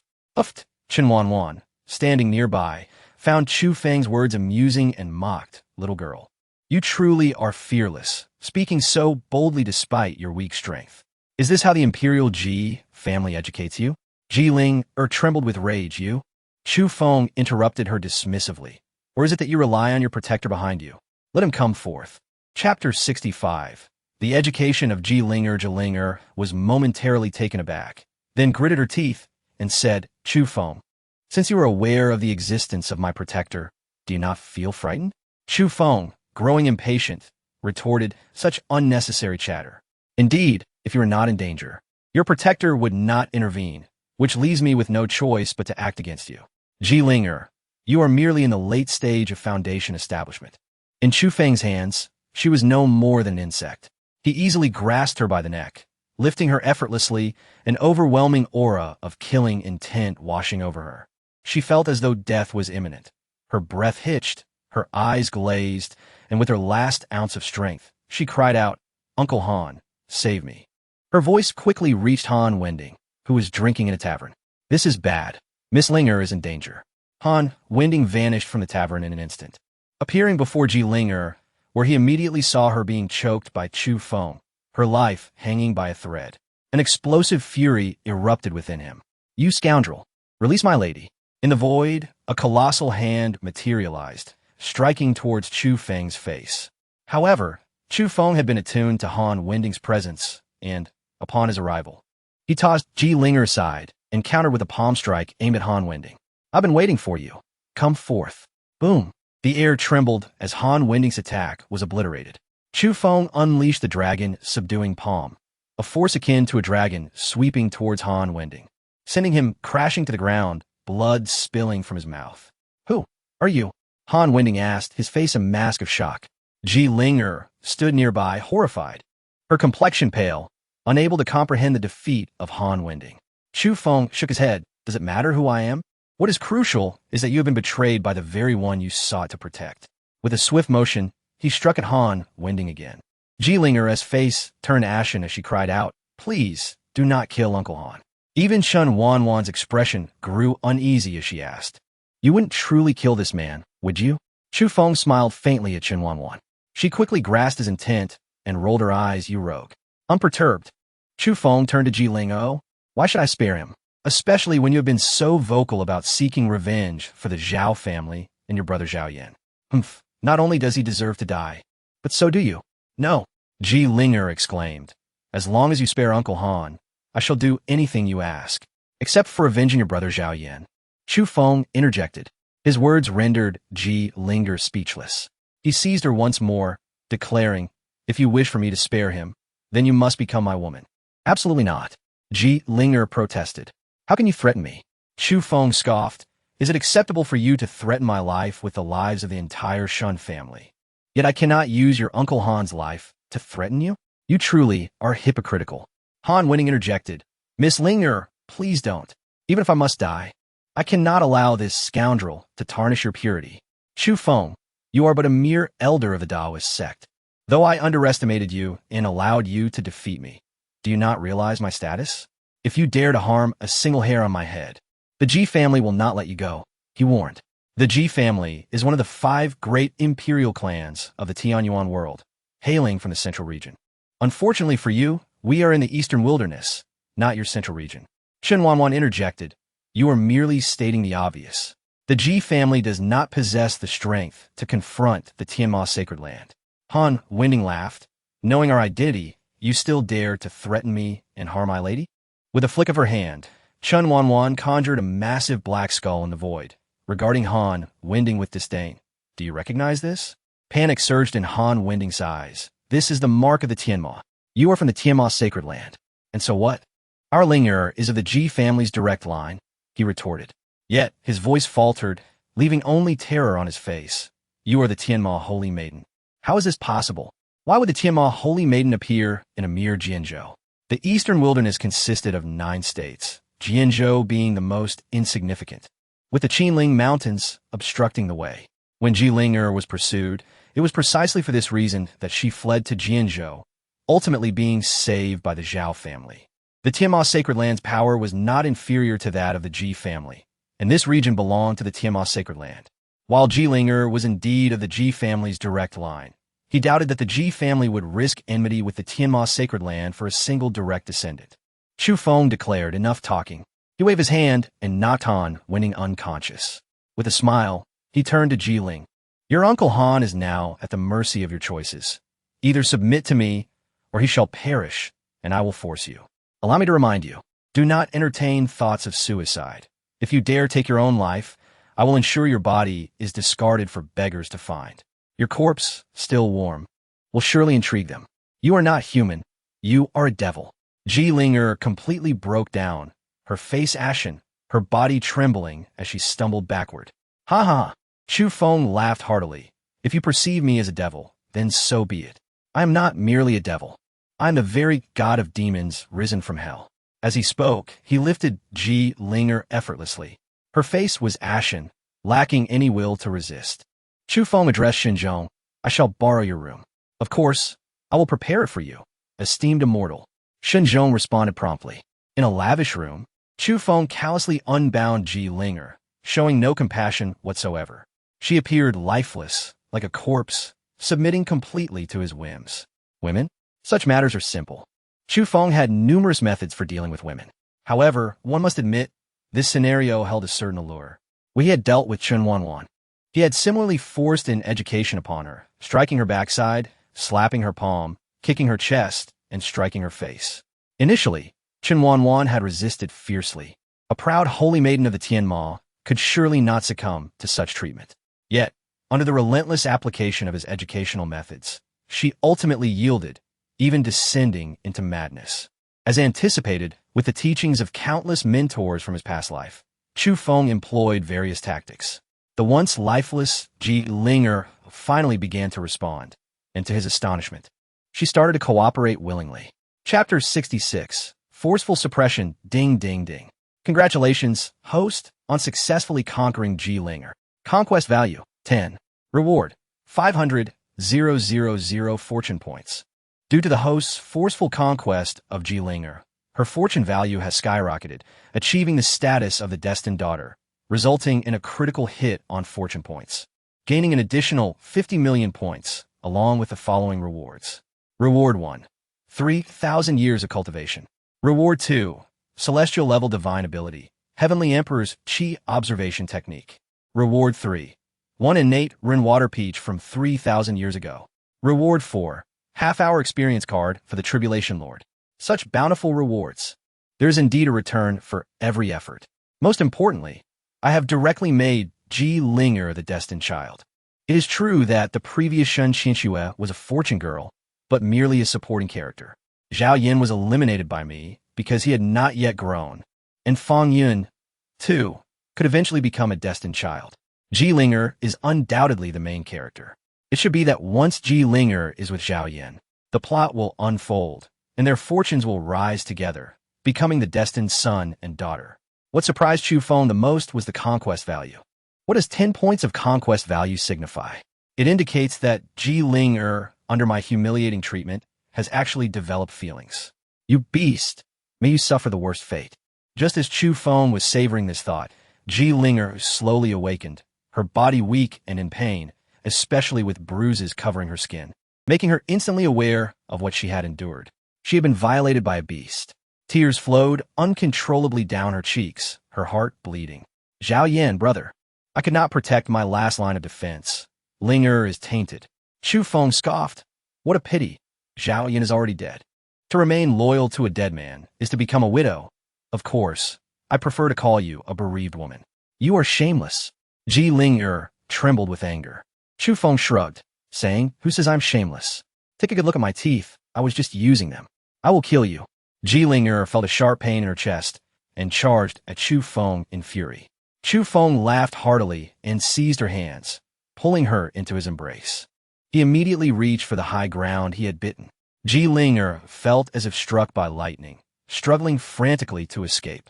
This only piqued Chu Feng's interest, and he struck her, sending her flying onto the bed. With a wave of his hand, he restrained her limbs, rendering her immobile. With a cold snort, he said, "Do you know what a horse tamer is? A horse tamer takes pride in taming the wildest horses. To me, you are a wild mare, and I am the tamer. How do you think I should tame you?" As he spoke, a long whip appeared in Chu Feng's hand, which he cracked at Ji Ling. Each strike left a mark of blood on her. However, it must be said that Ji Ling'er possessed a powerful bloodline, and her injuries healed rapidly. Yet the pain nearly drove her insane. Days passed, and Chu Feng had completely subdued Ji Ling'er under his educational stick. The conquest value rose from the original 10 points to now 50. Under Chu Feng's teachings, she no longer mentioned Zhao Yin and satisfied all of Chu Feng's demands without reservation. Most importantly, the increase to 50 conquest value indicated that Ji Ling and Oppos no longer harbored any murderous intent toward him, only a deep-seated unwillingness. This was inconsequential. All he needed was her compliance. Chu Feng did not mistreat Ji Ling'er either. He taught her the great compassion of yin and yang. And although her training time was brief, Ji Ling'er discovered the extraordinary nature of this technique, which surpassed any she had previously cultivated. Her magical power, body, soul, and even her talent and bloodline were all enhanced. What a divine technique is this? Even the emperor's inheritance from the Ji family cannot compare. The fact that Chu Feng imparted it to her stirred a sense of gratitude within her. As for Han Wendong, his fate was grim. Having reached the transformation stage, he was directly sealed and imprisoned in a dungeon. Han Wendong had never suffered such treatment, and he felt driven to the brink of suicide. If this were to reach the Ji family, he would surely become a laughingstock for millennia. During this time, aside from conquering Ji Ling'er, he also consumed his rewards. First was the 3,000 years of cultivation, which elevated his peak integration stage to the mid-stage of great perfection. This was undoubtedly aided by consuming the innate Ren-water peach, a precious, innate spiritual root. It was said that after facing calamity, it transformed into 3,600 peach trees. The first 1,200 bore small flowers and fruits, ripening every 3,000 years, granting immortality to those who consume them. The next 1,200 ripened every 6,000 years, bestowing ascension and longevity. The final 1,200 bore purple vein kernels, ripening every 9,000 years, granting those who consumed them a lifespan equal to that of heaven and earth. Although it would not lead to true immortality, Chu Feng underwent a metamorphosis. His infinite holy body ascended to the 3rd level, and his bloodline attained the holy level. His combat power increased by more than 100-fold. Presently, though his cultivation was merely at the mid-stage of great perfection, he could confidently assert that unless a tribulation lord intervened, even someone like Murong Longsheng would not be his match. Murong Longsheng, a man and a dragon, could undoubtedly rank among the top 10 within the great perfection realm. This exemplifies the innate power of the dragon bloodline. If he were to command a true dragon, he would only grow stronger. One day, Chu Feng emerged from a room with Ji Ling'er obediently by his side. Chen Wanyuan had long been waiting with a smile and promptly approached, taking Ji Ling'er's hand, asking, "Sister, why are you so stubborn? Otherwise, your husband would not have to resort to force." Ji Ling'er, feeling ashamed, replied, "Sister, I understand my mistake. I had no idea of my husband's prowess. Sister, I wish to ask you, is it that my husband is too strong, or am I too weak? Always being tormented to the brink of death?" Hee. Chen Wanyuan laughed. "Next time, we shall confront him together." It was evident that Ji Ling'er was genuinely intimidated by Chu Feng's might. "Sister, are you truly the holy maiden of the heavenly demon? Why not believe it?" Chen Wanyuan smiled. "Can the holy maiden of the heavenly demon not be conquered by her husband? The more this is the case, the more it proves your husband's strength." Ji Ling and Oppos. Her face flushed at this, and she turned to Chu Feng, saying, "Husband, may I ask you to release Uncle Han?" Chapter 67. Seeking divorce from the sect soon, Ji Ling and Oppos, finally encountered Han Wendong. However, Han Wendong appeared to be in a rather pitiable state. His body bore numerous wounds, and he looked utterly weak, his cultivation sealed, rendering him akin to an ordinary person. After half a month without food or water, his body had reached its limits. Though he was not dead, his suffering was evident. Upon witnessing Han Wendong's dire condition, tears flowed uncontrollably from Ji Ling'er's eyes. "Uncle Han, Miss Ling'er." Han Wendong struggled to rise. Ji Ling'er hurriedly rushed to support him. "Miss Ling'er, why have you come? Has that devil troubled you? Has he?" Just as Han Wendong's voice faltered, a hand emerged from behind Ji Ling'er, wrapping around her waist possessively, as if to assert dominance.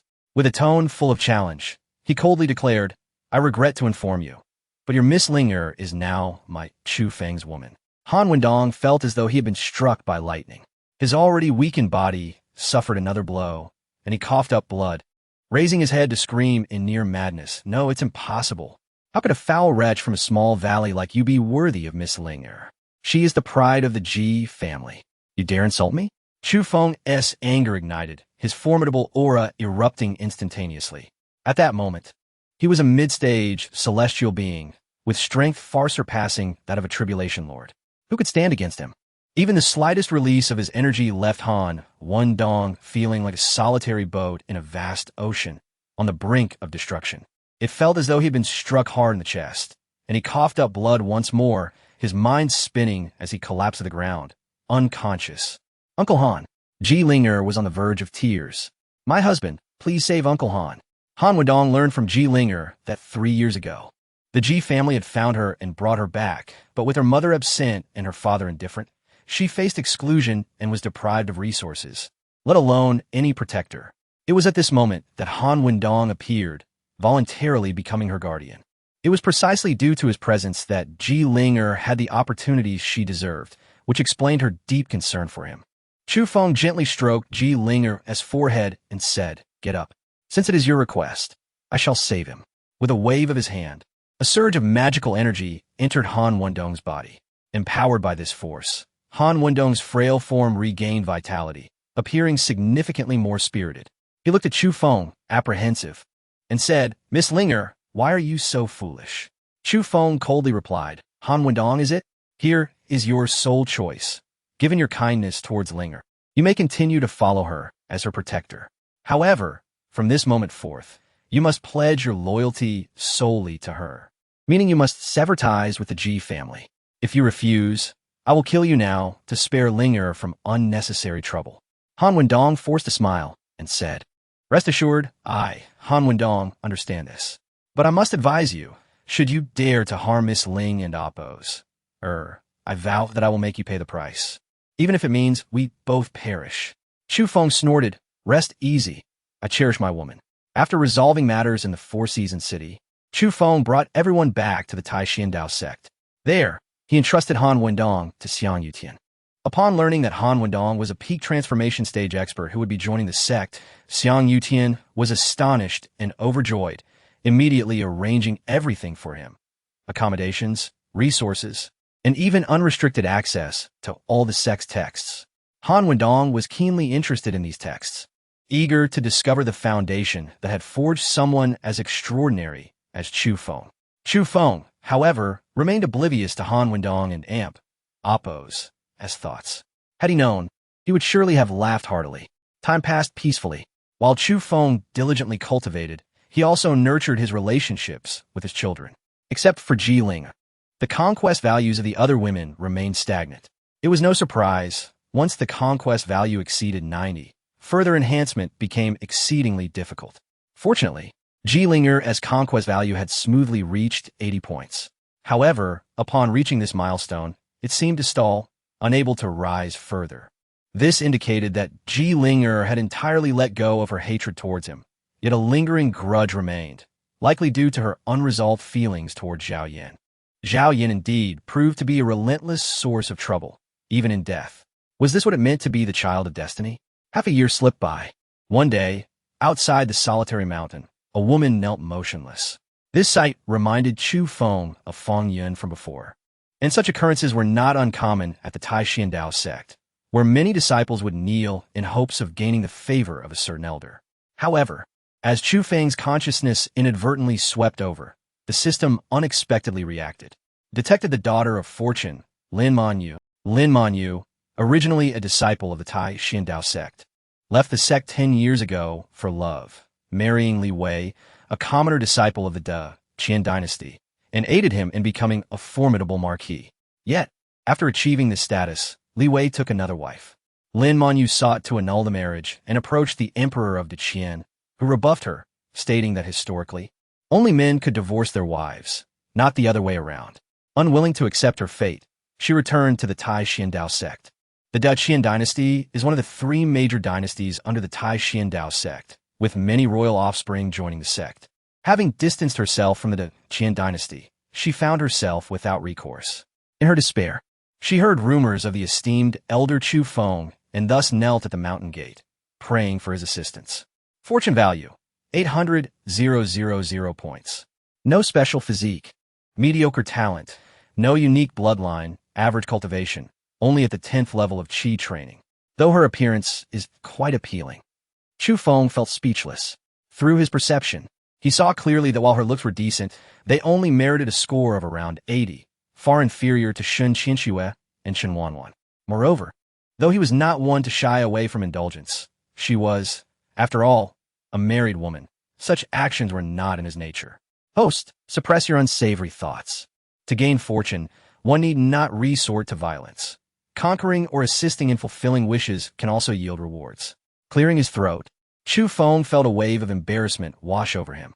He quickly coughed lightly and said, "What are you talking about? I, Chu Feng, am not that kind of person. I'm merely worried that you might be misinterpreting my intentions. Be careful. I might just accuse you of slander. Now, you may leave. I will handle the rest myself." Chapter 68. The wind of Chu rides out like 1,000 warriors. Lin Xiyue had been at the Taixuan Dao Sect for half a month. Her sole purpose this time was to seek a divorce. She had sacrificed her cultivation and left her sect for him, willingly embracing the role of a devoted wife and mother. In return, he had risen to nobility with her assistance.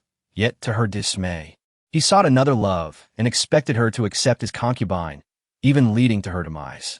Only in her final moments did she realize that this new love was, in fact, his childhood sweetheart. He had married her solely for her status as a cultivator, believing it would aid his ambitions. For a decade, he had feigned respect and affection, all the while nurturing a true marriage with his childhood sweetheart, who bore him children.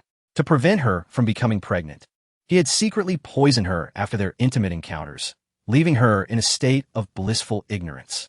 She had mistakenly believed herself barren, feeling guilt towards him, only to uncover the truth upon her death. Fortunately, fate smiled upon her, granting her a second chance to return to the moment he introduced his concubine. In this new life, she resolved not to indulge them any longer. She had firmly decided to divorce him, yet her plans were overly simplistic. To her astonishment, the emperor of the Qin stood before the scoundrel, explaining why he had brought back that wretched woman and orchestrated her downfall. Thus, she was compelled to return to Taixuan, seeking assistance. Regrettably, as merely an inner sect disciple, her voice held little weight, and few would come to her aid. In that moment, despair enveloped her. Was her rebirth destined to repeat the same tragic path? Her last hope rested with the esteemed elder Chu Feng, a desperate plea akin to a drowning person grasping at straws. Fortunately, as a favored daughter of fate, she caught Chu Feng's attention. Disciple Lin Xiyue pays her respects to the ancestor. Upon meeting Chu Feng, she knelt, tears streaming as she recounted her plight, even confessing her rebirth. "I beseech the ancestor to take charge of my fate. I desire nothing more than to part ways with that scoundrel and reclaim my justice." Chu Feng nodded. "Rise. I shall accompany you." Lin Xiyue was momentarily taken aback, doubting her own ears. The ancestor intended to personally aid her. "What? Are you unwilling?" Chu Feng inquired. "Disciple is willing, and I am deeply grateful, ancestor," she responded, regaining her composure. "Very well, let us go," Chu Feng affirmed. Just as he was about to depart, Chen Wanyuan and Ji Linger approached. "Husband, we shall join you." "Excellent. A chance for a stroll," Chu Feng replied. Thus, the four of them vanished from Taixuan Dao Sect, heading towards the Qin Empire. The distance to the Qin Empire was comparable to that of the Four-Season City, and within a brief moment, they arrived at the imperial capital. At this time, The Wei Wu Marquee was adorned with festive decorations, red lanterns hung high, drums and gongs resonated, and firecrackers exploded in a jubilant cacophony. Today marked Li Wei's wedding and the acceptance of concubine. Half a month prior, Li Wei had learned of his wife's disappearance. Instead of searching for her, he rejoiced and hastily prepared for his wedding with his childhood sweetheart, Lu Ruyan. Although propriety dictated that Lu Ruyan would be a concubine in the presence of a legitimate wife, Li Wei insisted on treating her as a primary spouse. Within the Marquee, in the inner chambers, Li Wei's mother, brimming with arrogance, berated the servants. Listen well. That little wretch has left home and will never return. Even if she does, she shall no longer hold any place here. Lu Ruyan is now your lady, and aside from me, she is the only one that matters. As for that wretch, better for her to perish outside. Li Wei, clad in a crimson robe, approached. Mother, lower your voice. Though I despise that wretch, we must be cautious. Walls have ears. His mother scoffed. Lower my voice? The more people hear, the better. Let everyone know who truly holds the power in this household. That little hussy dared to leave. I say we should just divorce her to avoid the nuisance. Li Wei nodded. Mother speaks wisely, but there is no rush. I shall drain her of everything before disposing of her. In my eyes, there is no concept of divorce, only widowhood. Good, his mother replied, satisfied. It's about time that little wretch was dealt with. By the way, once she's gone, can we bring my grandchildren home? The offspring of the Li family cannot remain lost. They must return to their roots. Besides, as a marquis, you cannot be without heirs. Li Wei assured her, do not worry, mother. Soon, Zihan and Xiaowei will be back under our roof. Excellent, go fetch Rian for me, his mother urged. Li Wei smiled, as you command. Meanwhile, within the imperial palace, Chu Feng sat confidently upon the dragon throne, which rightfully belonged to the emperor. Lin Xiyue, Chen Wanyuan, and Ji Linger stood beside him. In stark contrast, the imposing emperor of Deqian knelt in terror, drenched in sweat, pleading for mercy. Ancestor, spare me. With a sharp slap to his own face. Realizing his mistake, the emperor left a clear imprint of his hand. I was unaware of Lin Xiyue's connection to you. Had I known, I would have advocated for her. Please, ancestor, forgive my ignorance. The emperor, filled with regret, recalled how he had previously dismissed Lin Xiyue's plea for help, choosing instead to side with Li Wei. Although Li Wei was a cad, he possessed some skills. Otherwise, he would not have captured Lin Xiyue's heart. Most importantly, he knew how to navigate his relationship with the emperor, remaining steadfastly loyal. Lin Xiyue had once been an inner disciple of the Taixuan Dao Sect, but such figures were numerous. As one of the three major forces in Jianzhou, Taixuan boasted over 100,000 disciples, with more than 30,000 in the inner sect. Moreover, Lin Xiyue had voluntarily left the sect. As expected, after several days, no one had come to her aid. Little did anyone know that the situation would take a turn when ancestor Chu Feng intervened. Had he known this woman could summon Chu Feng's support, he would have sided with her from the start. Now, it was too late for regrets. He could only hope that the ancestor would spare him, considering his position as the emperor of Deqian. Chapter 69. The disruption of the wedding. The Grand Chancellor of the Great Qian Dynasty, the left Prime Minister, arrived to congratulate the valiant Marquis on his joyous union. The Duke of Celebration from the Great Qian Dynasty also arrived to extend his congratulations. The Crown Prince graced the occasion, offering his felicitations as well. The second prince arrived, followed by the seventh prince. The entire Marquis' estate was abuzz with nobility. Nearly the entire court had gathered, and the valiant Marquis was enveloped in a sea of joy. One could say that Lu Ruyan was given ample face. Such a grand affair made it seem as though a bride was being taken. After all, the valiant Marquis was a favored subject of the great Qian Emperor. Just half a month prior, Lin Xiyue had sought the Emperor's permission for a divorce, only to be refused. And this news had long since spread throughout the imperial capital. At this moment, it was imperative to curry favor. Li Wei's mother was unable to contain her laughter, her mouth forming a wide grin as she repeatedly murmured, "My Lu Ruyan is truly exceptional. Just look at this spectacle. How could I have allowed that wretched woman to marry into our family? If my son waits for that harbinger of misfortune to return, I shall see her perish." Had she accepted Lu Ruyan into our home graciously, I could have welcomed my dear grandson back, but she dared to seek a divorce, bringing shame upon our house. Li Wei nodded in agreement. Mother speaks rightly. However, today is a day of joy as we welcome Lu Ruyan into our family. We shall discuss her matters later. Our guests are already here. Let's go greet them. As the ceremony proceeded, the couple was about to bow to heaven and earth, wishing for 100 years of harmony and early offspring. They then bowed to their parents, praying for filial piety and family harmony. Just as the couple was about to exchange vows, a voice rang out from the crowd.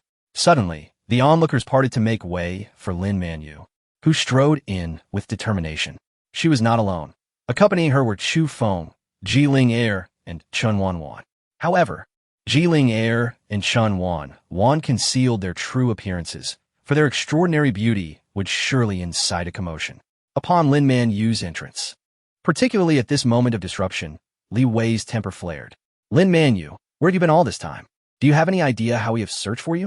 Lin Xiyue chuckled. Li Wei, are you certain you truly sought me during my absence? I suspect not.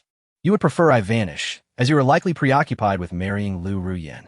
Li Wei retorted coldly. Indeed, I am busy marrying Lu Ruyen. So what?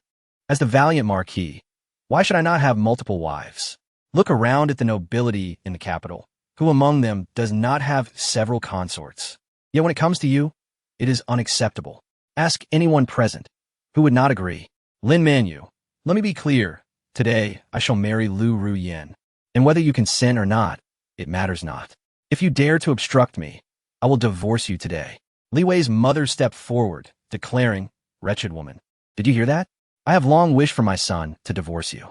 You have presented yourself, so it is perfect. Li Wei, draft the divorce papers. Sever all ties with this vile woman. Divorce me? Lin Xiyue laughed heartily. Li Wei, when your family fell into hardship, it was I who supported you, teaching you to cultivate, assisting you in your military endeavors, and caring for your mother. Ironically, you were granted the title of Valiant Marquis for slaying the barbarian king.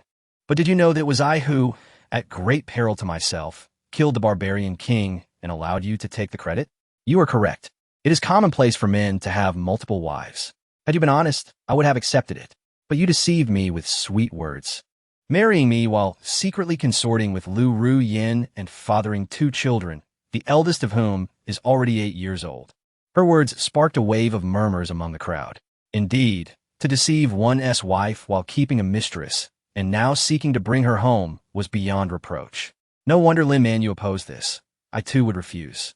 Is it not true that the reason the valiant marquis was granted his title was for slaying the barbarian king? It appears that the true merit lies with Lin Xiyue, rendering his achievements fraudulent. He is unworthy, casting aside his wife for another. Hearing the surrounding chatter, Li Wei's expression darkened, nearly driving him to madness as he bellowed, Silence! Do you know nothing? Here you are, believing this wretched woman's words. Lin Xiyue, cease your nonsense. The barbarian king was clearly slain by me. How dare you try to claim my glory? Have you no shame? Guards, seize this madwoman. Today is my joyous day with Lu Ruyen, and I will deal with you after the wedding. As the valiant marquis, Li Wei's command held weight, and none dared to defy him. The estate's servants moved toward Lin Xiyue. Madam, I am sorry. Let's see who dares. Chu Feng began to speak. But Jiling'er was the first to spring into action, stepping in front of Lin Xiyue. Everyone was momentarily stunned. Who is this woman? They then took notice of Chu Feng and his companions. Jiling'er marched straight toward Li Wei, delivering a swift kick while shouting, You, scoundrel, are utterly disgusting. I feel compelled to beat you senseless. Perish. Li Wei was taken aback by Jiling'er's boldness, unable to react, as he was sent flying like a straw man. This unexpected turn of events left not only Chu Feng, but the entire assembly in shock. Guards, seize this madwoman. How dare she strike me? I will have her torn to pieces. I am the valiant marquis, and you dare lay hands on me? Jiling'er scoffed. You, a valiant marquis? I am afraid that will soon no longer be the case. Furthermore, your house will face total annihilation. How dare you insult the valiant marquis's estate? I shall end your life. Li Wei's mother, driven mad with rage, charged at Jiling'er, pointing and shouting. But in the next instant, a formidable pressure erupted. It was Chu Feng taking action. Any woman who dares to insult me, Chu Feng, shall meet her demise. Chapter 70. Retribution has finally arrived. Li Wei and Amp. Appo's mother exploded like a bomb, blood splattering everywhere, her body a mangled mess, resembling a figure drenched in blood. Yet, she did not succumb immediately. The intense agony caused her body to convulse uncontrollably. Those present were horrified, their screams echoing in the air, trembling with fear. Li Wei, scrambling to his mother's side, cried out, "Mother, what has happened to you? Please don't leave me." Quickly, summon the physician. Furthermore, he raged at those who dared to harm her, declaring, "I will make you pay with your lives." As he turned his fury towards Lin Xiyue, he shouted, "This is precisely what you wished for. You harmed my mother. I will kill you." Over the years, Lin Xiyue had dedicated herself to nurturing Li Wei's potential, reaching the 10th level of qi training, rivaling his own prowess. In a selfless act, she had even gifted him her only foundational artifact to aid his ascent. Yet, in this moment, Li Wei was indeed stronger than Lin Xiyue. He refrained from eliminating her, considering that he had yet to fully exploit her potential. His plan was to marry Lu Ruyan, reclaim his offspring, and then torment Lin Xiyue until she was utterly drained, before finally ending her life. In her past life, Lin Xiyue endured such torment, and in this life she returned to the Taixuan Dao Sect, seeking their support. Regrettably, she had strayed from her path and would now face the consequences. She realized that her journey was hers alone. How could she expect the Taixuan Dao Sect to intervene on her behalf? Had she not encountered Chu Feng, she would likely have remained suppressed by Li Wei, even across countless lifetimes. Having departed the Taixuan Dao Sect a decade ago to focus on family and to sacrifice her own resources to elevate Li Wei's status, she was now far beyond the point of return. Despite the opportunity to live anew, her circumstances remained unchanged. However, the arrival of Chu Feng altered everything. As Li Wei prepared to unleash his wrath, Ji Ling'er would not indulge him. Scoundrels deserve punishment. Deep within her, a surge of anger ignited. Li Wei became the outlet for her fury. Ji Ling'er, already in the late stage of foundation establishment, found it effortless to deal with Li Wei, akin to squashing an ant. With a resounding slap, she struck Li Wei and Appo's face, sending him sprawling to the ground, blood spewing from his mouth, terror etched on his features. A clear imprint of her hand swelling upon his cheek. It is worth noting that his title of Martial Marquis was not merely due to his achievements, but also his lifetime of cultivation at the 10th level of qi training, with the potential to enter foundation establishment. Within the Qin dynasty, even the royal ancestors possessed only a handful of foundation establishment experts.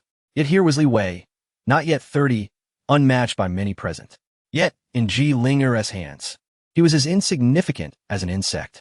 The crowd was engulfed in shock, for among them were the esteemed officials, nobles, and even the crown prince, all gathered to celebrate Li Wei's wedding. They speculated about Ji Ling'er's identity. To conceal her beauty, she cast a minor spell, rendering her visage obscured by a shroud of mist, leaving onlookers unable to discern her true form. Li Wei, trembling with fear, rose unsteadily, fixing a penetrating gaze upon Ji Ling, demanding, "Who are you? Why do you aid this wretched woman?" "I am the Martial Marquis of the Qin dynasty. You should consider the consequences of opposing me." "Martial Marquis? Soon, you shall no longer hold that title," Ji Ling'er retorted dismissively. Li Wei furrowed his brow, questioning, "What do you mean by that?" With a cold snort, Ji Ling'er turned away, commanding, "What are you waiting for? Hurry and bring them in." At her command, a fully armed battalion clad in golden armor stormed in, emanating a formidable aura. The crowd was left in stunned silence. The crown prince uttered in disbelief, "Isn't this the Qin immortal guards, which only my father can summon? What brings them here?" Eunuch Wei, a trusted attendant of the emperor, also arrived. Initially thought to be there to Li Wei's wedding, it was evident that he had been summoned due to the earlier altercation. Li Wei, upon seeing Eunuch Wei and the Qin immortal guards, pointed accusingly at Lin Xiyue and Chu Feng, exclaiming, "Eunuch Wei, you have arrived just in time. They have disrupted my wedding, harmed my mother, and even assaulted me, the Martial Marquis. Quickly, let the Qin immortal guards take them down." "Impudent!" Eunuch Wei scoffed. Li Wei immediately nodded, directing his words at Lin Xiyue and Chu Feng. "Lin Xiyue, do you see? The Qin immortal guards are the mightiest force in our dynasty. All accomplished qi practitioners, skilled in battle formations, numbering over 100. Even ordinary foundation establishment experts would fall before them. You're all doomed today." As Li Wei reveled in his perceived victory, Eunuch Wei's icy voice cut through the air once more. Li Wei, it is you who are being impudent. How dare you speak to the celestial maiden in such a manner? The Qian immortal guards seized Li Wei. In an instant, the Qian immortal guards sprang into action.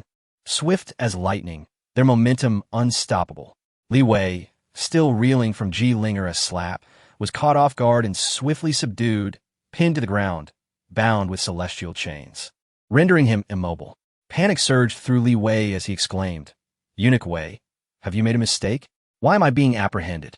Meanwhile, Lu Ruyan, adorned in her wedding veil, was thrown into disarray. She hastily lifted her veil and rushed toward Li Wei, shouting at the Qian immortal guards, "Release the Marquis! What do you think you're doing? How dare you lay hands on him?" The Qian immortal guards showed no mercy, swiftly knocking her to the ground. This left Lu Ruyan utterly subdued, trembling in fear, too terrified to utter a word. She had initially believed the Qian immortal guards were there to support her husband, only to discover the stark reality. The crown prince approached Eunuch Wei, inquiring, "Eunuch Wei, what is the meaning of this?" Eunuch Wei cast a calm glance at the crown prince, stating, "His Majesty has decreed that Li Wei is guilty of grave offenses, deserving of execution, and his title of Martial Marquis shall be stripped. Li Wei, Lu Ruyan, his mother, and his children shall face dismemberment, their souls scattered, their spirits refined into the soul-refining banner, condemned to eternal suffering. Anyone associated with the Martial Marquis shall be executed without mercy. Your Highness, you have come to congratulate the Martial Marquis, but His Majesty has decreed that you shall be stripped of your title as Crown Prince, along with several other princes, all sentenced to the Ancestral Hall, awaiting their fate. As for the esteemed officials, it is best you seek forgiveness from His Majesty and accept his judgment." Chapter 71. The Birth of Spiritual Power. Why? Li Wei could hardly believe his ears as he shouted loudly, "Master Wei, I am the esteemed Marquis Wei, appointed by His Majesty. How could His Majesty annihilate my entire clan?" The Crown Prince and the other princes, along with the civil and military officials, all turned pale. The Crown Prince, filled with rage, demanded, "Master Wei, I wish to know the reason behind this. Why has my father treated me so cruelly? Or is it that you have falsely conveyed his decree out of personal vendetta? It is because of me." Before Master Wei could explain, Chu Feng's immense aura erupted. At the mid-stage of the Great Ascension, even the faintest hint of his presence was unbearable for those present. They felt as if an enormous mountain were pressing down upon them, causing them to collapse to the ground in fear, their faces ashen, as if death had descended upon them. Some even spat blood. Not a single member of the Qian Immortal Guard remained standing. Master Wei knelt on the ground, hastily calling out, "I implore you, Immortal Lord, to restrain your power."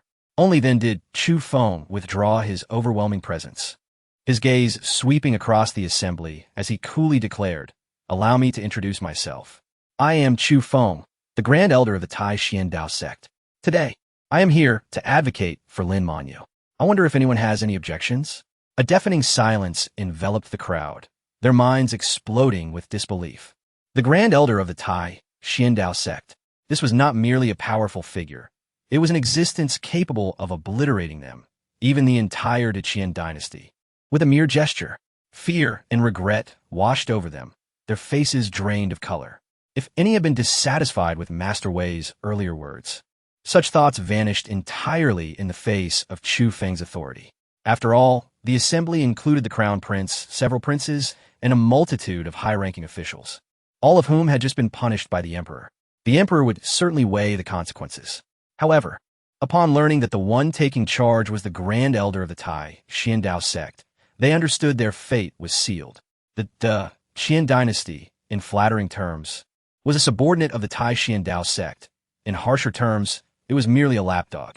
Should the Taixuan Dao Sect desire, the destruction of the Qian dynasty would be as simple as crushing an ant. Even a mere Golden Core elder could command absolute obedience from the entire Qian dynasty, with no one daring to resist, let alone the Grand Elder. Initially, they had come to curry favor with Li Wei, only to find themselves in dire straits. Had it not been for Chu Feng's presence, they may have plotted Li Wei's demise. Chu Feng nodded in satisfaction, saying, "Very well, Master Wei. I entrust you with the matter of Li Wei and his entire clan. Do not disappoint me, where there shall be no reason for the Taixuan dynasty to exist. Yes, yes. Master Wei nodded fervently, drenched in cold sweat, not daring to harbor the slightest notion of defiance. Not just him, but everyone present refrained from expressing any grievances. Ding! Congratulations, host. By aiding the fated daughter Lin Xiyue in avenging her grievances, you have earned her gratitude, resulting in an acquisition of 800,000 fortune points, along with the following rewards. 800,000 fortune points. Quite a sum. However, I wonder what the rewards entail. Chu Feng was not overly concerned with the fortune points. He was more interested in the rewards. Reward 1. Acquire 20 million fortune points. Reward 2. 1 chance to draw a fortuitous event card. Reward 3. 1 imperial treasure, the yin-yang jade pendant. Alas, the rewards were not as substantial as those gained from subduing the fated daughter or slaying the fated son. Nevertheless, they were still significant. Upon further scanning with the system, he noted that Lin Xiyue's identity as a fated daughter had vanished. System, what is happening? Lin Xiyue's fortune has disappeared, and she is no longer a fated daughter. Chu Feng exclaimed in surprise. Her fortune level has been elevated. Zhao Dongdong was previously upgraded to the status of a fated daughter by you. Now Lin Xiyue, who was originally a fated daughter, has transformed into an ordinary woman. Ah, I see. Chu Feng realized that Lin Xiyue's spiritual liberation had led to this transformation. She sought a simple life after her foundation was destroyed in aiding Li Wei against the barbarian king, thus transferring her fortune to him, as she had no further desires. Unexpectedly, he noticed a change in his conquest value for Jiling'a. It had finally registered at 85 points, an increase of 5. This rise was likely due to his earlier actions against Li Wei, allowing her to vent her suppressed emotions. It was as if a previously sealed door had cracked open, now allowing a sliver of entry. Although not fully opened, it was enough for a body to pass through, needing only the head. This journey to the Taixuan dynasty had proven worthwhile. Upon returning to the Taixuan Dao Sect, Chu Feng quickly resumed his previous routine, dedicating himself to cultivation and spending time with the women around him. His cultivation steadily advanced. Most importantly, with the acquisition of the 20 million fortune points, he could finally purchase the latter scriptures of the great immortal art. The 1,000-character scripture was equivalent to the texts of the immortal emperors. Now, with the addition of 500 characters, he was over halfway through the text. As the 500-character scripture was redeemed, Chu Feng immediately began his cultivation.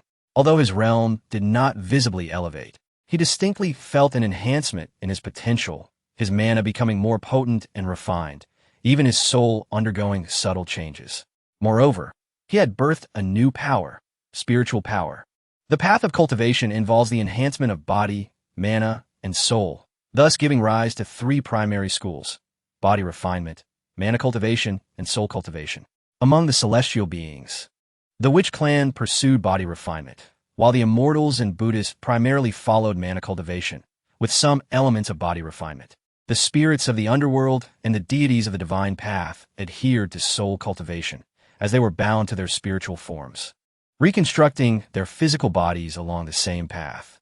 Beyond these 3 schools, there existed a rare 4th school, the school of spiritual cultivation, exemplified by Ho-E. Additionally, the Buddhist sect was well-versed in spiritual cultivation, with figures like Buddha and Guanyin representing this path, while the Jiejiao sect also possessed a lineage in spiritual cultivation, as seen in texts like the Sutra of Deliverance. However, the requirements for cultivating in the school of spirituality were exceedingly strict.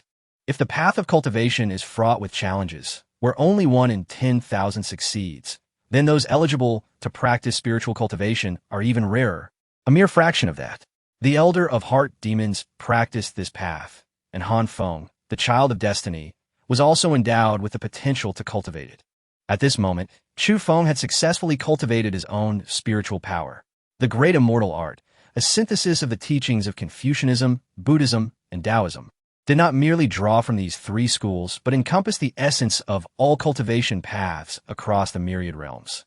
His first divine ability born from spiritual power was the Eye of the Soul, enabling him to perceive truths invisible to others.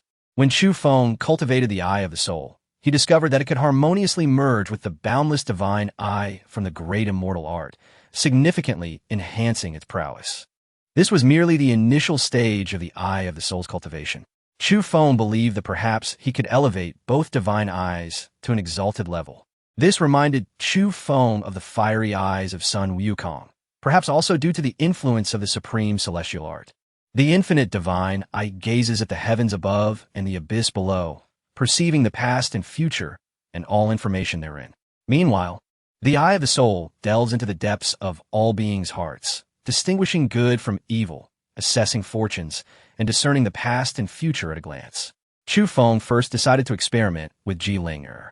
To his surprise, he could slightly sense her innermost thoughts. Whenever Ji Ling'er experienced a sudden surge of emotions, Chu Feng was able to perceive it immediately, leading her to believe that he could hear her heart's voice. Consequently, she began to avoid him, much to Chu Feng's chagrin. However, he also recognized that while the eye of the soul was indeed remarkable, his time spent cultivating was still limited.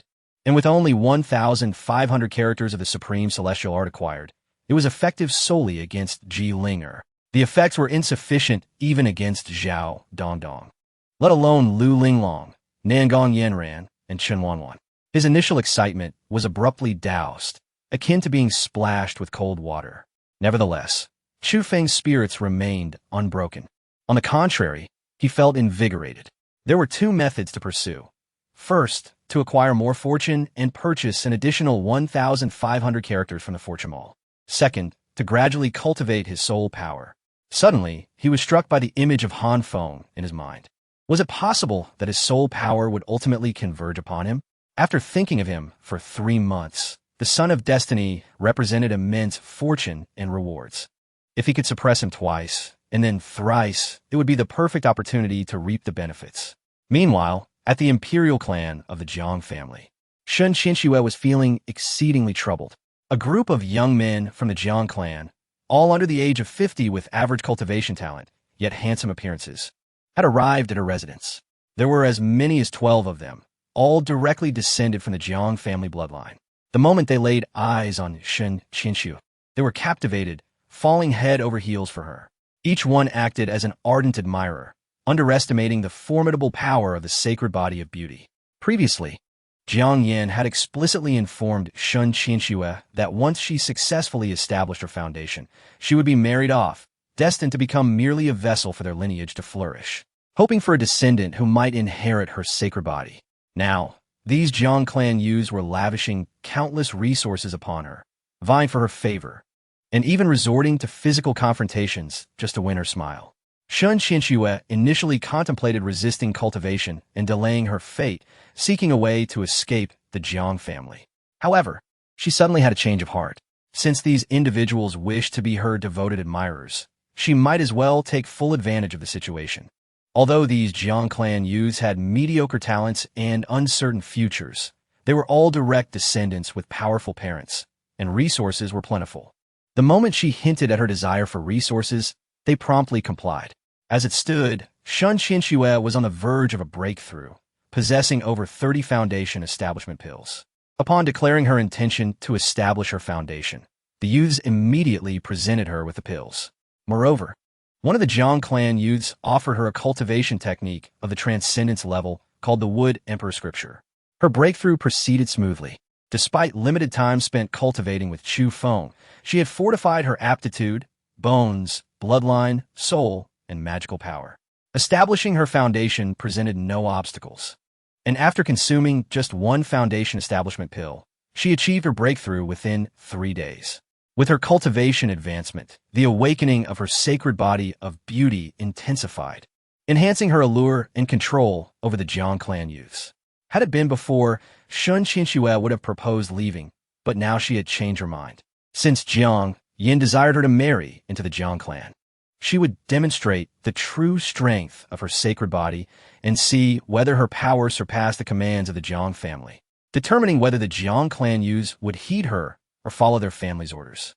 On another front, news of Lin Xijue's breakthrough swiftly reached Jiang Yin. 12 Jiang clan youths had already been sent to her courtyard. Now that she was on the brink of establishing her foundation, it was the perfect time for marital consummation to ensure the continuation of the Jiang lineage. However, Jiang Yin soon received a piece of news that ignited her fury. What? Those scoundrels refused to consummate with Lin Xiyue, insisting they must first gain her consent. They claim they do not wish to harm her. How foolish, Lin Xiyue! I have underestimated the might of the sacred body of beauty.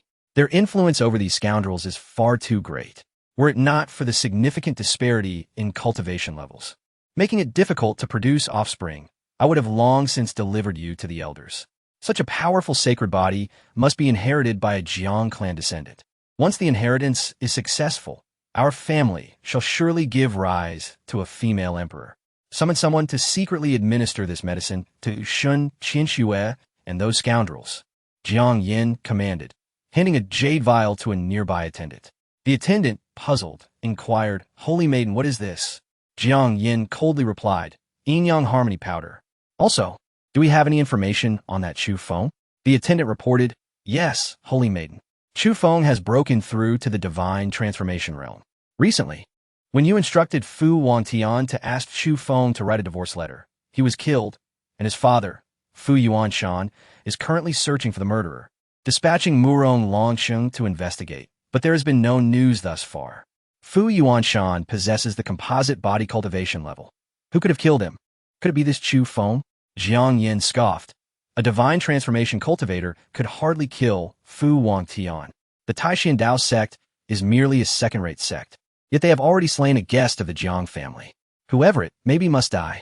We should also question this Chu Feng. I have a feeling that Fu Wangtian's death is somehow connected to him. Were it not for Lin Xijue's insistence, I would have long since eliminated Chu Feng. Chapter 73. Foreseeing the imminent crisis. Murong Longsheng. After a thorough investigation, the death of Fu Wangtian was ultimately traced back to the Taixuan Dao Sect. However, the identity of the perpetrator remained shrouded in mystery. For Murong Longsheng, it was inconsequential who the culprit was. The mere existence of a suspect sufficed. The Taixuan Dao Sect, one of the three major powers in Jianzhou, was but an insignificant ant in the eyes of the imperial clan, the Jiang family. And Murong Longsheng himself. To him, ants were permitted to live only as long as they served a purpose. Otherwise, they could be easily crushed. He preferred to err on the side of aggression rather than let an opportunity slip away. On this day, he arrived astride a dragon, poised to annihilate the entire Taixuan Dao Sect.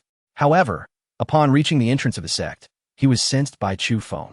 A dangerous aura stirred within Chu Feng, prompting him to remain vigilant.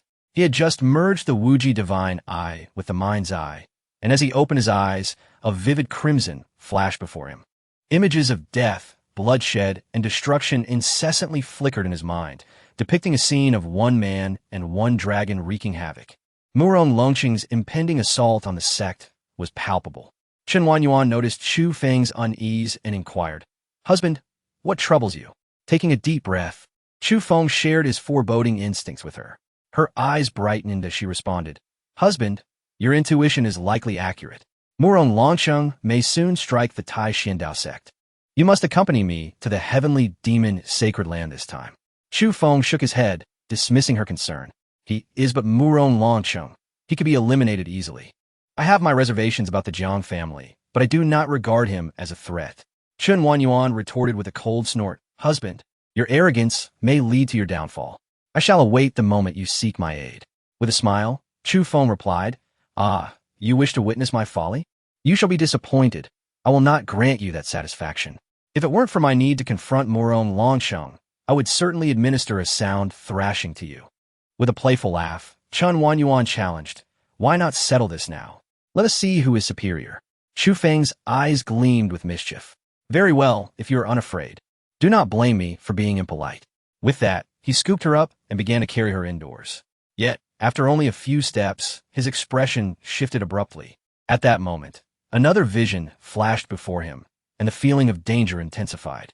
Chen Wanyuan recognized the change and asked, "Is Murong Longsheng approaching?" Chu Feng nodded. "Indeed. Let us confront this Murong Longsheng. Should he intend to destroy the Taixuan Dao Sect, he will have to be eliminated. However, it must be done discreetly." A crimson light streaked across the sky, and in the next instant, Chu Feng found himself outside the Taixuan Dao Sect. Coincidentally, Murong Longsheng, mounted on a green-eyed dragon, made his entrance. As he passed, torrential rain poured down, enveloping the area in a dense fog, creating an oppressive atmosphere that made breathing difficult. Dragons descend from the clouds, and tigers emerge from the wind. While dragons command the elements, the green-eyed dragon, though not a true dragon, was still formidable.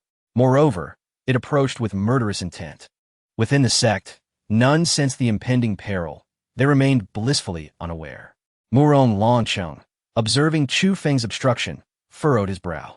After sizing him up, he declared, "You are from the Taixuan Dao Sect." "Indeed," Chu Feng affirmed. "Perfect," Murong Longcheng continued. "My sole purpose in coming here is to obliterate the Taixuan Dao Sect. Since you are one of its members, you may as well meet your demise." With that, he prepared to strike. "Wait," Chu Feng interjected. "Before you destroy my sect, could you enlighten me as to why you wish to do so?"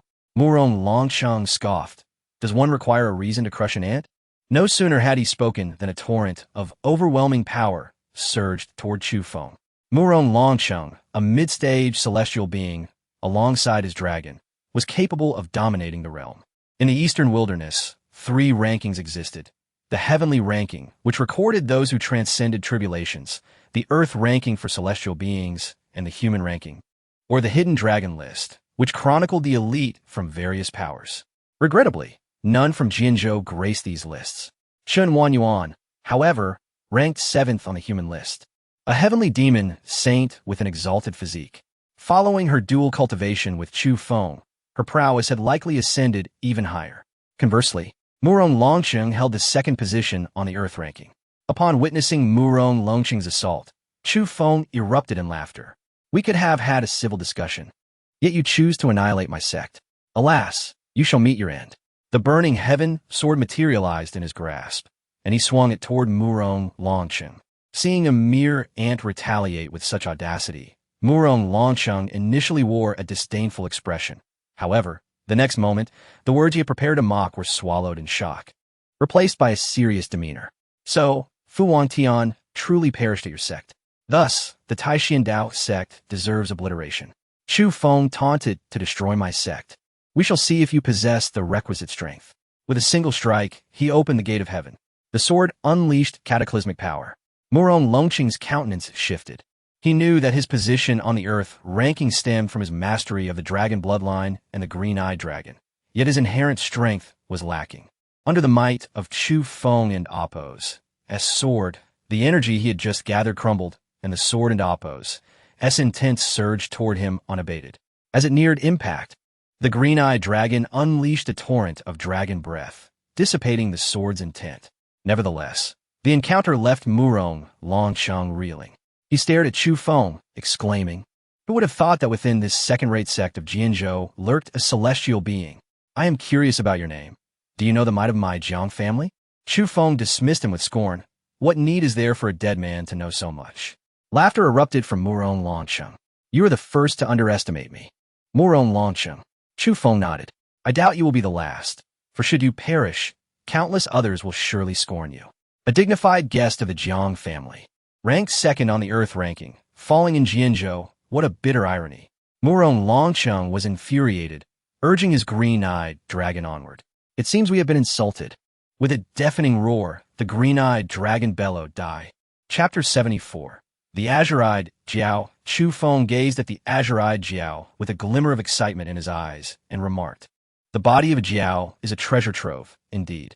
It is said that dragon liver and phoenix gall are exquisite delicacies, particularly the liver, which is not only flavorful, but also greatly enhances one's cultivation. Should it be steamed, braised, or perhaps roasted? Yes, it shall be decided thus." He continued, "I have heard that within the Jiao, the dragon pearl has begun to coalesce. This pearl embodies the essence of your kind, serving as both a formidable weapon and an invaluable ingredient for crafting treasures and elixirs. Consuming it grants one the breath of a dragon, and the flesh. Surely it must be delectable. By the way, you must also possess a dragon tendon within, which would serve perfectly as a belt." The azure-eyed Jiao, enraged, growled, "Human, I shall devour you whole."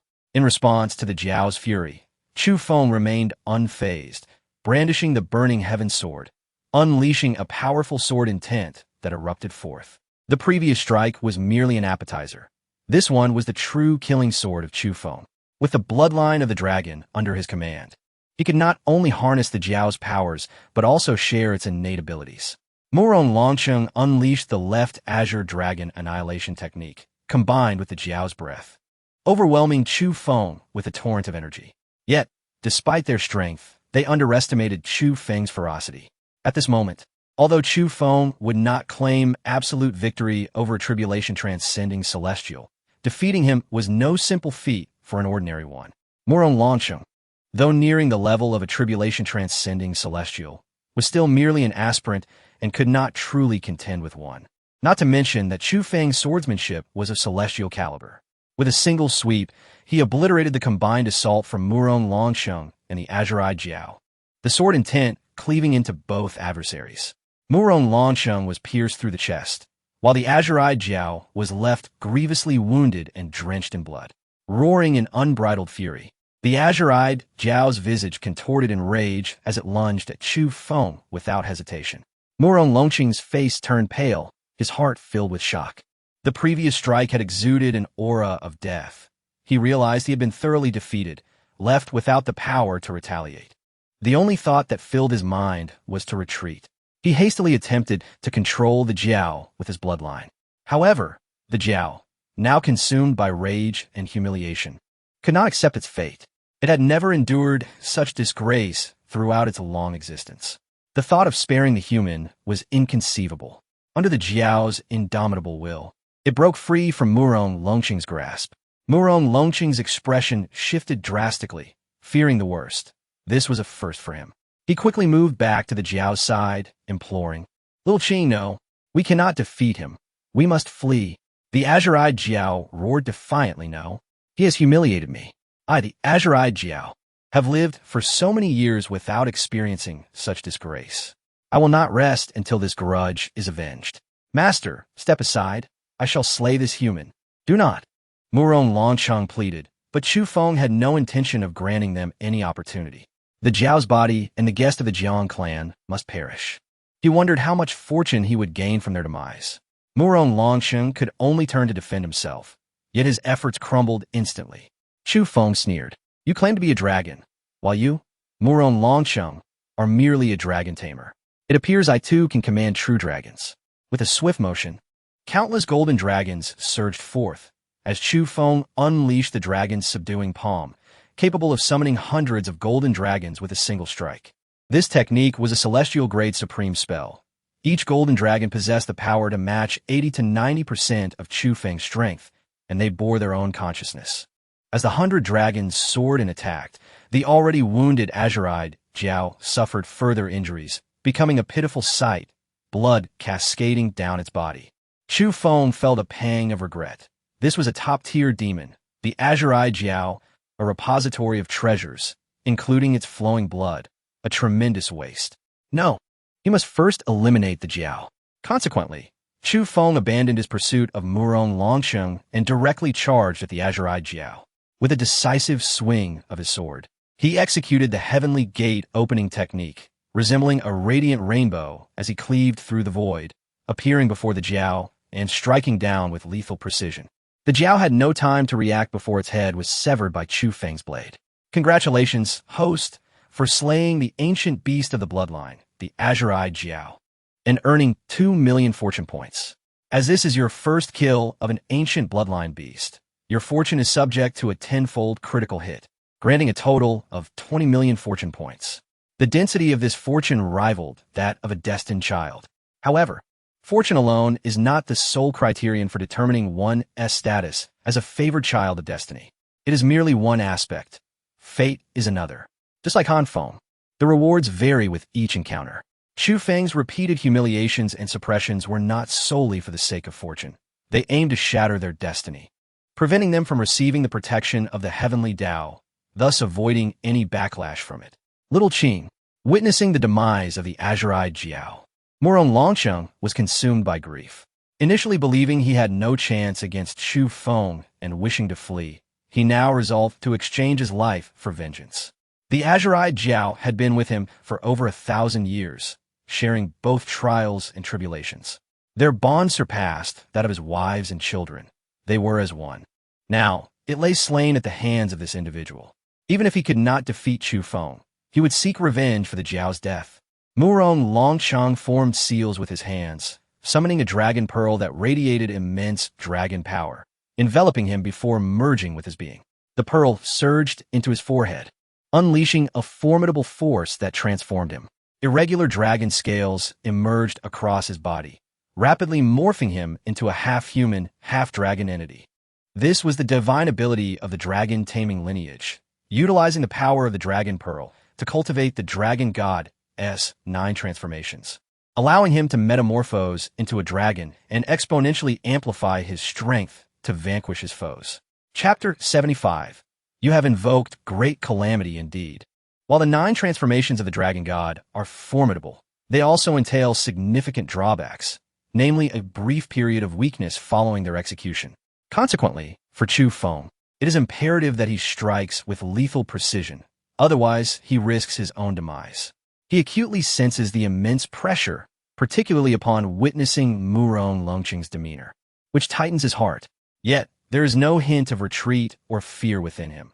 Rather, he cannot suppress a grin, filled with murderous intent and fervent battle spirit, as he charges toward Murong Longcheng with sword in hand. Utilizing the 9 transformations of the dragon god, and merging with a dragon pearl undoubtedly enhances his combat prowess, especially amplifying his physical strength manifold. With mere physical might, he could easily overpower the majority of formidable opponents. Unfortunately, he does not fall within that category. Having cultivated the first turn of the 9 revolutions' profound art, his physical form already surpasses that of his peers, and he faces Murong Longcheng's relentless assault without trepidation. Instead, gaining the upper hand, Murong Longcheng, who has never endured such humiliation, finds himself at a loss. Despite revealing his ultimate trump card, invoking the ancient dragon pearl and transforming into a dragon to elevate his combat strength, he still cannot match his adversary. Who is this individual? What drives him to madness is that even at this moment, he remains unaware of his opponent's name. Who are you? Murong Longcheng bellows. However, before his words can fully escape his lips, Chu Feng's sword is already upon him. Chu Feng regards Murong Longcheng as a touchstone. Having lived for nearly a millennium and experienced countless battles, he recognizes that his recent surge in cultivation has been rather swift. After a brief moment, he shakes his head in disappointment. Murong Longcheng has proven of little assistance. Thus, he may as well perish. With a swift stroke, he cleaves open the heavens, instantly piercing through Murong Longcheng's chest, blood gushing forth as the latter's attacks cease abruptly, his form plummeting like a severed kite. Congratulations, host, for slaying the great ascension celestial. Murong Longcheng. Reward: 800,000 fortune points. As Murong Longcheng ranks second on the Earth board, a 100-fold critical hit bonus is applied, totaling 80,000 fortune points. Worth it. Haha. The kill was indeed worthwhile. For Chu Feng, fortune points are a rare treasure. The allure of the goods within the fortune store is simply too great. He cannot afford them. Now, however, with the elimination of Murong Longcheng and the azure-eyed flood dragon, he directly possesses 100 million fortune points, alongside the previous 10 million. He is now poised to acquire the grand celestial scripture. 50 million for the 500-character scripture. An honest deal, aside from the first and second purchases, which enjoyed discounts. The initial 1,000 characters serve merely as the foundation of the grand celestial scripture. The subsequent 2,000 characters are far beyond his financial reach. Now, he requires only 500 more characters to complete this grand scripture. Next, Chu Feng embarks on his looting endeavor, an endeavor he has long mastered. Indeed, the treasures of a great ascension celestial are numerous, far surpassing anything Fu Wangtian had to offer, save for a singular piece of Haori divine fire. To his surprise, he discovers the Dragon Mastery Scripture, inscribed on an ancient dragon hide scroll. As he caresses the scroll, a beam of golden light swiftly courses through his finger and into his mind, allowing him to rapidly absorb the knowledge contained within. This scripture details methods for contracting true dragons, raising true dragons, transforming oneself into a dragon, and the 9 transformations of the dragon god, among many other techniques. Most precious is a method for obtaining the Dragon Mastery bloodline. By extracting the essence blood of dragonkind and refining it within oneself, supplemented by secret techniques. one can attain the dragon mastery bloodline. While true dragons may be absent, a flood dragon remains, the most treasured and formidable azure-eyed flood dragon.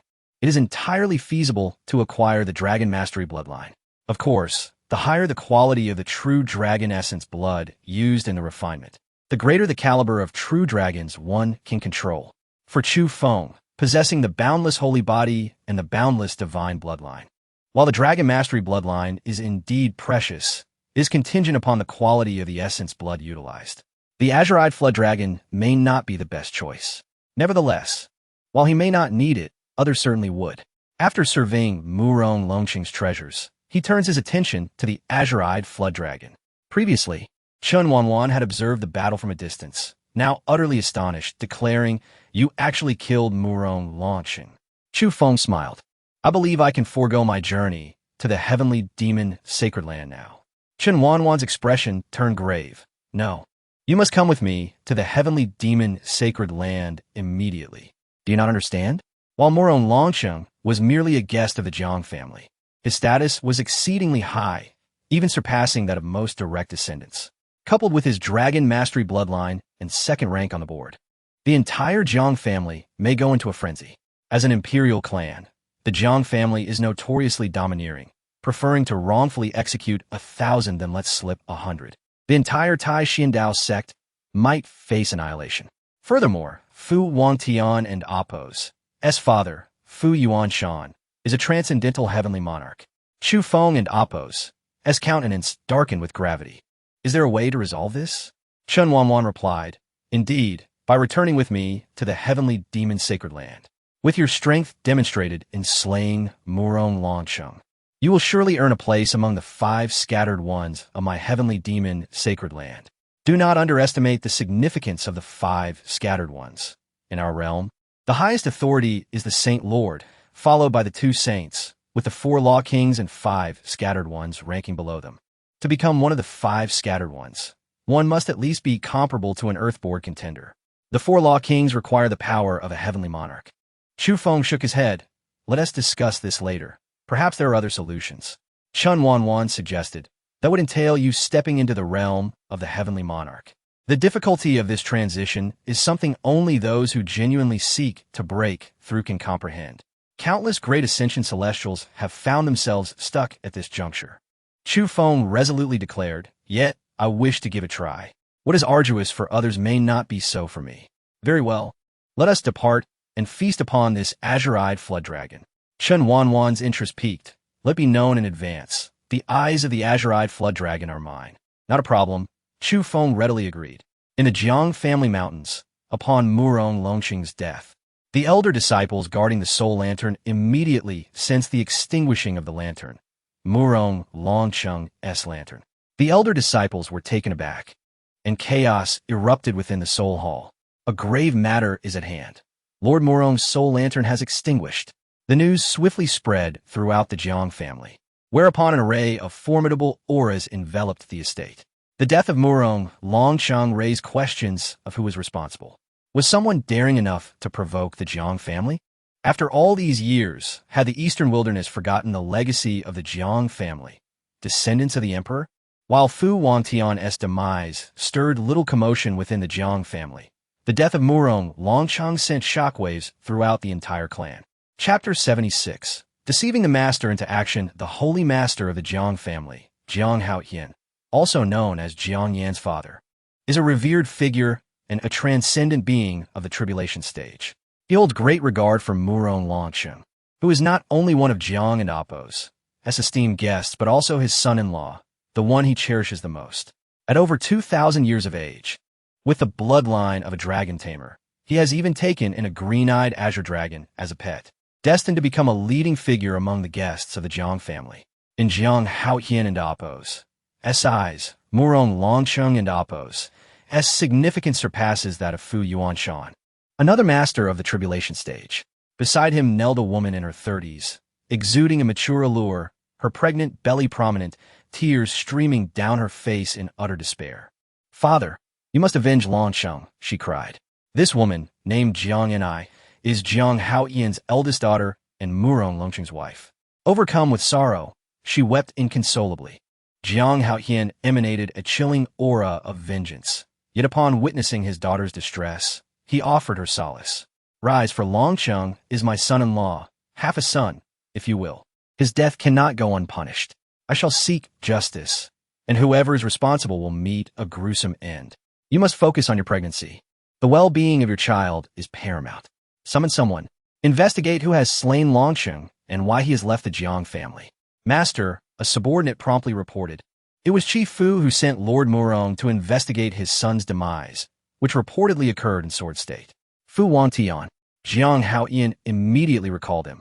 Fu Yuanshan sought the Haori divine fire for his son, and now that too has fallen into the hands of others. How could such significant matters have escaped my notice? A mere Sword State, the most insignificant of the Eastern Wilderness 9 states, has harbored the audacity to kill Longcheng. I shall uncover what lies within this Sword State. Where is Jiang Rui? Master, a middle-aged man, stepped forward, his presence revealing a cultivation at the late stage of the Great Ascension. Jiang Haoyan instructed, you shall venture to Sword State, but exercise utmost caution. Take the Haori cauldron with you. After all, if Longcheng could perish there, it is highly likely that a master of the tribulation stage lurks within. Find him. Understood. The Haori cauldron, a replica of the imperial treasure of the Jiang family, is a magical artifact of the tribulation stage. When nurtured by the Jiang lineage, it can unleash formidable power, rivaling a strike from a master of the tribulation stage. Indeed, with the Haori cauldron in hand, Jiang Rui could contend with Fu Yuanshan, such as the might of an imperial lineage. Although the bloodline of the emperor may not rank highly compared to many specialized bloodlines, such as the dragon tamers, each bloodline possesses its unique attributes. For instance, the Haori cauldron can only be wielded effectively by those of the Jiang imperial bloodline, much like the dragon tamer bloodline grants the ability to command true dragons. As Jiang Rui departed, deep within the Qinling Mountains, Han Feng, who had been cultivating for several months, not only restored his powers, but ascended to the pinnacle of the foundation establishment stage, poised to break through to the golden core stage. From this point onward, he could ingest a golden core at will, determining his fate independently of the heavens. More significantly, under the guidance of the Elder of Heart Demons, he succeeded in mastering the power of the mind, unlocking his mind's eye. However, with the successful cultivation of the mind's eye, Han Feng became increasingly restless. This was due to his system, the pursuit of women system, wherein every successful pursuit of a beautiful woman would yield rewards. With such rewards at stake, how could one remain indifferent and detached? No, he must leave Qinling. It is only through women that Han Feng finds motivation for his cultivation and hope for vengeance against Chu Feng. Without women, adhering to a mundane path of cultivation, how long would it take to exact revenge? Resolute, Han Feng abandoned any thoughts of further cultivation. Naturally, this did not escape the notice of the Elder of Heart Demons, who possessed a formidable cultivation. You wish to depart? The Elder inquired directly. With a thud, Han Feng knelt before the Elder, rendered speechless. The Elder sighed. I had hoped you would cultivate with me in earnest, but it seems you cannot calm your restless heart. Do you understand that the path of the mind requires tranquility to progress? If you wish to leave, you may, but you must provide an irrefutable reason. Do not deceive me. Since you have awakened the mind's eye, you should know that lies hold no weight with me. Han Feng found himself at a loss for words. The Elder regarded him coolly, stating, I sense you harbor great secrets intertwined with your system. Do not be alarmed. This is a perception drawn from the depths of your mind, and it pertains to your pursuits of women. With the conversation having reached this point, Han Feng had little to conceal, and he promptly divulged the nature of his system to the Elder. The Elder was left utterly astounded, incredulous at the notion that such an opportunity existed, rewards for successful pursuits of women. Master, Han Feng implored, I seek your assistance to forcibly claim a few women, subdue them, and thus obtain the rewards from my system. To be forthright, I previously succeeded in claiming an S-rank beauty, which granted me a pair of emperor-level plum blossom eyes and a transmission of formations from the immortal emperor. Is this truly the case? The Elder was rendered speechless by the astonishing revelation of rewards befitting an immortal emperor, divine abilities, and transmission of formations. Notably, his own self-created mental scripture only reached the level of the Great Ascension. Han Feng understood that he could not keep secrets from the Elder. The power of the mind possessed an unparalleled understanding of human hearts, and when sufficiently potent, others held no secrets before him. If the greatest weakness of the power of the mind lies in its difficulty to master, it is akin to the existence of a holy body, comparable to a sacred bloodline, with odds of success akin to 1 in a billion. According to the elder and Appo's words, having lived for over 4,000 years, Han Feng was among the 2 individuals he encountered capable of cultivating the power of the mind. One can only imagine the stringent conditions required to achieve such a feat. It is indeed exceedingly difficult. Thus, with the realization that concealment was futile, Han Feng contemplated why not draw the elder into his camp, enlisting his assistance in pursuing women, completing system tasks, and reaping rewards. Though Han Feng remained unaware of the full extent of the system's rewards, he could simply offer the elder some enticing incentives later. With this thought in mind, Han Feng continued, "Master, previously I encountered an SS-rank beauty whom I sought to pursue, but I inadvertently provoked Chu Feng of the Taixuan Dao Sect, resulting in the loss of my eyes and being cast into the Tianjin Valley. Were it not for your timely intervention, I would have undoubtedly met my demise." Chapter 77. The Rampant Flower Thief. If I could capture Zhao Dongdong, the rewards would undoubtedly be exceedingly generous. Treasures from the immortal emperor, elixirs, and unparalleled skills would be within reach. The excitement in Han Feng's voice grew with each word. Moreover, there were Nangong Yanran and Lu Linglong, both extraordinarily beautiful women of SSS rank. "Master, why don't we orchestrate a grand scheme to abduct them all, allowing my disciples to deal with her, just as we handled Yin Yang, who initially resisted but ultimately succumbed to my relentless persuasion, leading to unexpected rewards for my disciples." "Master, I see that you have achieved the integration stage. It must be quite challenging for you to advance further. If we succeed, the system's rewards might not only grant you the great ascension, but even the potential to become a tribulation transcendent. In this world, no one has shown me kindness. I grew up an orphan, struggling to survive, and even suffered the loss of my eyesight and foundation. Had I not encountered you, Master, I would have long been reduced to dust. Your kindness is akin to a rebirth, and your teachings on the path of the mind have allowed me to restore my cultivation. I shall never forget this debt of gratitude. Master, let us venture forth together." I must admit, Han Feng's words stirred something within the elder of the heart demon. His impassioned speech struck a chord deep within the elder's heart. Who would wish to remain stagnant at the integration stage? Moreover, at 5,000 years old, he was already over 4,000 years into his life. While the thought of living too long can lead to a desire for death, the fear of mortality is an inescapable reality. To live is to desire life. Taking a deep breath, the elder of the heart demon replied, "Very well. I shall accompany you to explore what wonders your system possesses." "Thank you, Master." Han Feng laughed heartily, assuring, "I shall not disappoint you." As for Chu Feng, what did it matter if he was in the transformation stage? My master has reached the integration stage. His fate is sealed. Not only will you perish, but your women will also belong to me. Zhao Dongdong, you abandoned me for Chu Feng. I shall make you regret that choice. You once treated me with indifference, but now I have become someone you cannot reach. I had once hoped to take you as my wife. Now, I will ensure your suffering is endless. The Taixuan Dao Sect remained largely unaffected by the death of Murong Longsheng. On that day, not a single person within the sect sensed the battle. Originally, Murong Longsheng had come to annihilate the Taixuan Dao Sect, adhering to his principle of better to wrong 1,000 than let one escape. However, he was intercepted and slain by Chu Feng.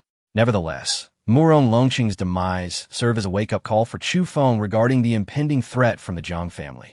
He must find a way to enhance his combat power, unless he possessed the strength of a tribulation transcendent. He had expended a fortune of 100 million fortune points to purchase the scriptures of 1,000-character celestial technique after slaying Murong Longsheng. Yet, contrary to his expectations, instead of experiencing a surge in power, his strength diminished by 30%, akin to food stuck in one's throat, an unbearable sensation. He realized he must acquire more fortune points. He felt that obtaining the complete 3,000 characters of the celestial technique would significantly elevate his combat prowess, even allowing him to defeat ordinary tribulation transcendents. If he could not win, he could rely on the flying rainbow technique to escape. To enhance his fortune, he could either kill or find a child of fortune. However, The fortune gained from slaying a single individual was minimal unless it were a formidable figure like Murong Longsheng. Second, he needed to locate a child of fortune. It seemed nearly impossible for the Taixuan Dao Sect to find one, unless they sought out wild ones. Akin to Lin Xiyue from before. With nothing pressing to attend to, Chu Feng decided to wander. Taixuan City, situated at the foot of the Taixuan Dao Sect, was renowned as a city rivaling the capital of the Great Qian Empire, boasting a permanent population nearing 10 million. Naturally, most of these inhabitants were drawn by the allure of the Taixuan Dao Sect, hoping to gain entry and fortune. As he strolled through the bustling streets, Chu Feng activated all his senses, yet the greater his hopes, the deeper his disappointment. He encountered not a single child of fortune. After all, how many such individuals could possibly exist in the world? While wandering, an unexpected voice rang out. Disciple Xiang Zhizhu greets the esteemed elder. Ah, it is you. Chu Feng recalled Xiang Zhizhu vividly. He had been particularly zealous when Chu Feng sought to annul his engagement with the Zhao family. However, it was also his name that left an impression, Xiang Zhizhu, reminiscent of a pig. Chu Feng even wondered if his parents bore a grudge against him. Why are you not diligently cultivating in the sect, but instead roaming Taixuan City? Chu Feng.Clad, Xiang Zhizhu hastily explained, I have come on a mission for the sect. Recently, a flower thief has emerged in Taixuan City, victimizing several women. The city reported this to our sect, which initially dismissed it and sent core disciples to investigate. However, the core disciples discovered the flower thief to be a golden core cultivator. Hence, the sect leader assigned me to apprehend him. To be frank, I suspect this flower thief has cultivated a method of drawing vitality from women. All the victims have suffered severe damage to their primal yin and lost significant life force. The entire Taixuan City is in a state of panic. It is my failure for not capturing this thief. Therefore, I dare to request that you, esteemed elder, intervene and eliminate this flower thief, restoring peace to Taixuan City. The notion of searching for the flower thief ignited anger within Chu Feng. He immediately employed his powers to seek out the culprit. Unfortunately, after extensive searching, he found nothing. Despite possessing the infinite divine eye, the methods of the underworld, and mental prowess, identifying the thief required being in their presence. System, is there a way to locate the flower thief? Yes. The system replied succinctly. Then find the flower thief for me. To locate the flower thief, you need to expend 20 million fortune points. Your current fortune points are insufficient for the search. Chu Feng could scarcely believe his ears. You demand 20 million? You rogue. Do you dare to test my patience? Chu Feng felt the urge to curse. No one believes me. Host, please be aware that searching for the flower thief is not within the scope of this system's responsibilities, hence the high cost of fortune points. You are free to refrain from utilizing this system's assistance. Chapter 78. You are the target to the flower thief, as Chu Feng resolved to investigate the flower thief. Xiangji's excitement led him to spread the news far and wide. Instantly, the entire Taixuan Dao Sect was thrown into a frenzy, particularly among the Golden Core elders. Ever since Chu Feng ascended to the divine transformation stage and overshadowed Lu Rushi, he had become a figure of reverence, idolized by all. The fact that Chu Feng had several stunning and enchanting female companions only added to his allure, especially with the precedents set by Lin Xiyue and Lin Xiyue, igniting the desires of countless female cultivators who aspired to be his woman.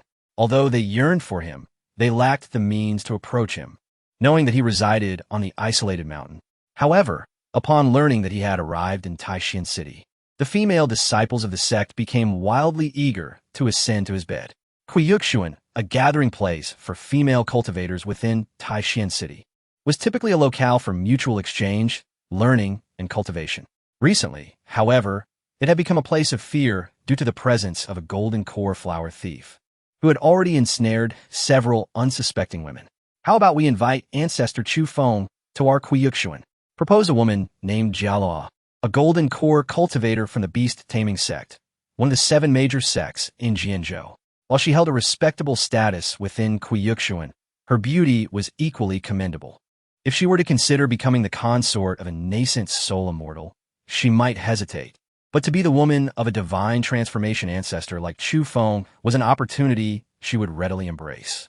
After all, he was the foremost figure in the Taixuan Dao Sect. Being his woman would afford her protection throughout Jianzhou. As Chu Feng, guided by Xiangji, made his way to the home of one of the victimized women, an invitation arrived in his hands. He had heard of Guiyuxuan, a sanctuary for female cultivators. While he initially displayed little interest, Xiangji's eyes sparkled with excitement. Ancestor, this is an invitation from Guiyuxuan. This is the first time they have ever extended an invitation to a man. Chu Feng replied, what? Are you interested? Here, take this invitation. Xiangji chuckled ruefully. Ancestor, I would love to, but even with this invitation, I could not enter unless you were to accompany me. Guiyuxuan was a congregation of the finest women from various influential factions in Jianzhou, known for its breathtaking beauty. Hearing the phrase breathtaking beauty, Chu Feng's interest peaked. Why not go? However, I must clarify, my interest lies solely in investigating the flower thief, as many beautiful women here may become targets. Xiangji nodded in agreement. Indeed, Ancestor, your words are wise. It has come to my attention that the 17 victims were all regulars at Guiyuxuan. Could it be that the flower thief has ties to this place? Chu Feng affirmed. Then it is even more imperative that we visit Guiyuxuan. Located in the eastern part of Taixuan City, Guiyuxuan was a picturesque estate filled with fragrant blossoms and abundant spiritual energy, adorned with luxurious decor and protected by a grand floral array. The name Guiyuxuan evoked a sense of delight. As Chu Feng approached the entrance and presented the invitation, it transformed into a beam of white light, and the previously closed gates of Guiyuxuan swung open. A multitude of beautiful women emerged, greeting him with reverence. We welcome Ancestor Chu Feng. Your presence graces Guiyuxuan and illuminates our humble abode. Please come inside. Chu Feng nodded, lead the way. However, Xiangji was stopped at the entrance. I'm sorry, but you cannot enter Guiyuxuan. Xiangji quickly protested. I came with Ancestor. The enchanting women shook their heads. There is no comparison. Ancestor naturally has the right to enter. Wait for me outside, said Chu Feng. With a pained expression, Xiangji complied. Upon entering Guiyuxuan, Zhou was the first to approach Chu Feng, inquiring boldly, Ancestor, do you find my appearance pleasing? Might I become your consort? Her straightforwardness left even the battle-hardened Chu Feng momentarily taken aback. Before he could respond, she divulged her measurements without hesitation. While Jialuo was undeniably beautiful, Chu Feng discerned that she lacked the qualities of a fated woman. This made him reflect on Zhao Dongdong, who, despite not being a fated woman, became one due to his influence. The mention of the beast-taming sect reminded Chu Feng of the Dragon Taming Classic, a revered text aimed at achieving immortality. The beast-taming sect, however, was merely a third-rate sect, with its lineage reaching only the divine transformation stage. The other women, caught off guard by Jialuo's boldness, quickly surrounded Chu Feng, introducing themselves in a flurry. Ancestor, I am Xie Xiuying, a disciple of the Taixuan Dao Sect. Ancestor, my name is Lu Shengnan. Chu Feng was taken aback by the overwhelming attention. It felt as though he had entered a realm of women, one that was even more daunting than a kingdom of daughters. Rising abruptly, he unleashed his spiritual power, creating a barrier around himself, and declared, Ladies, I regret to inform you that I harbor no interest in any of you. My sole purpose for coming to Guiyuxuan is to locate the flower thief. You must be aware that, aside from the flower thief, 17 women have already fallen victim, all of whom frequented this establishment. It stands to reason that you may be the next targets. The once boisterous women fell silent, their faces paling in fear. Even Jialuo, concerned, asked Ancestor, Are you implying that we are the flower thief's targets? Are all women who have passed through Guiyuxuan being watched? But if the flower thief is indeed a woman, how could they have violated the victims, causing them to lose their vitality? Moreover, the thief appears and vanishes without a trace, striking swiftly and disappearing just as quickly. Where could this flower thief be hiding? Uncertainty gripped the women, leaving them restless and anxious. Chapter 79. Androgyny. If it were said that this flower thief was disguised as a woman, hiding within the Emerald Pavilion, a sudden thought struck Chu Feng. Indeed, with his transformation into a divine being, his consciousness could permeate the entirety of the Taixuan Dao Sect. Now, as a mid-stage celestial in the Great Ascension, although Taixuan City was vast, it was improbable to locate a golden core flower thief. Yet, if he had been misled from the very beginning, who would suspect that a flower thief would masquerade as a woman? His consciousness swiftly enveloped the entire Emerald Pavilion. Nothing. Chu Feng furrowed his brow. Could it be that his speculation was incorrect? He did not believe that a golden core cultivator, even one skilled in concealment techniques, could elude his perception. Just as doubts began to cloud his mind, he suddenly noticed a woman retreating, adopting a stance as if to flee. Her movements were subtle. Yet how could she possibly evade Chu Feng's keen observation? He instantly directed his gaze towards her. Lin Bufan, the fated antagonist, androgynous, a manifestation of a peak great ascension figure, whose true form is the ancestor of yin and yang. The avatar Lin Xiyue, at the pinnacle of the golden core stage, possesses the ability to draw upon her true form's peak great ascension power for 3 minutes. At present, she appears before you in her female form, though she also retains a male form. Chu Feng was taken aback. This was his first encounter with a being of androgynous nature. No wonder he was unable to discern her. In her feminine guise, she presented herself as a woman. Had it not been for Chu Feng's innate system, he would have truly failed to recognize her. Lin Xiyue sensed Chu Feng's gaze upon her and felt an inexplicable tightening in her chest. Had she been discovered? That should not be the case. She had concealed herself adeptly. Yet, what was the meaning behind his penetrating stare? In an instant, Lin Xiyue and Appo's, her mindset shifted. So what if she was found out? She could simply take action. Chu Feng was merely a senior elder of the Taixuan Dao Sect, while her true form was a peak great ascension being. Although she had only 3 minutes in her current state, that would suffice to deal with Chu Feng. Alas, had he been a virgin, she might have taken advantage of the situation. Yet, the way he looked at her, particularly how he directed his gaze towards her posterior, was infuriating. How could she forget that Lin Xiyue, being androgynous, was also a perverted individual? Such deviance was something she loathed most. Regardless of his status as the fated antagonist, she would not hesitate to eliminate him. Unfortunately, he was merely a manifestation. Had her true form been present, it would have been far more gratifying to eliminate her true self. As for the potential backlash from the heavens, so be it. Chu Feng would rather face the wrath of fate than spare this wretched pervert. His murderous intent erupted like a tangible force, and he thrust his hand towards Lin Xiyue with the intent to seize her. Lin Xiyue did not evade. She was captured effortlessly. With a pallid face, she trembled and pleaded, "Lord Chu Feng, spare me. Did I err in some manner to invoke such wrath from you? I am willing to do anything. Just please grant me this one mercy." The women present, including Garo, interceded, "We beseech you, Lord, spare Sister Xiyue. If she has offended you, we shall gladly atone on her behalf." Chu Feng coldly surveyed them all and remarked, "Are you certain she is the Sister Xiyue you speak of, rather than Brother Xiyue?"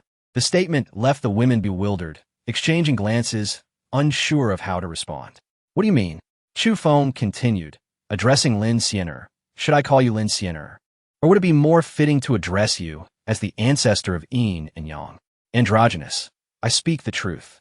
Lin Xiyue stiffened, her countenance shifting to one of despair as she feigned innocence. "My lord, I know not of what you speak.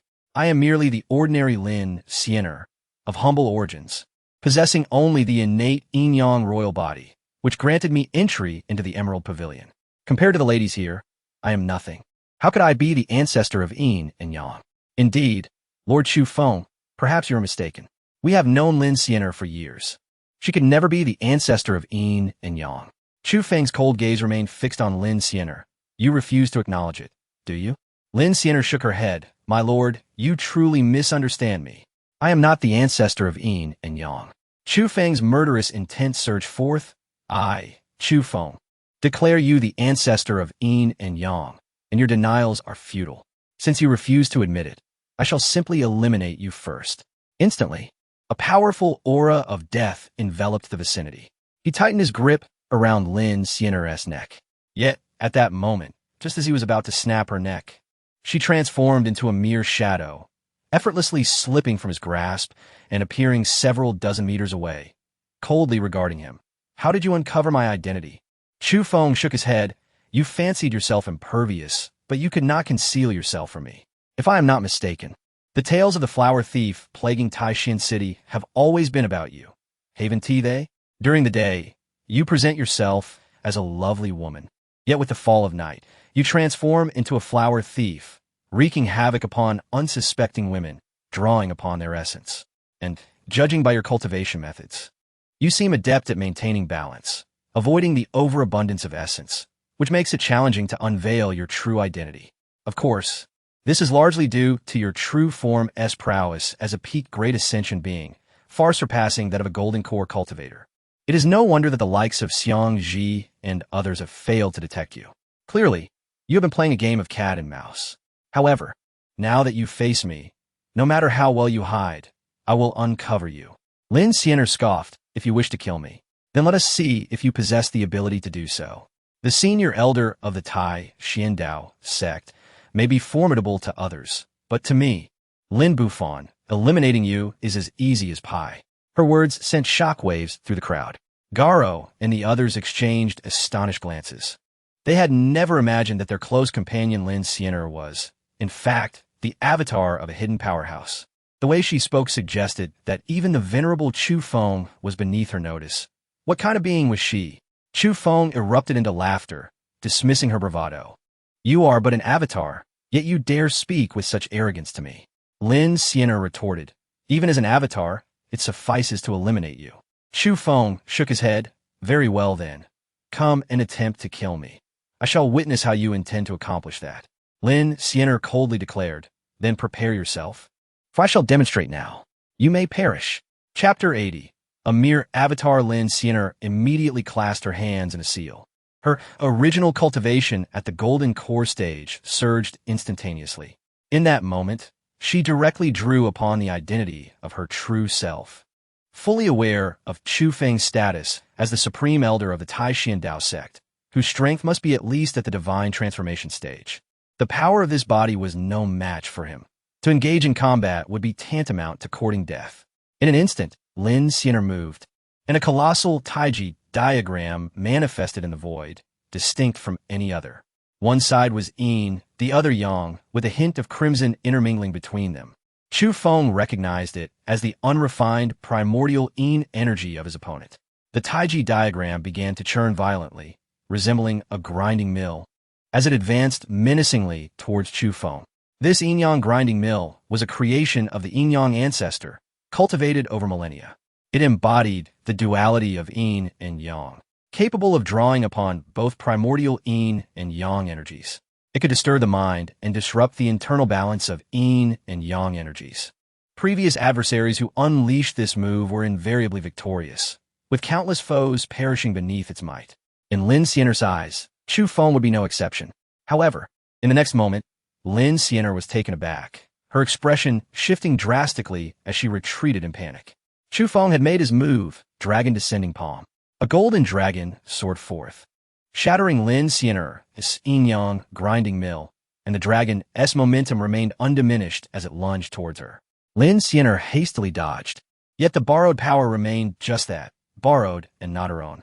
If Chu Feng could slay the second-ranked Murong Longcheng, how could he not vanquish an avatar? Even the true form of the yin-yang ancestor, ranked over 30 on the Earth ranking, was far from his match. With a thunderous crash, the golden dragon struck Lin Xiyue fiercely. She spewed forth a mouthful of blood, her figure spiraling downwards like a kite severed from its string, crashing to the ground. No, it is impossible. You are merely the supreme elder of the Taixuan Dao Sect. How can you be so formidable? I am the avatar of the yin-yang ancestor, having drawn upon the ancestor's might for this strike, yet I am no match for you. Chu Feng scoffed. You are woefully inadequate. With a swift motion, he severed Lin Xiyue's head from her body, ending her life on the spot. Yet, at the moment of her demise, a white light erupted from her corpse, transforming into an elder radiating a chilling aura, who glared at Chu Feng and remarked, I never expected the supreme elder of the Taixuan Dao Sect to be a celestial being of the Great Ascension. However, you should not have extinguished my avatar. Chu Feng dismissively retorted, Pray tell, besides that line, what else can you articulate? If you wish to kill me, I await your attempt. I can hardly contain my eagerness. Lo and behold, a formidable antagonist of destiny, with countless avatars. For each one slain, rewards would be bestowed. Ding ding ding. Host has slain one of the avatars of the destined great villain, Lin Buffon. Lin Xiyue, earning 200,000 fortune points and acquiring a strand of innate yin-yang energy. Though the reputation of the innate yin-yang energy may not be widely recognized, one might recall the famed innate yin-yang bottle from Journey to the West, a treasure of the golden-winged great punk. Despite being easily manipulated by Sun Wukong in the story, one should not underestimate its potency. In truth, the golden-winged great punk was born too late, lacking a complete inheritance and failing to forge this precious innate yin-yang energy into a true treasure rather than mere magical powers. It is said that the phoenix bore 2 offspring, one peacock and one golden-winged great punk. One acquired the innate power of the 5 elements, while the other obtained the innate power of yin and yang. The peacock, known as Kong Xian, transformed his innate 5 elements power into a divine light of 5 colors. This divine light, a manifestation of Kong Xian's innate abilities, comprised 5 feathers of distinct colors, green, yellow, red, black, and white, capable of sweeping through all within the 5 elements, rendering them asunder. Should Chu Feng acquire a strand of innate yin-yang power, he could indeed cultivate a transcendent ability rivaling the divine light of 5 colors. Regrettably, he only obtained a single strand. While scarce, it could still serve as a formidable means in his arsenal. Wanshou Mountain, the yin-yang Taoist temple, is situated in the verdant expanse of Qingzhou in the eastern wilderness. The yin-yang ancestor's renown reverberates throughout Qingzhou and beyond. His fame is attributed to his innate duality, allowing him to cultivate as if 2 individuals were training simultaneously, resulting in astonishing speed. His aptitude, enhanced by this duality, enabled him to achieve the yin-yang divine body. If the first factor was merely a bonus, the second was the true source of his notoriety, his indiscriminate allure towards both men and women, instilling fear in many women and revulsion in men. Yet, his formidable might rendered many too afraid to voice their discontent. Furthermore, he had cultivated numerous avatars, allowing him to resurrect even if his true form was slain. The resurrected avatar would assume the place of the original, becoming the new essence of himself. He was, in essence, an indomitable survivor. While slaying him is not impossible, few are privy to the means. Upon the death of one avatar, the yin-yang ancestor immediately sensed it, and an overwhelming killing intent erupted, engulfing the entire temple. Within, countless men and women trembled in fear, prostrating themselves, too terrified to move. These individuals were taken by him, reduced to his male concubines and female slaves, subjected to his whims. When pleased, he rewarded them with opportunities to serve him. When displeased, they were treated worse than animals, living like dogs. Who dares to extinguish my avatar? Whoever it may be, I, the yin-yang ancestor, shall not let you go unpunished. With a clenched fist, the yin-yang ancestor summoned a silvery light from the void, swiftly entering the depths of his mind. A vision materialized before him. Chu Feng, of the Taixuan Dao Sect. Very well, you dare to extinguish my avatar. You shall die. Within the Zhiyu pavilion, Chu Feng reclined on a grand bed surrounded by beautiful women. Before him sat an exquisite lady, playing a zither, while several others danced gracefully behind her. Life is but a fleeting moment, and all is worthwhile. The joys of indulging in music and beauty are unparalleled. Come, my beauty, grant me a smile. The elder remarked, might I ask, could you consider marrying me? Absolutely not. Chu Feng responded, shaking his head. To be my woman, beauty is merely the most superficial of requirements. You are indeed lovely, yet you fall short of the criteria to become one of my women. Jalawa's face fell in disappointment, yet she steeled herself and ventured then, may I inquire what conditions must be met to become your woman? I am willing to change. Chapter 81. The true affectionate one, Chu Feng, shook his head and said, what do you like about me? I can change. Gallo expressed her disappointment. First, I admire your cultivation level, which surpasses mine. These words momentarily left Chu Feng speechless. Did it mean he should forsake his own cultivation? He quickly shook his head, saying enough of this nonsense. Let us skip the first point. As for the second, you cannot achieve it either, for you are not the daughter of destiny. It is challenging to be a person, but to be a powerful and handsome man is even more difficult. Look around. Wherever I go, there are beautiful women like you, crying and pleading to marry me. The expressions of Gallo and the other women changed instantly. Although they did not comprehend the meaning of the daughter of destiny, They understood Chu Feng's rejection. Chu Feng smiled and said, "Do not be disheartened. While I cannot engage your hearts or bind our fates, I can indulge in physical pleasures. None of you shall leave tonight. You will witness the prowess of Chu Feng and serve me well, and you shall reap the rewards." Chu Feng reveled in the thought of a triumphant evening. After all, his handsome appearance granted him certain privileges. Upon entering the Jade Pavilion, there was no reason to leave without indulging. The women felt a mix of shyness and anticipation. The Jade Pavilion, though renowned, was merely a gathering place for elite women to exchange insights on cultivation, not a brothel. Besides Chu Feng, no man had ever set foot inside, let alone shared a bed with them. However, considering Chu Feng's status as a supreme elder of the Taixuan Dao Sect, at least at the transformation stage, he possessed an irresistible allure for those in the Qi refining, foundation establishment, and golden core stages, akin to encountering a wealthy individual. Looking at the women, Chu Feng chuckled. "Come, ladies, continue your singing and dancing." With that, he pulled Gallo into his embrace and pressed her down. "Didn't you want to be my woman? Let us begin with you." Just as Chu Feng was about to proceed, a furious voice echoed from outside the Jade Pavilion, reverberating throughout. "Gallo, it's me, Huang Chao. Why won't you see me?" Gallo, caught in Chu Feng's arms, stiffened and hurriedly extricated herself, her face filled with terror as she began to adjust her clothing. Chu Feng's brow furrowed. What did this mean? This woman named Gallo had a man, making him the unwelcome third party. To deal with women, he could forcibly claim them, but he refused to be a homewrecker. Coldly, he remarked, "You have a man." Gallo quickly realized Chu Feng had misunderstood and rushed to explain, "My lord, you misunderstand. The person outside is named Huang Chao. He was indeed my fiancé, but that was before I met my master and entered the cultivation realm. Our parents arranged a betrothal when we were infants, but I rejected the marriage as we grew older. However, he has persistently pursued me, which is why I've been hiding in the Jade Pavilion, hoping to become your woman to dispel his unrealistic notions. I swear, I have no relationship with Huang Chao, and I truly do not like him." In an instant, Chu Feng grasped the situation. "I see, a lovesick fool. How amusing." He laughed heartily, as Huang Chao bellowed outside. Chu Feng's divine sense swept over him. Under the gaze of the infinite divine eye, he noted Huang Chao's cultivation was also at the golden core stage. The system panel indicated that he possessed 80,000 points of fortune, an ordinary person with some luck. However, as Gallo explained, the system panel emitted a notification, beep, detected the child of destiny Huang Chao, fortune value 110,000 points.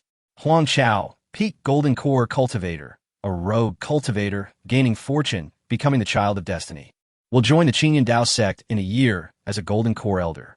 In essence, Huang Chao was experiencing a surge in fortune due to his impending intersection with Chu Feng, which drew the attention of the Taixuan Dao Sect. Turning his gaze back to Gallo, he noted her fortune had increased as well, but she still fell short of being the daughter of destiny. Her fortune value had risen from over 60,000 to 90,000 points. Ultimately, she lacked the depth compared to Zhao Dongdong, who had reached a fortune of 300,000 points. Seeing Chu Feng laugh, Gallo, initially anxious, became even more tense and asked, "My lord, do you not believe my words?" Chu Feng replied, "If you wish for me to believe you, you must provide proof, perhaps by demonstrating that you are still untouched." Gallo bit her lip and declared, "I will prove it to you right now." With that, she began to remove her garments. Chu Feng laughed heartily, swept Gallo into his arms, and strode toward the bed. Outside, Huang Chao awaited impatiently, but instead of Gallo, he was met by a throng of onlookers. Someone is causing a ruckus at the Jade Pavilion. Who dares disturb this place, guarded by a Nascent Soul elder? Huang Chao, a peak golden core cultivator, was indeed out of his depth. Even 10 of him would not measure up to a Nascent Soul elder. As Huang Chao anxiously paced, he remained oblivious to the fact that within a grand chamber of the Jade Pavilion, Chu Feng was engaged in indescribable activities with his goddess, completely disregarding Huang Chao, the lovesick fool who would end up with nothing. In that moment, Gallo's fortune began to change, and the system chimed once more. Beep. Under the vigorous guidance of the host, Gallo's fortune has risen to 130,000 points, becoming the daughter of destiny. Congratulations to the host for creating a daughter of destiny, rewarded with 1,000,000 points of fortune. Congratulations to the host for conquering the daughter of Destiny Gallo, gaining 130,000 points of fortune and the following rewards. Reward 1. 1. Binding immortal rope. Reward 2. A spirit stone born of heaven and earth. Reward 3. 1,500 years of cultivation. While the binding immortal rope and the 1,500 years of cultivation were understandable, what was this spirit stone born of heaven and earth? Could it possibly conceal a sun, Wukong within? Time passed, and Chu Feng instructed Gallo for an entire day. The sky transitioned from day to night. Outside the Jade Pavilion, Huang Chao had completely lost his patience, pacing back and forth, growing increasingly anxious. Were it not for the powerful array outside, he would have stormed in long ago. Chapter 82. The Shadow Behind the Scenes. Why? Why has Gallo not emerged? Could it be that you are truly so heartless? Huang Chao's face was ashen, his lips murmuring incessantly. For Gallo, he was willing to cast everything aside, lifting his gaze towards the Jade Pavilion, and ultimately made a resolute decision to storm the Jade Pavilion. Jade Pavilion, today, I, Huang Chao, shall bring your ruin. With a swift motion, a celestial sword materialized in his hand, and he slashed it down towards the Jade Pavilion. Boom! The formidable sword intent struck fiercely against the great formation of the Jade Pavilion. With a crack, a fissure appeared in the formation under this strike. The commotion stirred the entire Jade Pavilion, sending ripples throughout the entire Taixuan city. Countless gazes turned towards the Jade Pavilion. Within the Jade Pavilion, powerful auras erupted, revealing several individuals at the Golden Core realm. Who dares to disrupt the protective formation of my Jade Pavilion? As for Gallo, she was utterly exhausted, yet still yearned to rise and see what was happening outside. However, she was firmly restrained by Chu Feng, who said, "Enough. Given your current condition, do you think you can go? Allow me to handle this." Chu Feng was acutely aware of the situation outside. He had previously dismissed Huang Chao as nothing more than a lovesick fool. Can one imagine that the goddess he adored was being toyed with by another, while he stood idly at the entrance? According to Gallo, Huang Chao had spared no effort in his pursuit of her, desperately trying to please her. Now, he had finally shown some backbone by daring to confront the Jade Pavilion. However, how long this fervor would last remained uncertain. Huang Chao's sword strike did not shatter the Jade Pavilion, but he prepared to strike again. Yet, just as the sword was about to hit the formation, it closed off. Several figures emerged from within the Jade Pavilion, filled with fury. Who are you? And why do you intrude upon my Jade Pavilion?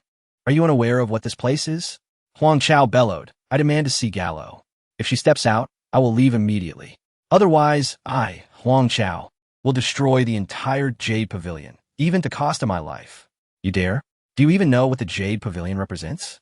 It is not a place you can simply annihilate. Huang Chao laughed heartily. I care not for your precious establishment. All I know is that I must see Gallo. If I cannot, then I shall perish. If death is imminent, what do I have left to fear? Gallo, come forth and meet me.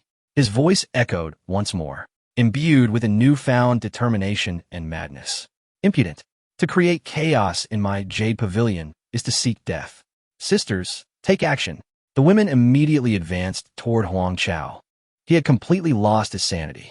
Though he was at the pinnacle of the Golden Core realm and feared no single opponent, facing 3 Golden Core female cultivators alone was an insurmountable challenge. Gritting his teeth, he resolved to exchange injury for injury, knowing it would be a self-destructive endeavor. A powerful sword intent surged forth, overwhelming in its might. Huang Chao had known Gallo since childhood. They were childhood sweethearts, even betrothed to one another. In his heart, Gallo had always been envisioned as his future wife. However, one day, a cultivator arrived in their small town to assess the locals' potential. Gallo, possessing an exceptional spiritual body, was taken as a disciple, while he, with his inferior spiritual body, was deemed unworthy. Before departing, Gallo sought Huang Chao out and requested to annul their engagement. Huang Chao, unwilling to comply, was threatened by her master. In that moment, he vowed to ascend the cultivation path, to find Gallo, and to marry her. Not long after Gallo was taken away, he vanished and embarked on his own journey of cultivation. When he finally reappeared before Gallo, he surprised her greatly. Regrettably, Since experiencing the splendors of the world and the path of cultivation, Gallo was solely focused on ascending to greater heights, having no interest in romantic entanglements, let alone dual cultivation. Furthermore, Huang Chao's cultivation level was inferior to hers, and his aptitude paled in comparison. Yet, Huang Chao remained undeterred, relentlessly pursuing her, much to her annoyance, until she ultimately hid within the Jade Pavilion. Ever since losing contact with Gallo, Huang Chao had been driven to madness, frantically searching for her for years. Recently, he finally learned of her whereabouts in the Jade Pavilion. He had come, determined to see Gallo. After encountering someone who belittled him, he was advised to seize the woman he loved by force. With this newfound conviction, he resolved to confront her at the Jade Pavilion, intent on claiming her as his own. Just as Huang Chao was about to act, two figures appeared nearby. One young man, visibly disappointed, remarked, "I have never seen such a cowardly man. He has fallen prey to my mental suggestion, yet still hesitates before a mere woman. Master, do you think it's possible that the women of the Jade Pavilion could be of S-rank beauty or above?" If Chu Feng had noticed these two, he would have recognized one of them as Han Feng. After some persuasion, the elder of inner demons had followed Han Feng, departing from Qinling and heading straight for Taixuan Dao Sect. Upon arriving in Taixuan City, Han Feng caught wind of the Jade Pavilion and was intrigued. He yearned to meet the beautiful women within, hoping to encounter an S-rank beauty, thinking that with a little charm, he could win her over. However, he soon found that only women were permitted entry into the Jade Pavilion. As he pondered his next move, considering whether to send his master to storm the Jade Pavilion, he encountered Huang Chao. Thus, he employed a bit of mental manipulation to control Huang Chao, intending to use him to create a ruckus in the Jade Pavilion, allowing himself a chance to see the many beauties within. His only frustration lay in Huang Chao's utter ineptitude. Not only was he a lovesick fool, but a superlative one at that. Chapter 83. A devoted admirer until death. Li Jianglei, an A-grade beauty. Feng Qingqing, an A-grade beauty. Yu Zhao Zhao, a B-grade beauty. Zhao Shuer, a B-grade beauty. Han Feng's eyes sparkled, his mouth slightly agape, reflecting a gluttonous expression, as if he were on the verge of drooling. It was evident that the beauties presented by Cui Yuxuan were indeed of a high caliber. The four before him were all beauties of B-grade or above, surpassing any he had encountered since his arrival in this realm. They are all mine. If I can win their hearts, not only will I relish in the pleasures of companionship, but I shall also reap bountiful rewards. Garo, an SS-grade beauty. Amidst the tumult of battle outside, Garo, despite her lingering fatigue, stepped forth with a sense of unease. Her appearance sent Han Feng into a frenzied excitement. Turning to the Elder of Heart Demons, he exclaimed, "Master, I have discovered an SS-grade beauty. If I can capture her, the treasures of the Celestial Emperor shall be within my grasp." The Elder of Heart Demons nodded as he followed Han Feng's gaze, acknowledging, "Indeed, this woman is extraordinary." However, the young man accompanying her, it was at this moment that Han Feng recognized the figure of Chu Feng emerging alongside Garo. An overwhelming wave of killing intent surged within him as he gritted his teeth, declaring, "Master, he is Chu Feng, the one who stole Zhao Dongdong from me and blinded my eyes. If it weren't for your guidance, I would be a complete blind man now." The eye of the mind does not rely on sight, but rather on the power of the spirit, the elder mused. "You must ensure justice is served for your disciple. Eliminate him." The elder furrowed his brow, pondering, "Are you certain he is the esteemed elder of the Taixuan Dao Sect, possessing the transformation realm?" Han Feng detected the elder's hesitation and confidently replied, "Master, how could there be any doubt?" Zhao Tian of the Breaking Heaven Sword Sect himself confirmed that he has been friends with Chu Feng for centuries. The elder nodded thoughtfully. "If this is indeed the case, it is fortunate. Yet, I can't shake a feeling of trepidation. My disciple, as practitioners of the mind's power, we possess an innate sensitivity to danger. In my experience, this Chu Feng is not to be underestimated. It would be prudent for us to depart." Han Feng, anxious and insistent, countered, "Master, you're being overly cautious. If Chu Feng were truly formidable, would he remain in a second-rate sect like Taixuan Dao? He would have long ventured into the eastern wilderness. Of course, you are the exception." The elder conceded, "That is a valid point. The decline of sword state is irreversible. The calamity of yesteryears and the perils of Qinling have severed its lineage, rendering its cultivation environment dire. Should one wish to surpass the transformation realm, they would have long since left. I have returned to Sword State to resolve the grievances of the past. With this understanding, the elder declared, "You may proceed, my disciple. I shall handle Chu Feng." Han Feng rejoiced, "Thank you, master." "Ladies, Han Feng has arrived." Their conversation, however, did not escape Chu Feng's notice. As the elder and Han Feng directed their mental energies toward him, Chu Feng became acutely aware of their intentions. The enigmatic nature of the mind's power had revealed the truth. It was Han Feng's machinations that had led to this confrontation. Meanwhile, Huang Chao was under Han Feng's control, lost in a frenzied state, recklessly engaging in battle against the four formidable opponents without regard for his own safety. Upon Garo's entry into the fray, her presence dramatically shifted the tide. Despite her weakened state as a golden core realm cultivator, her involvement turned the battle against Huang Chao. After a brief interval, Huang Chao was left battered and bleeding, yet he showed no signs of retreat. Rather, he became increasingly unhinged. Under the influence of the infinite divine I and the power of the mind, Han Feng's every move was laid bare before Huang Chao. It was evident that Han Feng was biding his time, waiting for Huang Chao to gain the upper hand before striking. However, with Garo's arrival, Huang Chao found himself at a disadvantage. In a moment of clarity, Huang Chao broke free from Han Feng's control, awakening to the chaos around him. Despite his injuries, he called out to Garo. Yet, she ignored his pleas, her attack landing with devastating force, sending him crashing several meters away, bloodied and convulsing. In his delirium, he muttered, "Garo, I'm sorry. I don't know why I acted against you." The mind control was not merely about manipulating thoughts and memories. It awakened a different facet of Huang Chao, supplanting his previous demeanor while leaving his memories intact. Overwhelmed with guilt for having attacked Garo, he yearned for her forgiveness, even willing to sacrifice himself for her sake. Garo, witnessing Huang Chao's dire state, felt a fleeting pang of compassion, but quickly steeled herself. She turned to Chu Feng, resolutely stating, "This is him, Chu Feng, the esteemed elder of Taixuan Dao, a master of the transformation realm. Do you believe he can compare?" Huang Chao fixed his gaze on Chu Feng for a full 30 seconds before erupting into a bitter, heart-wrenching laughter. Chapter 84. For he is the child of destiny. Chu Feng, you are the esteemed elder of the Taixuan Dao Sect. By aligning with you, Jialua has found a formidable ally. However, should I discover that you dare to betray her, I, Huang Chao, will transform into a vengeful spirit, seeking retribution upon you. Even in death, Huang Chao declared to Chu Feng. Chu Feng responded with indifference. Rest assured, since Jialua is my woman, I shall care for her. As for you, you may comfortably embrace death.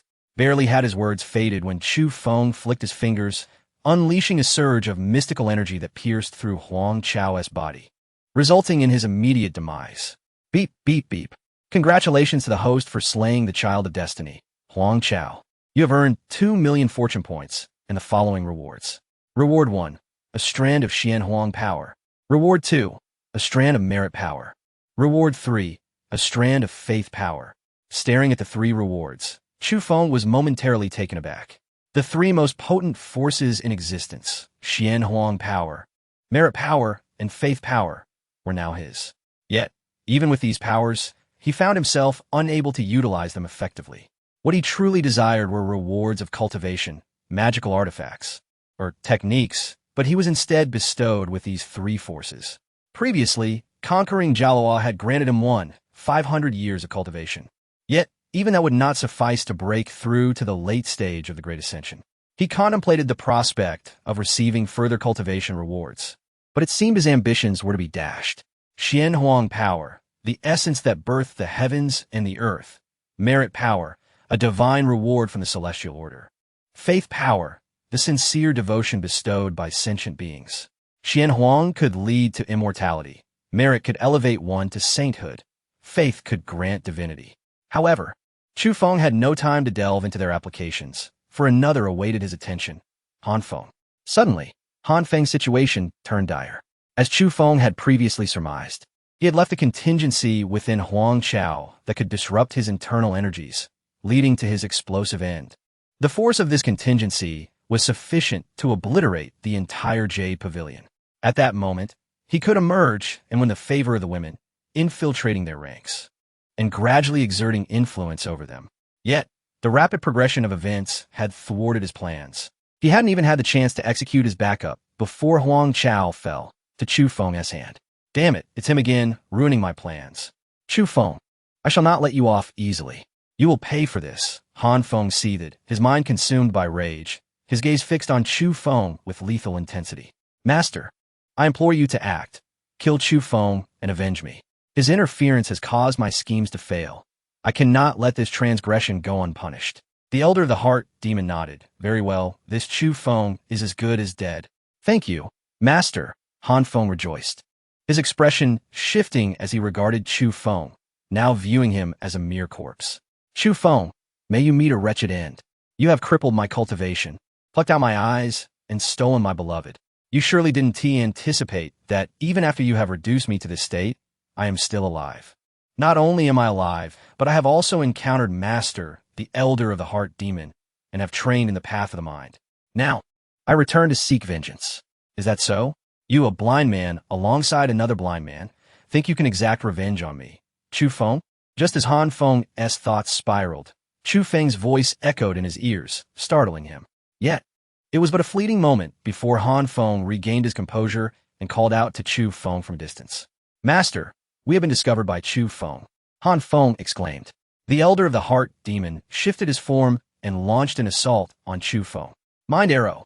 An arrow of mental energy shot forth towards Chu Feng. While in terms of mental prowess, Chu Feng could not match the Elder of the Heart demon. In terms of cultivation level, the Elder was no match for him. The power of the mind was akin to that of the soul, merely a variant thereof. If struck, one's mind would shatter, sealing their fate. As the mind arrow neared its target, Chu Feng suddenly chuckled, reacting swiftly. With a wave of his hand, he invoked the underworld visualization technique, combining it with his mental energy to form a whirlwind that spiraled toward the mind arrow, obliterating it instantly. The whirlwind of soul and mind energy showed no signs of dissipating, instead rushing toward the Elder of the Heart demon. The Elder's expression shifted dramatically as he swiftly pulled Han Feng behind him, his countenance grave. The opponent is formidable. He is not merely at the transformation stage.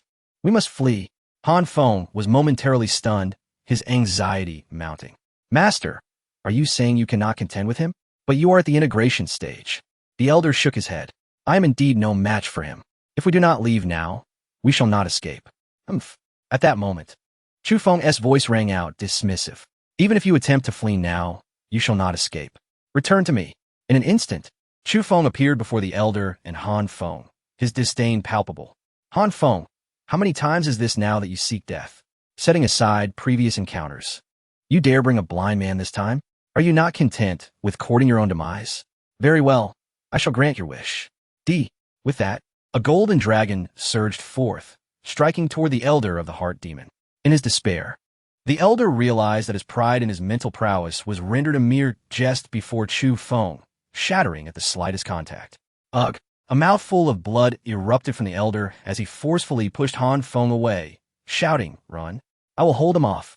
Master, though Han Feng was inherently self-serving, he was taken aback by his master's willingness to place himself in peril to buy him time for escape. You must go, the Elder urged again.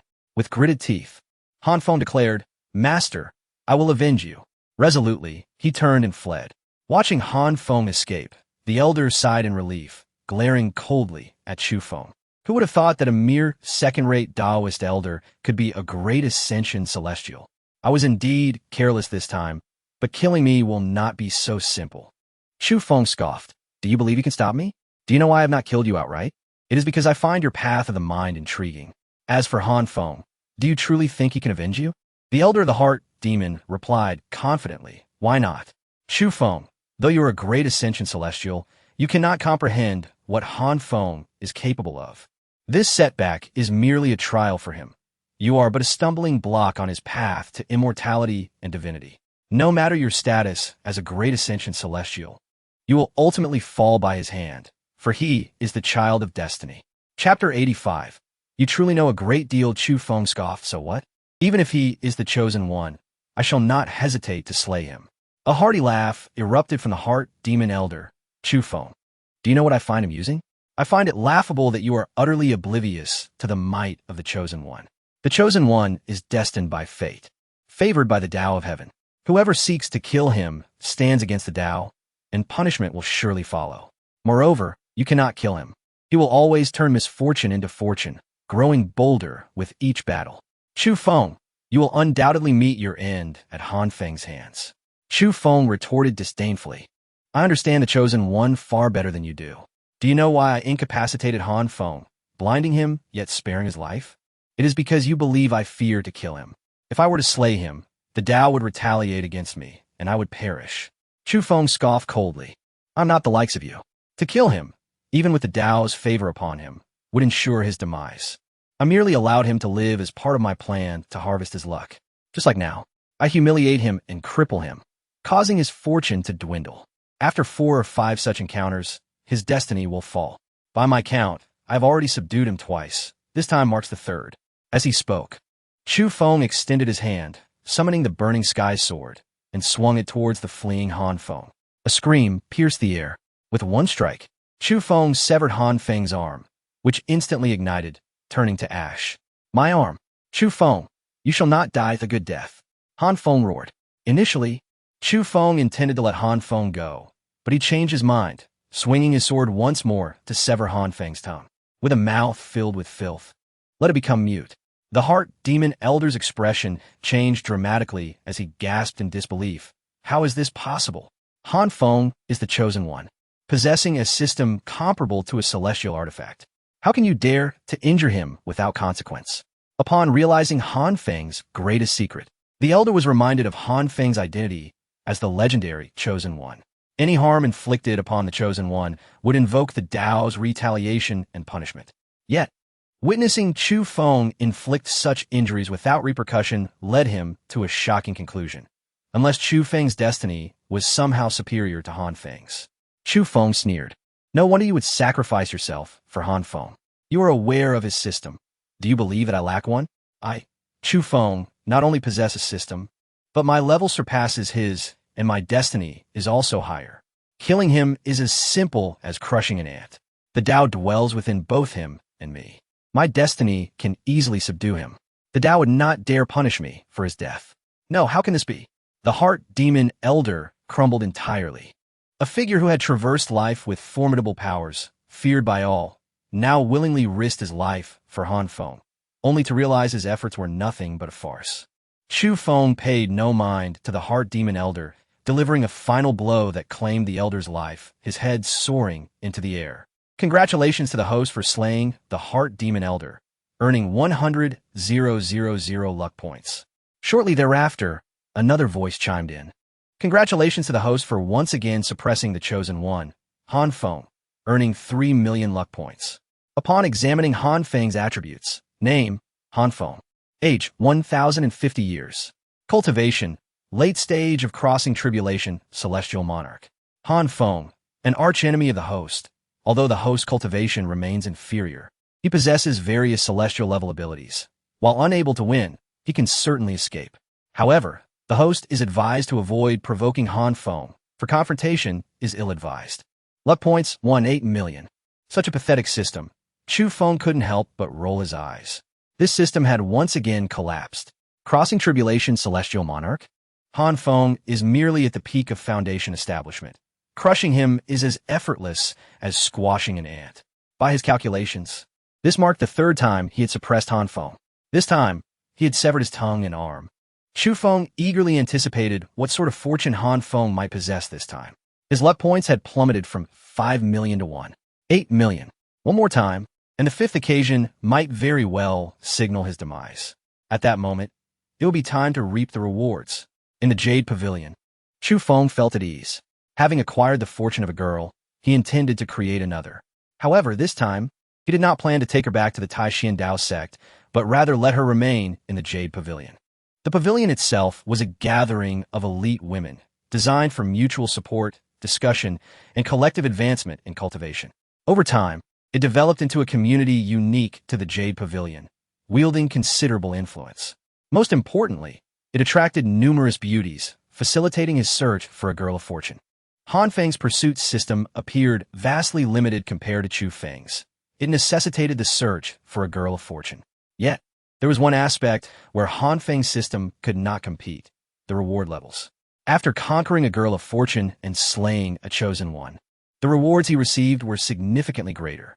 At present, he possessed several celestial-level techniques and a celestial artifact, the Burning Sky Sword.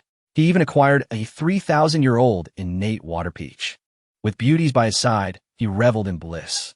Time slipped by, and Chu Feng spent half a month in the Jade Pavilion, attracting the affection of 10 beautiful women.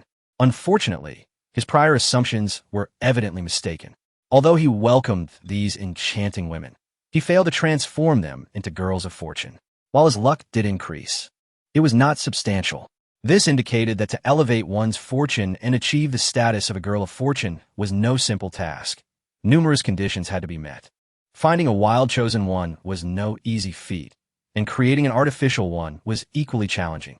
It was indeed arduous. Upon returning to the Taixuan Dao Sect, Chu Feng was immediately pulled into a room by Chen Wanwan, who was adamant about teaching him a lesson. In her words, he had gallivanted to the Jade Pavilion to indulge himself, neglecting his return to the solitary mountain. Surely, he had been enchanted by those little vixens. Leaving behind a beauty like her, she intended to give him a good scolding. However, while her intentions were noble, reality proved to be harsh. Chu Feng did not even need to unleash his 36 sets of ultimate techniques. He easily subdued Chen Wanwan. With a resounding slap, Chu Feng struck her. The crisp sound not only failed to suppress Chen Wanwan, but instead elicited a pained moan from her lips. Chapter 86. The Imperial Clan has come knocking, my dear husband. How wicked you are to dare strike me, she exclaimed, though a smile graced her lips. But it feels rather delightful. Do continue. This holy maiden fears you not. You think to suppress me with your 5-finger mountain? I shall bite you to death. Chu Feng erupted into laughter. Who was it just moments ago that proclaimed they would teach me a lesson? Have you now come to realize my prowess? This is merely an appetizer. Far greater challenges await you. Should you wish to bite me, do mind your teeth. Having cultivated the first stage of the 9 transformations of profound arts, he was now as formidable as steel, impervious and indomitable. Chen Wanwan, undeterred, declared, you only know how to bully me. I shall summon Ling Long, Yin Ran, and Dong Dong. Together we shall strike. I do not believe we cannot exhaust you. Very well. I await your arrival, Chu Feng replied, a wave of his hand indicating his anticipation rather than fear. But for now, you are alone. Who else shall I bully if not you? With that, he swiftly suppressed Chen Wanwan on the spot. Just as he was about to proceed with his next move, the tranquility of the Taixuan Dao Sect was shattered. A colossal vortex appeared above the sect, from which numerous powerful figures emerged, each exuding an overwhelming aura. Leading them was a tribulation-transcending celestial being. Among them were 3 great masters of the Mayana realm, over 10 from the fusion stage, and nearly 100 in total.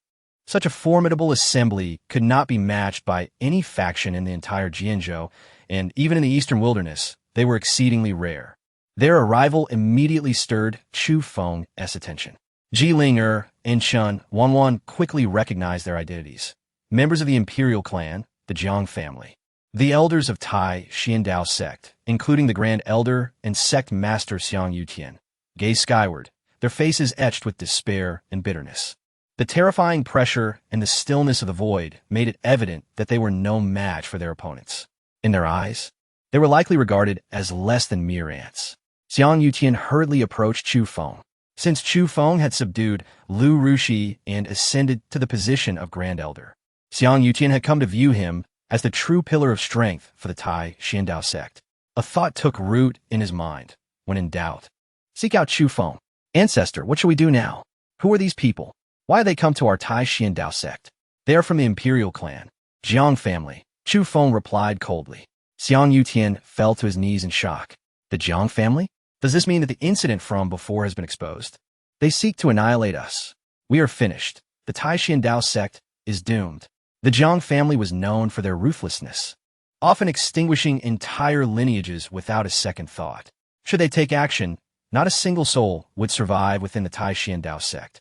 Chu Feng shot a cold glance at Xiang Yutian.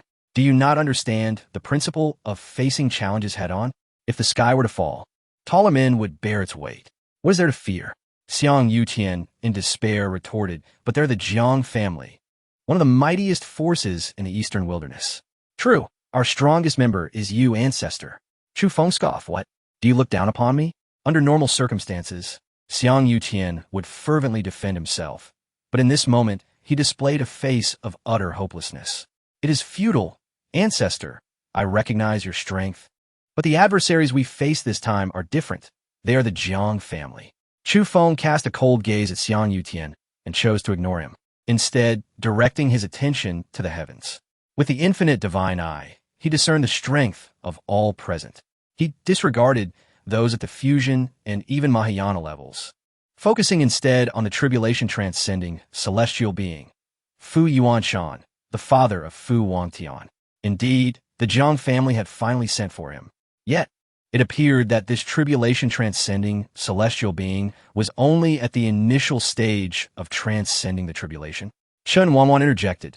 This man is named Fu Yuanshan, the father of Fu Wangtian.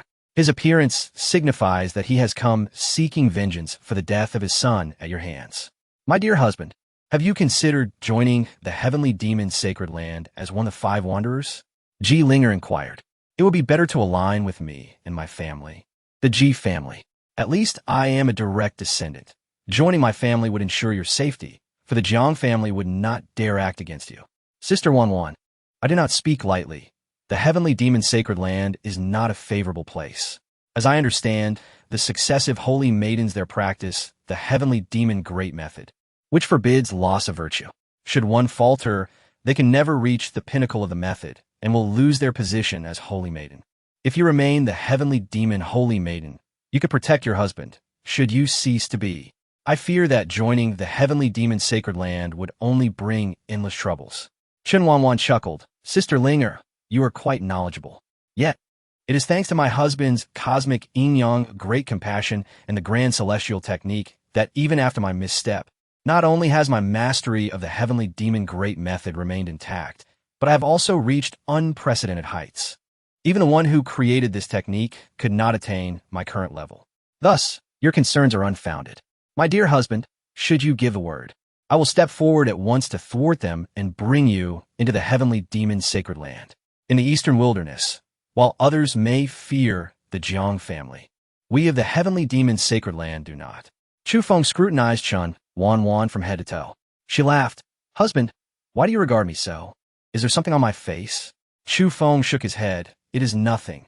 I am merely contemplating whether to engage them in battle to ascertain who is stronger, myself or them. Do not act recklessly. Chen Wanwan sensed Chu Feng's intentions. He was clearly inclined to confront the Jiang family. Chu Feng opened his attribute panel and observed his cultivation, unique abilities, and various special skills, instantly making a momentous decision. If battle is to be had, then let it be. I hold no fear. Name, Chu Feng. Age, 1,000 years. Cultivation, peak mid-Mahayana. Techniques, the grand celestial technique of 2,500 characters. First turn of the 9 transformations of profound arts. Divine powers, dragon subduing palm. One sword opens the heavenly gate. Underworld meditation technique, flying rainbow technique, infinite divine eye, mind power. It is worth noting that these techniques are all of celestial grade. His true combat prowess was not inferior to that of Fu Yuanshan. Indeed, I am ready for battle. In an instant, a powerful surge of battle intent erupted from Chu Feng. Chapter 87. The future prodigy of destiny at 3 years old, the Jiang family, a lineage of imperial descent, boasts heirs of great emperors who once subdued the heavenly origin, their fortune deeply rooted. Naturally, their descendants inherit a fraction of this destiny. Take Ji Linger, for example. Destiny itself is influenced by one's status, strength, and power. The greater the authority, the more pronounced the fortune. The higher the rank, the stronger the fortune. The mightier the prowess, the more formidable the fortune becomes. However, there exists a limit. For instance, the fortune of those with a robust lineage pales in comparison to that of a child of destiny, and the child of destiny is distinct from the progeny of fate. Should they be eliminated, Chu Feng is aware that he would undoubtedly profit immensely perhaps even amass enough resources to procure the complete Great Immortal technique from the fortune mall. He harbors a strong feeling that once he acquires the entirety of the Great Immortal technique, his power will surge dramatically, enabling him to challenge foes beyond his rank and perform the extraordinary feat of transcending tribulations. His confidence is further bolstered by the fact that he seems to possess an unused tribulation experience card. Fu Yuanshan, early stage of tribulation. Mu Rongbua, pinnacle of great ascendance. Zhou Xuanzi, late stage of great ascendance. Qian Duo Zhong, mid stage of great ascendance. Beep, beep, beep. The system has detected a new child of destiny, Jiang Shi-san. Age, 1003 years. Cultivation, early stage of tribulation. Physique, ancient sacred body, with an imperial bloodline concentration reaching 70, meeting the standard for sacred blood. Fortune value, 990,000 points. Jiang Shi-san, the current scion of the Jiang family, is the son of Jiang's sixth elder, the only tribulation sovereign among the next generation. He is low-key, with a mother who is a saintess of the three pure lands. At the late stage of great ascendance, hearing that the Jiang family intends to annihilate the second-rate Taoist sect, Taixuan Dao, he has come to witness the event, as the Jiang family deemed Taixuan Dao incapable of withstanding their might. In the battle of annihilation, the host wreaks havoc, rendering the Jiang family utterly defeated, all witnessed by Jiang Shi-san. Ultimately, the host spares a child out of a fleeting sense of compassion, which breeds resentment in Jiang Shi-san, enhancing his fortune and solidifying his destiny as a child of fate. The host will thus become a stepping stone in Jiang Shi-san's life path, destined to be slain by him. This moment represents the host's sole opportunity to strike. Failing to seize, it will herald a tragic existence for the host, culminating in his demise. However, the system statements are somewhat perplexing. One moment, it claims Jiang Shi-san is 1,003 years old, and the next, he appears youthful. Does this not imply that Jiang Shi-san is merely 3 years old? Chu Feng quickly spots a child amidst the crowd, exuding an air of arrogance and confidence, radiating a vibrant aura. Through his limitless divine gaze, Chu Feng perceives that the child possesses a sacred body, albeit not fully awakened, yet with an awakening level of 65. What does this signify? At present, his own sacred body awakening level stands at 66, only slightly surpassing that of the child. Lu Linglong has merely achieved 37, while Chen Wanwan has reached only 41. All are inferior to the child before him, especially given his potent imperial bloodline and 990,000 fortune points. With minimal growth, it is almost certain that within 3 years, he will ascend to become a child of destiny. This child indeed warrants elimination, and it is imperative to eradicate him entirely, without a trace of mercy. With intense focus and lethal intent emanating from Chu Feng, his gaze sharpens like a blade, slicing towards Jiang Shi-san. Sensing this, Jiang Shi-san instinctively hides behind Mu Rongbua, a flicker of fear igniting within him. Mu Rongbua, puzzled, inquires, "Young Master Shi-san, what troubles you?" Jiang Shi-san, his expression grave, replies, "I sense an immense danger, as if someone is watching me with murderous intent."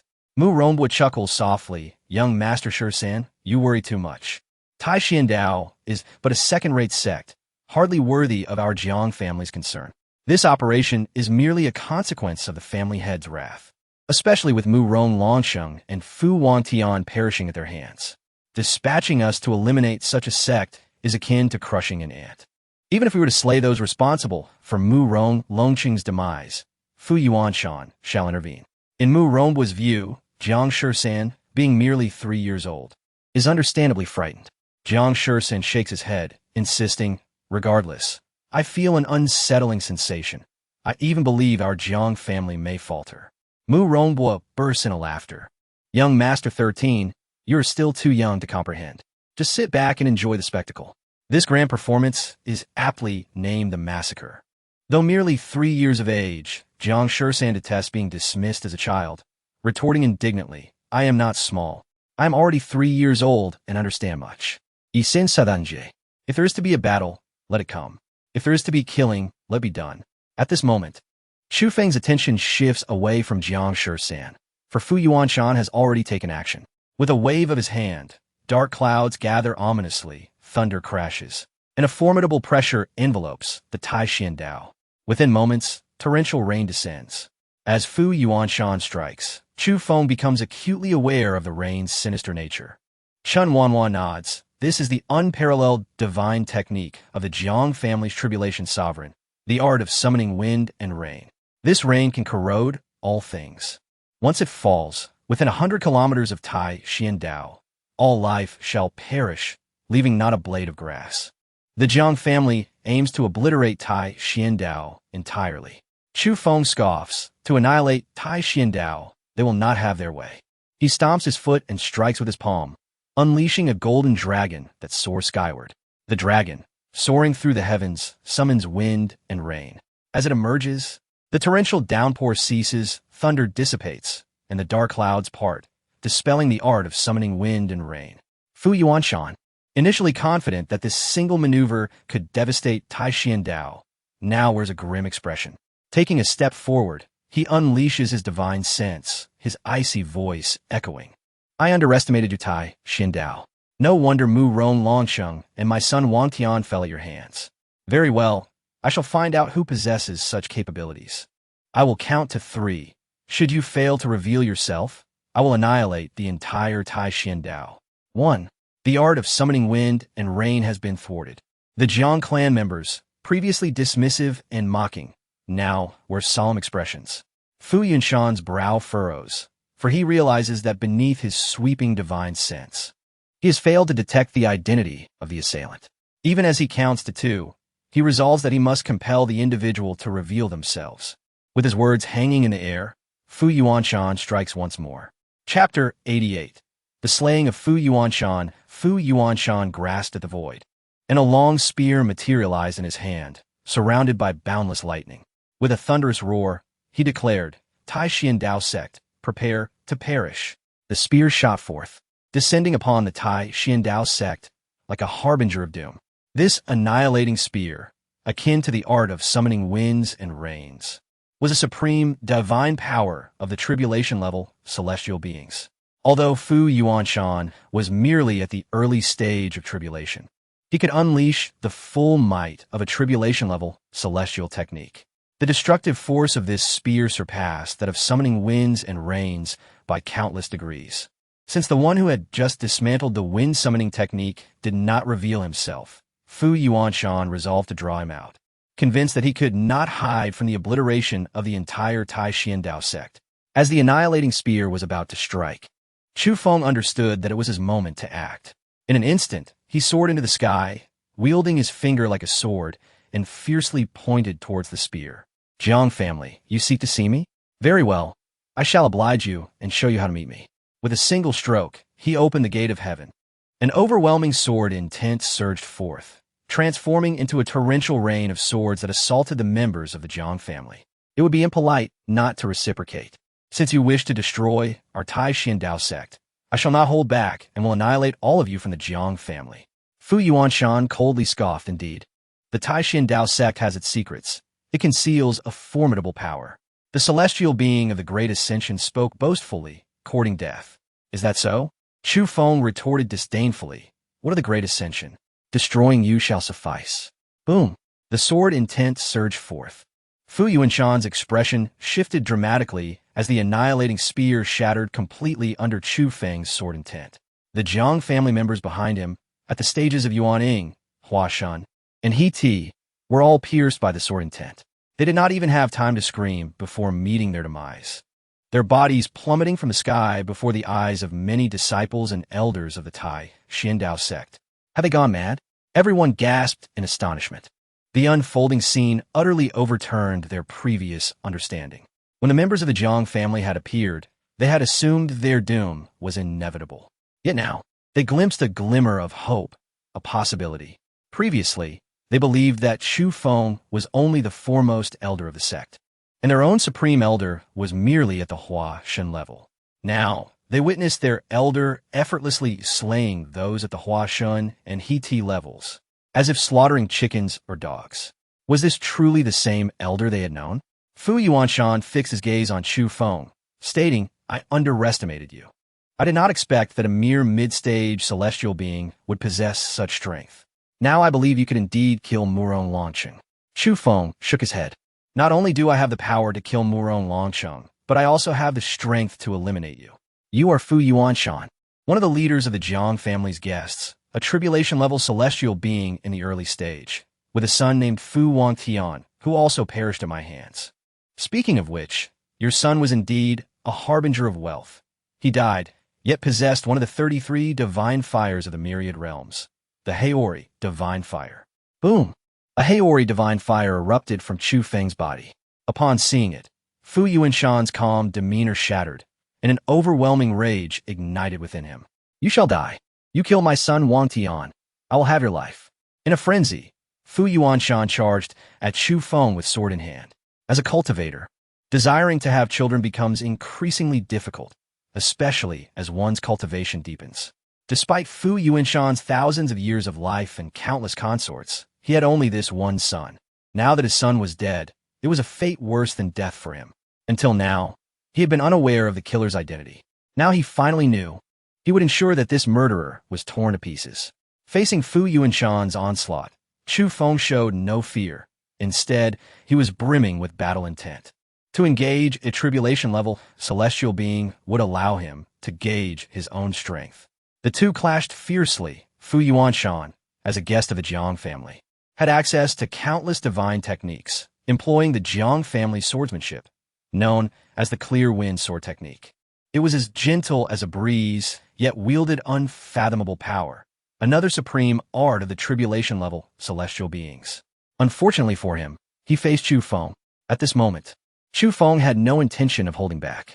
With a single stroke, he unleashed the heaven-burning sword. Initially, Fu Yuanshan held a slight advantage, but within a short incense stick's time, he found himself suppressed by Chu Feng, who steadily gained the upper hand. Murong Bo, once confident, now wore a face of disbelief. How is this possible? Let us retreat. If we do not leave now, none of us may escape, Jiang Shursen advised. No, at this moment, we must assist Lord Fu. If anything happens to him, we are all doomed, Murong Bo insisted. Shursen, take care of yourself. I must aid Lord Fu in slaying this man. With that, Murong Bo charged at Chu Feng. Qian Duizhong and Zhou Xuanzi evidently shared the same sentiment, and the three struck together. Chu Feng sensed their approach and laughed heartily. Fu Yuanshan, it seems they underestimate you, knowing you're no match for me and seeking to assist you. Very well, let them come. I shall eliminate all of you together, saving myself the trouble of killing you one by one. Fu Yuanshan's expression changed drastically. He turned to Murong Bo and the others, commanding, step back. Leave this to me. Murong Bo and the others hesitated, my lord. Get lost. Fu Yuanshan bellowed in fury. As a tribulation-level celestial being, he should not require assistance against a mid-stage celestial being. To admit otherwise would be a disgrace to his pride. This was precisely the effect Chu Feng desired. He had only been barely suppressing Fu Yuanshan. If Murong Bo and the others joined in, he might not be able to defeat him. Now it was the perfect opportunity. With a swift motion, as Fu Yuanshan ordered Qian Duizhong and the others to retreat, Chu Feng seized the moment and thrust his sword into Fu Yuanshan's body. Fu Yuanshan spat a mouthful of blood. Looking down at his blood-soaked form, his composure shattered. He raised his hand for a strike against Chu Feng. Chu Feng chuckled, suddenly transforming into a streak of light, vanishing from the spot, causing Fu Yuanshan's attack to miss.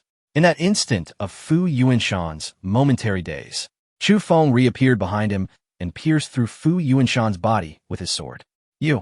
Fu Yuanshan's voice faltered abruptly, his body plummeting to the ground like a falling star. Chapter 89. Even a 3-year-old can kill adults. He has slain the adults. All have perished by his hand. And what of us? We flee. In an instant, a consensus was reached among all. Murong Bo was the first to approach Jiang Shursen, urging young Master Shursen, we must escape. How could Chu Feng allow their escape? He laughed heartily, mocking. Who would have thought that the illustrious Jiang family could not contend with a mere Taixuan Dao Sect? Now, reduced to a frightened rabble, should this news spread, they would become the laughingstock of the world. However, I have long heard that the Jiang family's imperial lineage is impure, their backbone diminished, unworthy of the title of emperor's offspring. Today, I see that the rumors were not unfounded. Their flight is entirely expected. It was precisely because of their imperial status that while others could flee, they could not. This retreat provided Chu Feng with an excuse to attack them. Upon hearing his words, the panicked members of the Jiang family visibly trembled, some even halting their flight to turn and face Chu Feng, gritting their teeth, declaring, "We cannot flee. We are the descendants of emperors. Even in death, we must die on our knees, never bringing shame upon our Jiang family." Together, they resolved to strike back, determined to kill him. Indeed, a desperate struggle ensued, for the outcome remained uncertain. The intent to kill surged forth, igniting their fervor.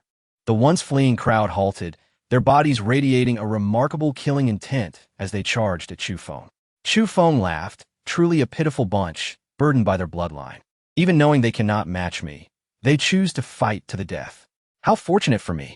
After vanquishing Fu Yuanshan, Chu Feng was already handsomely rewarded. Ding! System notification. Killed the transcendent celestial Fu Yuanshan, earning 80,000 fortune points.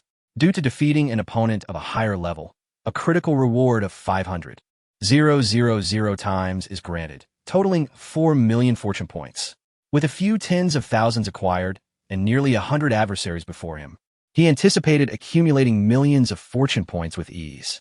After all, even the smallest mosquito is still meat, especially with a 3-year-old destined to become a child of fate among them. The slaughter commenced, blood flowing like rivers. With each swing of his sword, Chu Feng annihilated his foes. Soon, only 3 great celestial beings and a 3-year-old Jiang Shisan remained. As Chu Feng caressed his long sword, a cruel smile crept across his face. 3 of you, have you not come to offer your lives? Do you expect me to deliver the final blow, personally? Qian Duo Zhong, Zhou Xian Su, and Murong Bo exchanged glances, quickly reaching a silent agreement. They unleashed their powers in unison. Tempests, flames, and thunderous strikes rained down upon Chu Feng. Should they connect, certain death awaited. Chu Feng scoffed, "I've been anticipating your arrival." With the burning heaven sword in hand, he struck down with a single blow. Moments later, 3 heads soared through the air as Chu Feng executed them with a single stroke. Host has slain the great celestial Qian Duo Zhong, earning 70,000 fortune points. Host has slain the great celestial Zhou Xiansu, earning 90,000 fortune points. Host has slain the great celestial Murong Bo, earning 69,000 fortune points. In the void, within a flying chariot, Chu Feng encountered Jiang Shisan, the child of fate with an extraordinary fortune of 99. With a smile, he inquired, "Young one, you are the last left. How do you propose I deal with you?" Jiang Shisan replied, "Naturally, you should let me go." Chu Feng countered, "Give me a reason to spare you." Jiang Shisan proudly declared, "Because I am of the Jiang family, the direct descendant. My grandfather is the head of the Jiang clan. If you kill me, the Jiang family will not let you off lightly." Chu Feng chuckled, "Little one, do you think that after slaying so many of your Jiang family's retainers, your family will uphold their values? If I kill you," Jiang Shisan interjected, "you would do so." Chu Feng continued, "See, you understand the situation. For me, killing you or sparing you will lead to your family hunting me down, so your reasoning holds no water." Jiang Shisan hesitated, regret flooding his mind, wishing he could slap himself. Yet, he quickly devised another argument. "Because I'm just a child, only 3 years old. Uncle, surely you would not harm a mere toddler. Or are you afraid that I might seek vengeance in the future?" "Ah," Chu Feng nodded. "Have you heard the saying, in 30 years, the East River flows, and in 30 years, the West River flows? Do not underestimate the youth. You are a primeval sacred body. Your imperial bloodline dense and unprecedented, destined for greatness. If I spare you and you grow strong, what then? The problem arises. To preserve my own life, I must eliminate you." Jiang Shisan felt tears welling up, his thoughts racing chaotically. He burst into tears, crying, "You bully me. You won't even spare a 3-year-old. Chu Feng coldly retorted, "I detest weeping. It annoys me to no end. Therefore, you may die." With that, he drew the burning heaven sword and cleaved Jiang Shisan in 2. Jiang Shisan never comprehended how he had met his end, a madman who even killed a child. Ding! Congratulations to the host for slaying the child of fate Jiang Shisan, earning 20 million fortune points and the following rewards. Reward 1. 2,000 years of mana. Reward 2. 1 experience card for the realm of the Immortal Emperor, valid for 3 minutes. Reward 3. 1 hidden immortal level technique. Reward 4. 1 Fate Seeker card. And thus it ended. The rewards seemed rather lackluster. The immortal level hidden technique was commendable, granting him the ability to conceal his presence and cultivation. An essential skill for playing the fool to catch a tiger. Next time, he would avoid being underestimated by others. Yet the 2,000 years of power would only suffice to elevate him to the late stage of the Great Ascension. As one ascends through the ranks, the mana required multiplies exponentially. And to reach the pinnacle of the Great Ascension, even more mana would be needed. As for the experience card, Chu Feng had hoped to utilize it against the Jiang family, only to find it unnecessary. The pride of being descendants of an emperor led them to disdain a collective assault, ultimately resulting in their demise at Chu Feng's hands, a most pitiful end. Chapter 90. Farewell to Yunyang. Half a year has passed in the blink of an eye. Since the battle 6 months ago, Chu Feng has been a force to be reckoned with, mercilessly vanquishing all in his path, including the young disciple of the Jiang family, the 13-year-old heir destined for greatness. Chu Feng had anticipated that the Jiang family would retaliate for the massacre. Yet, to his surprise, there has been no response at all. At this moment, Chu Feng has reached the late stage of the Great Ascension, possessing 2 experience cards for transcending the tribulation and 1 for becoming an immortal emperor. The Jiang family, with its profound heritage and formidable strength, is merely a descendant of an emperor. They may handle a great ascension with ease, wielding treasures of the immortal emperor, but their bloodline ultimately falls short of true imperial power. If they dare to come, Chu Feng would not hesitate to show them the reason for the vibrant blossoms. In the span of 6 months, Chu Feng has thoroughly absorbed the gains from his conquests. The only source of his vexation is the fact that his fortune value still lacks over 10 million. Must he embark on a killing spree or seek out another child of destiny? Han Feng, whom he had previously mutilated, has vanished without a trace. Perhaps he has not perished, and fate may yet hold other opportunities for him. Since that battle 6 months ago, Chen Wanwan has not once suggested that Chu Feng join the heavenly demon sacred land. Curious, he inquired further. According to her, with his prowess, he could easily become a Dharma King there, but the current number of Dharma Kings is just right. Would her husband really want to join them merely as a rogue? Where would that leave her as the holy maiden of the heavenly demon? On this day, Chen Wanwan achieved a breakthrough in her cultivation, entering the early stage of integration. Yet, when she looked at Chu Feng, she felt no joy whatsoever. Husband, master, how is it that you cultivate so rapidly? Could it be due to the great sadness of yin and yang? The more partners one has in dual cultivation, the faster one progresses. Perhaps I should also find a few male companions to experiment with. You dare? Chu Feng retorted in fury. Do you have a death wish? To seek out male companions? Just wait and see how I deal with you. With that, he swept Chen Wanwan into his arms and strode into the house, intending to impart a thorough lesson. After a significant education, Chen Wanwan yielded completely, her demeanor pitiful as she gazed at Chu Feng. Husband, I was wrong. Chu Feng, satisfied, replied. This time I shall spare you. If there is a next time, I shall ensure you cannot rise from your bed for 3 days. Chen Wanwan obediently nodded. You still haven't told me how you cultivate so quickly. I can almost guarantee that when I first met you, you had not yet achieved the Great Ascension. And in the mere years we've been together, you have slain a transcending tribulation monarch. How did you accomplish this? The grand celestial immortal technique, Chu Feng explained. Although the great sadness of yin and yang are both celestial level techniques of extraordinary marvel, she did not believe they could account for his rapid advancement. Over the past 2 years, Chen Wanwan has realized that she cannot bear to be apart from Chu Feng. Her bloodline has ascended, her magical power has become more refined, and her innate qualities have improved dramatically.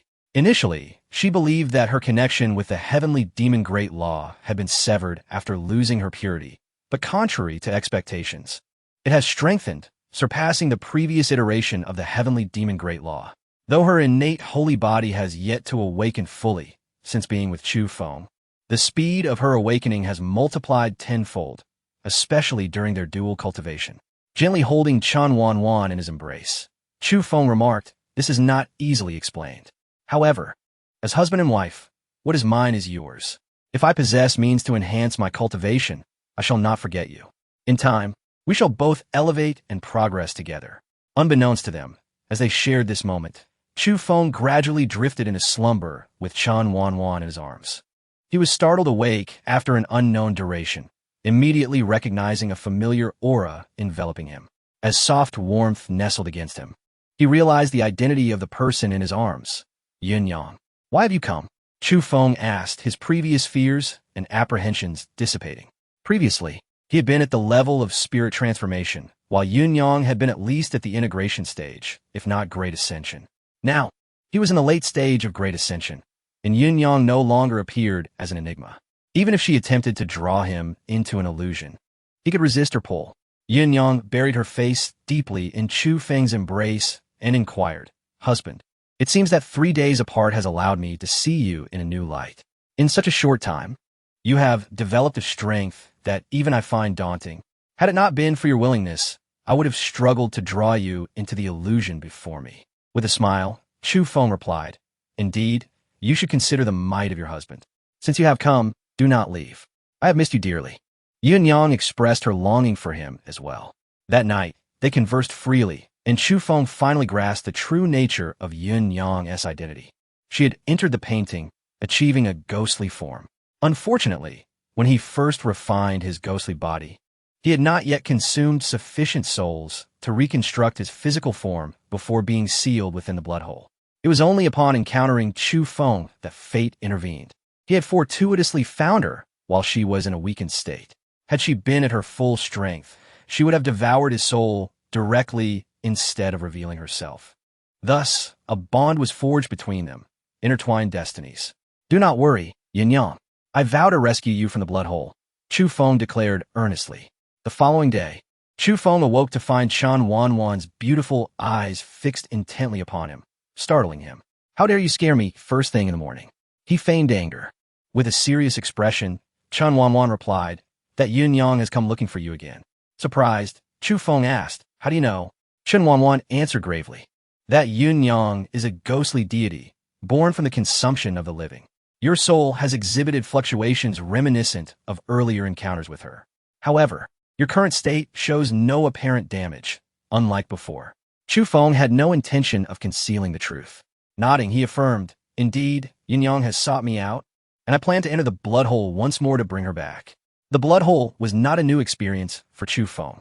Formed from the foul blood accumulated through ancient celestial tribulations, it brimmed with malevolent power.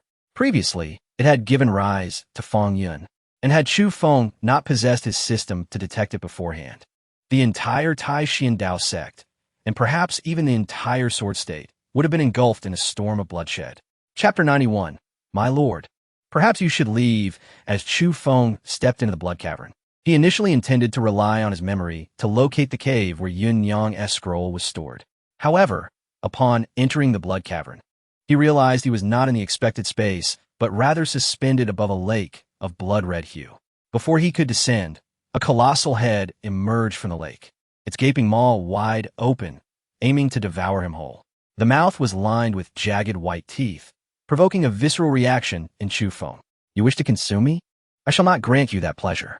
In an instant, the burning heaven sword appeared in his grasp, and he swung it down upon the beast. The creature's massive head was cleaved in two, plummeting into the lake. Yet, the lake began to churn violently once more, as the severed head was swiftly consumed by another monstrous entity lurking within. In the next moment, numerous gigantic heads surged forth from the lake, their white teeth snapping hungrily at Chu Feng. Unfazed, he scoffed softly, with a single stroke of his sword. The immense heads were reduced to ashes under the force of his powerful sword intent. Only then did the blood-red lake fall silent. Seizing the opportunity, Chu Feng took a moment to observe his surroundings. He found himself within a vast cavern, standing upon a blood-red lake, surrounded by what appeared to be writhing flesh, with blood rapidly flowing into the lake. This peculiar sensation led him to feel as though he had entered the very body of a ferocious beast. Indeed, within the belly of a beast. Chu Feng raised his sword and struck out. A spray of blood erupted forth, rushing towards him. A blinding golden light enveloped him, repelling the blood that splattered onto the ground. which began to emit a green smoke and corrode the earth, creating a gaping hole. The fissure he had created revealed another cavern beyond, one that appeared far more ordinary. This realization struck him. He had indeed entered the blood cavern, only to be swallowed by a blood beast. The fissure quickly sealed itself, returning to its original state, yet it served as a reminder for Chu Feng. Armed with his previous experience, he furrowed his brow and struck again, creating another opening. Seizing the moment before it healed, he departed through the gap. Upon emerging, Chu Feng confirmed his suspicion. He had indeed been consumed by a blood beast, albeit one no larger than a small dog. This caused him to momentarily doubt whether he had truly been swallowed by such a diminutive creature. Before he could gather his thoughts, the tiny beast lunged at him, its mouth agape, drawing him in with an overwhelming suction. It was merely a blood beast of the harmonization realm. In an instant, Chu Feng cleaved it in two, blood spraying everywhere. Just as he was about to leave, something caught his eye amidst the gore, a blood-red crystal. With a flick of his hand, it soared into his grasp, emanating a powerful vitality that he absorbed in an instant, reducing the crystal to ashes. Remarkable! My vitality has indeed risen, Chu Feng mused, astonished. He also noticed that his fortune increased by 3,000 points with each blood beast he dispatched, though significantly less than what he earned from slaying humans. It was better than nothing. Clearly, blood beasts were abundant within this cavern. 3 days swiftly passed. Chu Feng had slain over 300 blood beasts, elevating his fortune to over 5 million points, bringing his total to a staggering 40 million. Just 10 million more would grant him the final verses of the grand celestial scripture. Absorbing over 300 blood-red crystals had more than doubled his vitality, enhancing his cultivation of the 9 transformations mystical art. Through the fortune mall, he had only acquired the first transformation of the 9 transformations mystical art, achieving its perfect form. He had thought there was no further progress to be made, yet the blood-red crystals propelled him to breakthrough, reaching an entirely new realm, significantly augmenting his physical prowess. Now, he was fortified as unyielding as a diamond, impervious to all. Following his rampage, the remaining blood beasts fled in terror at the sight of him, akin to mice fleeing from a cat. I almost forgot about Yin Yang, he exclaimed, slapping his forehead. After a brief moment, he finally returned to the original cavern. The instant he stepped inside, the dimness transformed into brilliance, and the portrait of Yin Yang floated before him. In that moment, Chu Feng sensed a wave of disorientation. He realized Yin Yang was aware of his arrival and sought to draw him into an illusion. He made no resistance. In the next instant, he found himself within a resplendent palace, where Yin Yang, donned in a crimson gown, approached him with a radiant smile, exuding an enchanting aura. "My lord, you have come," she said warmly. Chu Feng replied with a smile, "Having promised you, my lady, I shall fulfill my word. Let us depart. I will take you home." Yin Yang shook her head, embracing him with heartfelt emotion. "My lord, your mere presence is enough to satisfy me. You must leave. You cannot take me away. Since you are aware of my cultivation level, you should know my capabilities. This blood cavern is but a trivial matter. I can come and go as I please. We shall leave now." With that, he willingly chose to exit the illusion. Once more, he stood in the enigmatic cavern, his gaze fixed upon scroll. He reached out to grasp it, but just as he was about to secure the scroll, a powerful blade, intent, sliced through the void. "How audacious!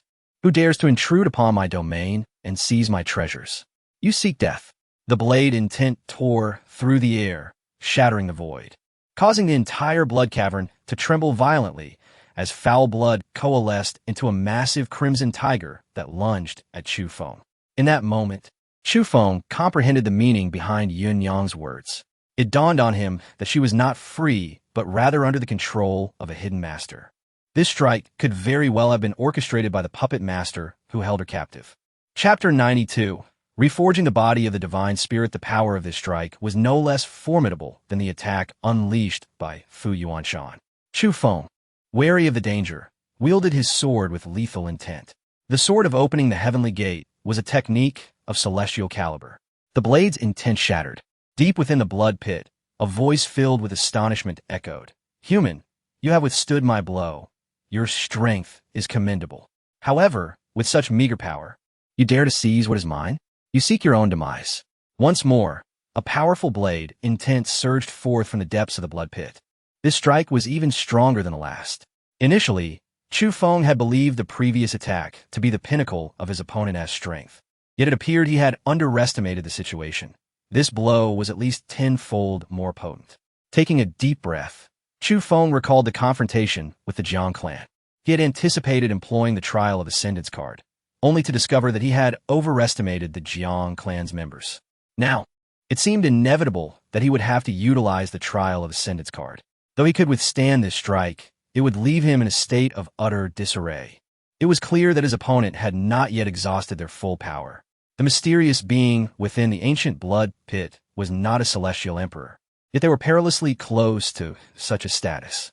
Chu Feng, in the late stages of his great ascension, pondered the extent to which the experience card could elevate his abilities. Boom! In the next moment, Chu Feng shattered the experience card. A surge of powerful magical energy erupted from him, coursing into his body, dramatically enhancing his aura and magical fluctuations. He ascended to the pinnacle of great ascension, traversing through the initial, mid, and late stages of the Trial of Ascendance in mere moments. This card had inexplicably granted him the prowess characteristic of a late-stage Trial of Ascendance practitioner. His celestial grade technique, the dragon-subduing palm, reached perfection. The underworld visualization method, a celestial secret art, achieved its complete form. The first turn of the 9 transformations of profound arts shattered limits. The sword of opening the heavenly gate, a celestial sword art, attained its ultimate state. The flying rainbow technique, a celestial secret art, too reached completion. The supreme celestial foundation technique, renowned as the most potent celestial foundational method, still required 500 characters to be complete. With an unrestricted enhancement of his cultivation, he could effortlessly unleash the full might of his current level. Each movement resonated with the force of the heavens, as his powerful sword intent erupted instantaneously. The clash of their attacks was thunderous. Chu Feng's form wavered slightly, yet his sword intent remained unyielding, while his opponent's blade intent fractured with a sharp, crisp sound. Like a bolt of lightning, his sword intent pierced deep into the blood pit. A muffled groan arose from within. Following that, an enraged roar reverberated. "Human, you have thoroughly enraged me." Chu Feng scoffed. "I know not your name, but I am here to take away Yun Yang. Whoever dares obstruct me will meet their end. This is not a negotiation. Consider it a notification." With that, he stepped toward Yun Yang's portrait. This time, the mysterious being in the depths of the blood pit appeared, daunted by Chu Feng's recent strike, and refrained from attacking. Nevertheless, Chu Feng could sense the immense killing intent and fury emanating from the ancient blood pit, which he dismissed entirely. After the burning of an incense stick, Chu Feng successfully exited the ancient blood pit, a heavy heart finally at ease. He could surmise the identity of the presence within the ancient blood pit. Throughout the ages, countless emperors had emerged, their lifespans concluding, yet they resisted death, opting instead to sever themselves with a blade and seal their essence. Remaining in a state of stasis for millions of years, their power lingering between the Trial of Ascendance and the Celestial Emperor. Thus, the one who had just attacked must belong to this category, relying on the blood pit to control beings like Yun Yang, collecting the souls of the strong on their behalf. Unless one had ventured into the blood pit, engaging in an all-out battle with Chu Feng within it would prove perilous.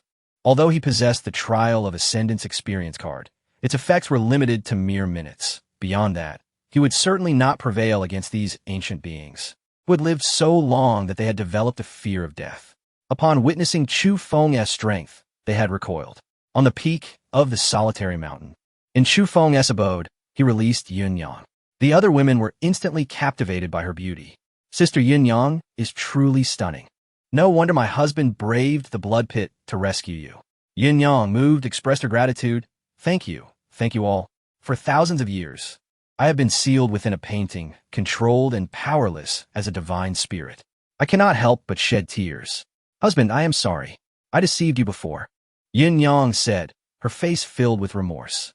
Chu Feng comforted her. "It is all right. You two are not in control of your fate. Besides, you provided me with numerous hints, though I failed to comprehend them. Now, you're finally free from that old monster's grasp." Yin Yang expressed concern. "Husband, you may underestimate my captor.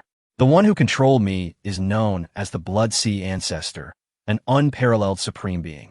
100,000 years ago, he was rampant in Tianyuan, ruthless and cunning, harboring a vengeful heart. Now that you have taken me from him, he will undoubtedly seek retribution against you and will devise a scheme. With deep-set eyes, Chu Feng gazed towards the blood pit, coldly proclaiming, if he wishes for battle, let it be so. As long as he dares to come, I, Chu Feng, shall not flinch. Rest assured, now that Yun Yang has been rescued, it is a cause for grand celebration, followed by feasting and dancing. 3 days had swiftly passed since Yun Yang's rescue.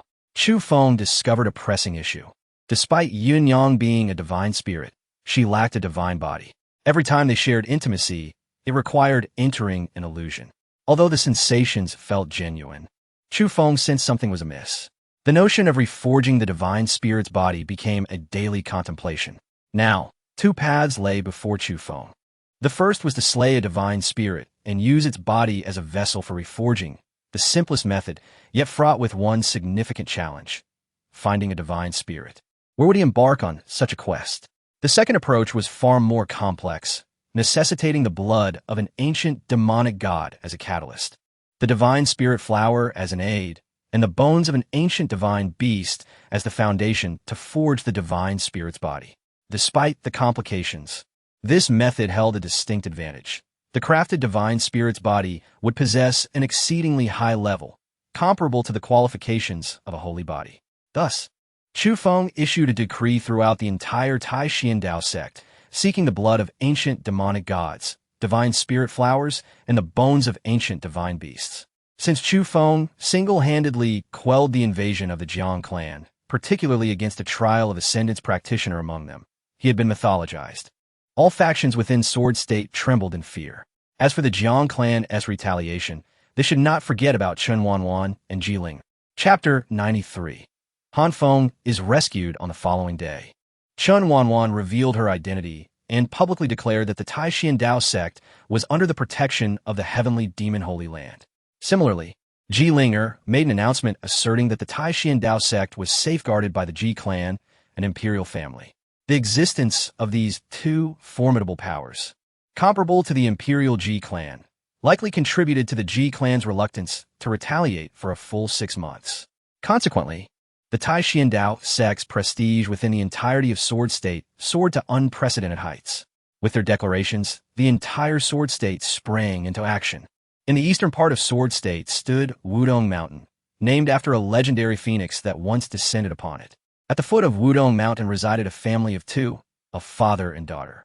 The father, named Ao Jian, was a blacksmith, while his daughter, Ao Liar, was 18 years old. Approximately half a year prior, while the duo was outsourcing iron ore, they encountered a man who was mute and missing an arm on their way back. Out of compassion, they decided to rescue him. The encounter with this one-armed mute man was somewhat dramatic. While they were on their way, Ao Jian suddenly felt a sharp pain in his right arm, as if something was compelling him to move in a specific direction. In his youth, Ao Jian had once gone hunting on Wudong Mountain and, having lost track of time, ended up spending the night there.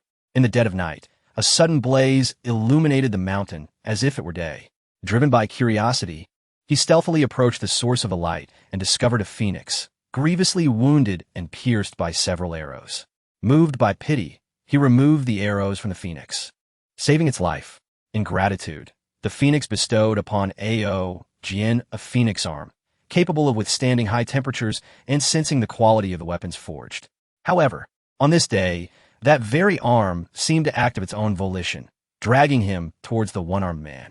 On their return journey, Ao Jian was somber and weighed down by a heavy heart. 3 days later, he severed his own arm to attach it to the man he rescued, who turned out to be none other than Han Feng. Han Feng had lost his right arm and tongue at the hands of Chu Feng, yet, as the destined child, he not only survived such grave injuries, but was also rescued and granted a phoenix arm. Moreover, he was elated to find Ao Liar, an S-rank beauty. After Ao Jian attached the arm to Han Feng, he appeared to be utterly drained, his vitality waning. Within 2 months, he passed away, entrusting Ao Liar to Han Feng. With little effort, Han Feng won Ao Liar's affection, who became utterly devoted to him. For her, Han Feng was her only family in the world. With A.O. Liar by his side, Han Feng swiftly reaped the rewards from the system, which included 3 significant prizes. 1. The Phoenix Divine Sword, a treasure of the immortal Emperor level. 2. Water of Life. 3. The Azure Lotus Earth Fire, one of the 33 divine fires from the myriad realms. The Phoenix Divine Sword needed no introduction. It was an immortal Emperor-level sword, and with his Phoenix arm, Han Feng could unleash its full potential, akin to an imperial descendant wielding ancestral treasures. With this sword, Han Feng could threaten even those at the fusion stage, provided his cultivation was sufficient. Although Chu Feng possessed the Burning Heaven Sword, he could only unleash a mere 10% of its power due to various constraints. In contrast, Han Feng could wield the Phoenix Divine Sword at 80 to 90% of its potential thanks to the Phoenix arm. The Water of Life could revive the dead, restore severed limbs, and with a single drop, Han Feng's cultivation advanced to the mid-stage of the Golden Core, even regrowing the tongue that Chu Feng had severed. Thus, Han Feng was once again able to speak. The Azure Lotus Earth Fire was on par with the Haori Divine Fire. With this fire at his command, Han Feng could stand tall among his peers, even without the Phoenix Divine Sword. Having learned from past experiences, Han Feng chose not to rush back into the world after receiving his rewards. Instead, he decided to remain at the foot of Wudong Mountain to focus on his cultivation. Half a year passed swiftly since he had arrived at Wudong Mountain. During this time, his cultivation stabilized and his strength increased. However, complications arose in his relationship with A.O. Liar. As an S-rank beauty, she was sweet, gentle, and completely enamored with Han Feng. Initially, he relished this attention, but as time wore on, his true nature as a cad began to surface. With A.O. Liar by his side, his cultivation progress slowed after receiving the rewards, leading him to contemplate leaving Wudong Mountain in search of other exceptional women. Zhao Dongdong, Nangong Yanran, and Lu Linglong remained like thorns in his heart. 1 SS-rank beauty and 2 SSS-rank beauties. The rewards for winning their affection would be immense. However, pursuing them would mean leaving A.O. Liar behind. Despite her being an S-rank beauty, she was merely an ordinary person, and taking her along would only be a burden, especially after gaining his rewards. Thus, Han Feng fabricated a lie to depart from Wudong Mountain, leaving A.O. Liar to wait for his return, filled with hope that he would come back to her and grow old together. Unbeknownst to her, that wait would last a lifetime, until her last breath. She would never see Han Feng again. Meanwhile, at the Taixuan Dao Sect on Lonely Mountain, Chu Feng dedicated his days solely to cultivation and the company of several women. His fortune card remained stagnant at 40 million, making no progress. Previously, he had obtained a fortune-seeking card after defeating Jiang Shisan. After much deliberation, he ultimately decided to use it. Upon shattering the card, it transformed into countless golden rays that dispersed in all directions. Chu Feng was momentarily stunned, suspecting he had encountered a counterfeit card. After a considerable wait, the golden rays returned and encircled him. Feeling a surge of excitement, he ceased resisting and allowed the golden light to envelop him. One piece of information swiftly integrated into his mind, and Miao Yi. The name struck a familiar chord, reminding him that she was Chun Wanwan's nemesis. Previously, and Miao Yi had been injured by Chun Wanwan's cunning tactics when she entered the Golden Immortal Palace and had since been hiding within the Taixuan Dao Sect. Unfortunately, she crossed paths with Chu Feng, who benefited from the encounter. The information revealed that in Miao Yi was currently within Taixuan City, seemingly aiming for Chun Wanwan. Without hesitation, Chu Feng sought out Chun Wanwan to share the news of Miao Yi's whereabouts. Chapter 94. And Miao Yi, darling, do you have any interest in taking a Miao Yi as your own? Chun Wanwan suddenly inquired. Isn't she supposed to be pure and aloof? What would happen if someone were to defile her? As long as you give a nod, I shall present in Miao Yi before you for your pleasure. Very well, Chu Feng replied with a smile. When shall you bring her to me? I've already played with a demoness. It's time I experienced the saintess. Chun Wanwan was immediately infuriated, gritting her teeth as she declared, You have been plotting against a Miao Yi all along. I shall bite you to death. With that, she bared her sharp teeth and lunged toward Chu Feng. Chu Feng hastily explained, But you said it yourself. As long as I agree, she would be delivered to me, right? I'm merely echoing your words. I do not care. I will indeed bite you. Engaging in reason with a woman evidently led to futility. Eventually, Chu Feng had to endure Chen Wanwan gnawing at him for quite some time before she relented. Upon inspection, the spot she had bitten bore no marks whatsoever. Chen Wanwan huffed, "Speak. Have you cultivated some body refinement technique? How is your physique so robust?" Chu Feng smiled. The first turn of the 9 transformations of profound art requires diligent practice. Chen Wanwan pouted. "What is this 9 transformations profound art? I have never heard of it. Can it compare to the heavenly demon refinement technique of my heavenly demon sacred land? That is the foremost body refinement technique of the eastern wilderness. And you've only achieved the first turn." Chu Feng chuckled. "Can the heavenly demon refinement technique stand against the complete 9 transformations arts? This is a transcendent art beyond the celestial level.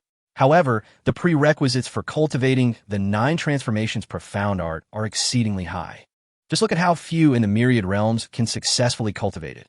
Only Yang Jian and Yuan Hong. It's akin to the 8-9 mysteries of Sun Wukong. You think no one else has attempted it? Many have, yet none have succeeded.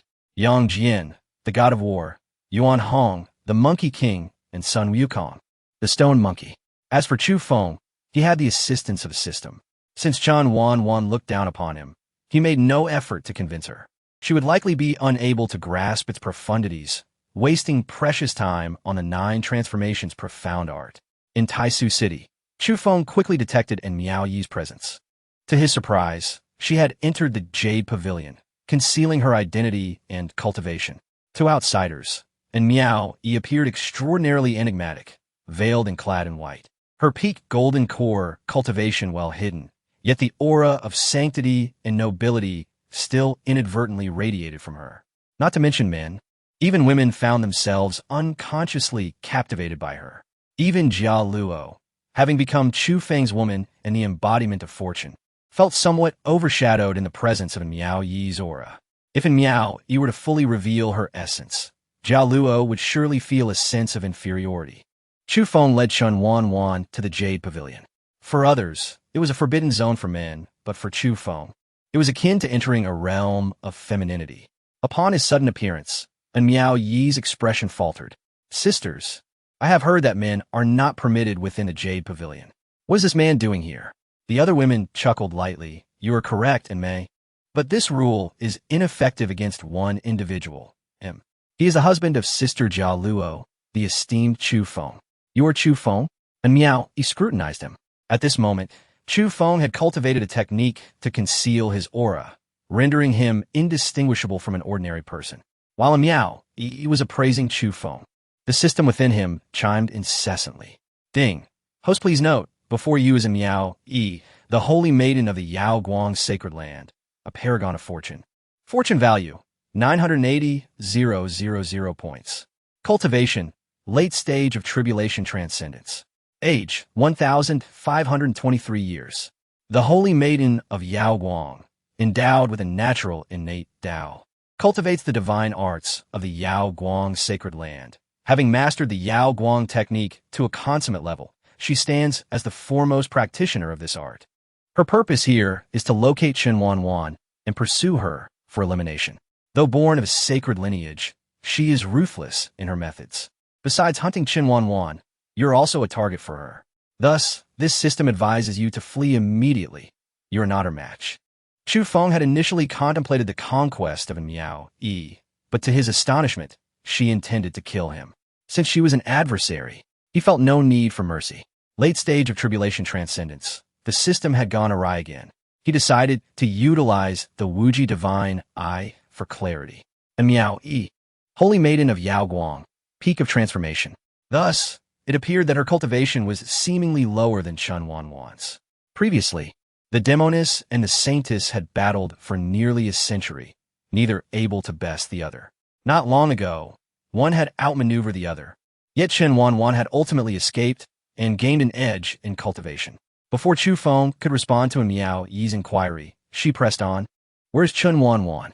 "Ah, you are indeed looking for me," came the cheerful voice of Chen Wanwan, emerging from the shadows.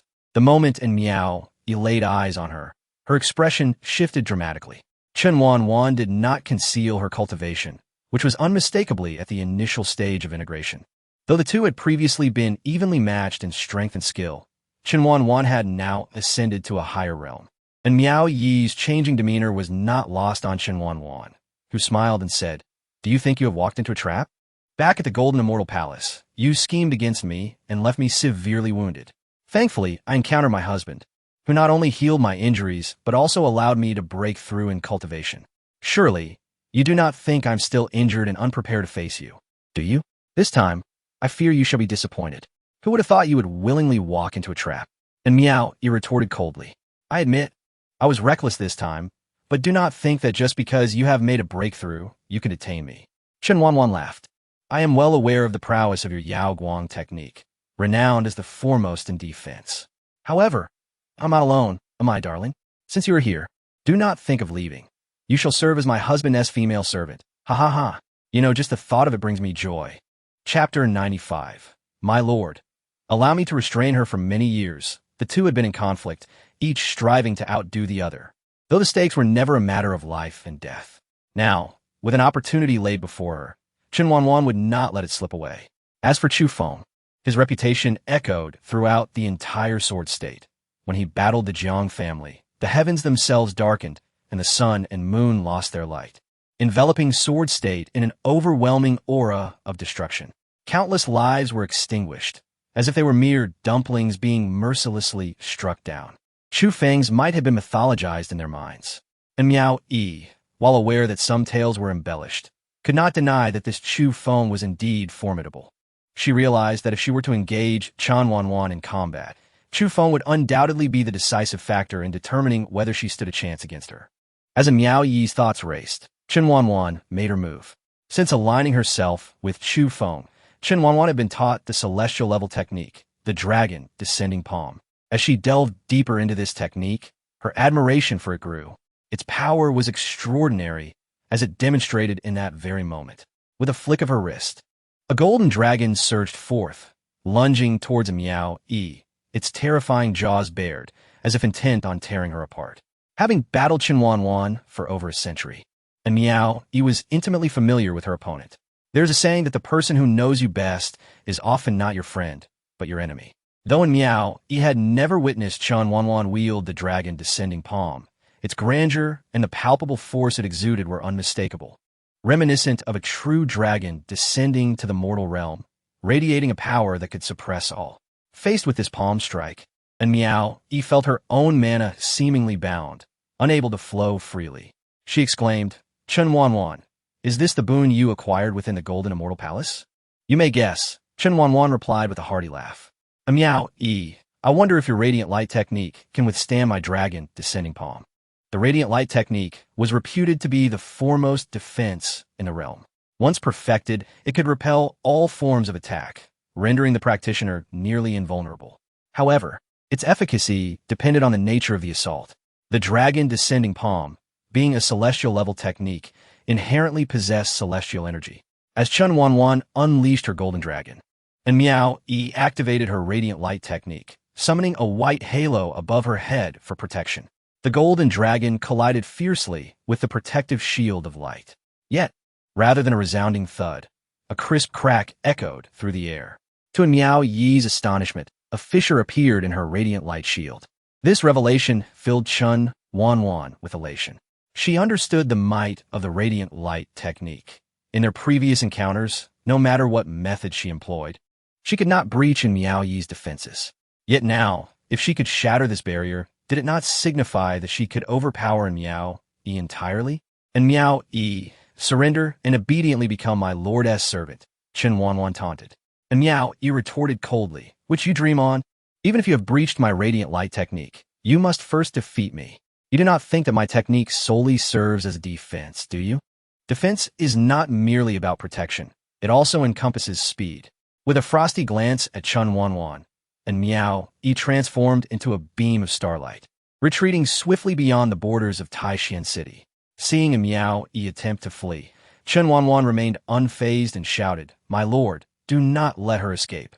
Her confidence in Chu Feng was unshakable. She had witnessed him vanquish Fu Yuanshan, the Transcendent's heavenly monarch.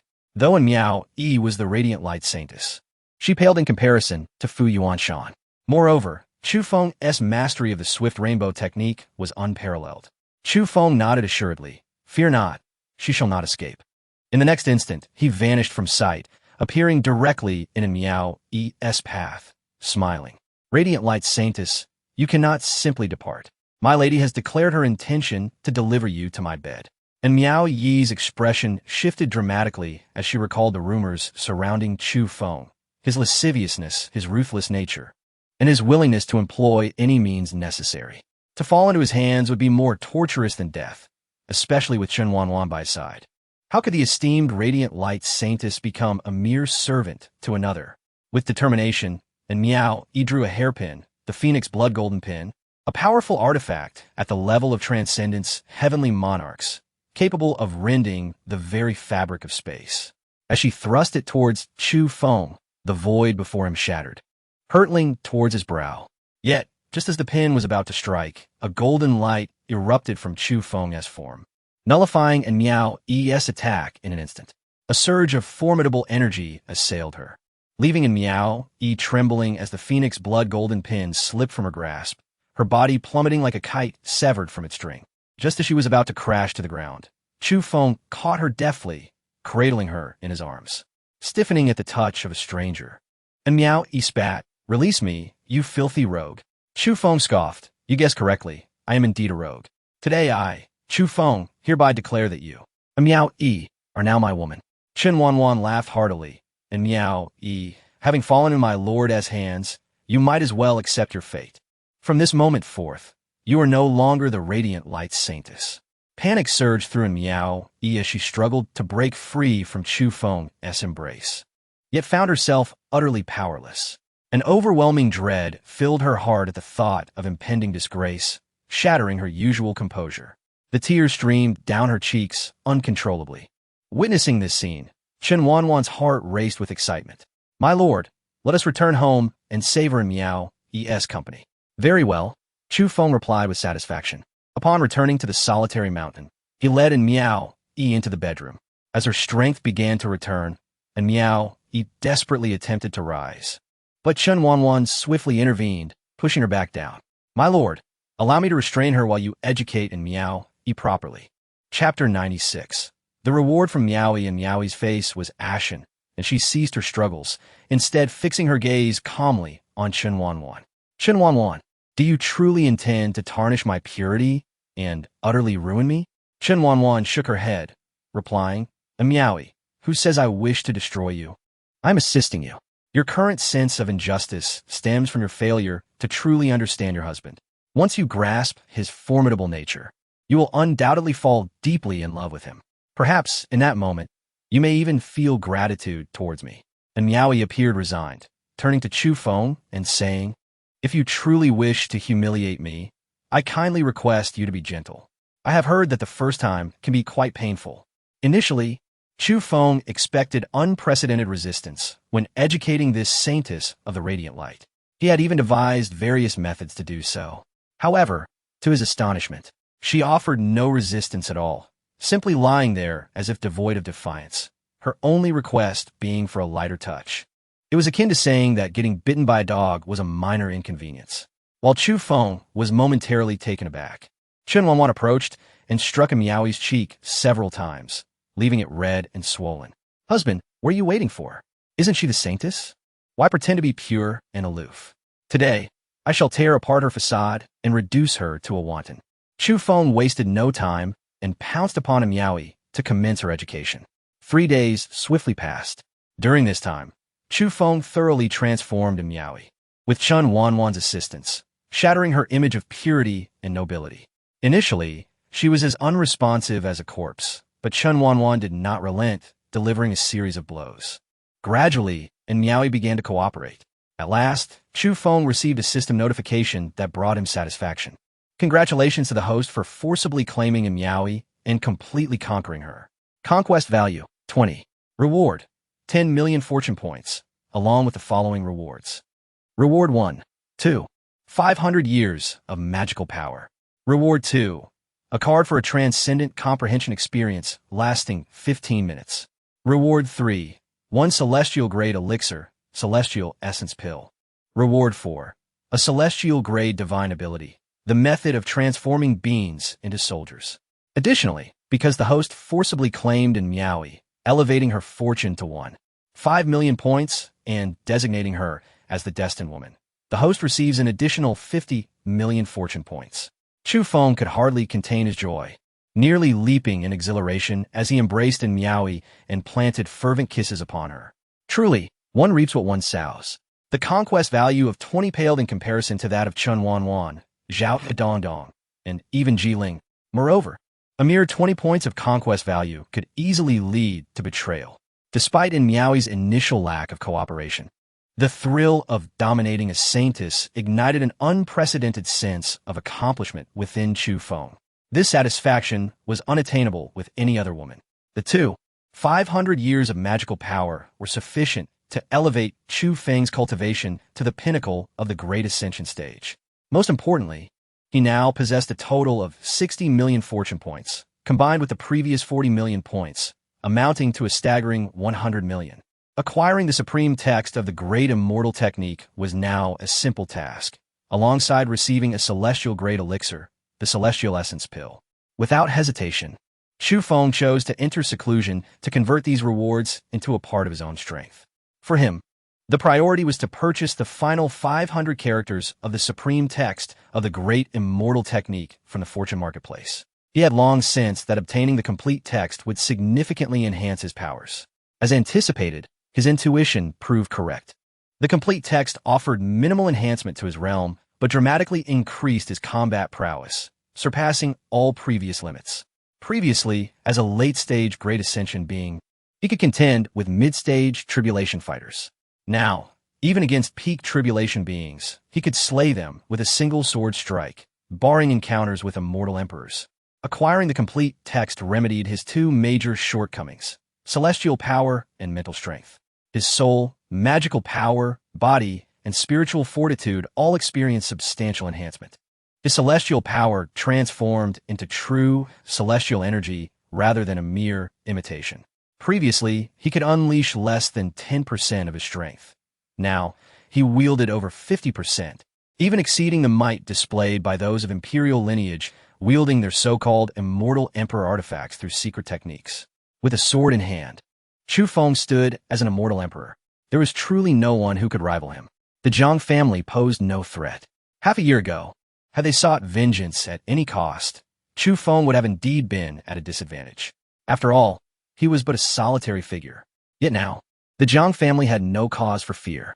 It was time to retrieve Lin Xiyue. He was uncertain how she had been faring lately. Zhang family, should you dare harm Lin Xiyue, I, Chu Feng, swear I will obliterate your clan. If I fail, I am not Chu Feng. A powerful aura erupted from Chu Feng. Chun Wanwan, being the closest, sensed at first her heart filled with awe. She was accustomed to Chu Feng's rapid progress, realizing that no one could compare to him.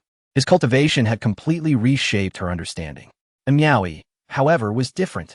She appeared dazed, her previous calm shattered, replaced by a wave of panic. Just how formidable was Chu Feng? The power he exhibited now made her feel that even their contemporary Saint Master, her own teacher, could not measure up. Was he truly stronger than her master? Though she had been conquered by Chu Feng, she still harbored a desire to escape at the first opportunity. For Chu Feng, it was merely a matter of whose methods were superior. At that moment, he busied himself with the Celestial Essence Pill. While it didn't elevate his cultivation level, it did refine his bloodline and qualifications. Previously, Chu Feng's Wuji holy body was at the 3rd level, and his saint-level bloodline was at the 1st level. Under the influence of the Celestial Essence Pill, both were elevated to the 5th tier. Chapter 97. The Invitation to the Heroic Battle Finally.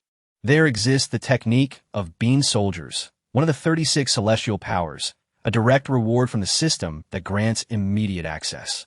However, to comprehend it to the realm of consummation is no trivial feat nevertheless. This does not daunt Chu Feng. Fortuitously, he has just been awarded a 15-minute experience card for extraordinary insight. Without delay, Chu Feng embarks on the study of this Bean Soldier's technique.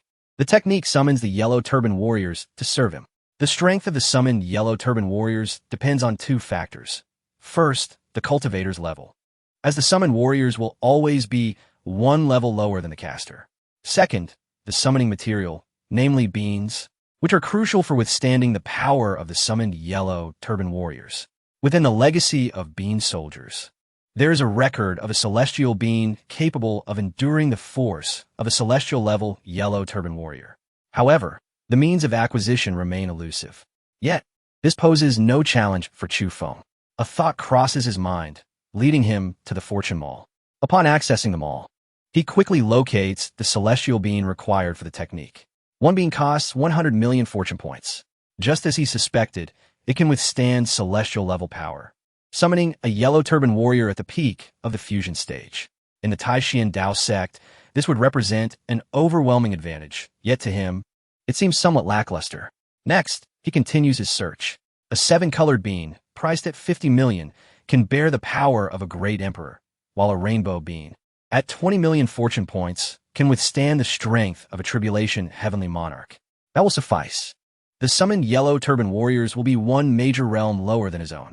Given his current fortune of 50 million, he can summon 2 yellow turban warriors to guard the solitary mountain and keep a watchful eye on Immoortal, ensuring she cannot escape. In the next moment, 2 yellow turban warriors materialize before Chu Feng. Standing 2 meters tall, their muscular forms resemble statues, yet they are far from mere stone. Each possesses the peak of the fusion realm, and they exhibit their own intelligence, obedient only to him. The 15 minutes of extraordinary insight elevate Chu Feng's mastery of the bean soldier's technique to a remarkable level. The higher the technique's grade, the greater the intelligence of the summoned yellow turban warriors. System, can you provide information about the 2 yellow turban warriors? Chu Feng inquires with a spark of curiosity. Yellow turban warrior number 1, peak fusion realm, possesses divine powers, immense strength, unyielding physique, capable of a mountain-splitting strike, combat prowess comparable to the early stage of Great Ascension. Yellow turban warrior number 2, peak fusion realm, possesses divine powers, swift as the wind, unyielding physique, adept at war tactics. Combat prowess comparable to the early stage of Great Ascension. The 2 yellow turban warriors exhibit, one focusing on speed, while the other specializes in strength. On that day, Chu Feng emerged from Immoortal's quarters, feeling rejuvenated, only to receive an invitation. The East Wilderness heroic battle. What could this be? Confusion clouded his thoughts until Chun Wanwan provided clarification. The so-called heroic battle is essentially a cultivation exchange event where participants compete to determine rankings. A prospect that holds significant allure for those inclined towards fame and fortune. Previously, the Taixuan Dao Sect was a secluded entity, merely a second-rate sect, often looked down upon. They were not even granted the courtesy of an invitation. This time, however, it was Chu Feng's formidable strength that turned the tide.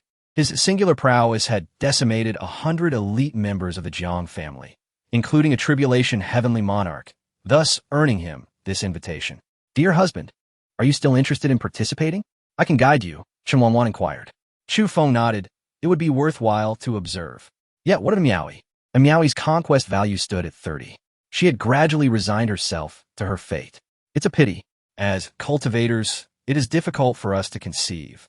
Otherwise, if she were to bear a child, her heart would settle, and even if she were reluctant, she would compromise for the sake of the child, significantly increasing her conquest value.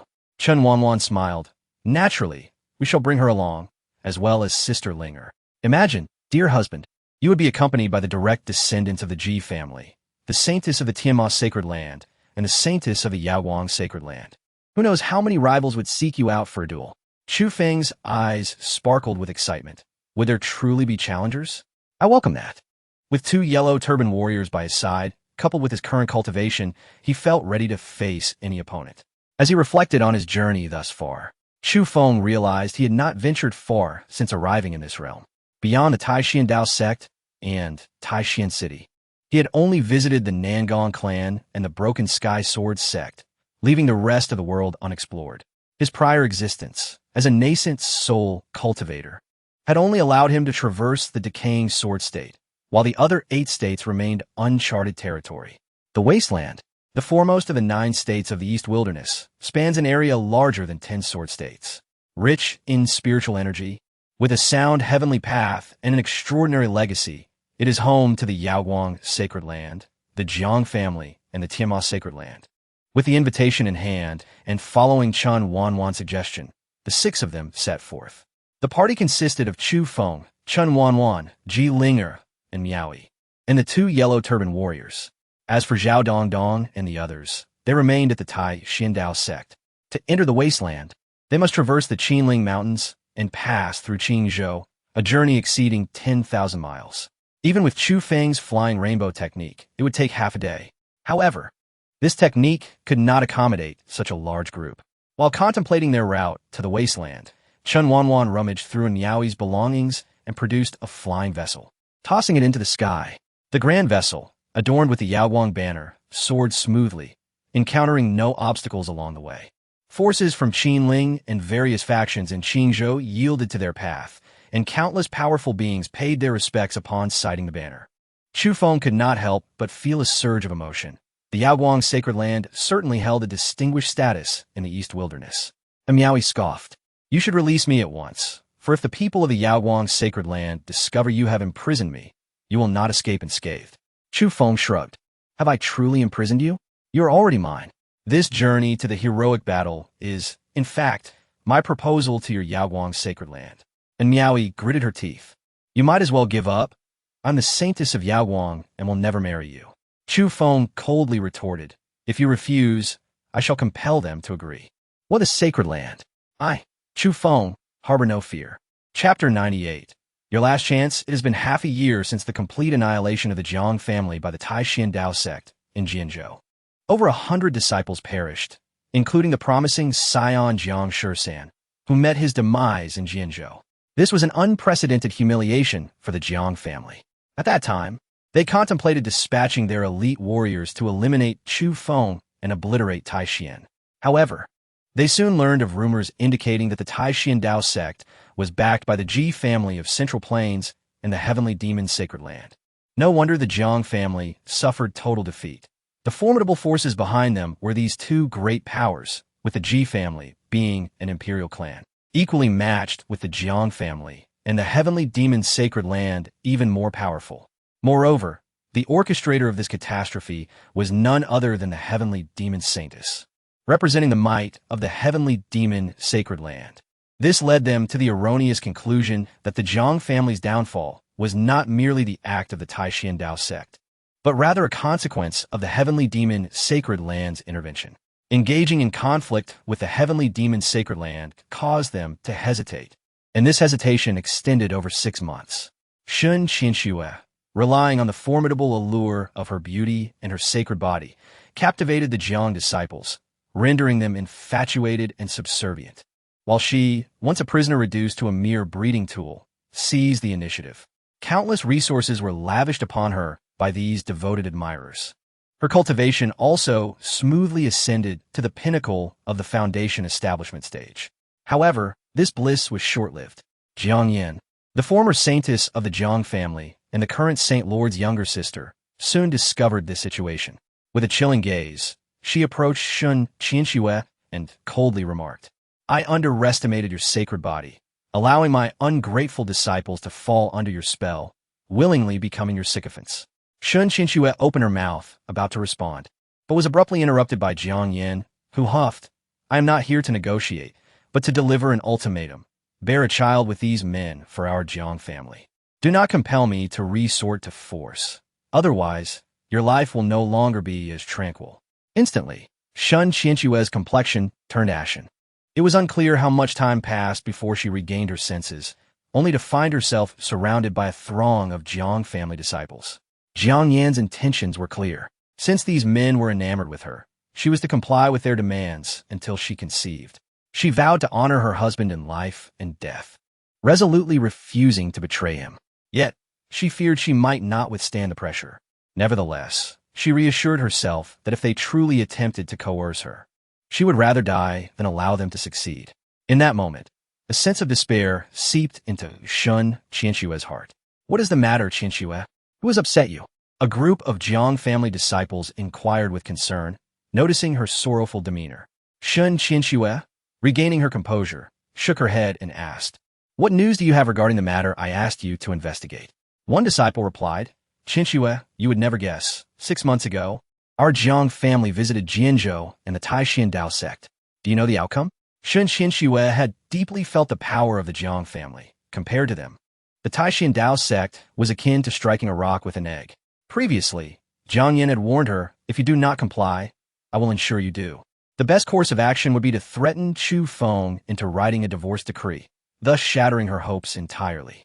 Upon this realization, Lin Xiyue felt utterly depleted, tears streaming down her face as she lamented. Could it be that something has happened to my husband? The disciple named Jiang Shui quickly shook his head, saying, Xiyue, do not cry. It is my fault for not being clear. Although our Jiang family did indeed go to the Taixuan Dao Sect, we inflicted no harm but suffered severe losses instead, with countless casualties. Even one of our esteemed guests, Fu Yuanshan, perished. Do you know his cultivation level? He was a tribulation transcendent. Lin Xiyue was left in shock, exclaiming, how can this be? How could the Taixuan Dao Sect be so formidable? Jiang Shui explained. The Taixuan Dao Sect is powerful due to its backing from the heavenly demon sacred land. This time, it was undoubtedly the heavenly demon sacred land that dispatched their forces to annihilate our disciples.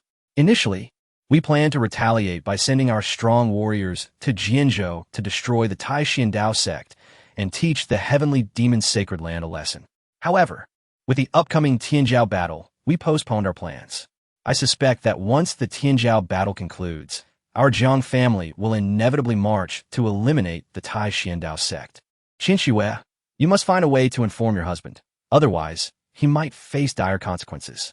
Clenching her teeth, Lin Xiyue declared, I wish to leave the Jiang family. I do not know if you can assist me. The Jiang disciples exchanged glances, shaking their heads in unison. Xiyue, we can fulfill any request you make, but we are truly powerless to help you leave the Jiang family. Even if we allow you to escape, you would not get far and might face punishment. We cannot let you suffer because of us. However, we can send a message to Chu Feng. Upon hearing this, Lin Xiyue hesitated and ultimately chose silence, shaking her head. No need. She wished to shield Chu Feng from worry regarding her predicament. Very well then, the Jiang disciples sighed. Meanwhile, Chu Feng and his companions were indeed swift aboard in Miao's flying vessel. Within 10 days, they arrived in the wasteland region. Upon entering the wasteland, Chu Feng stored the flying vessel away. The eastern wasteland Tianjiao battle gathers all prodigies under the age of 1,000 from across the eastern wasteland. It serves as a selection process, granting those who qualify the opportunity to enter the Purple Mansion Immortal Palace. Chu Feng's primary motivation for attending was this very reason. The sons and daughters of fortune, who among them are not extraordinary prodigies, the cream of the crop, this time, it was likely to convene nearly all the exceptional talents from the eastern wasteland. One could only wonder if he might encounter some of those fabled individuals.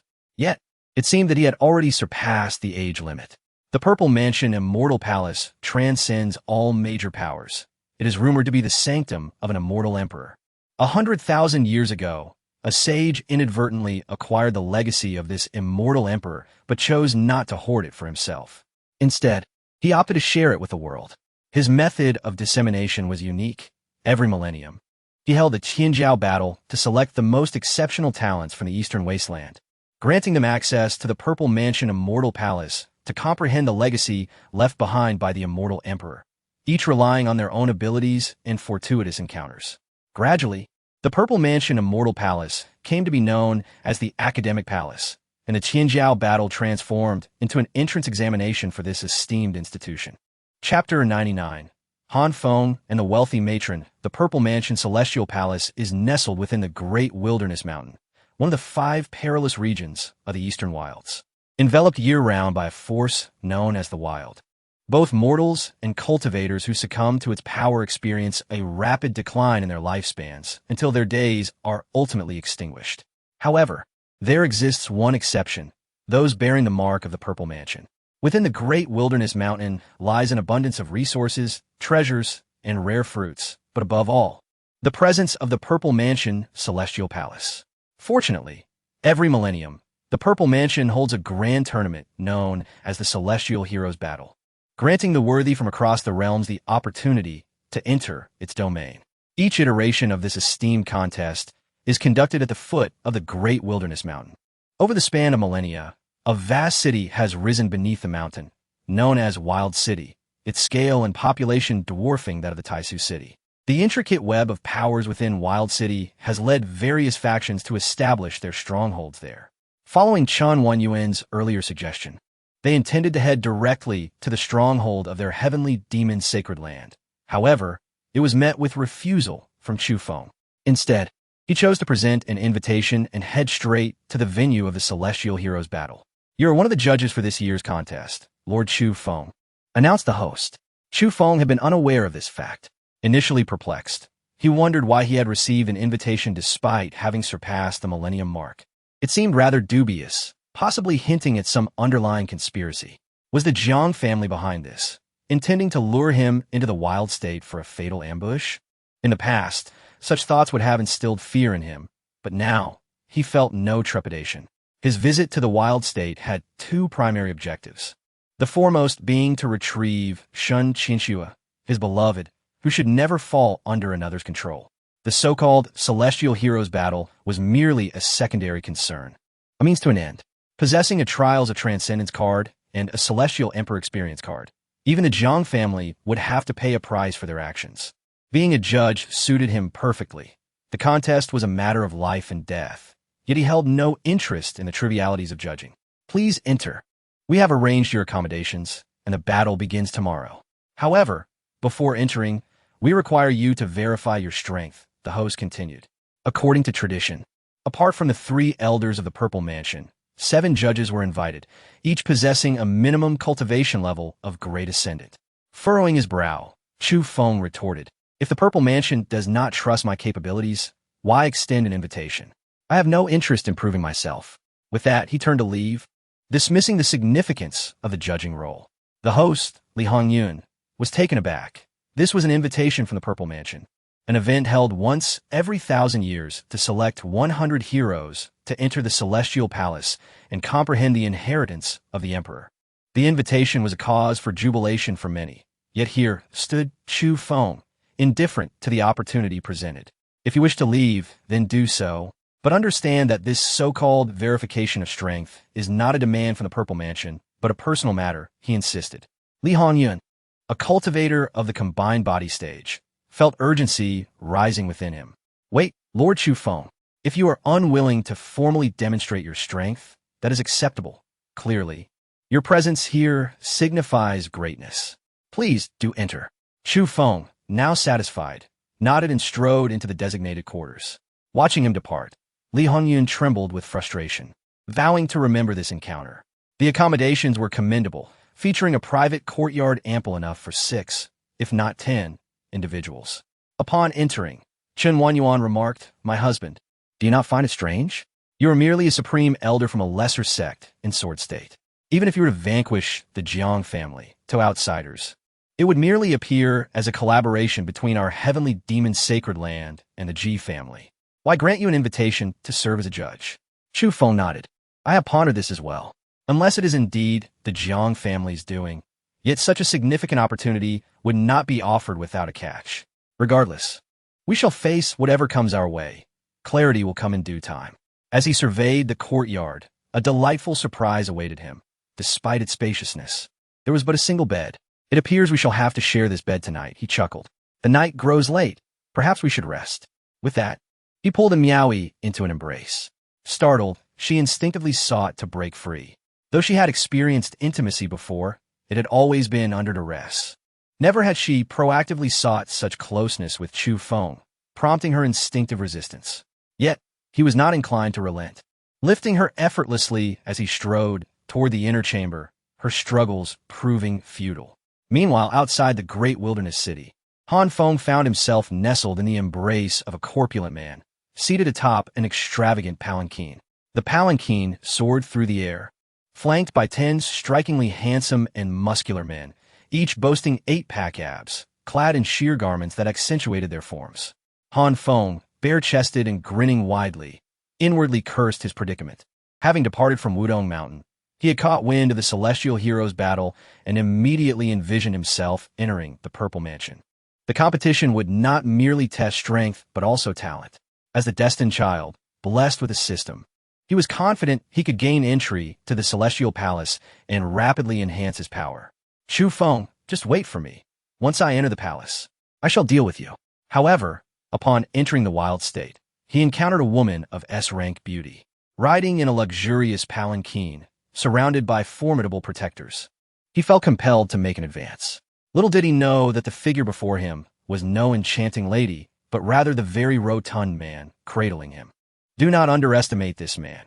He is one of the 5 wandering sages of the heavenly demon sacred land, possessing initial stage great ascendant prowess and a notorious affinity for male beauty. Han Feng, with his commendable looks and convenient arrival, was swiftly drawn into the embrace of this merry sage.